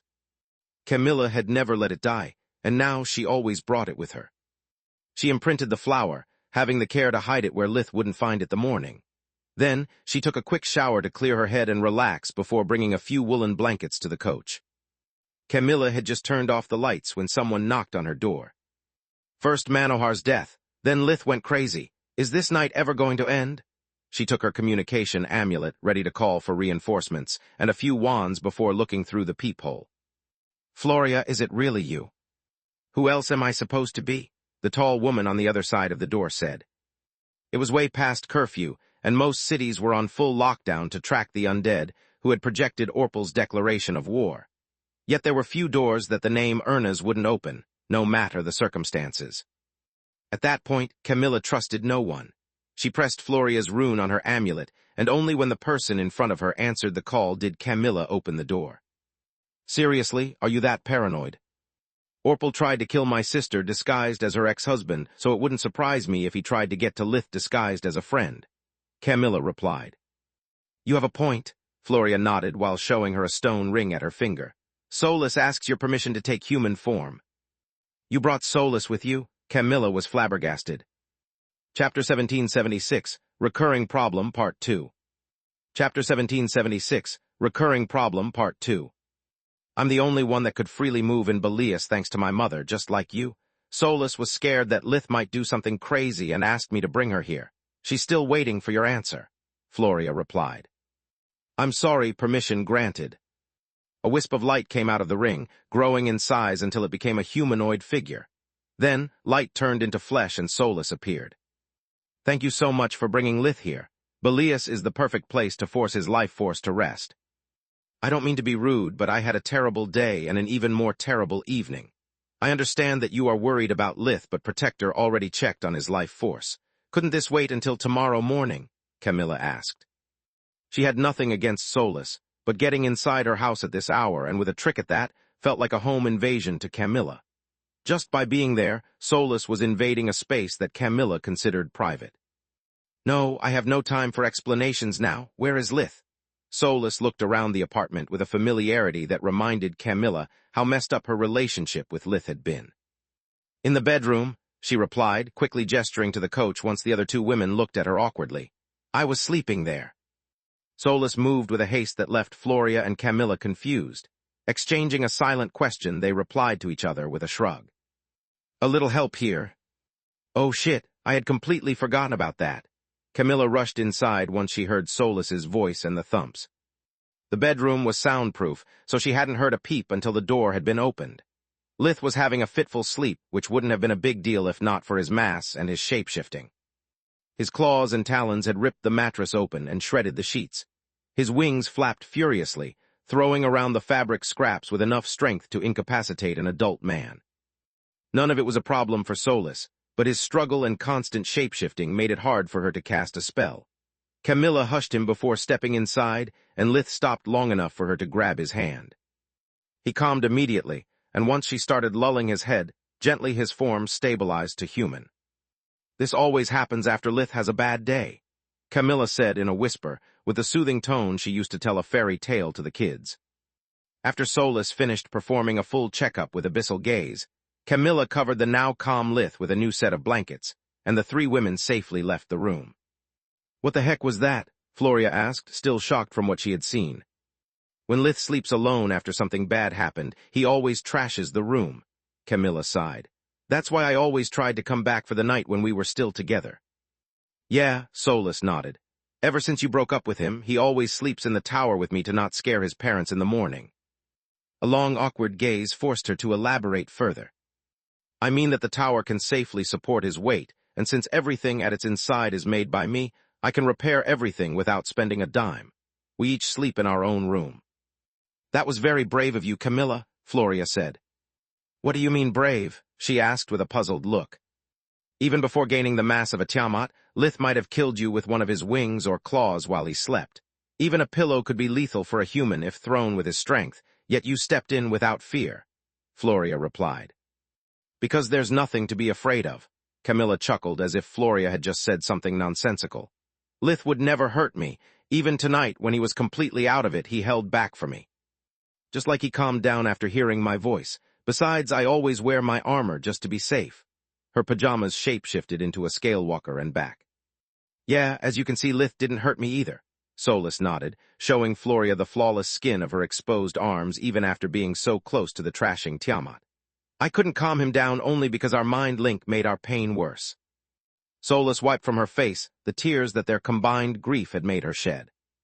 Floria listened to their words without really understanding them, feeling like the only sane person in a mad world. What were you saying about his life force? Camilla asked. It's easier if I show you. Solus offered her and Floria her hands, establishing a mind link that replayed the whole conversation they had had with Manohar in the desert. Good gods, how is Lith now? Floria asked, turning pale as a ghost. We're lucky his life force didn't deplete further this time, Solus replied.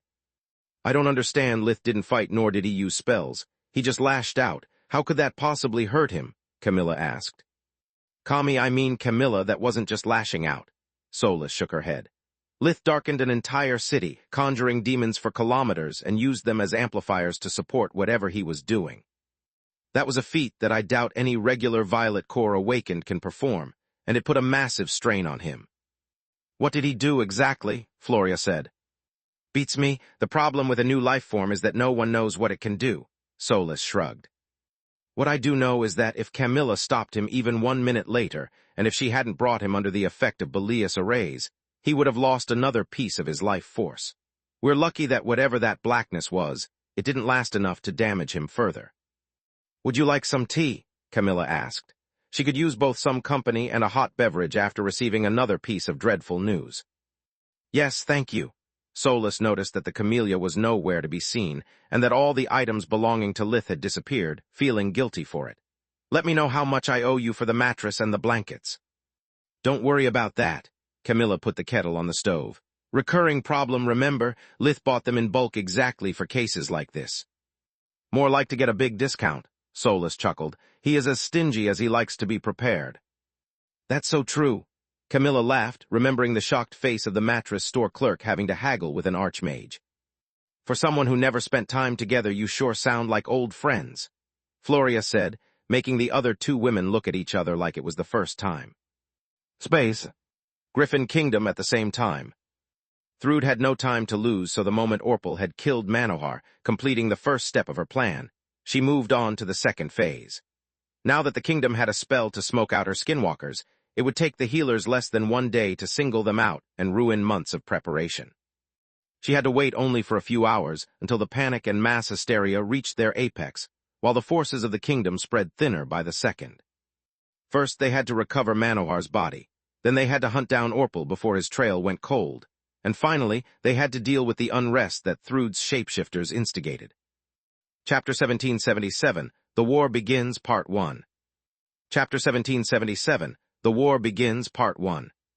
When the chaos from Manohar's death and the dead king's threats reached its apex, the members of the undead courts attacked every city where one of their branches was located. The dusk dawn, and Night Court had collaborated to turn as many thralls as possible into undead, and to raise armies of lesser undead exactly for that moment. Every city had cemeteries and slaughterhouses, providing them with everything they needed. The attack was swift, brutal, and bloody. To the citizens of the kingdom, it looked like another attempt of conquest, but the undead's only aim was to brew fear. They didn't attack strategic objectives or places that would give them the upper hand in the long term. They focused on the most populous areas, killing in the most cruel and terrifying ways possible. Fear grew into terror that soon became utter despair when the citizens received no help as their friends and neighbors kept being slaughtered in front of their eyes. The attack lasted barely over 1 hour, yet it felt like years. The main forces of the soldiers of the army and the mages of the association was busy defending the local strategic assets, and could only dispatch so many units to protect the residential areas without compromising the safety of the whole city. They held their position, waiting for an attack that never came. After a while, the generals in charge of the cities grew restless and sent their men to stop the onslaught in the streets, playing straight into Thrud's hands. The moment the security was minimal, her shapeshifters conquered the city halls, gaining control of the arrays while her army saved the citizens. The undead and the awakened beasts played their role to perfection, making each other bleed in a fight apparently to the death, while they actually avoided hitting vital spots. The army, the association, but most importantly the royals looked like incompetent fools, taking so long to mobilize their forces whereas it took minutes to Thrud's army to save countless lives and restore order. Everything had been an act, but the people had no way to know it and acclaimed their saviors as heroes instead of an invading army, even helping them to deal with the kingdom's forces when they tried to kill them for no apparent reason. The Mad Queen had been meticulous, focusing her efforts to capture areas that would be vital after a famine and before the next harvest. The undead had attacked everywhere, but she had claimed solely the cities with strategic value and plenty of her shapeshifters. The rest had just been a ruse to keep the kingdom from focusing their forces as well and hide her real objectives. The people of the captured cities acclaimed her marching parade without putting up a fight. Not only was their new queen the leader of the heroes that had saved them, she also had the support of the most trustworthy nobles and officials that had gained their reputation through decades of selfless service to the community. Little did the citizens know that the former had just followed a script, and that the latter were just skinwalkers that had replaced their precious heroes. Before sunrise, the Nestra region was mostly in her hands, and so were other major cities throughout the country, giving Thrud control over 1/3 of the kingdom. Good gods, you really did it! Jormund couldn't believe his eyes as he followed Thrud from one city to another through the kingdom's gate system, and witnessed her flag replacing that of the royals. It depicted a prancing griffin like that of the royal family, but Thrud's was golden, with 2 sets of feathered wings and one of the scepters replaced by Arthur's sword. It depicted Thud's form as a golden griffin that she had gained after becoming a white core. I would have never made it without you, my love. She gave the emerald dragon a dazzling smile and took the little Valoran from his arms. Soon everything will belong to Mommy and Daddy, and one day it will be yours. The baby giggled, enjoying his mother's warmth. I'm glad you recognize the importance of my role, sweetheart. Orpal walked through the glass door, joining them on the balcony. The bed is big and I don't mind sharing. What do you say if we 3 celebrate? Call me sweetheart again and I'll kill you. Thrud's voice was calm to not scare the kid, but her eyes blazed with dull white light and feathers popped from her skin. She hadn't forgotten her promise to kill whoever had pointlessly murdered loyal servants of the kingdom like Lark and Mirim. She was now certain that Orpal was insane and he couldn't be trusted. Yet until she finished siphoning his power and influence over the undead courts, she needed him. He was a rabid dog that she would happily put down the moment he outlived his usefulness. Angry sex in our hybrid forms? Kinky, Orpal replied with a lustful gaze. It drove Jormund mad with fury to the point that he forgot about his trauma and his conflicting feelings for the Mad Queen, leaving only killing intent. Talk to my wife like that in front of our child again, and I'll destroy you even if it costs the alliance with the undead courts. He grabbed Orpal's shoulder, his hand covered in emerald scales and ending with claws. Jormund's grip was a vice that could bend steel, but it could do nothing against the Davros of the Black Rose armor. Take that filthy hand off me, lizard, or I'll... Suddenly Orpal felt sick, his stomach knotting and fever running under his skin. He was already partly undead, yet he felt like dying. Call me whatever you want, but don't forget that I am an emerald dragon and I deal in life forces. I know how you managed to survive such a quick body and core refinement. It would take me but a nudge to turn you into a bloody firework. Jormund kept injecting his aura inside the horseman's body, splitting his 2 life forces and making Orpal's highly unstable. Here you have no steed, and even if you summon moonlight, I'll show you the difference between an artifact crafted by a white core and one made by a guardian. Are we clear? Jormund's voice was the same he used to play with Valoran, making the baby giggle. Crystal, Orpal replied as Arthur's sword prickled at the skin under his chin until he bled. Thrud giggled at the scene like a little girl as well. It was the first time that Jormund referred to her as his wife. She was so happy seeing him standing up for her that she almost forgave Orpal's rudeness. Almost. Calm down, my love, not in front of the baby. She put her hand on his shoulder, and for once he didn't shrug it off. You are right. Jormund's eyes didn't match his words, expressing all the pain that letting Orpal live caused him. Make a wish, asshole. Thrude grabbed the collar of the Black Rose armor while silver bolts of lightning ran through her body. She lifted and tossed the horseman as if he weighed nothing, turning him into a morning shooting star that shone under the sunlight and crashed kilometers away from the city. Chapter 1778, The War Begins, Part 2. Chapter 1778, The War Begins, Part 2. Laugh all you want, you bitch. Orpal stood up unscathed but furious. He had been once again rejected by a woman beautiful enough to be worthy of his attention and bullied by a scaly monster like his brother. Yet what angered him the most was Valoran's giggle that reminded him of Lith's as a baby. It will only make it more fun when I watch you drown in your own blood, just like Manohar. Space. City of Belias the following morning. Upon waking up, Lith had the worst morning of his 3 lives. He immediately recognized his bedroom, but it looked like a battlefield. His claws were still out, and not seeing Camilla, he feared to have injured her badly. Lith sniffed and searched for blood to understand what had happened, and only once he found none did he calm down. Then he remembered the events of the last night. The grief for Manohar's death, the unbridled fury, and then the shame for forcing Camilla to come and stop his tantrum. Lith sat down on the bed, looking at the results of his lack of self-control with growing embarrassment. Orpal, he muttered, planning countless ways to prolong the suffering of his estranged sibling, beyond what nature deemed right or possible. Once he found the strength to face Camilla and entered the living room, he found the 3 most important women of his life sleeping near each other in some kind of slumber party. The kettle was cold, there were no more cookies, and Solus had gone back into her ring form once she had depleted her energies. The stone ring lay on the couch between Camilla and Floria, where Solus' scent still lingered. I'm so sorry for bothering you all. Lith woke them gently, putting Solus back onto his finger.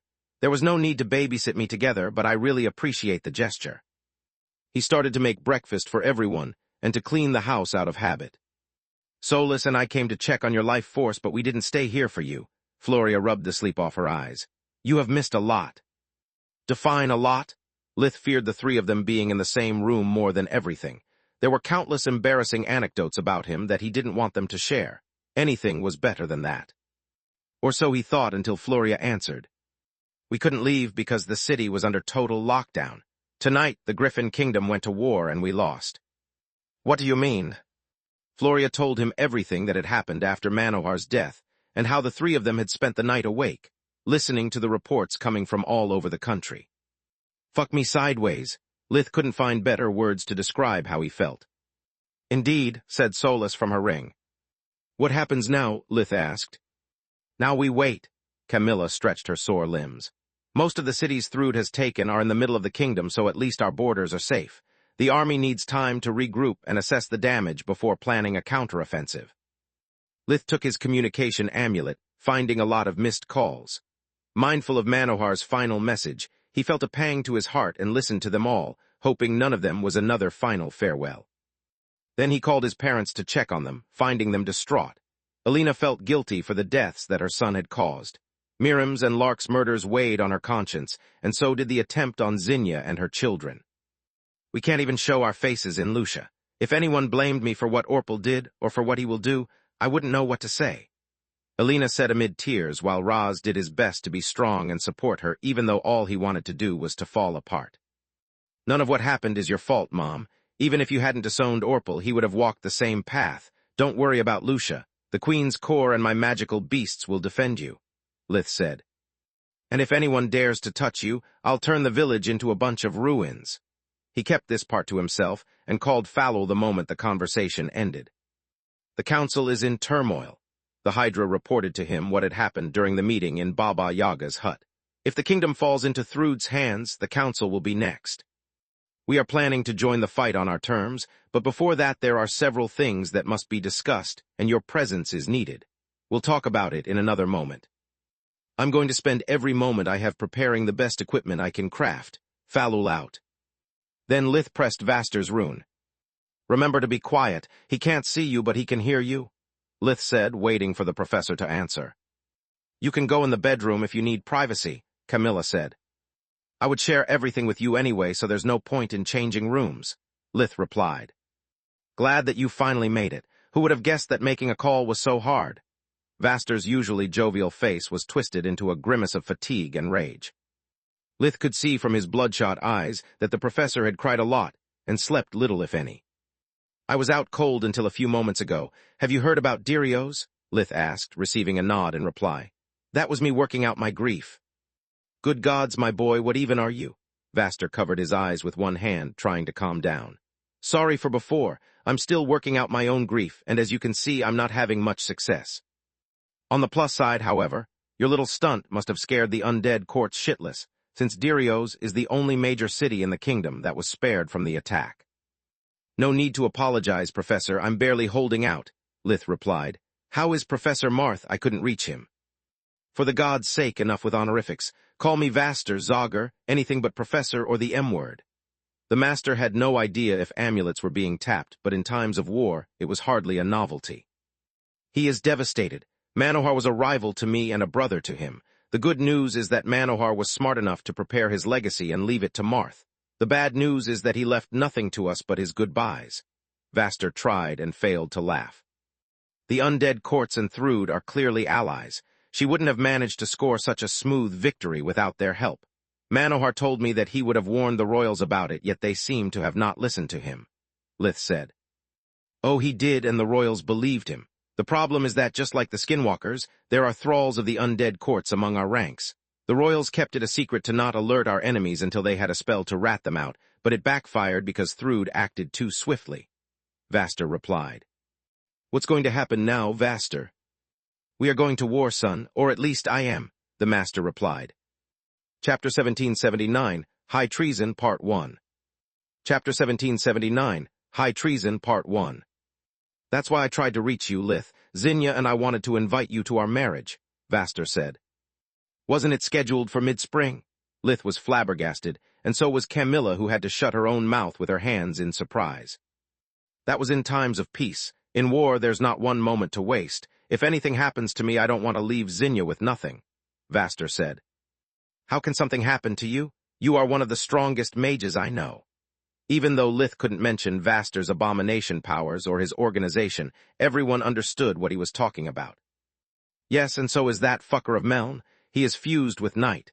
He has a mage tower for a steed and killed one of the most powerful men I ever knew who had decades to hone his skills. At this point, I'm not certain of anything."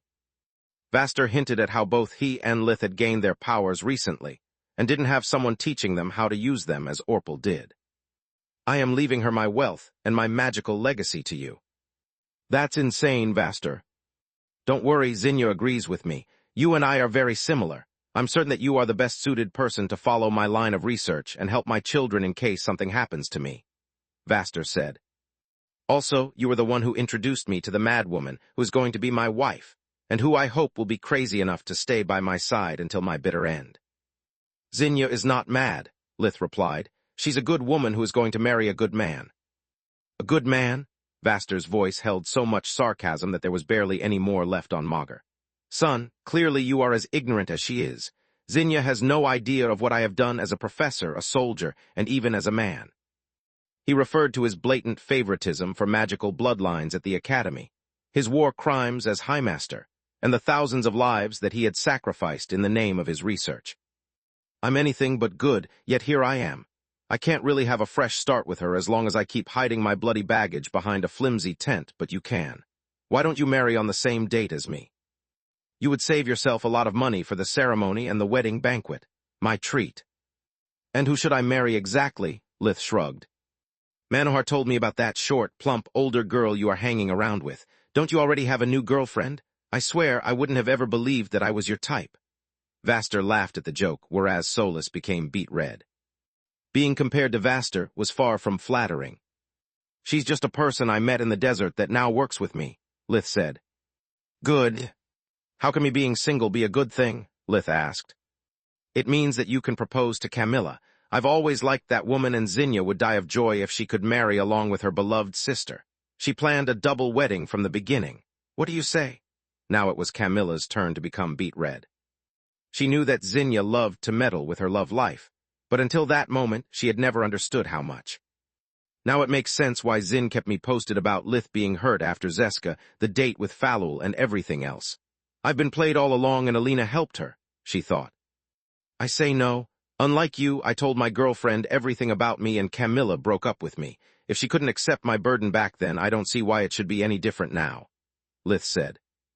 Bah, just tell her the truth about your dwindling life force. Between that and the war, she'll fall into your arms and say yes, Vaster replied, making Lith regret not having the conversation in private. I'm looking for someone I can have a bond with, not to put a chain and a muzzle on them. You are right, and I'm a jerk, Vaster sighed. Camilla deserves better than a guilt trip, but I just don't want you to die alone. Don't worry, I'm not alone. Lith held Sola's hand from under the table, bringing a huge smile to her face. Well then, you are officially invited to my marriage that will be held in a week from now. Are you going to attend? Vaster said. Yes, Lith nodded. Good, I'll see you then unless something happens. Vaster out. Floria, how close are you to the bright blue? Lith felt incredibly awkward and wanted to quickly change the topic. Very close, why? She asked. I suggest you to focus on accumulation as much as you can. You know how the kingdom works.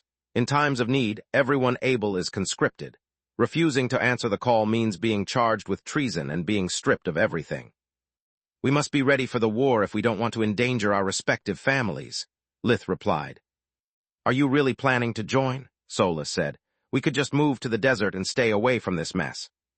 It would mean abandoning Falul Gianni and losing everything my parents worked hard their whole life, Lith said. Also, I'm not going to wait for Orpal to come and get me. I'm going to hunt him first. If Thrud wins, he will own 1/3 if not half of the country. He will take my home as his own and destroy anything and anyone I love in the kingdom.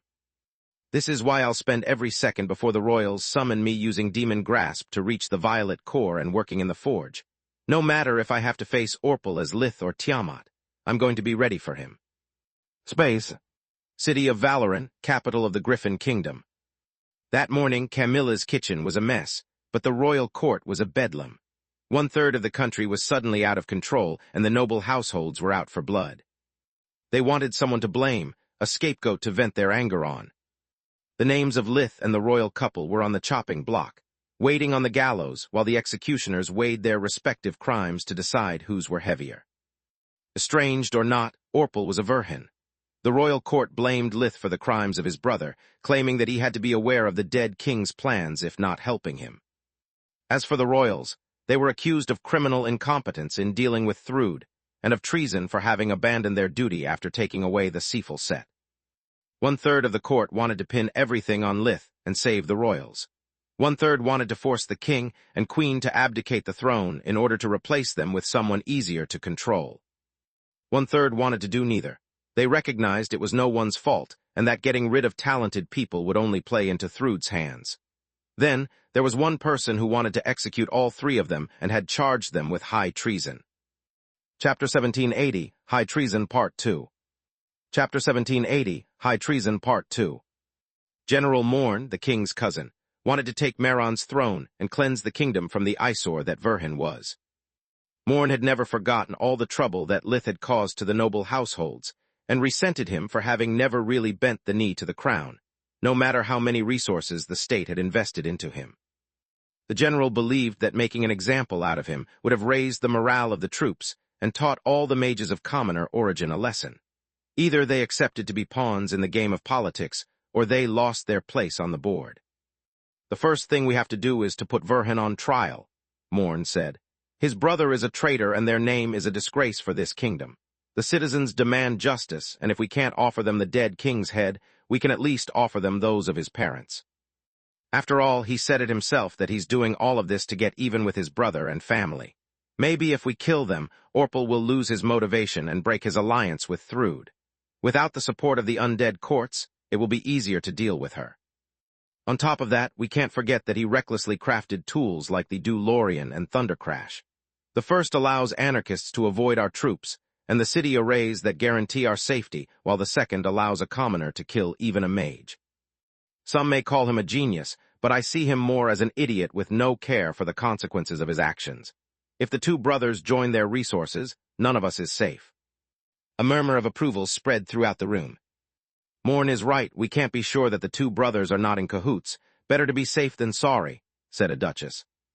Archmage Virhin never cared for the kingdom. Right now, he's more a threat than an asset. Getting rid of him is the right move, said a marquis. General Morn must be the victim of some body sculpting spell gone wrong if he spouts bullshit from his front instead of his back, Gianni said, drawing attention to her.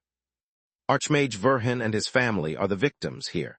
Even as a kid, he asked Count Lark to keep an eye on his brother, and that's the reason why we have so much information on Meln Narchet even though he was a nobody until yesterday.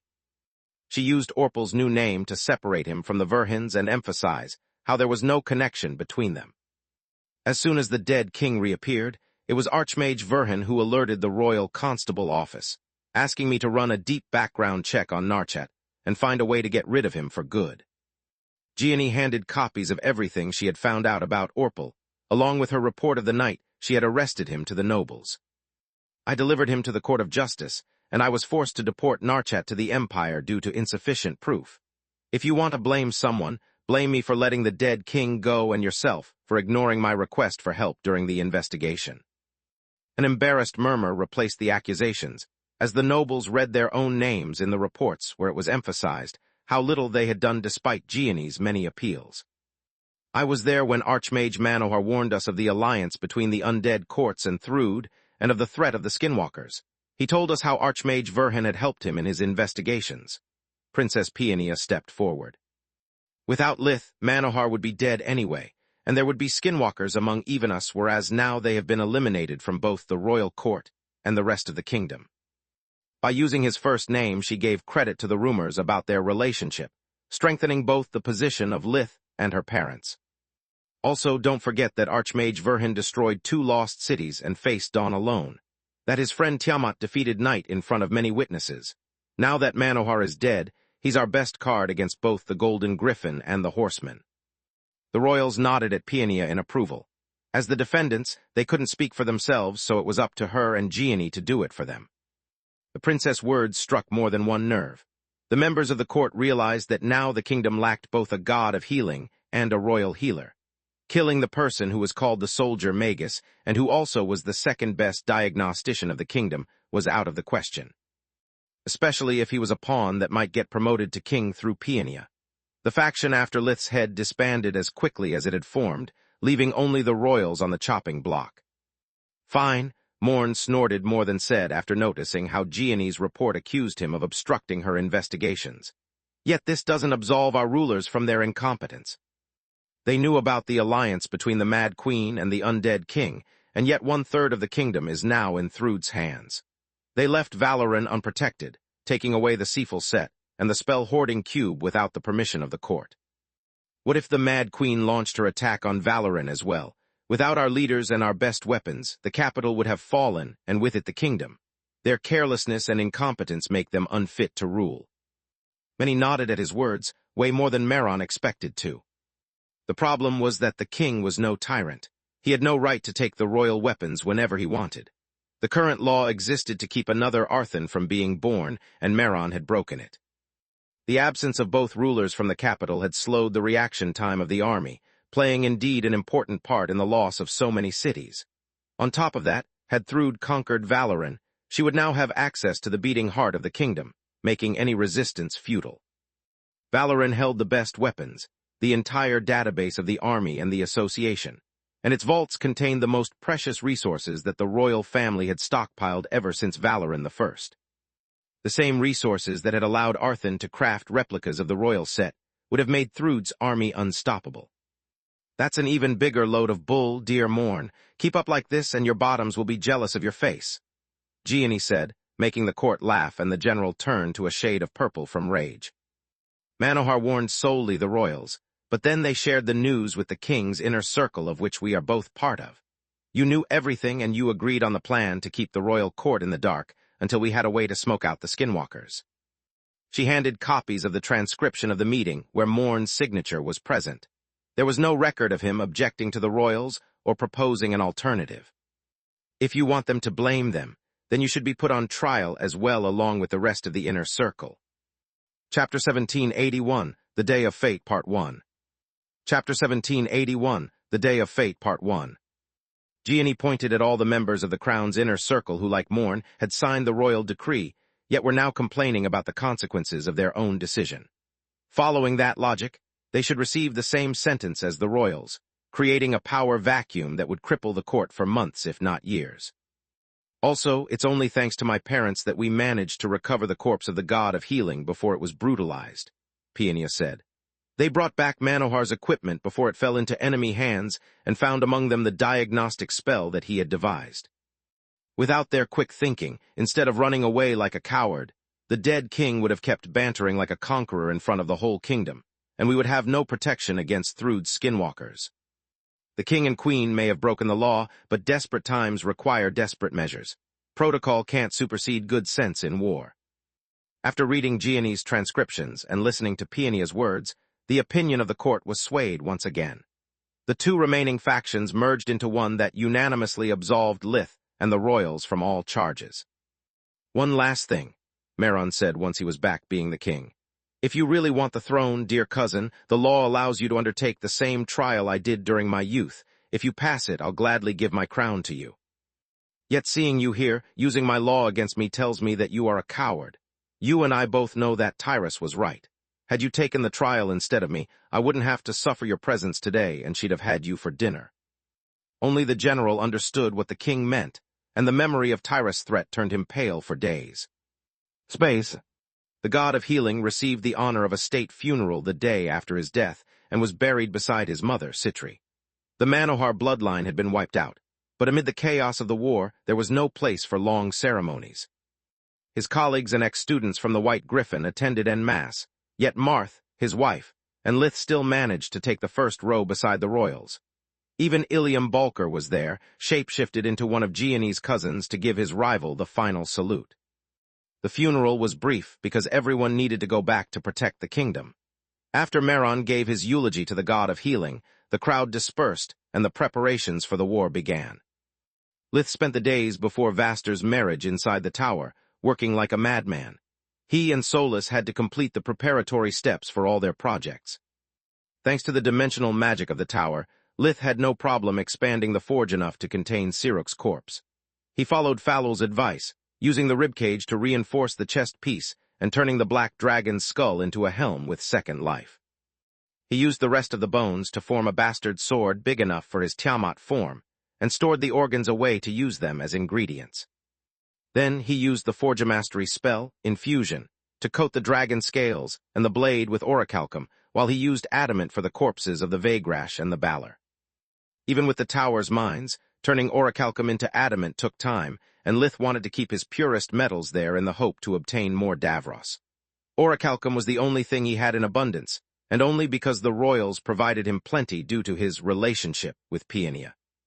Replacing the missing parts of the corpses with second life, and then coating them with adamant was the easy part. Even coating the armor made of dragon scales turned out to be a mammoth task, since it was the first time that they had worked on something that big. Between enchanting the golems and using infusion on the blade and the armor, Lith and Solus failed so often that they had to move to the desert whenever they decided to work on their equipment. They had to return to the Griffin Kingdom from dawn to dusk in order to avoid arousing suspicion of preparing for defection. Thanks to Salark's creation magic, every mistake that once would have meant wasting hours of work and dozens of kilograms of enchanted metal was now merely an annoyance that could be solved with the wave of a hand. Both the hand and the annoyance were Salark's, of course. I swear that if you weren't such a sweet child, I would have already knocked you unconscious for disturbing my work so often. The Overlord was being literal since Lith had converted the alchemical lab into a bakery for his stay in the desert. The sweets it produced satisfied her cravings and kept her in a good mood. While in the Griffin Kingdom, Lith practiced Demon Grasp to refine his core while Solus worked on a breathing technique of her own. As long as her mana core was cracked, she couldn't refine it, but she hoped to find a way to replenish her core quickly without being dependent on her tower form. Lith drowned himself with work to not think about Manohar's death. He had lost a friend, a mentor, and his best shot at fixing his life force without the need to resort to forbidden magic to solve his reincarnation problem. If it worked, he wouldn't have to rely on luck and would remain on Magur, yet he would still have to give up on his friends, his family, and even his powers as a Tiamat. To make matters worse, the Verhins had become pariahs in Lucia. The people who had never met Orpal and only knew his side of the story that he had broadcasted blamed Alina and Raz for everything. The new citizens of Lucia considered them horrible parents who had driven their eldest son insane. In their frenzy to pin the blame onto someone, they held the Verhins responsible for every death that the undead courts had caused during the first night of war. If not for the magical beasts, Renau wouldn't have been able to walk on the streets without being bothered, and Raz now avoided the village. Many fights broke out on a daily basis already between his farmhands and those who accused the Verhins of the most heinous crimes. He didn't want to add fuel to the fire with his presence, not when Zekel already did that for both of them. One rumor was all he needed to hear to double his prices for whoever he didn't like. Triple if they messed with Renau, and a complimentary solid beating if they came anywhere near Lyria. His clerks were few compared to the villagers, but they were all as stocky as a bull, and they came with hammers. The ongoing conflict did wonders for the local healer and protector's family budget, but it made the air in the village toxic, dividing its people just like what was happening to the kingdom. Lith blamed himself for everything, and most of his failures as a forgemaster came from the heavy burden that weighed on his mind. Chapter 1782, The Day of Fate, Part 2. Chapter 1782, The Day of Fate, Part 2.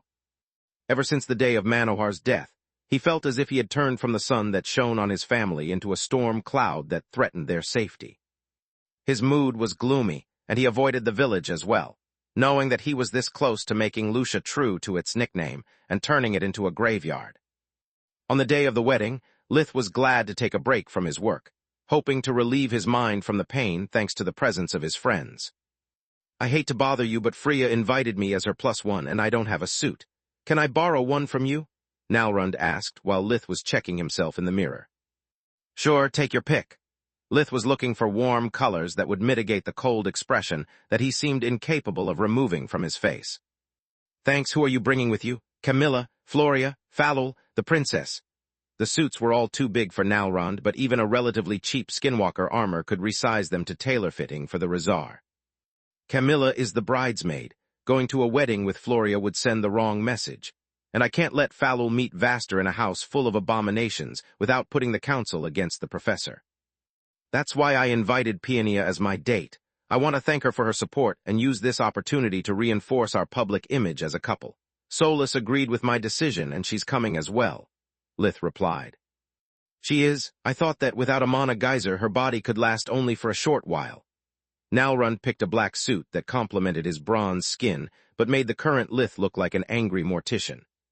"Correct, but Vaster's house is built on a mana geyser. On top of that, we have added an enchantment to the sage staff that shrinks it to the size of a pendant. Solus will wear it on a necklace and hold her human form as long as she wants," Lith replied.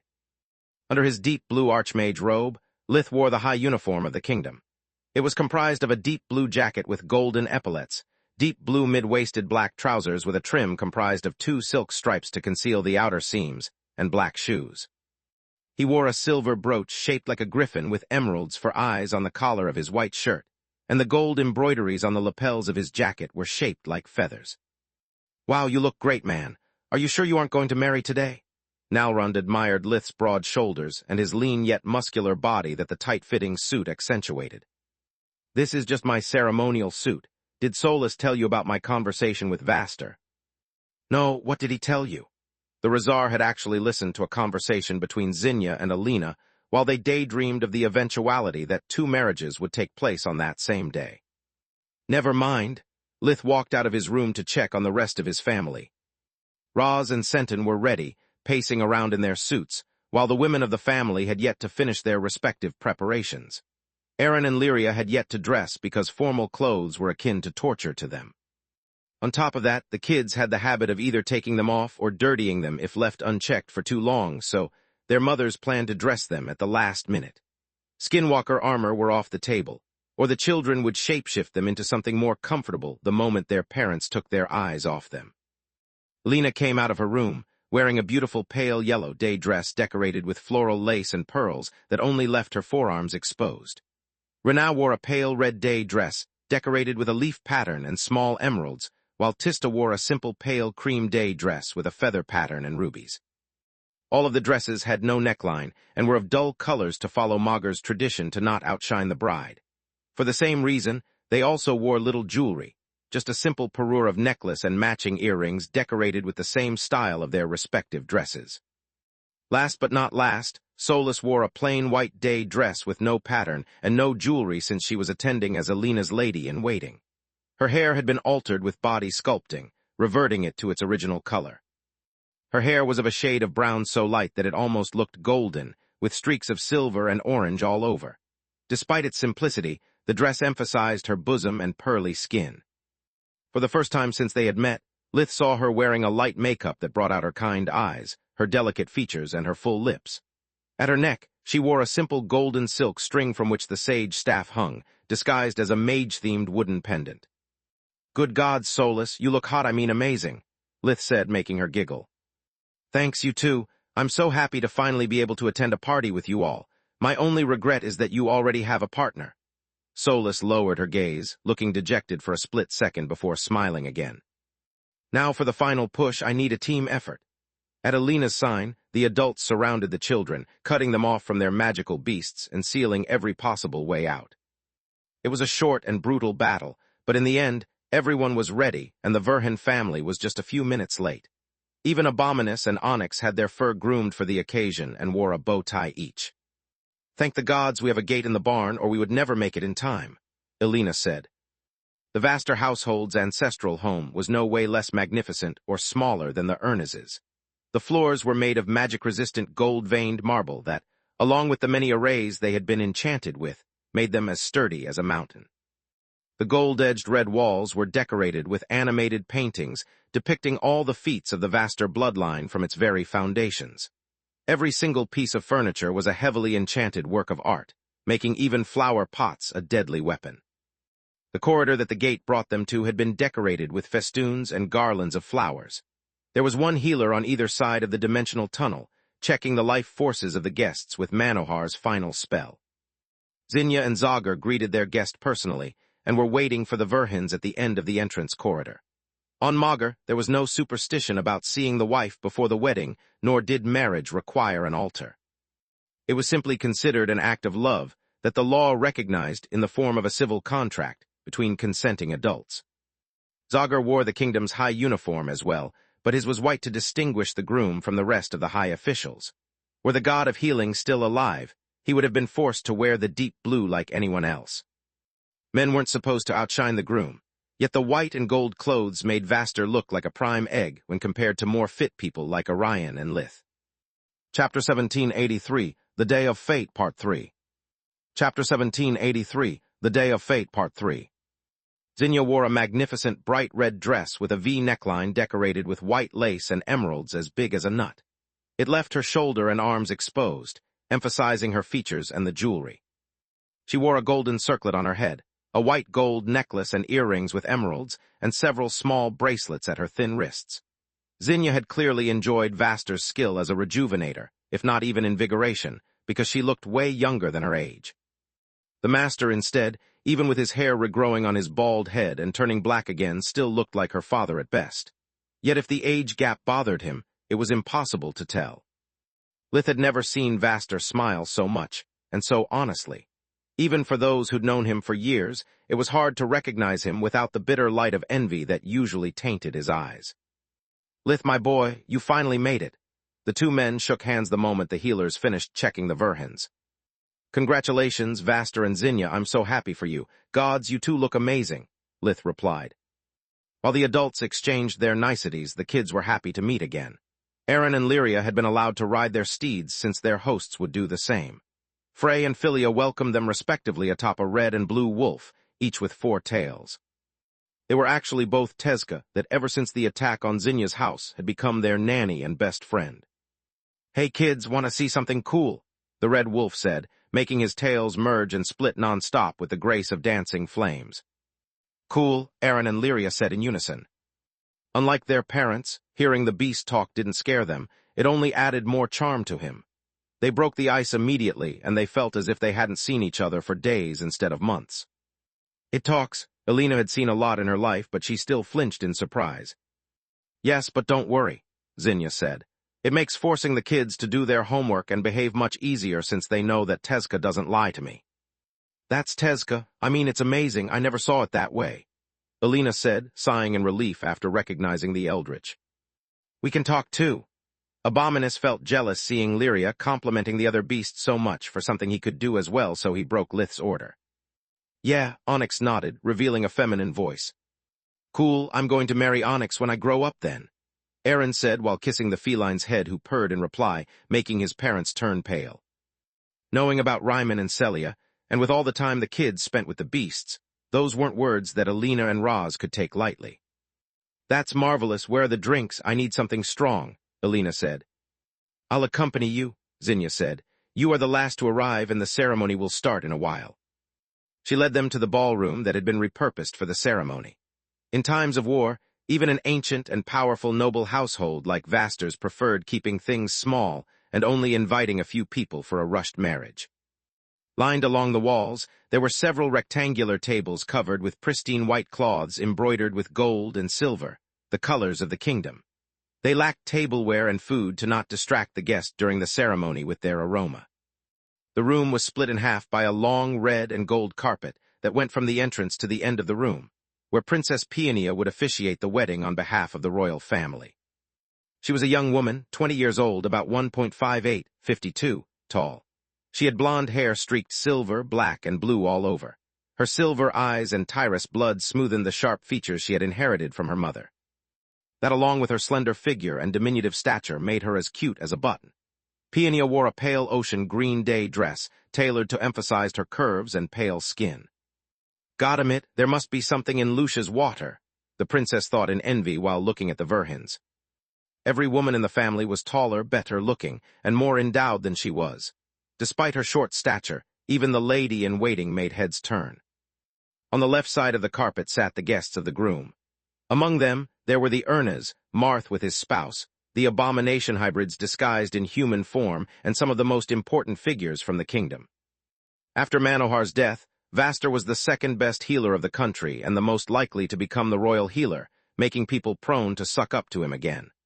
Marth would soon be too busy with the academy, the war, and his family to take the position. Lith noticed that the gray hair had disappeared from the headmaster's head. He looked younger, more fit, and most of all, ready to kill. Manohar had been his best friend, and Duke Marth was determined to avenge him. I guess that Marth finally used rejuvenation on himself and exploited his light magic to endure grueling training sessions. Otherwise, there's no way he could have gotten those muscles this quickly, Lith thought. On the right side of the room sat the guests of the bride, yet Zinnia had no relatives outside Camilla and no friends aside from the Verhins. It was the reason she had raised no objection when Alina had asked her if they could bring Solus along. Camilla sat in the front row alone, the rest of the chairs empty. Thank you for inviting me as your +1, but I'll seat on Zinnia's side of the room. We've known each other for quite some time, and I don't want to make her feel alone during such a special day, Nalron said to Freya. That's really sweet of you. Mind if I join you? She nodded. I could use some space, and Morok wouldn't get a stiff neck in the attempt of not talking to my chest. You are going to pay for this? Quilla snarled in embarrassment. Neither of their dresses had a neckline, but it was still like comparing hills to mountains. Why, I didn't look at her once. The poor ex-ranger was telling the truth. He had resorted to every trick he knew to look at Freya's head whenever they talked. The Urna's couple looked at the man from the desert and sighed at their daughter's poor taste in men. At least she has a boyfriend. Gianni glared at Floria, who didn't reply. At least he seems a gentleman. He didn't look at Freya like a slab of meat. Orion glared at every man in the room that had trouble taking his eyes off her ass as she walked away. Unlike the poor Morok, after spending enough time with the Verhins in general and Tista in particular, Nalrund had become immune to such problems. A few seats in front of them, another person was staring at a woman for too long and too intensely for it to be polite. Reproving murmurs filled the room while many pointed at the rude guest who dared to lust after a mere lady-in-waiting. Chapter 1784, The Day of Fate, Part 4. Chapter 1784, The Day of Fate, Part 4. Are you all right, darling? Zorath asked, noticing that the Reju's eyes were fully dilated and her gaze fixated on something that only she could see. It's impossible, Baitra mumbled over and over, incapable of taking her eyes off Solus. Her face was pale white, and even though she could withstand the fires of her forge without any protection, the fourth ruler of the flames was sweating bullets. The veins on her neck bulged and her head throbbed at the sight of the revenant elfin Menadian. Solus was no longer a mere figure of golden energy. Her looks, her voice, her bearing were all drilling through the meditation techniques that Baitra practiced to keep the fits of blood madness at bay. Most of all, it was Soulless hair that stirred the Reju's memories. The silver and orange streaks sparkled under the magical lights, conjuring echoes of Menadian's voice in her head, and with it Baitra's sense of guilt. My Effie is blessed by the light. I don't care how many elements she's attuned with, I'm certain that she will surpass me as Forgemaster. The first ruler of the flames used those words to introduce her daughter to her apprentices. Baitra would never forget that hair, and all the time she had spent staring at Elfin's back in envy, while the young woman crafted one power core after the other, effortlessly absorbing Menadian's most complex techniques like a sponge with droplets of water. Snap out of it! Zorath's voice boomed in her head via a mind link that she had created from a Forgemastering wand. Thank the gods you are here. Please keep my mind busy. Baitra clenched Zorath's hand to find strength in her touch. What's wrong? She asked. I know that this is going to sound crazy, but that girl over there is Elfin Menadian, the first person that that I killed before slaughtering Rifa's apprentices and attempting on her life to seize Menadian's tower. Baitra replied. Meanwhile, at the end of the carpet, the rest of the room was unaware of her distress, and quickly moved their focus to Lith embracing Princess Peonia. Thanks for defending me in the royal court. I really appreciated that. Lith had learned of his own trial only after its end. It made him realize the importance of political allies and brought his hate for Orpal to new heights. It was because of him that Miriam had died. Without her, Lith had only Gianni looking out for him. He was thankful to Peonia for saving his family from even more suffering, and held her with a tenderness that went beyond what selling their act to the audience required. You are welcome, the princess said with a dry throat. Looking at him from a distance was one thing, feeling his body pressing against hers and smelling his scent was another. She tried and failed to keep her hands from caressing his back. Do you have plans for after the banquet? There are many things we could discuss. Don't tell me that Morn fucker is at it again. Lith found her acting to be a little too enthusiastic and gently broke the embrace. No, everything's fine in the court. There's nothing for you to worry about. Peonia felt her face flush as the blood rushed back to her head and realized what she had said and done. Then if you don't mind, I'd rather go back home. I'm in the middle of a huge magical breakthrough, and I need to upgrade my equipment if I want to be prepared for the incoming war or any task of your choosing. Lith replied. Any task? The princess thought as her mind went wild again. Excellent idea, she actually said.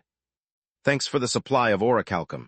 If there's anything I can do for you, don't hesitate to contact me. I will. Now, if you excuse me, I need to freshen up. As Peonia walked toward the nearest bathroom, the nobles whispered in their communication amulets what would have soon become the gossip of the week. That's impossible, Baitra. Elfin Menadian is dead. You showed me your memories, and there's no way that a human can survive with a punctured heart. Zorath didn't care for gossip, only for her girlfriend's mental health. Even if she did, she would be way older. We know that girl from Lith's house. She's simply a shape-shifted emperor beast. Think about it. Were she really Elfin, why did she introduce herself as Soulless, and why didn't she recognize you? I have no idea how this is possible, I only know that I'm right. Even her smell is the same as Elfin's. This cannot be just a coincidence. Baitra said, as the red waves of blood madness crashed against her sanity. Let's say that you are right, why do you feel so bad? If that's Elfin, that's one murder that the original Baitra failed to commit, and that shouldn't burden your conscience. The Shadow Dragon said. Are you kidding me? I'm the reason her mother is dead. I'm the one who slaughtered everyone she knew out of envy for Menadian. I killed her family and stole her legacy. I have to give the fury back to her. Baitra started to cry, but Zorath hid her distress by burying the Reju's face in her chest in a seemingly tender embrace between lovers. That's pure madness. What would you achieve by doing that? If you are right, we'd make a mortal enemy. If you are wrong, we'd expose your real identity. Either way, we'd ruin Dad's wedding, Zorath said. Dad, the thought of spoiling Vaster's happiness and staining the ceremony with blood made her feel like a child throwing a tantrum. You are right. This will have to wait. Baitra slowly regained her cool, yet keeping the raging river of her memories at bay took every ounce of willpower she had. Zorath never let go of her hand, using the mind link to project images of the good memories they shared together. Politicians really are first-class liars, Lith said after taking his seat between Camilla and Soulless. Peonia is an amazing actress. If I didn't know of our deal, I would have fallen for her act. So would I, Soulless nodded. What did you two talk about? I just thanked her for her support and the orichalcum, Lith shrugged. Camilla feigned indifference, but she listened to every word and felt reassured by the lack of his perverted face. If there was anything between him and the princess, it was bound to appear after she had touched him that way. After having Lith back in her home after Manohar's death and being so close to him during Zinya's wedding, Camilla was ready to admit to herself how grateful she was to Lith for everything he had done for her sister. More importantly, she understood how much he meant to her, and that even though they didn't see each other often, he still had her full trust, and she had his. It was that trust that didn't make Camilla feel jealous of the princess despite the rumors or the hug. She discovered to not be much jealous of Solus either anymore, yet she didn't know how to say it. I don't care what Zin and Alina say, I'm not going to do anything that might ruin the wedding. She deserves this much after all she went through, Camilla thought. Chapter 1785, The Day of Fate, Part 5. Chapter 1785, The Day of Fate, Part 5.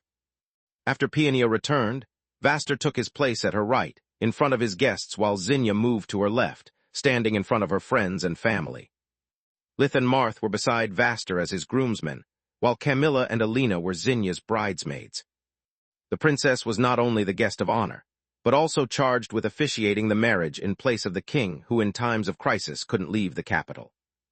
Dear guests, we are gathered today to celebrate the union of Zagar Gryron Svent Vaster and Zinya Yavel. Some people outside these walls may object that a marriage between two individuals with such a great difference in upbringing, social status, and power is madness.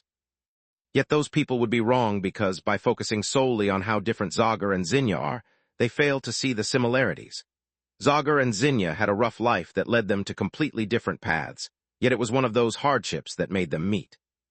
During one of the darkest moments of their lives, they found solace in each other, finding the strength to move on until they weren't together only in their misery, but also in their happiness.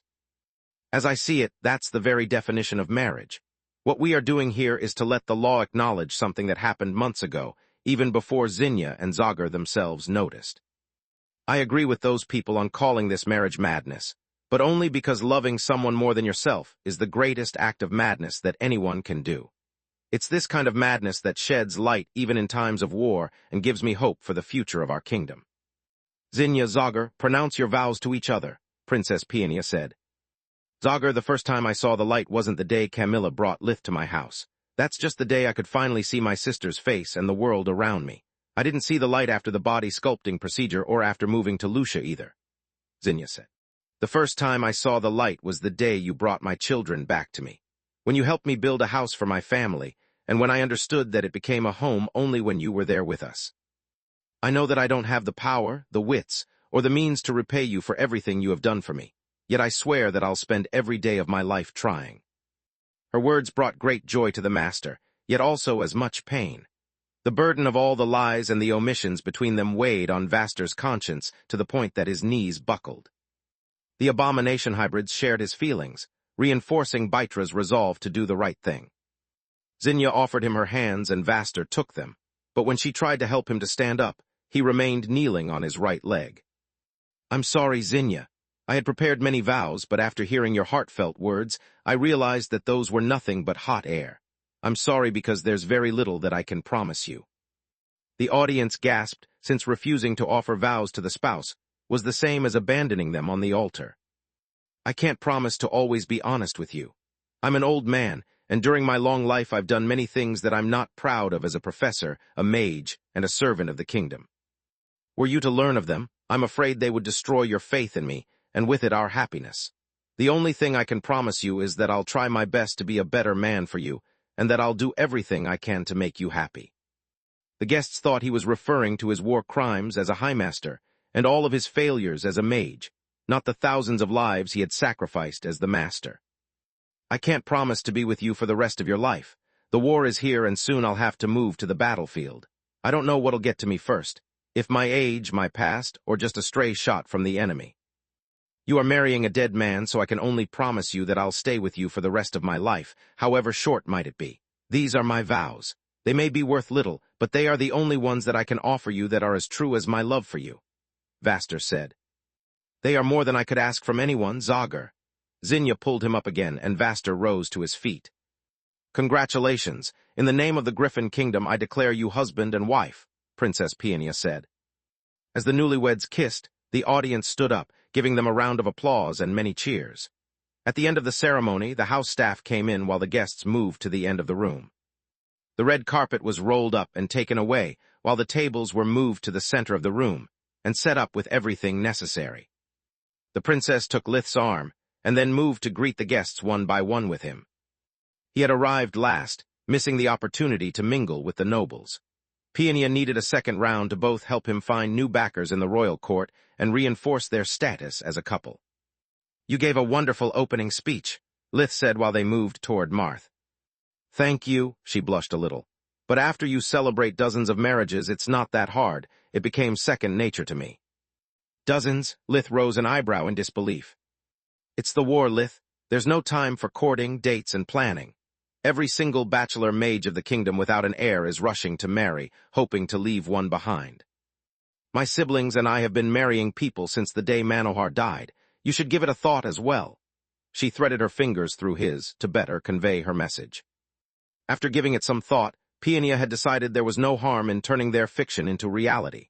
Lith was the youngest archmage of his generation, the best diagnostician of the kingdom, and one of the candidates for the title of royal healer. All things that would help her in the case, she succeeded her father to the throne. His good looks were just icing on the cake. "Oh shit, great actress, my pale ass, this is a subtle marriage proposal," Lith thought. "The princess is right. I hope that witnessing Zinya's and Vaster's happiness will inspire you to do the right thing and propose to a good woman. Don't you agree, your majesty?" Alina jumped to the rescue, taking his other arm while looking Peony in the eyes. Her gaze was gentle and her smile warm, but it didn't extend to her eyes. The princess could swear that she could read the message, "Get your hands off my son," in them. Alina had never made a mystery of her dislike for the royals, and the fact that she considered the court a viper's nest. Chapter 1786, The Day of Fate, Part 6. Chapter 1786, The Day of Fate, Part 6. She wanted Lith to have a good and quiet life, where he could spend time with his children and family. Not to be involved in petty power plays for the rest of his life, leaving the education of his children to tutors and nannies. "Professor Marth, you certainly don't have such problems," Lith said, eager to avoid the crossfire. "How is the baby?" "Manohar Jr. should be born any day now." His steel gaze softened while looking at Rissa and caressing her belly. "It seems they gave me a high five unless that was a foot." "Do you still not know the baby's gender, and are you really going to call them Manohar Jr.?" Lith was flabbergasted, and so were his dates. "We wanted it to be a surprise." Rissa tried to give the princess a curtsy despite her state, but Peony stopped her. "Besides, like the late Krishna loved to say, it sounds amazing and fits both boys and girls. It will be only the second name, though. One Manohar was too much for Magar to handle." "I'm sorry if I haven't answered any of your calls, Lith." Marth gave him and the ladies a deep bow. "I was very busy arranging Manohar's legacy and making sure that it was written in a language humans can understand." "His legacy?" The princess' eyes shone with greed and wonder. "Yes, I want the royal family to know that the late god of healing died without an heir, but he preserved his knowledge for the future generations. His last will was that his life work belonged to my children, and I intend on honoring it. No one, not even I, will read Manohar diaries. I swear it upon my life." Marth stared at Peony with steel eyes. "I'll pass the message to my parents. I'm sure they won't object." Her friendly expression was only betrayed by the corners of her mouth twitching in disappointment. "Lith, I hope you don't mind if the moment I met Meln, I put him down like the rabid rat he is," Marth said, his eyes glowing with furious bright blue mana. "Only if I don't find him first." Lith's eyes burst in deep violet mana, sealing a silent promise between the two men. It didn't matter to them who killed Orpal, only that he suffered greatly before drawing his last breath. At the same time, Tista was introducing Solus to Zinya and Vaster. Neither of them had ever seen her before, but since the Verhins considered her a member of the family, so did the Vasters. "You make a wonderful couple," Solus said with eyes sparkling with joy. "Your vows moved me so much that I wish I had someone who felt that way towards me and proposed to me." "You are too kind," Vaster blushed in embarrassment. "I just took a page from my niece Zorath. Allow me to introduce her and her wife, Baitra, to you." "We already know each other, uncle. We met at Lith's birthday," Zenagrosh said, welcoming Solus with a curtsy that sent her hair falling forward into a black-shaded brown cascade. Her pale pink dress gave color to her pale skin, and a light makeup covered most of the freckles on her cheeks, nose, and shoulders. Xenogrosh's smile didn't extend to her chestnut eyes that darted from Solus to Bytra, worried about what might happen if she really was elfin. Luckily for Zorith, due to her sharp features, square jaw, and stern-looking nose, she always looked like there was something grave on her mind, so Solus paid it no heed. "Hello, Solus, do you remember me?" Bytra asked, afraid of the answer. She wore a dull red day dress that complemented that of her date. Her usual pixie cut was considered unbecoming of a lady, so she had grown her silver hair to shoulder length. She had arranged them in a wavy updo that emphasized her golden eyes and framed her oval-shaped face and delicate features. "Yes, of course, I'm a huge fan of your work," Solus said with a dazzling smile that made Bytra's stomach twist into a knot. After that, Vaster introduced his nieces and nephews to the guests. They were all charming, wise, and good-looking, drawing the attention of the singles in the room. "Is there anyone of your fancy, dear?" Roz asked Tista. "Dad, those are all abomination hybrids," she grumbled with a whisper. "I may be a demon and maybe we could make beautiful Tiamats together, but if I wanted a partner like that, I would have dated in the desert." "No one is ever good enough for you," he sighed. "Dad," Tista blushed in embarrassment. Bytra used the confusion that her siblings always created to escape Zorith's notice and speak alone with Solus. "Look, there's a war incoming, and we both are Forgemasters. As the fourth ruler of the Flames, I don't want to die leaving my secrets behind. Do you mind following me to a private place where we can talk without being disturbed?" she asked. "You want me to be your heir?" Solus was flattered and embarrassed by her proposal. "I thought you would rather leave it to Vaster, your wife, or one of your siblings. I've already taught them everything I can and left them detailed notes about all of my projects and theories. I have no regret left but to find someone to carry my torch, and I think you are the one," Bytra replied. "This is weird. We barely know each other, and picking me as her heir is random at best. She has no idea that I'm Menadian's daughter and the owner of her tower," Solus thought. On the other hand, Bytra has no reason to lie nor to attack me. If she did, she would destroy the relationship between Lith and Vaster while I can always escape back into my ring. The Mana Geyser and the sage staff at her neck allowed Solus not only to keep her human form indefinitely, but also to return to the tower at any moment, no matter the distance. She followed Bytra out of the room and along the corridors of the house until they reached an isolated tower. There were several wards that would keep people from getting in, but offered no resistance to those who wanted to get out. Aside from that, the only other enchantment in the room made it soundproof. The place was stuffed with marvels of Forgemastery that Solus happily scanned with the eyes of Menadian. "I'm sorry, Solus, I really am," Bytra said while clenching her hands. She stuttered every word, falling onto her knees as her eyes veiled with tears. "Is this an ambush?" Solus joked, trying to lift the awkward mood yet making it worse. "Yes, no, gods have mercy," Bytra cried at the top of her lungs as the memory of her sneak attack flashed in front of her eyes. She could feel her horn piercing through Elfin's chest, the scent of her blood, her surprised death gasp, but what haunted Bytra the most was the feeling of her own lips curling up in a cruel smile. She shapeshifted into her Reiju form, kicking and trashing the room, while the last shred of her sanity kept Solus safe. The small woman was terrified by the sheer power that the abomination goblin emitted, dwarfing even Falul's. Chapter 1787 Solus, Fury Part 1. Chapter 1787 Solus, Fury Part 1. "No, I'm not a monster," Bytra returned to her human form, sobbing. "Not anymore." "Bytra, what's going on? You are scaring me," Solus said. "Good, you have to be scared of me. No, you have to hate me." Bytra endured the pangs from the blood madness and kept it at bay. "Hate you? I barely know you." "You are wrong, Elfin Menadian." A thunder accompanied that name and black clouds appeared out of nowhere, covering the clear sky. Solus froze, feeling her world turning upside down for no apparent reason. "We've known each other for a long time, yet there are no words that can express our relationship. I'd rather show you if you'll allow me." Bytra took her Forgemastering wand, creating a blue tendril that stopped in front of Solus. The mind link had to be her choice. Solus extended her hand, and she witnessed Bytra's life ever since her first meeting with Menadian. She saw them becoming friends until Rifa took the Reiju as her apprentice.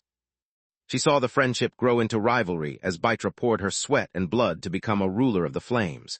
She saw her failures turn into bitterness and envy after she achieved the title, and yet failed to craft a tower of her own.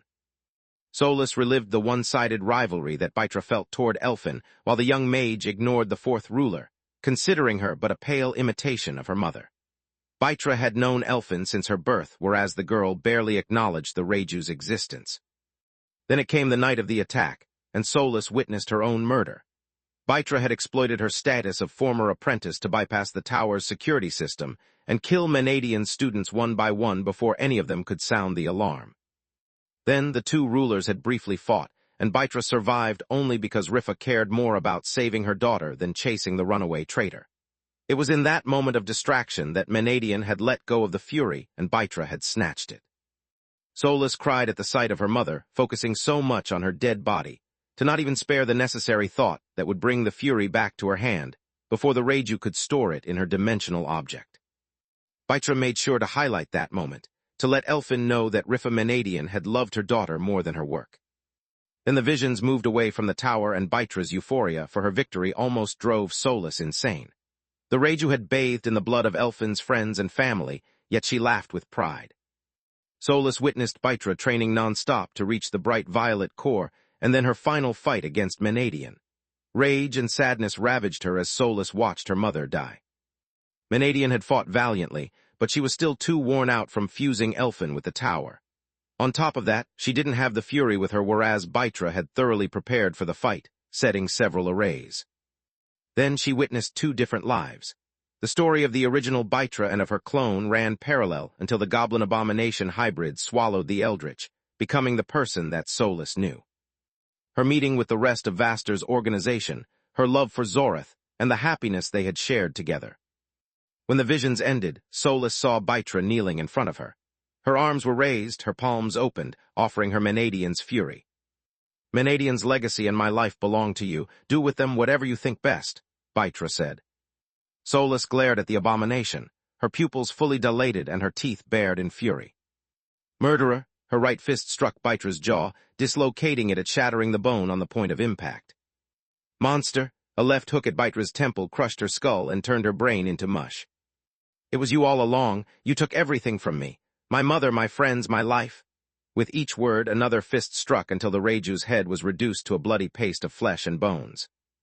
Baitra didn't try to defend herself, nor did she offer any resistance, refusing even to use darkness fusion.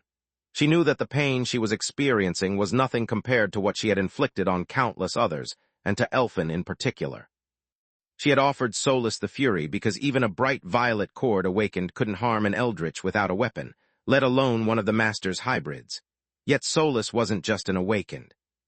The mass of the tower she manifested in her human form was further enhanced by the mana geyser below them, giving her a strength on par with an elder divine beast. One of Solus' fists would have been enough to breach a castle's gates, and Baitra had already taken dozens of them. How dare you? Solus snarled as she picked the fury from the ground. How dare you steal my mother's tool and use it for your monstrosities? How dare you be happy when you left me to rot for 700 years? She couldn't activate its spell since the hammer bore Baitra's imprint, but it still worked as a Davros weapon. Solus pummeled at the helpless woman in front of her, crushing her hands first, then her joints, and finally her chest, making it burst like a watermelon. The pain, the loneliness, the madness, it was all because of you. How dare you thrive on my misery? How dare you find love in spite of the countless people you murdered? You don't deserve to live. Solus kept bashing with the fury until her arms gave out, and the blood that soaked her hands made the hammer slip from her grasp. Space. Thanks for your help in the royal court, Gianni, Lith said, unaware of what was happening just 100 meters away. Elena had let go of him as soon as Peonia had done the same, busy with a call about national security. Lith's mother hoped that Camilla would exploit the moment to make her move. You are welcome, she graciously nodded. If you want to repay me, I'm in dire need of a new rejuvenator now that Manohar is no more. Also, I know that he told you about my private research team, and I would appreciate it if you took his place. Couldn't you talk with me about this first? Orion flinched, unaware of Gianni's plans until that very moment. Hush, dear, she said like to a child. You know that I love you and I'm only doing what I consider the best for our family.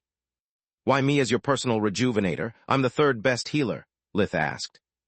Marth wouldn't approve of my methods and would ask too many questions. As for Vaster, I don't fully trust him. He has gotten very powerful very quickly and I don't understand how. I hate mysteries, that's why I am a constable. Gianni said. What about me? Tell Mr. Tiamat that his secret is safe with me. Also, tell him to keep his temper in check. After that shadow show at Zeska, it wasn't hard understanding that he's also the one responsible for Dirio's blackout. Gianni said with a smug grin, leaving both Orion and Lith flabbergasted. Chapter 1788 Solus, Fury Part 2. Chapter 1788 Solus, Fury Part 2. Shit, Gianni knows about my ability to manipulate shadows since the incident at the academy. Then it happened again with Lark and Mirim. I bet that the moment she saw the recordings of my fight as a Tiamat, she solved the puzzle.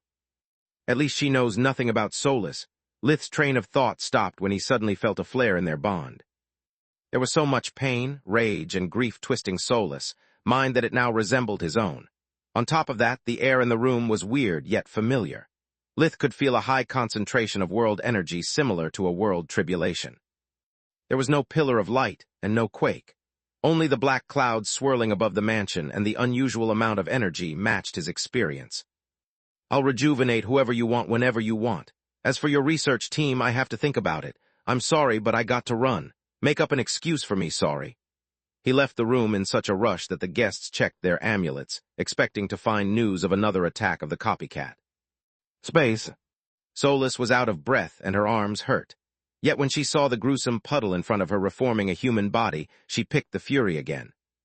Killing an Eldritch was already a hard job, but killing an abomination hybrid as well-fed as Bytra was even harder. Killing an abomination hybrid, while they stood above a mana geyser that constantly nurtured and fed their twin cores, was something that only a guardian could achieve. That's not the right way to do it, Bytra said the moment her windpipe and mouth regenerated enough to allow her to talk. Beating me will only bring me pain. If you want to kill me, you have to use your breathing technique to locate my cores. Once you find them, use light magic to throw my cores into disarray. This body survives on a very delicate balance.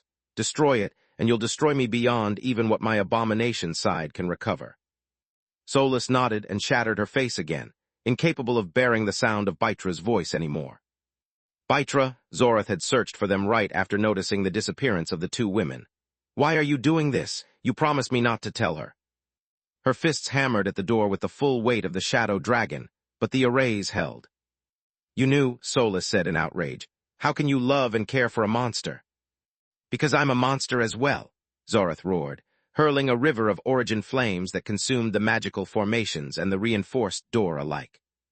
Seeing the blood spattered throughout the room and Solus' hands brimming with power aimed at Bytra's heart, Zorath shapeshifted in her shadow dragon form, just keeping its size small enough to fit inside the room. Seeing the four yellow eyes glaring at her, the black scales steaming darkness, and the wings spread to hide Bytra from Solus's sight, made her think of Lith. Solus stopped, and her fury quenched enough for her to come back to her senses. You would have every right to hate and kill Bytra if she was the original, but she's just a clone who inherited her memories. She's not the person you knew. Killing her wouldn't bring Menadian back, it would just put me in your same shoes. I hope that you'll find in yourself the strength to let her go because otherwise, we are going to fight. Zorath growled, emitting puffs of fire and smoke with each word she said. No, you are not. Bytra stood up and walked in front of Zorath, offering herself to Solus again. Whatever Elfin does to me, I deserve far worse. Zorath, if you try to stop her, I'll never forgive you. Crazy woman, are you telling me that either I let her take you away from me, or I'll lose you because I didn't respect your decision? The shadow dragon asked, and Bytra nodded. Fine, then I choose the third option, not losing you. Zorath placed herself in front of Bytra again. If you want to kill her, then kill me first.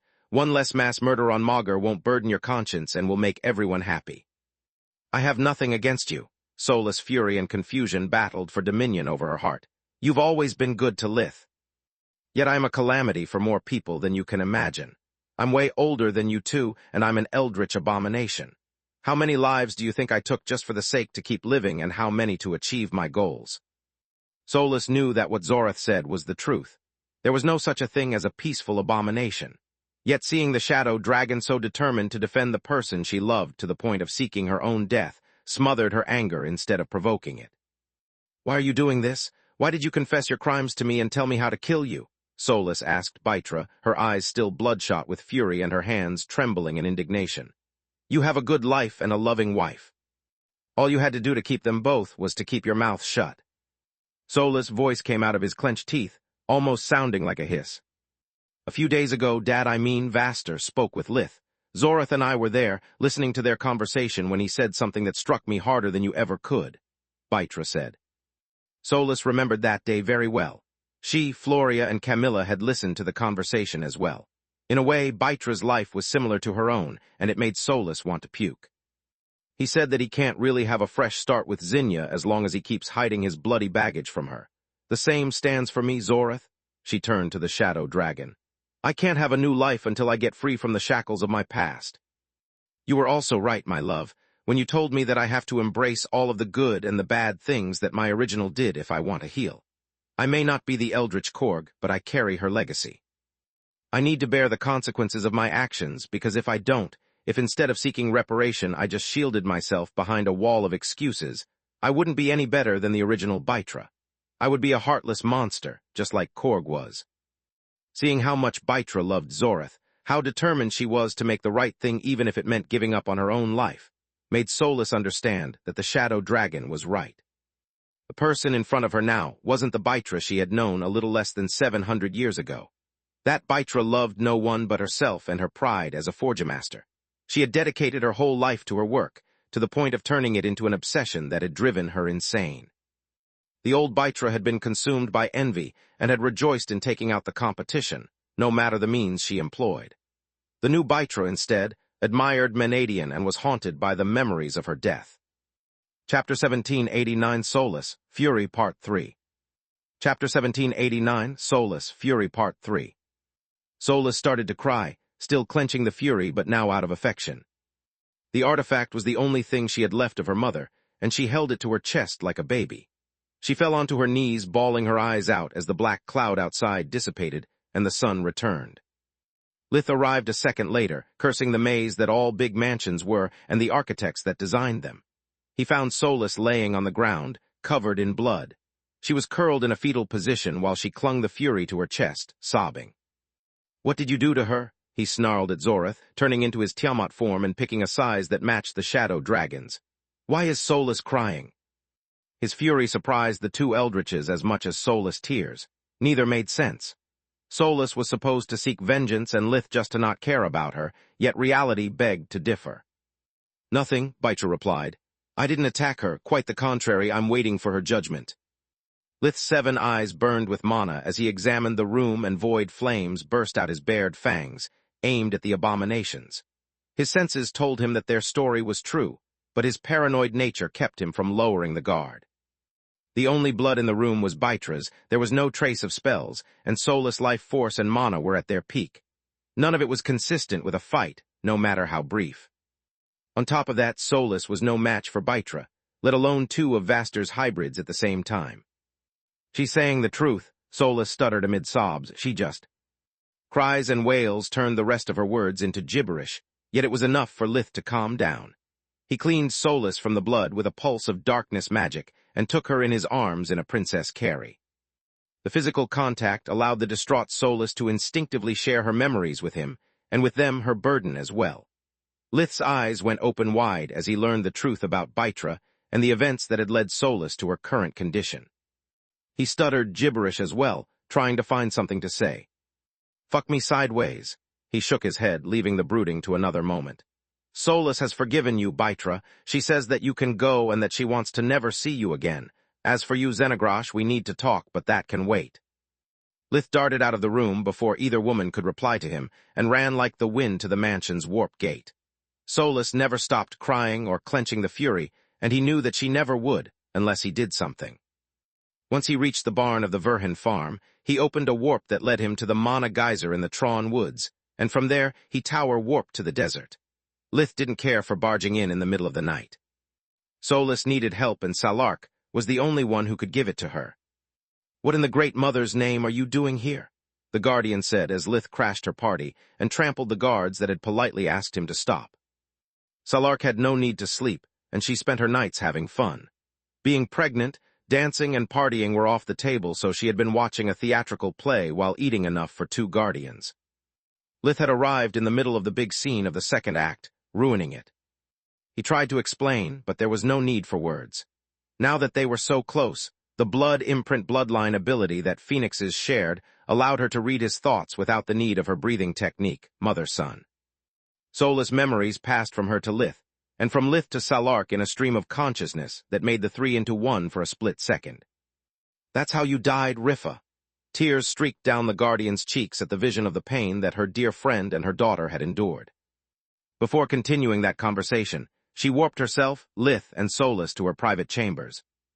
Why did you bring her here? She needs her family to recover, and as much as I care for her, our bond is not that deep, Salark asked. Because you are the only person that can give her peace of mind, Grandma, Lith replied.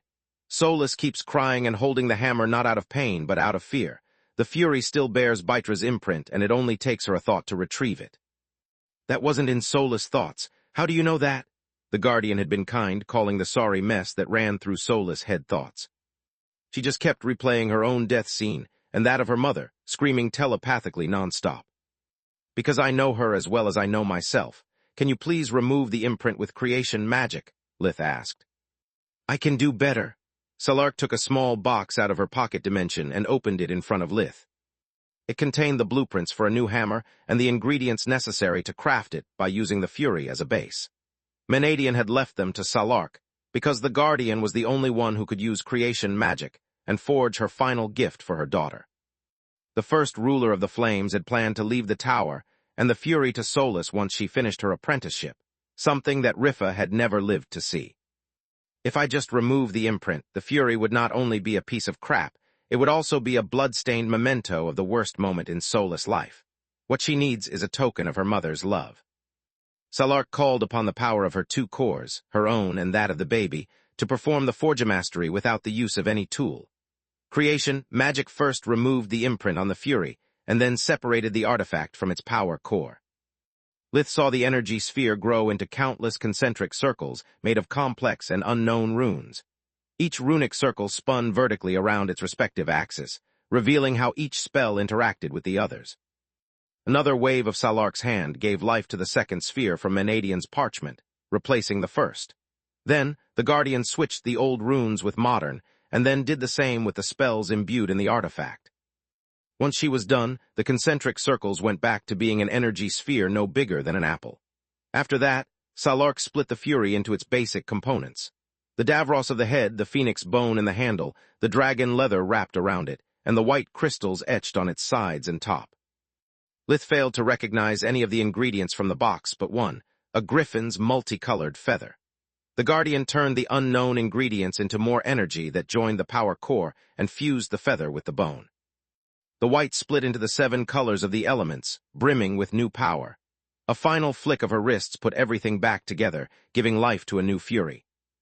Chapter 1790 Soulless, Fury Part 4. Chapter 1790 Soulless, Fury Part 4. One of the hammer's heads was flat, while the other resembled an ice pick. The 3 mana crystals that rested on its top and sides remained white for a split second, before starting to cycle through the 7 colors of the elements, and then turn white again. This is no longer Rifa Menadian's Fury. This is now Elfin Menadian's Fury, crafted like her mother would have made me do it were she still alive. Yet Elfin is a relic of the past, just like the runes that Menadian left me. Hence, as its crafter, I rename it Soulless, Fury, since just like her, it's born anew.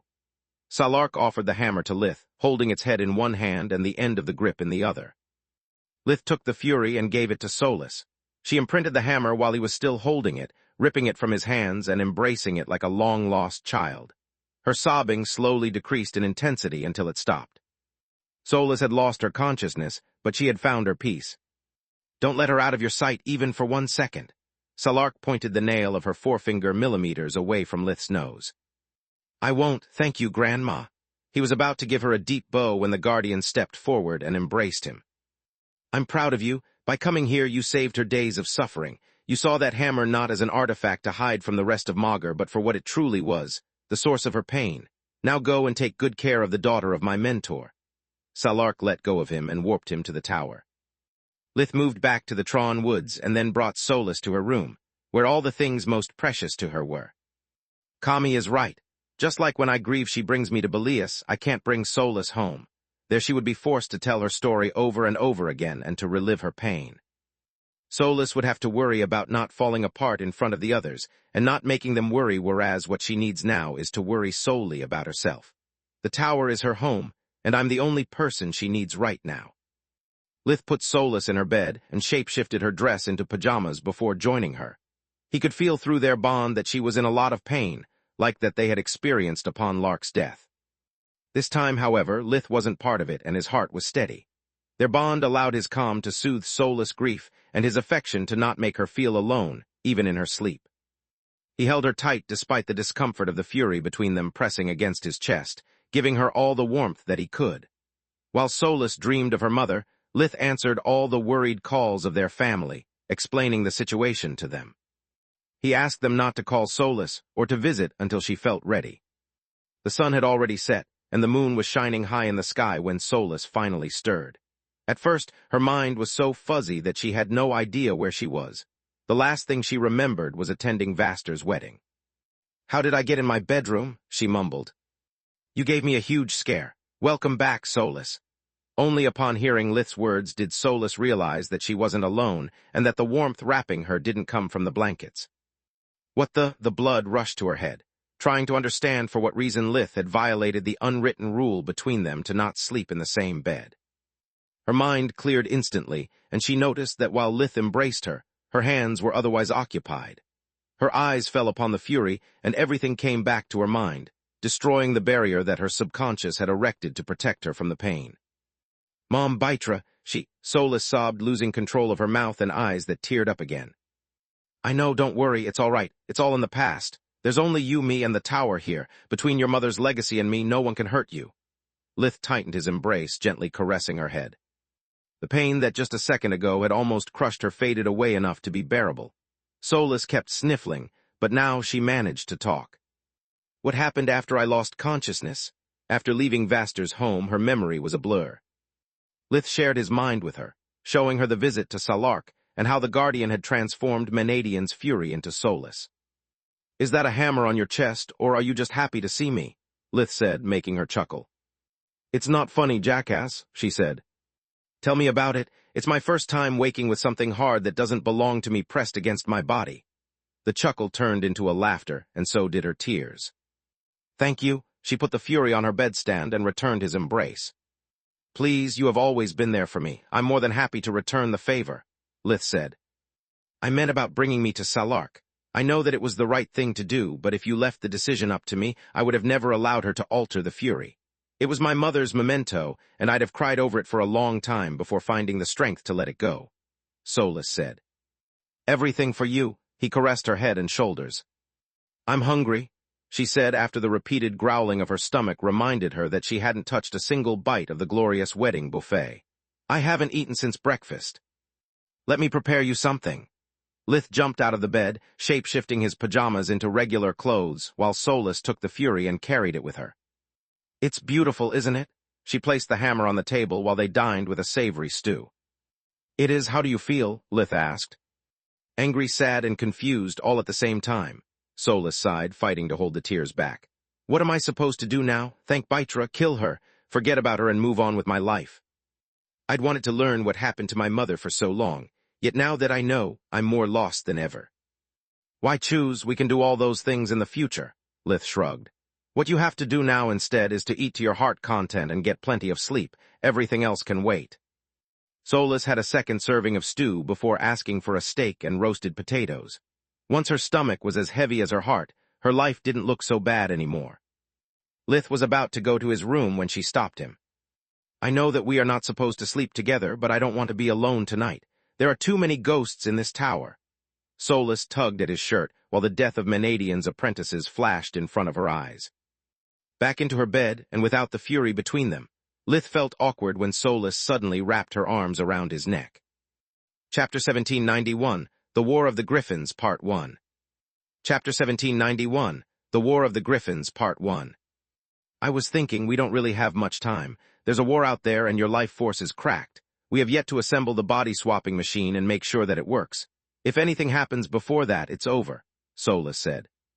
"It's over for me," Lith pointed out. "For us," she replied. "Don't pull a Xenogrash on me, Solus. I don't want to live with the burden of your life. Mine is already heavy as it is." he said while holding her tight. You are potentially immortal, and I'm fine with it. I can't promise to be with you for the rest of your life. I can only promise to be with you for the rest of my life. That's more than enough for me, Solus said, falling into a sweet, peaceful slumber. Space. Solus needed time to get back to normal, but luckily she had plenty. A few days after Vastor's marriage, Rissa the Dryad gave birth to Dural Manohar Marth. The baby boy had light green skin and blonde hair in his Dryad form, while black hair streaked silver all over as a human.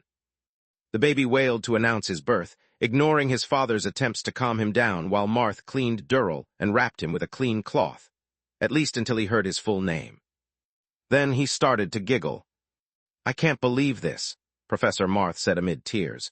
You really did it, Manohar. You beat even death. I warn you, if this is really you, Krishna, I'm going to beat your ass until adulthood. Duke, those are not the first words that a father should tell his son. Rissa managed to laugh despite the strain from the labor. Welcome home, Manohar. Marth handed the baby to his wife, making him cry again. Shush, my love. Mommy is tired, she said, and the baby complied as soon as she put him against her bosom to feed him. Lith laughed about it, and so did everyone present. Yet the fact that Dural Manohar Marth giggled every time he heard his second name and obeyed his mother creeped them out more than Thrude. The wedding and Rissa giving birth were the only good things they enjoyed those days. The Griffin Kingdom was in turmoil, and for a good reason.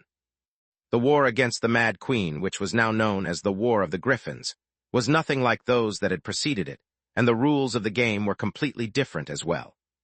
The two armies couldn't use the warp gates to invade the enemy cities, because the connection had to be established from both sides at the same time. The royal override didn't help since Thrude separated the gates from their power source until her troops needed to use them. She only held 1/3 of the kingdom, yet time was on her side. The country was still recovering from the famine, and she had conquered the most fertile lands in the kingdom, giving her the food advantage. To make matters worse, while planning a battle, the royal army had to be careful moving around cultivated fields. Without crops, no matter who won the war, they would all starve. It left the royal army a limited space to maneuver, and as long as the troops were near the fields, everyone was forbidden from using powerful spells. Thrude used the crops to restrict the enemy movements, creating only a few possible pathways that made any strategy, no matter how brilliant, predictable. On top of that, neither Thrude nor the royals wanted to attack the civilians.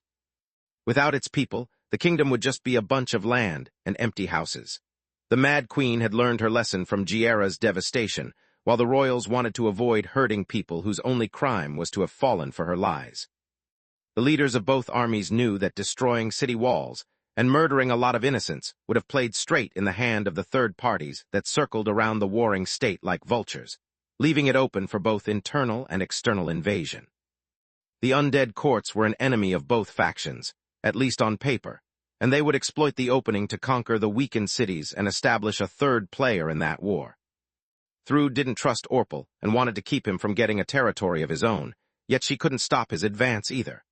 As the dead king loved to remind her, the undead courts going easy only on her side of the field would have revealed their alliance.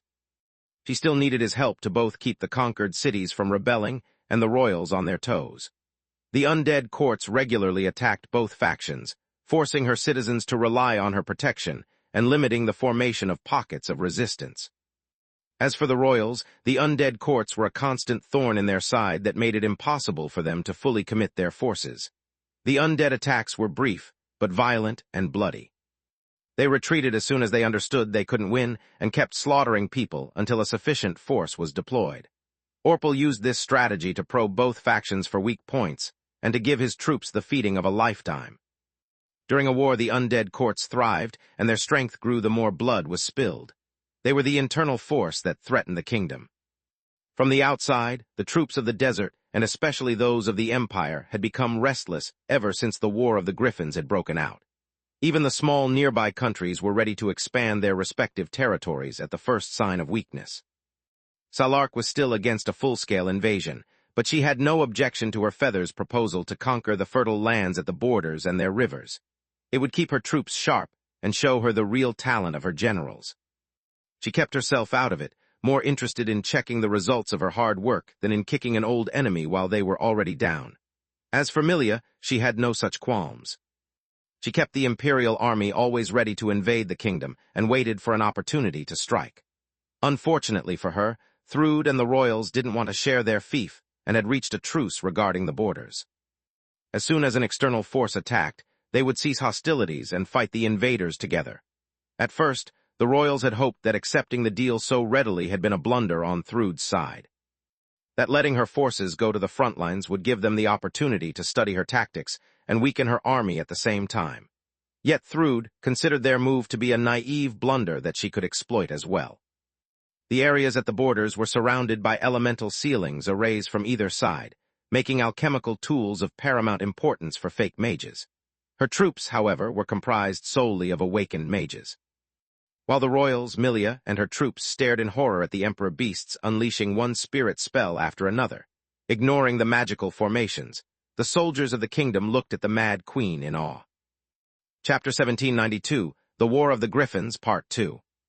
Chapter 1792, The War of the Griffins, Part 2. Milia's army wasn't just repelled, it was utterly destroyed every time they moved 1 inch inside the kingdom's territory. To make matters worse, Thrude didn't leave the command of her troops to one of her generals like the royals did. She led them herself, charging into battle first. Her exploits were broadcasted via the kingdom's interlink, growing her reputation with each skirmish. To her citizens, she wasn't just an invader, she was a hero that protected their country, putting her life at risk and fighting on the front lines. It boosted the morale of her armies and her territories while also dispiriting the enemies. Not only were the members of the royal army and the association scared by the prowess that Thrude's army showed, they also secretly started to wonder if with her as their new queen, the kingdom might be able to reconquer the territories that had been lost after Valoran's death and return to its former glory. The peculiar nature of the conflict that limited the movements of big armies and the possible methods of attacking the enemy had turned the War of the Griffins into what reminded Lith of a game of castle conquering. The most effective way to seize any fortress was to send troops inside, retake a warp gate, and then let the troops swarm in. Attacked from the inside and the outside at the same time, any stronghold would fall quickly with a minimum number of civilian casualties. The problem was that while the royals had to infiltrate elite soldiers, have them reach the gate bypassing all the security measures, and use the royal override, Thrude just had to send her Emperor beasts that could use spirit magic to quickly warp to their destination. Before the royals understood what was happening, months had passed, and Thrude had expanded her territories, controlling 1/3 of the country. Their only advantage over her was the royal override. It allowed them to take control of a gate without the need of its password or those of the arrays protecting it. But aside from that, it was an uphill battle that became steeper with each day. Winter had finished and spring had arrived. Lith hadn't left Lucia since Vaster's wedding because he had too many things to do, and the royals preferred to keep him at the ready in the case they needed his expertise as a diagnostician. The death of the god of healing had left the kingdom exposed to the trickery of the undead courts and their plagues, but it had also robbed Lith of hope. He had considered Manohar a friend, and the only person who could find a way to fix his cracked life force without needing to use the Odie's body-swapping machine and losing his powers as a Tiamat. He and Solus worked non-stop on his golems, the sage staff, and their equipment. The Fury had greatly improved Solus' forgemastering prowess, but she needed time to get accustomed to its powers and to develop a new technique capable of tapping into its full potential. The slightest mistake would make the energy running through the Fury wild, overcharging their creations into oblivion. They often had to go to the desert to have Salark fix Solus's mess, and the War of the Griffins made their travel secrecy of the utmost importance. Luckily for them, Tower Warp couldn't be detected by any means, and the Overlord had no problem showing them the Mana Geyser, where she would move her palace next. Lith was really happy for Solus. After learning the truth about Menadian's death and recovering her hammer, Solus had been depressed for several days until she had stopped looking at the hammer and had started using it. Her morale had improved by leaps and bounds with every little thing she mastered of the Fury until she had fully recovered. Having a forgemastering hammer made of Davros that could generate copies of itself allowed them to hone their crafts, but only to a certain extent.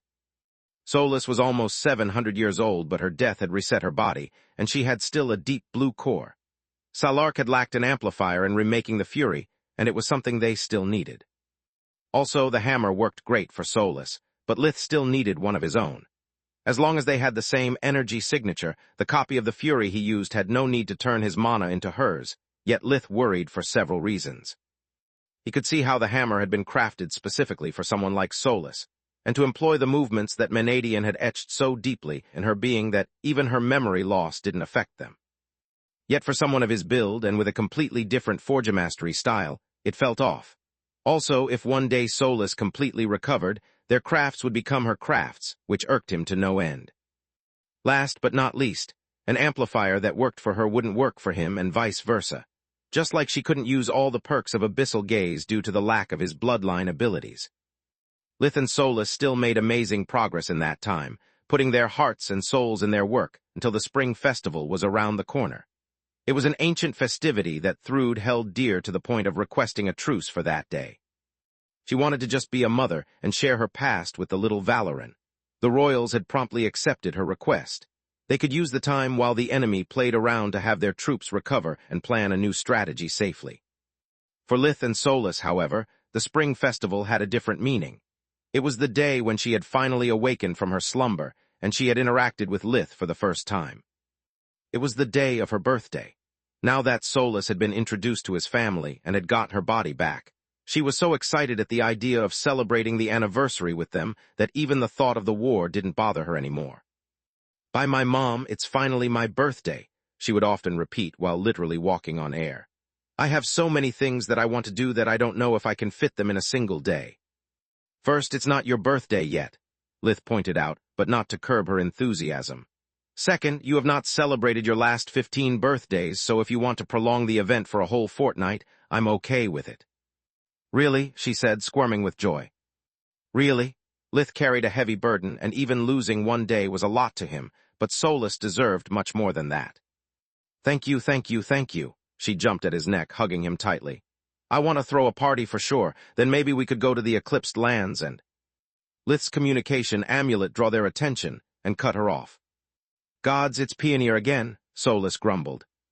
After Vaster's marriage, the princess had often contacted Lith to talk about his manor and to request his presence as her date during several official events. She had even kissed him in public, raising a scandal and her parents' hope for marriage. Chapter 1793, Burden of Command, Part 1. Chapter 1793, Burden of Command, Part 1. "So far Pioneer has been a loyal ally," Lith scolded Solus. "You've seen what Morn and those idiots in the royal court tried to do behind my back. Pioneer is the reason Lucia is safe, and my queen's core escort has not been revoked despite the war. Without her, we would worry about our family all day, and the quality of our work would suffer every time we leave for the desert. I owe her this much." Then he turned the amulet on. "How can I be of assistance today, Your Majesty?" "How many times do I have to tell you to call me Pioneer?" the princess pouted. "You need to get used to it, because if you call me like that in public, everything would have been for naught." "Fine, Pioneer. How are you doing?" Lith always opened their conversations that way to reaffirm that he considered their relationship strictly professional. He wouldn't have minded a bit of company, but he couldn't risk the princess having them, accidentally, found in bed and forcing him into marriage. "Great, last night Thrude conquered another fortress and an important one at that," Pioneer said with a huge smile and a joyful voice that made Lith think she had gone insane. "How is that great?" he asked. "Because with every loss that Uncle Morn suffers, my faction strengthens and his hold over the royal court lessens. Also, losing the city of Mandia isn't a big deal since you are going to reconquer it." Her smile turned into a predatory grin. "Okay, slow down and run it by me again. This time speak as if I don't live inside your head," Lith said. "I'm sorry I got carried away." She took a few deep breaths to calm down before speaking again. "My faction lacks both military and political power, so, until this moment, every proposal of mine that didn't receive the full support of my parents has always been rejected. Losing Mandia changed things. Uncle Morn always opposed your intervention, saying that you are disloyal, unpredictable, and that your relationship with Orpal makes you a threat. I think that Morn is actually afraid that if you succeed where he failed, you will become the hero of the kingdom once more. All the influence he has lost would become mine, eroding his power base. What's really important, however, is that until yesterday the royal court backed him because they are afraid of Orpal, but now they are more afraid of Thrude. This time, they backed my proposal, and it got approved even against my parents' opinion," she said with a huge smile. Why didn't your parents support you? Lith asked. Oh gods, you are so naive that sometimes you are silly. Peonia looked lovely as she giggled. They did it on purpose because this way if the mission succeeds, neither them nor Morn will take any credit. It's the first royal decree approved that only bears my signature.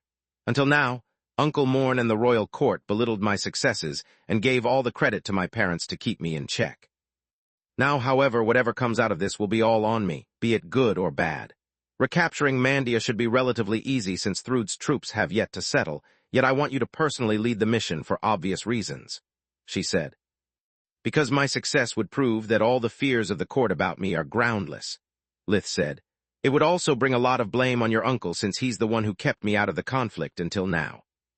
Last but not least, everyone assumes that we are a couple. My status as a hero would reflect on you in the royal court, doubling your influence. I have no interest in political power, but people would still think that you are acting on my behalf. All those who support me or just want to suck up to me will not hesitate to join your faction or at least support it from the outside. I accept the mission. Peonia gave him a small round of applause. Excellent thinking and excellent choice. I'm about to forward you everything you need to know about Mandia. She pressed a few buttons on her amulet, and Lith received a message with several attachments. They contained maps of the city, the blueprints of the city hall, and the place where the warp gate was kept. I want to thank you for putting your life on the line. No matter the outcome of the mission, I'll be grateful to you. At the same time, however, I want you to understand that you are about to leave the peace of Lucia and step into the War of the Griffins. Are you sure that this is how you want to depart? She asked, biting her lips seductively. Do you mean single and without any lady with my bun in her oven? Yes, I'm sure. Peonia blushed at his impertinence. I've left my legacy orderly organized for Tista and my little ones in the case something happens to me, like Manohar. Like Manohar, she sighed. I hope you have better luck than he did. Call me if you change your mind. Peonia out. What a shameless woman, Solus snarled the moment the hologram of the princess disappeared. She dared to emphasize the dangerousness of the mission just to make her move on you. Peonia isn't completely wrong, Lith sighed.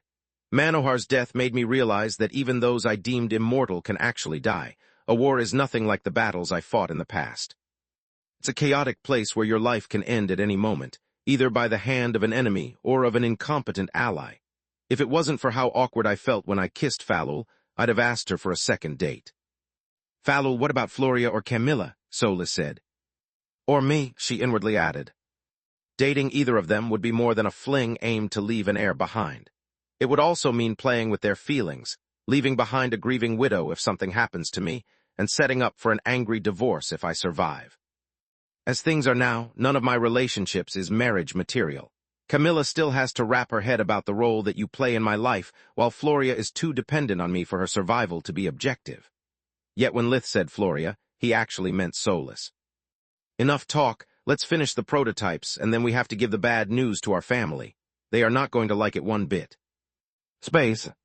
Just as Lith had predicted, the news regarding his involvement in the war killed the mood, making everyone gloomy as if he was already dead. The members of his family knew that Lith couldn't back down, but it didn't make it any easier to accept. Please be careful out there, Alina said while taking his face between her hands. I'm not just careful, Mom, I'm full-blown paranoid. Lith joked, trying to ease their tension. I don't care about your secrets. Go all out if things go badly. I'd rather leave the kingdom than lose my son. Roz felt responsible for Lith's choice.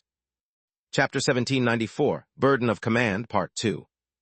Chapter 1794, Burden of Command, Part 2. If it wasn't for his family, Lith could have just moved to the desert and avoided all that trouble. Yet if he did, he would be labeled as a traitor and a deserter. Just like Freya's mother, Duchess Solivar, he would have lost everything, and so would his family. Their lands, their home, even his silver mines near Jamble would be seized by the kingdom. Lith would lose all of his titles and annuities, turning into a wanted criminal forever barred from returning. Don't worry, Dad.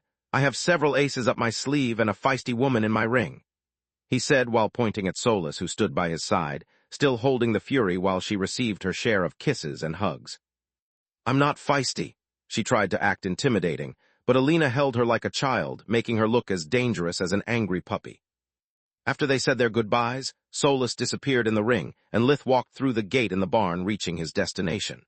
Paeania's men had prepared a temporary exit point for him right outside Mandia, where the reconquering army had made its camp. Much to his surprise, he found the princess, General Morn, and Captain Zalman Pelen waiting for him on the other side. "Princess General," he gave them respectively a bow and a salute, leaving Pelen on attention. "Isn't this a bit overkill?" "Indeed, my dear uncle is a sore loser, so he gave you an incompetent second in command." Paeania's eyes flared in indignance as she pointed at Pelen. "Knowing that he'd try his best to make the mission fail, I came here in person to keep an eye on Pelen, and Uncle Morn used it as an excuse to come as well." "How dare you to speak like this to a general, niece? And in front of my soldiers at that?" Morn stood straight as an arrow, towering over the much shorter woman to intimidate her. "Just like you dare speak like this to the commanding officer of this mission and a princess of the kingdom." The spite in her voice was almost tangible. "Now shut up and listen. You are here solely as an observer. Give a single order and whatever goes wrong with this mission will be on you. Am I clear?" "Crystal," Morn's lips trembled in indignance, but he had no way to retort. The royal court had given Paeania full authority over the matters with Mandia, something that not even the royals could overrule, let alone him. "Good, I'm the only one allowed to give orders here," she said loud enough for everyone to hear. "Lith, I assume you already have a plan of your own." "Indeed," he nodded. "At this point, Thrud must be familiar with the strategy the kingdom uses to infiltrate the cities. Also, sending in many people means increasing the chances of being discovered." "What are you proposing, then?" She tilted her head in curiosity. "I'll go in alone while you prepare your forces to enter Mandia the moment the city gates are opened. Then, once the warp gate lets the other troops in, recapturing Mandia will be a matter of minutes." "What?" Paeania and Morn said in unison while Pelen, still at attention, could only widen his eyes. The original plan involved readying the troops outside the city, while scouts infiltrated the walls and spent the next few days finding a way to let the main force in. Then, the goal was to reach the warp gate and set up for a two-pronged attack. "Think about it," Lith spoke while watching solely at Paeania as if Morn wasn't even there. "Mandia was captured yesterday, which means that its citizens have yet to be influenced by Thrud's propaganda. To them, she is no hero, just an invader. The problem is that they know that the kingdom is giving priority to recapturing cities that provide crops. If we waste days waiting, the citizens of Mandia will give up on rebelling if not switch sides entirely. If I get in now, the moment they realize that the kingdom hasn't abandoned them and is fighting for them, they will join our forces. No matter how powerful Thrud's soldiers are, they can't win against an entire city. Even if they did, the slaughter of so many innocents would destroy all of her efforts to build herself a reputation as a hero. The next cities she conquers would fight even harder, and those already under her rule would likely revolt. If my plan succeeds, the citizens will open the city gates for you without even the need to bust them open." "I see your points, but are you sure you can make it?" Paeania asked. "I am," Lith nodded. "There's only one thing that I need to know before starting the mission. What's the allowed casualty rate?" "Are you planning to kill innocents?" Morn said, pretending to be outraged and making Lith sound like a cold-blooded monster. "The kingdom hasn't waged a full-scale war exactly to protect its citizens, yet you think yourself better. Or should I say worse?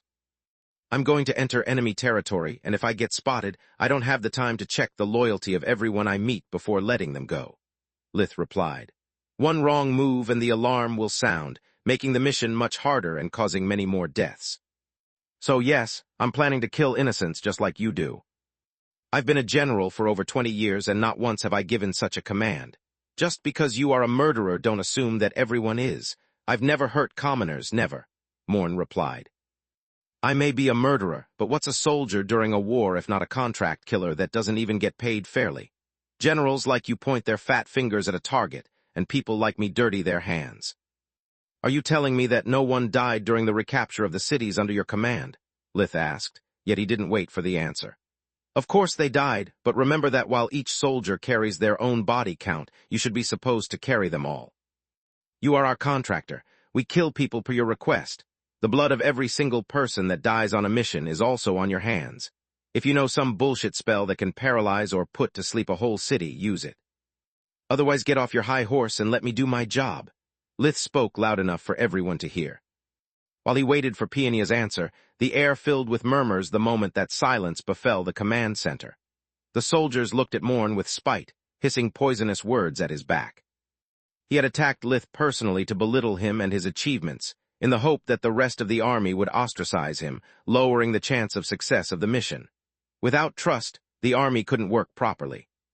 Yet Lith had spoken not as a noble archmage, but as a soldier, reminding everyone of the burden that officials were supposed to carry instead of shoving it on their subordinates. Morn had ended up calling them all cold-blooded murderers, alienating their favor and sounding like a hypocrite. Chapter 1795, Soldier Magus, Part 1. Chapter 1795, Soldier Magus, Part 1. Damn it, Peonia will surely spread this story among the royal court and the soldiers through their ranks. If this mission succeeds, my reputation will be in the gutter by daylight. I'd better keep my mouth shut from now on, General Morn thought. There's no acceptable casualty rate, yet I permit you to kill anyone in Mandia that you consider a threat to the mission, Peonia said a few seconds after Lith's words had died out, making the murmurs turn into shocked gasps.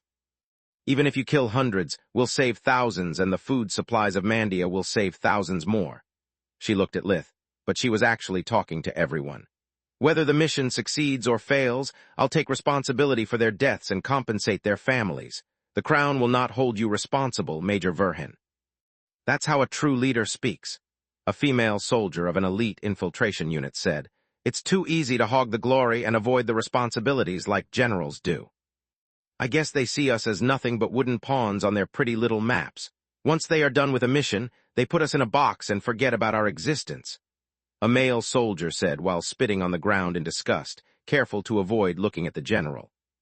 Morn fumed with rage as such comments became widespread and louder, but there was nothing he could say. That was Peonia's unit, and if the mission succeeded, it would belong to her forever, outside of his area of influence. Good, Lith nodded. I'm on my way then. Are you sure you don't want help? Lieutenant Grenner here is one of our best spies. The princess pointed at the female soldier who had spoken earlier. I'm sure, I don't doubt your skills, Lieutenant, but believe me when I say that not even you can keep up with me, Lith replied. Really? Morn scoffed, incapable of following his own advice now that Verhin had served such an opportunity to him on a silver platter. These people have served longer than 2 measly years and trained their whole life, shedding tears, sweat, and blood. Do you really think that a blue robe makes you better than them? Your pride will be your downfall.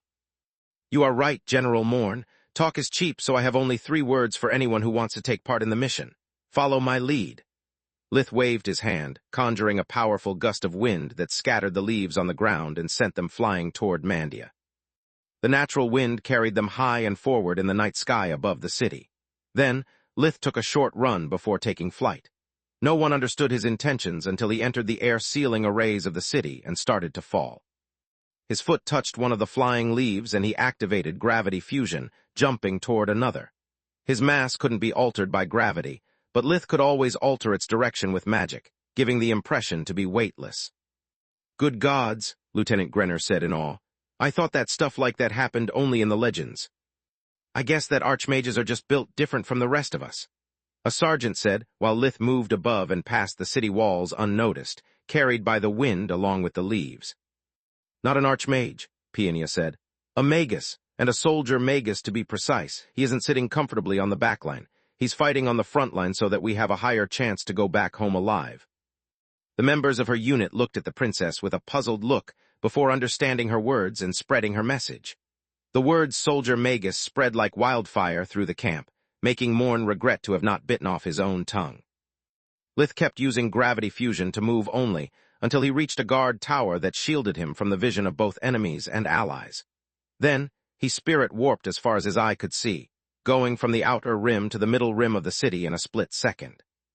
Thrud uses awakened forces, and the presence of witnesses would only increase the body count. I need to be alone to perform at my best, he thought as he closed into the city hall. Was the question about the casualty rates really necessary? Solus asked. Solus, I can't leave loose ends. 1 witness is all that it takes for everyone to know that I'm Tiamat and an awakened. At that point, I'd be no different from Thrud's awakened beasts for them, Lith replied. She sighed but said nothing, finding comfort in the weight of Thundercrash that was strapped on his back and war which hung at his side. They could use the pocket dimension despite the dimensional sealing arrays, but it would consume his life force. Lith didn't bother looking at Mandia's elegant buildings, the numerous artworks that decorated even the plazas of the commoners' district, or the blooming parks.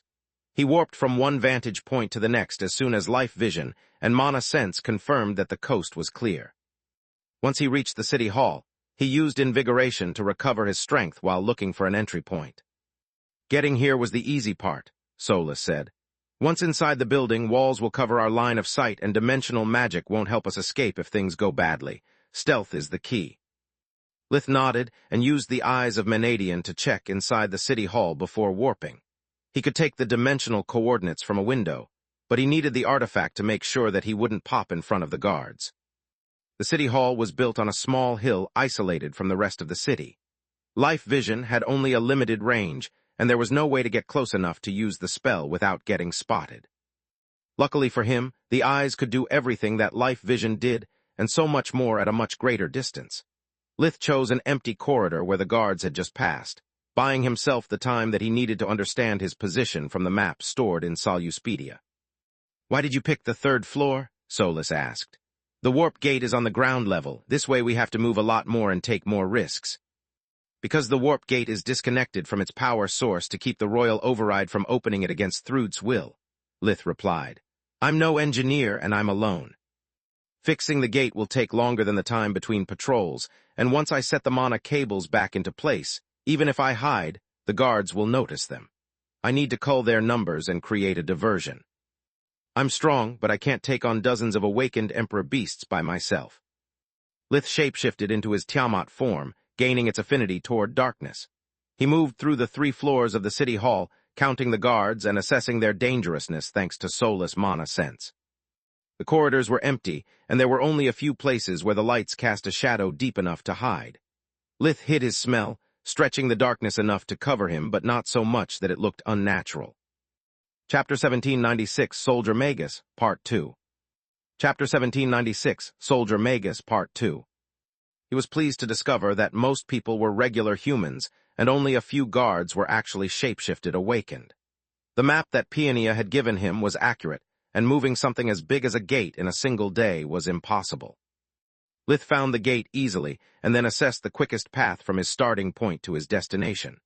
Solus had no idea why he had left the ground floor without even touching the dimensional device, but she knew that Lith was slyer and more ruthless than her. If he hadn't shared his plan with her, it was probably because she wouldn't like it. Lith returned to the 3rd floor, and much to her surprise, he allowed the guards to spot him. Under the magical lights of the city hall, the tall figure clad in the black Voidwalker armor and with a crimson sheath hung to his hip stuck out like a sore thumb. The helm made from Siruk's skull covered the Tiamat's horns with its own, making Lith's figure look nothing more than a creepy intruder. "There's someone on the 3rd floor," the human guards shouted in their amulets, yet Lith stood still despite Solus' growing confusion. "Didn't we say that stealth is of the essence?" she asked.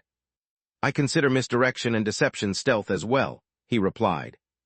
Once the first Emperor beast entered the range of Solus' mana sense, Lith unsheathed war with his right hand while his left rose, and with it a thick black fog that filled the corridors.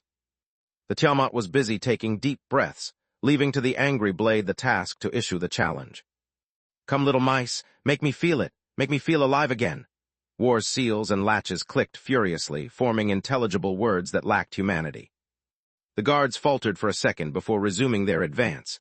The Emperor beast took point and turned her hands into massive claws that, unlike the bastard sword, wouldn't get stuck in the walls. She slashed at the unmoving figure, using life vision to anticipate a spirit blink and impale him the moment he came out of the exit point if he tried to dodge that way. Her 10 centimeters, 4. Long claws pierced easily through flesh and armor alike. Too easily. The construct that looked like Lith shattered upon impact, and War pierced through her back until its hilt touched her armor. How her words died in her mouth when she realized that the cover of the black fog had been a trap all along. The darkness element had hidden Lith's spell from life vision when he had the hard light construct replace him. It also had covered both the exit and entry point of his spirit blink.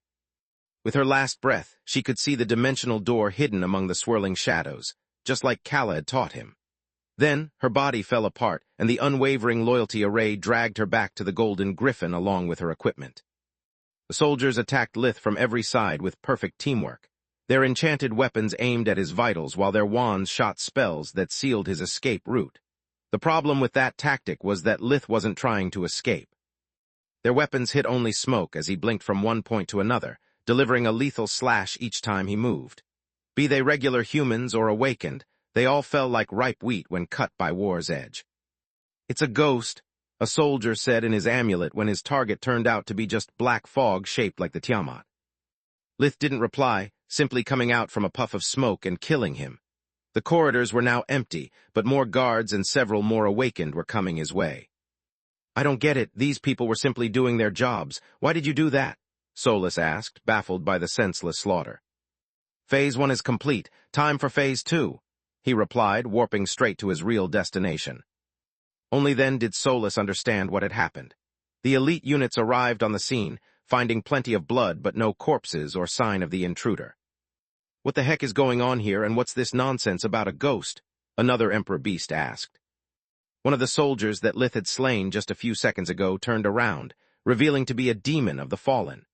The Emperor Beast froze at the sight of her 5 eyes long enough for her claws to pierce through his neck. The rest of his unit was quickly forced into a fight to the death, while more reinforcements arrived. Yet the darkness that filled the corridor made it impossible for them to see the demons of the fallen slaughtering the newcomers and increasing their numbers. "Misdirection," Lith said. "Everyone is going in the wrong direction, giving me the opportunity to reach my real objective. Even if I reattach the mana cables to the gate, it will be all for naught unless I turn on the power. The controls are in the city lord's office, and for that reason, the room is bound to be heavily patrolled. Now, however, the guards have to worry about what's happening on the opposite side of the building. You created the fog to hide your spells from life vision and let the guards call for reinforcements just to have fodder for your demons," Solus said in horror. "Exactly. I charged each one of them with enough energy to increase their numbers and still be a force to be reckoned with. On top of that, the black fog will both nurture them and hide their spells as well," Lith said. When he reached the city lord's office, only 2 soldiers stood guard at the door while the rest of the forces were busy dealing with the intruders. The corridor was long and empty, with no space where even a skilled ranger could hide.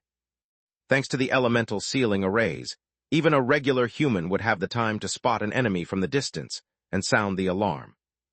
Regular red cores and life force, but there's no way to know if they are skinwa. Their necks broke without emitting a sound thanks to the hush zone around Lith's hands. He had opened the exit point of his warp steps from the ceiling and used gravity fusion to stand on it. He lowered the guards to the floor slowly so that their armor and weapon didn't clink. "I can't afford to take risks," Lith replied while using invigoration once again to make up for the lost mana. "Who's inside?"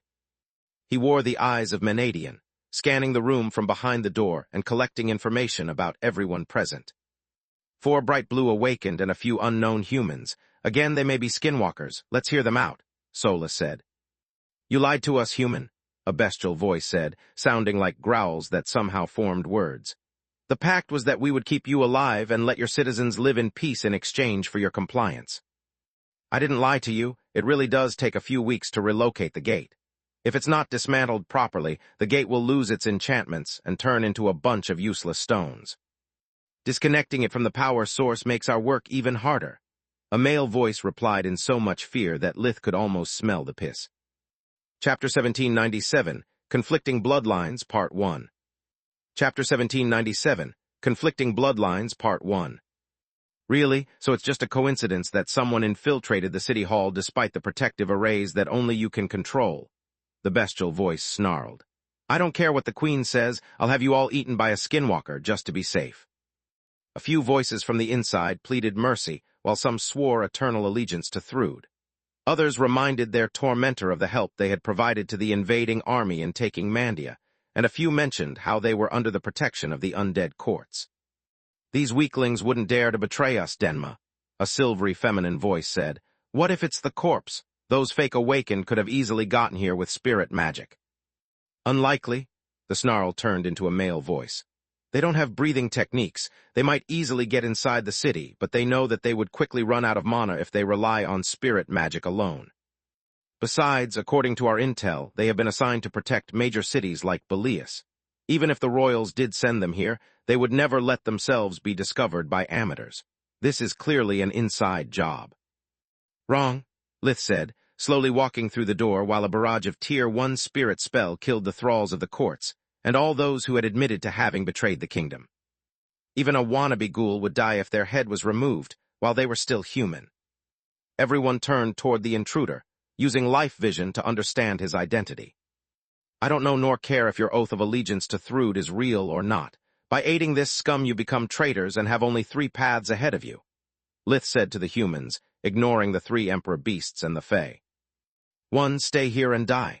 2. Get out of here and die anyway the moment this battle is over. 3. Get out of here and start fixing the mana cables of the gate for me. Thrude's soldiers saw Lith's yellow core and powerful human life force, knowing that he had to be wearing a cloaking device.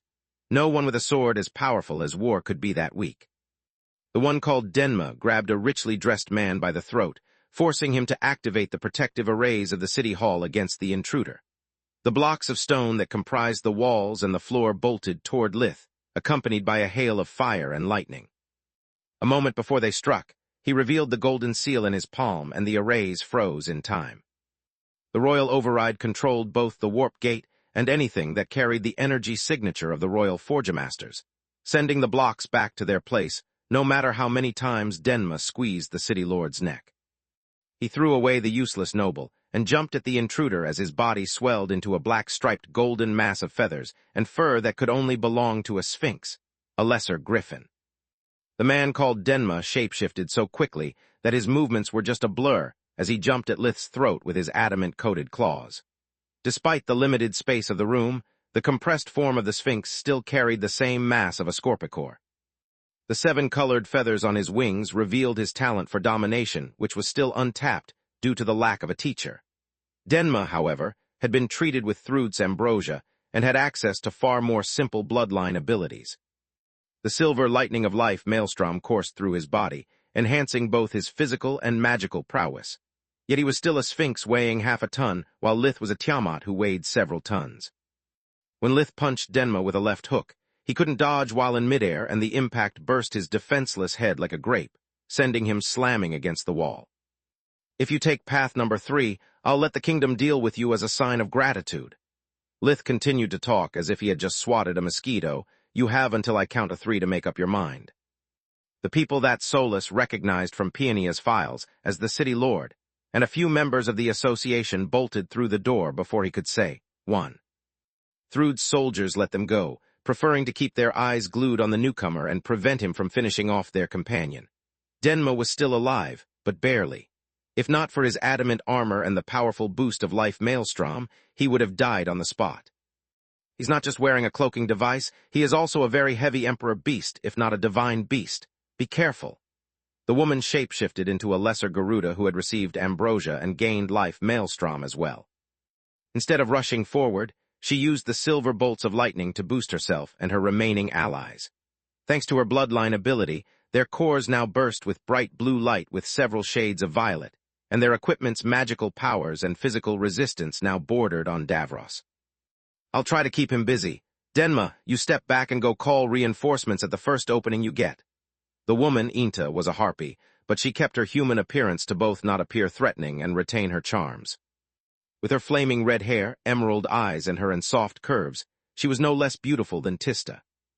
I don't know who you are nor how the fake king roped you into this war, but know that he has no chance of victory. You seem like a mighty warrior, and our queen will welcome you with open arms. Stop this madness now, join our cause, and I can promise you that you'll be properly rewarded for your services, whereas the fake king will toss you away the moment you outlive your usefulness. Beasts like us should stick together. You can't trust humans, Inta said. On another day, on another time, I would have gladly accepted, Lith snarled. My loyalty to the kingdom has always been shaky at best, but I much prefer working for the royals than for a queen mad enough to join the undead king. Thrude should have made me an offer before my brother killed my friends and threatened my family.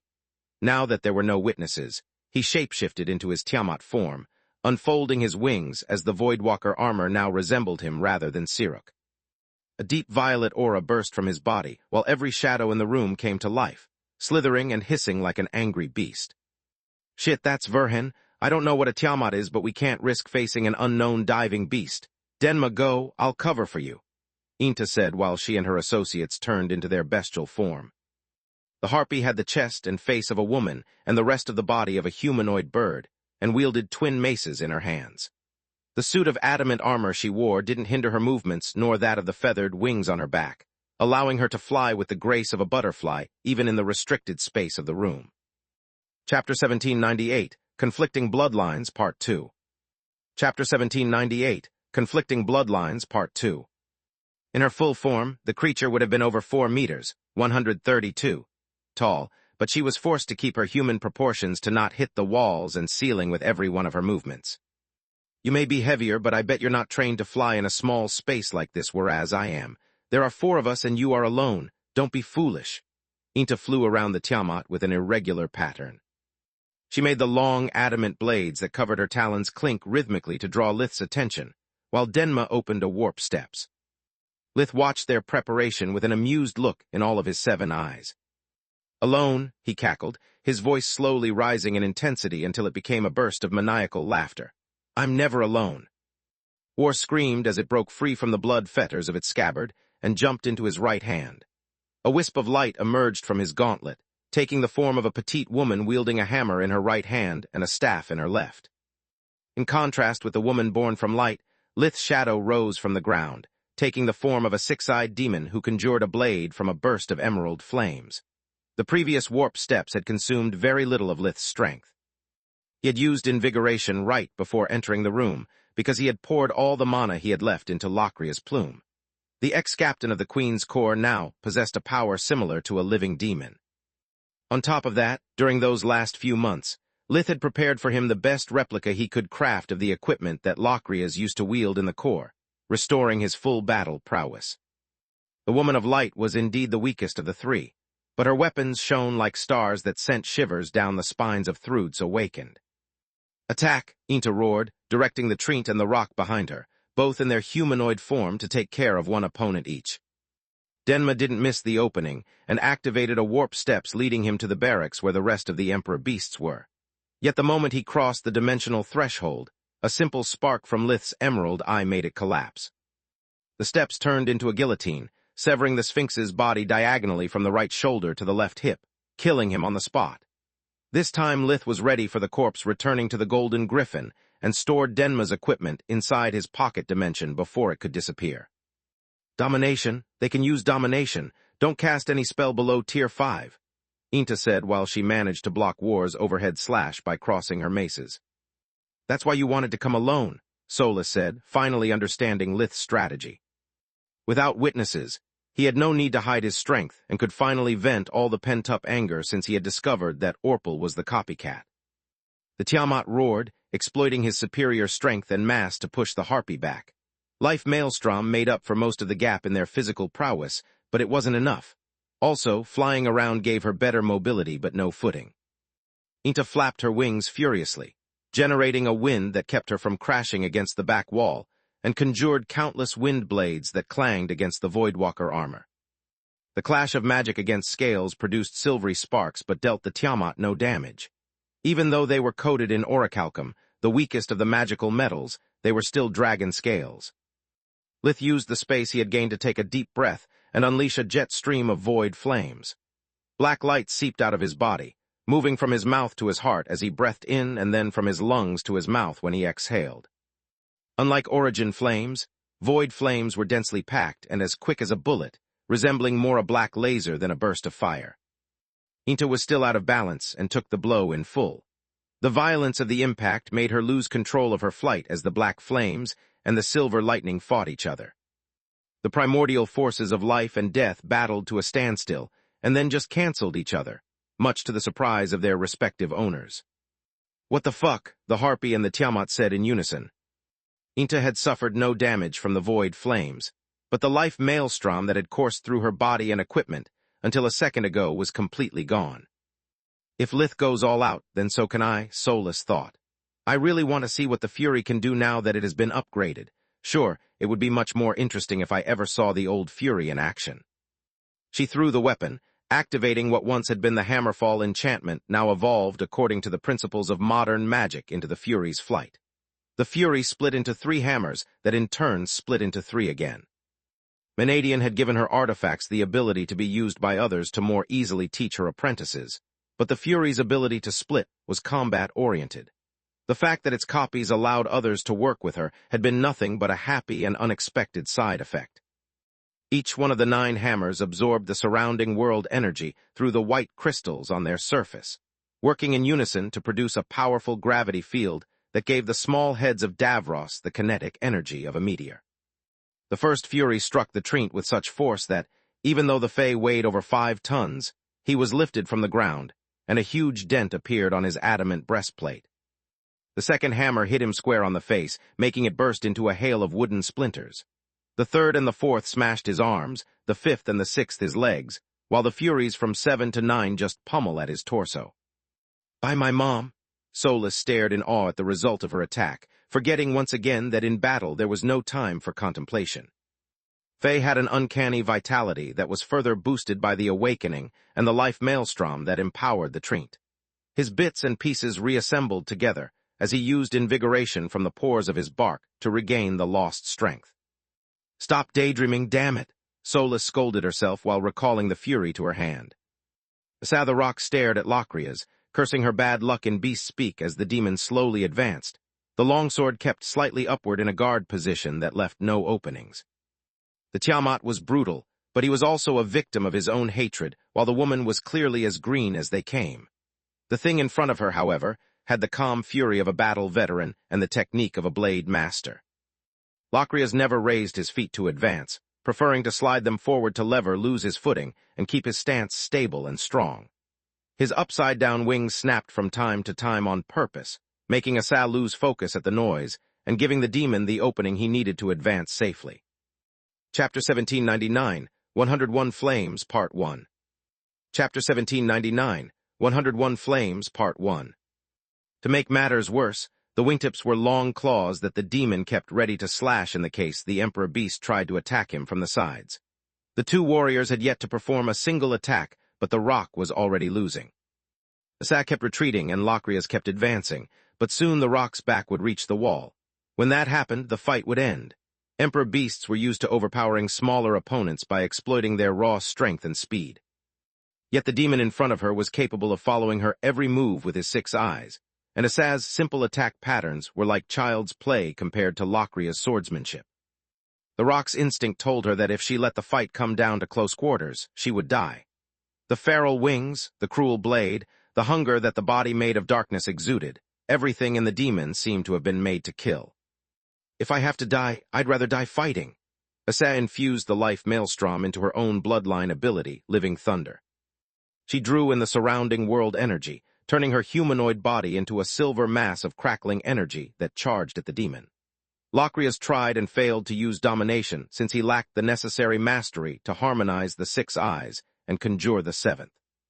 Then he lunged with his longsword while also clawing with his darkness-infused wings, but they all passed through the Rock's body without dealing her any harm. Locrias, on the other hand, took plenty. The living thunder flowed through his armor and blade, directly reaching his body. Earth fusion granted him resistance to the air element, but not immunity, so it only helped him to limit the damage.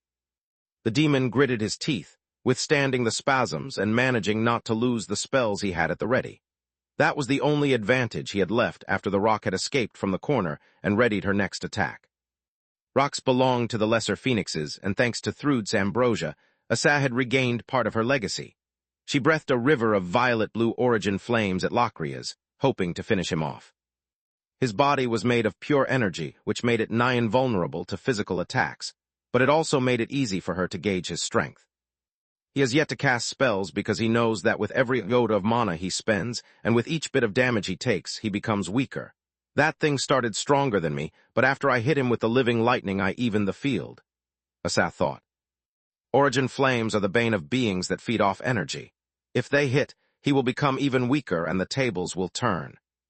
The Rock was right, and Locrias shared her same thoughts, just in a much less optimistic light. His rage turned into hate, and the hate burst out of his chest in the form of void flames. The clash between the 2 different kinds of mystical fires resulted in a powerful detonation that made the city hall tremble and sent everyone in the room flying.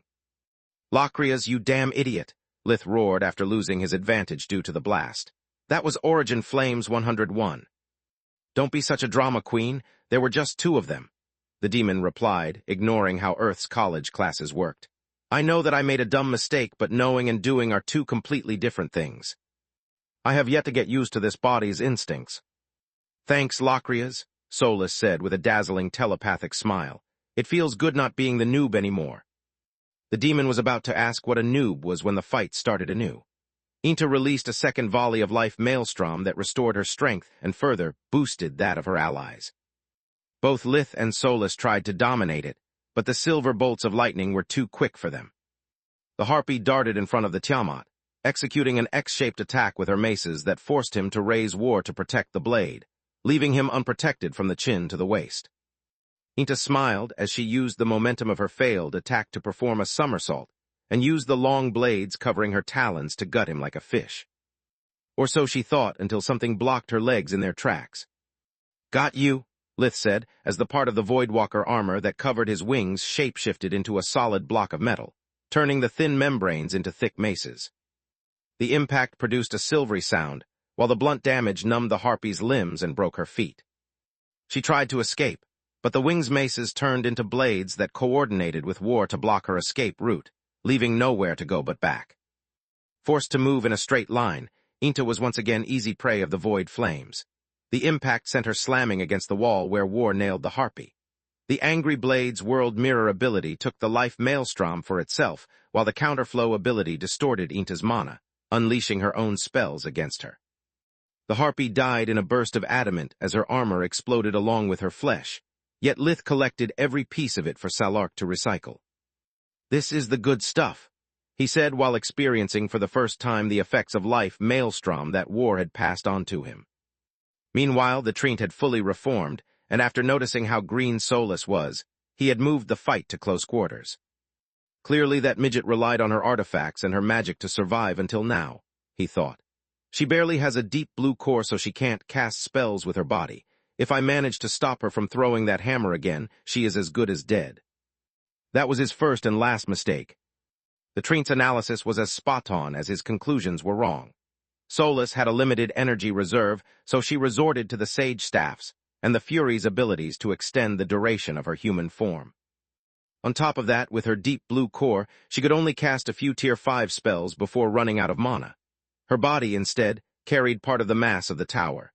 Each of her physical attacks was deadlier than most spells and cost her an insignificant amount of energy. The hapless Treant was fooled by life vision that mistook her tower side as a part of her artifacts, and only perceived the life force that belonged to the short woman. The Fae attacked with a long polearm that shattered at the first strike of the Fury.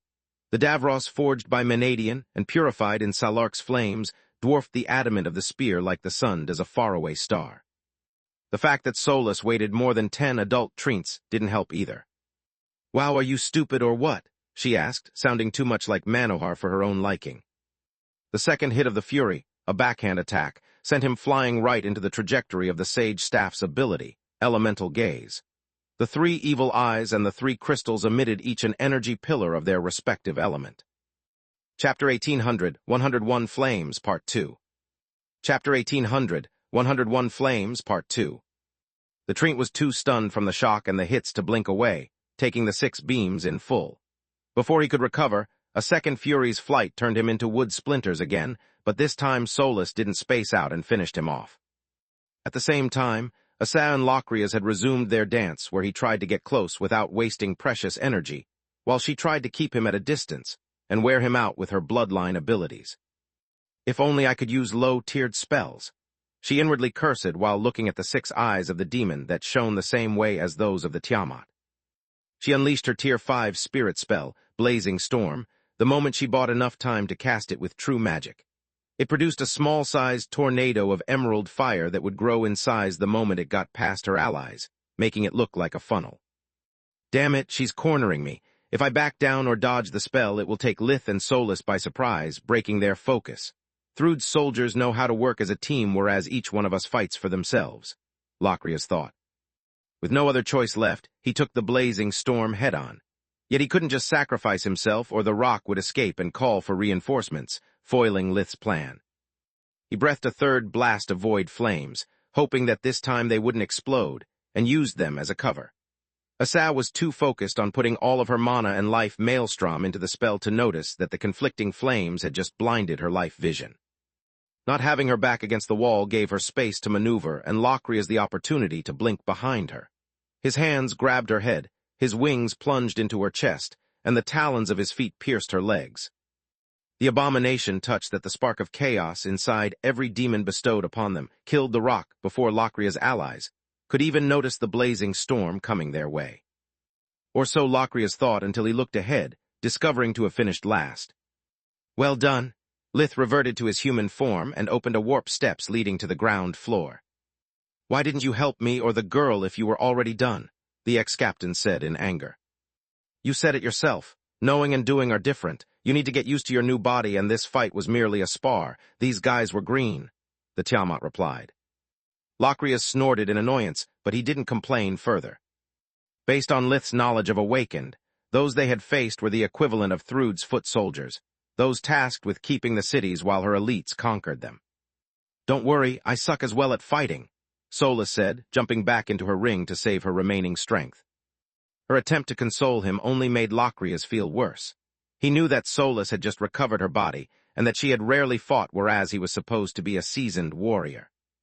In his demon form, the ex-captain was much stronger than he had ever been in life, and the chain that bound him to Lith also gave Locrias an exhaustive knowledge of his new abilities, yet his human mind was still at odds with his new body. Just like Gleemo's newly evolved fallen species, the final result was inferior to the sum of the single parts. Instead of working together like clockwork, they clashed against each other, making stupid mistakes like with the Origin Flames. Locrias knew that there was only a cure to his condition: training. He sighed and went back into Lith's shadow to not betray his nature of Tiamat. Before walking through the step, Lith took out the royal override again and turned on the power line feeding the warp gate. Once he reached the ground floor, he found several pleasant surprises. Most of the guards had gone to the third floor to fight his demons, so he took a short break to use invigoration and send them more power that would prolong the fight long enough to carry out the last part of his plan. The demons of darkness spontaneously evolved into demons of the fallen with each person they killed, but they were no match for Thrud's Awakened and were falling like flies. The sudden wave of darkness and spirit magic gave them a second wind that caught the enemies by surprise. All the demons now had at least 3 eyes, then 4, and then 5 as Lith kept using invigoration to refill the energy reserves that he poured non-stop into them. Another surprise was that not only had the city lord and the mages from the association actually followed Lith's orders, but they had also gotten themselves several helpers. The guards were bound to discover them during their rounds, and the grunting and panting from moving around the heavy mana cables made their presence ever more obvious. What the heck do you think you are doing? The captain of the night shift, one of Thrud's loyalists, asked the moment he found them reassembling the gate. What do you think? We are just following orders, the city lord snarled. His annoyance was genuine, and a life spent in the political arena had taught him quick thinking and how to twist the truth to his ends. Can't you hear the noise from the third floor? We are under attack, and the new lord of this city ordered us to fix the gate and call for reinforcements. It was all true down to a T. He just had glossed over the fact that Denma was likely to be dead, and that the person he referred to as the Lord was Lith. The captain took his words at face value, since there was no way that such a weakling could escape Denma, and most importantly, the standard protocol in the case of enemy attack did require to reassemble the gate. He assigned to the city lord the most skilled with magical contraptions among his followers, and he left for the third floor to join the fight. Thanks to his unwitting help, by the time Lith arrived, the gate was up and running. To make things even more convenient for Lith, the captain had left behind technicians, not fighters. The captain had recalled the rest of the guards, thinking that in a matter of minutes new waves of Thrud's soldiers would swarm through the gate. Well done. Lith nodded as the heads of every single person in the room that Lith didn't know flew off, their neck cauterized on impact to not make a mess of the room. He couldn't afford to have the reinforcements slip on the blood.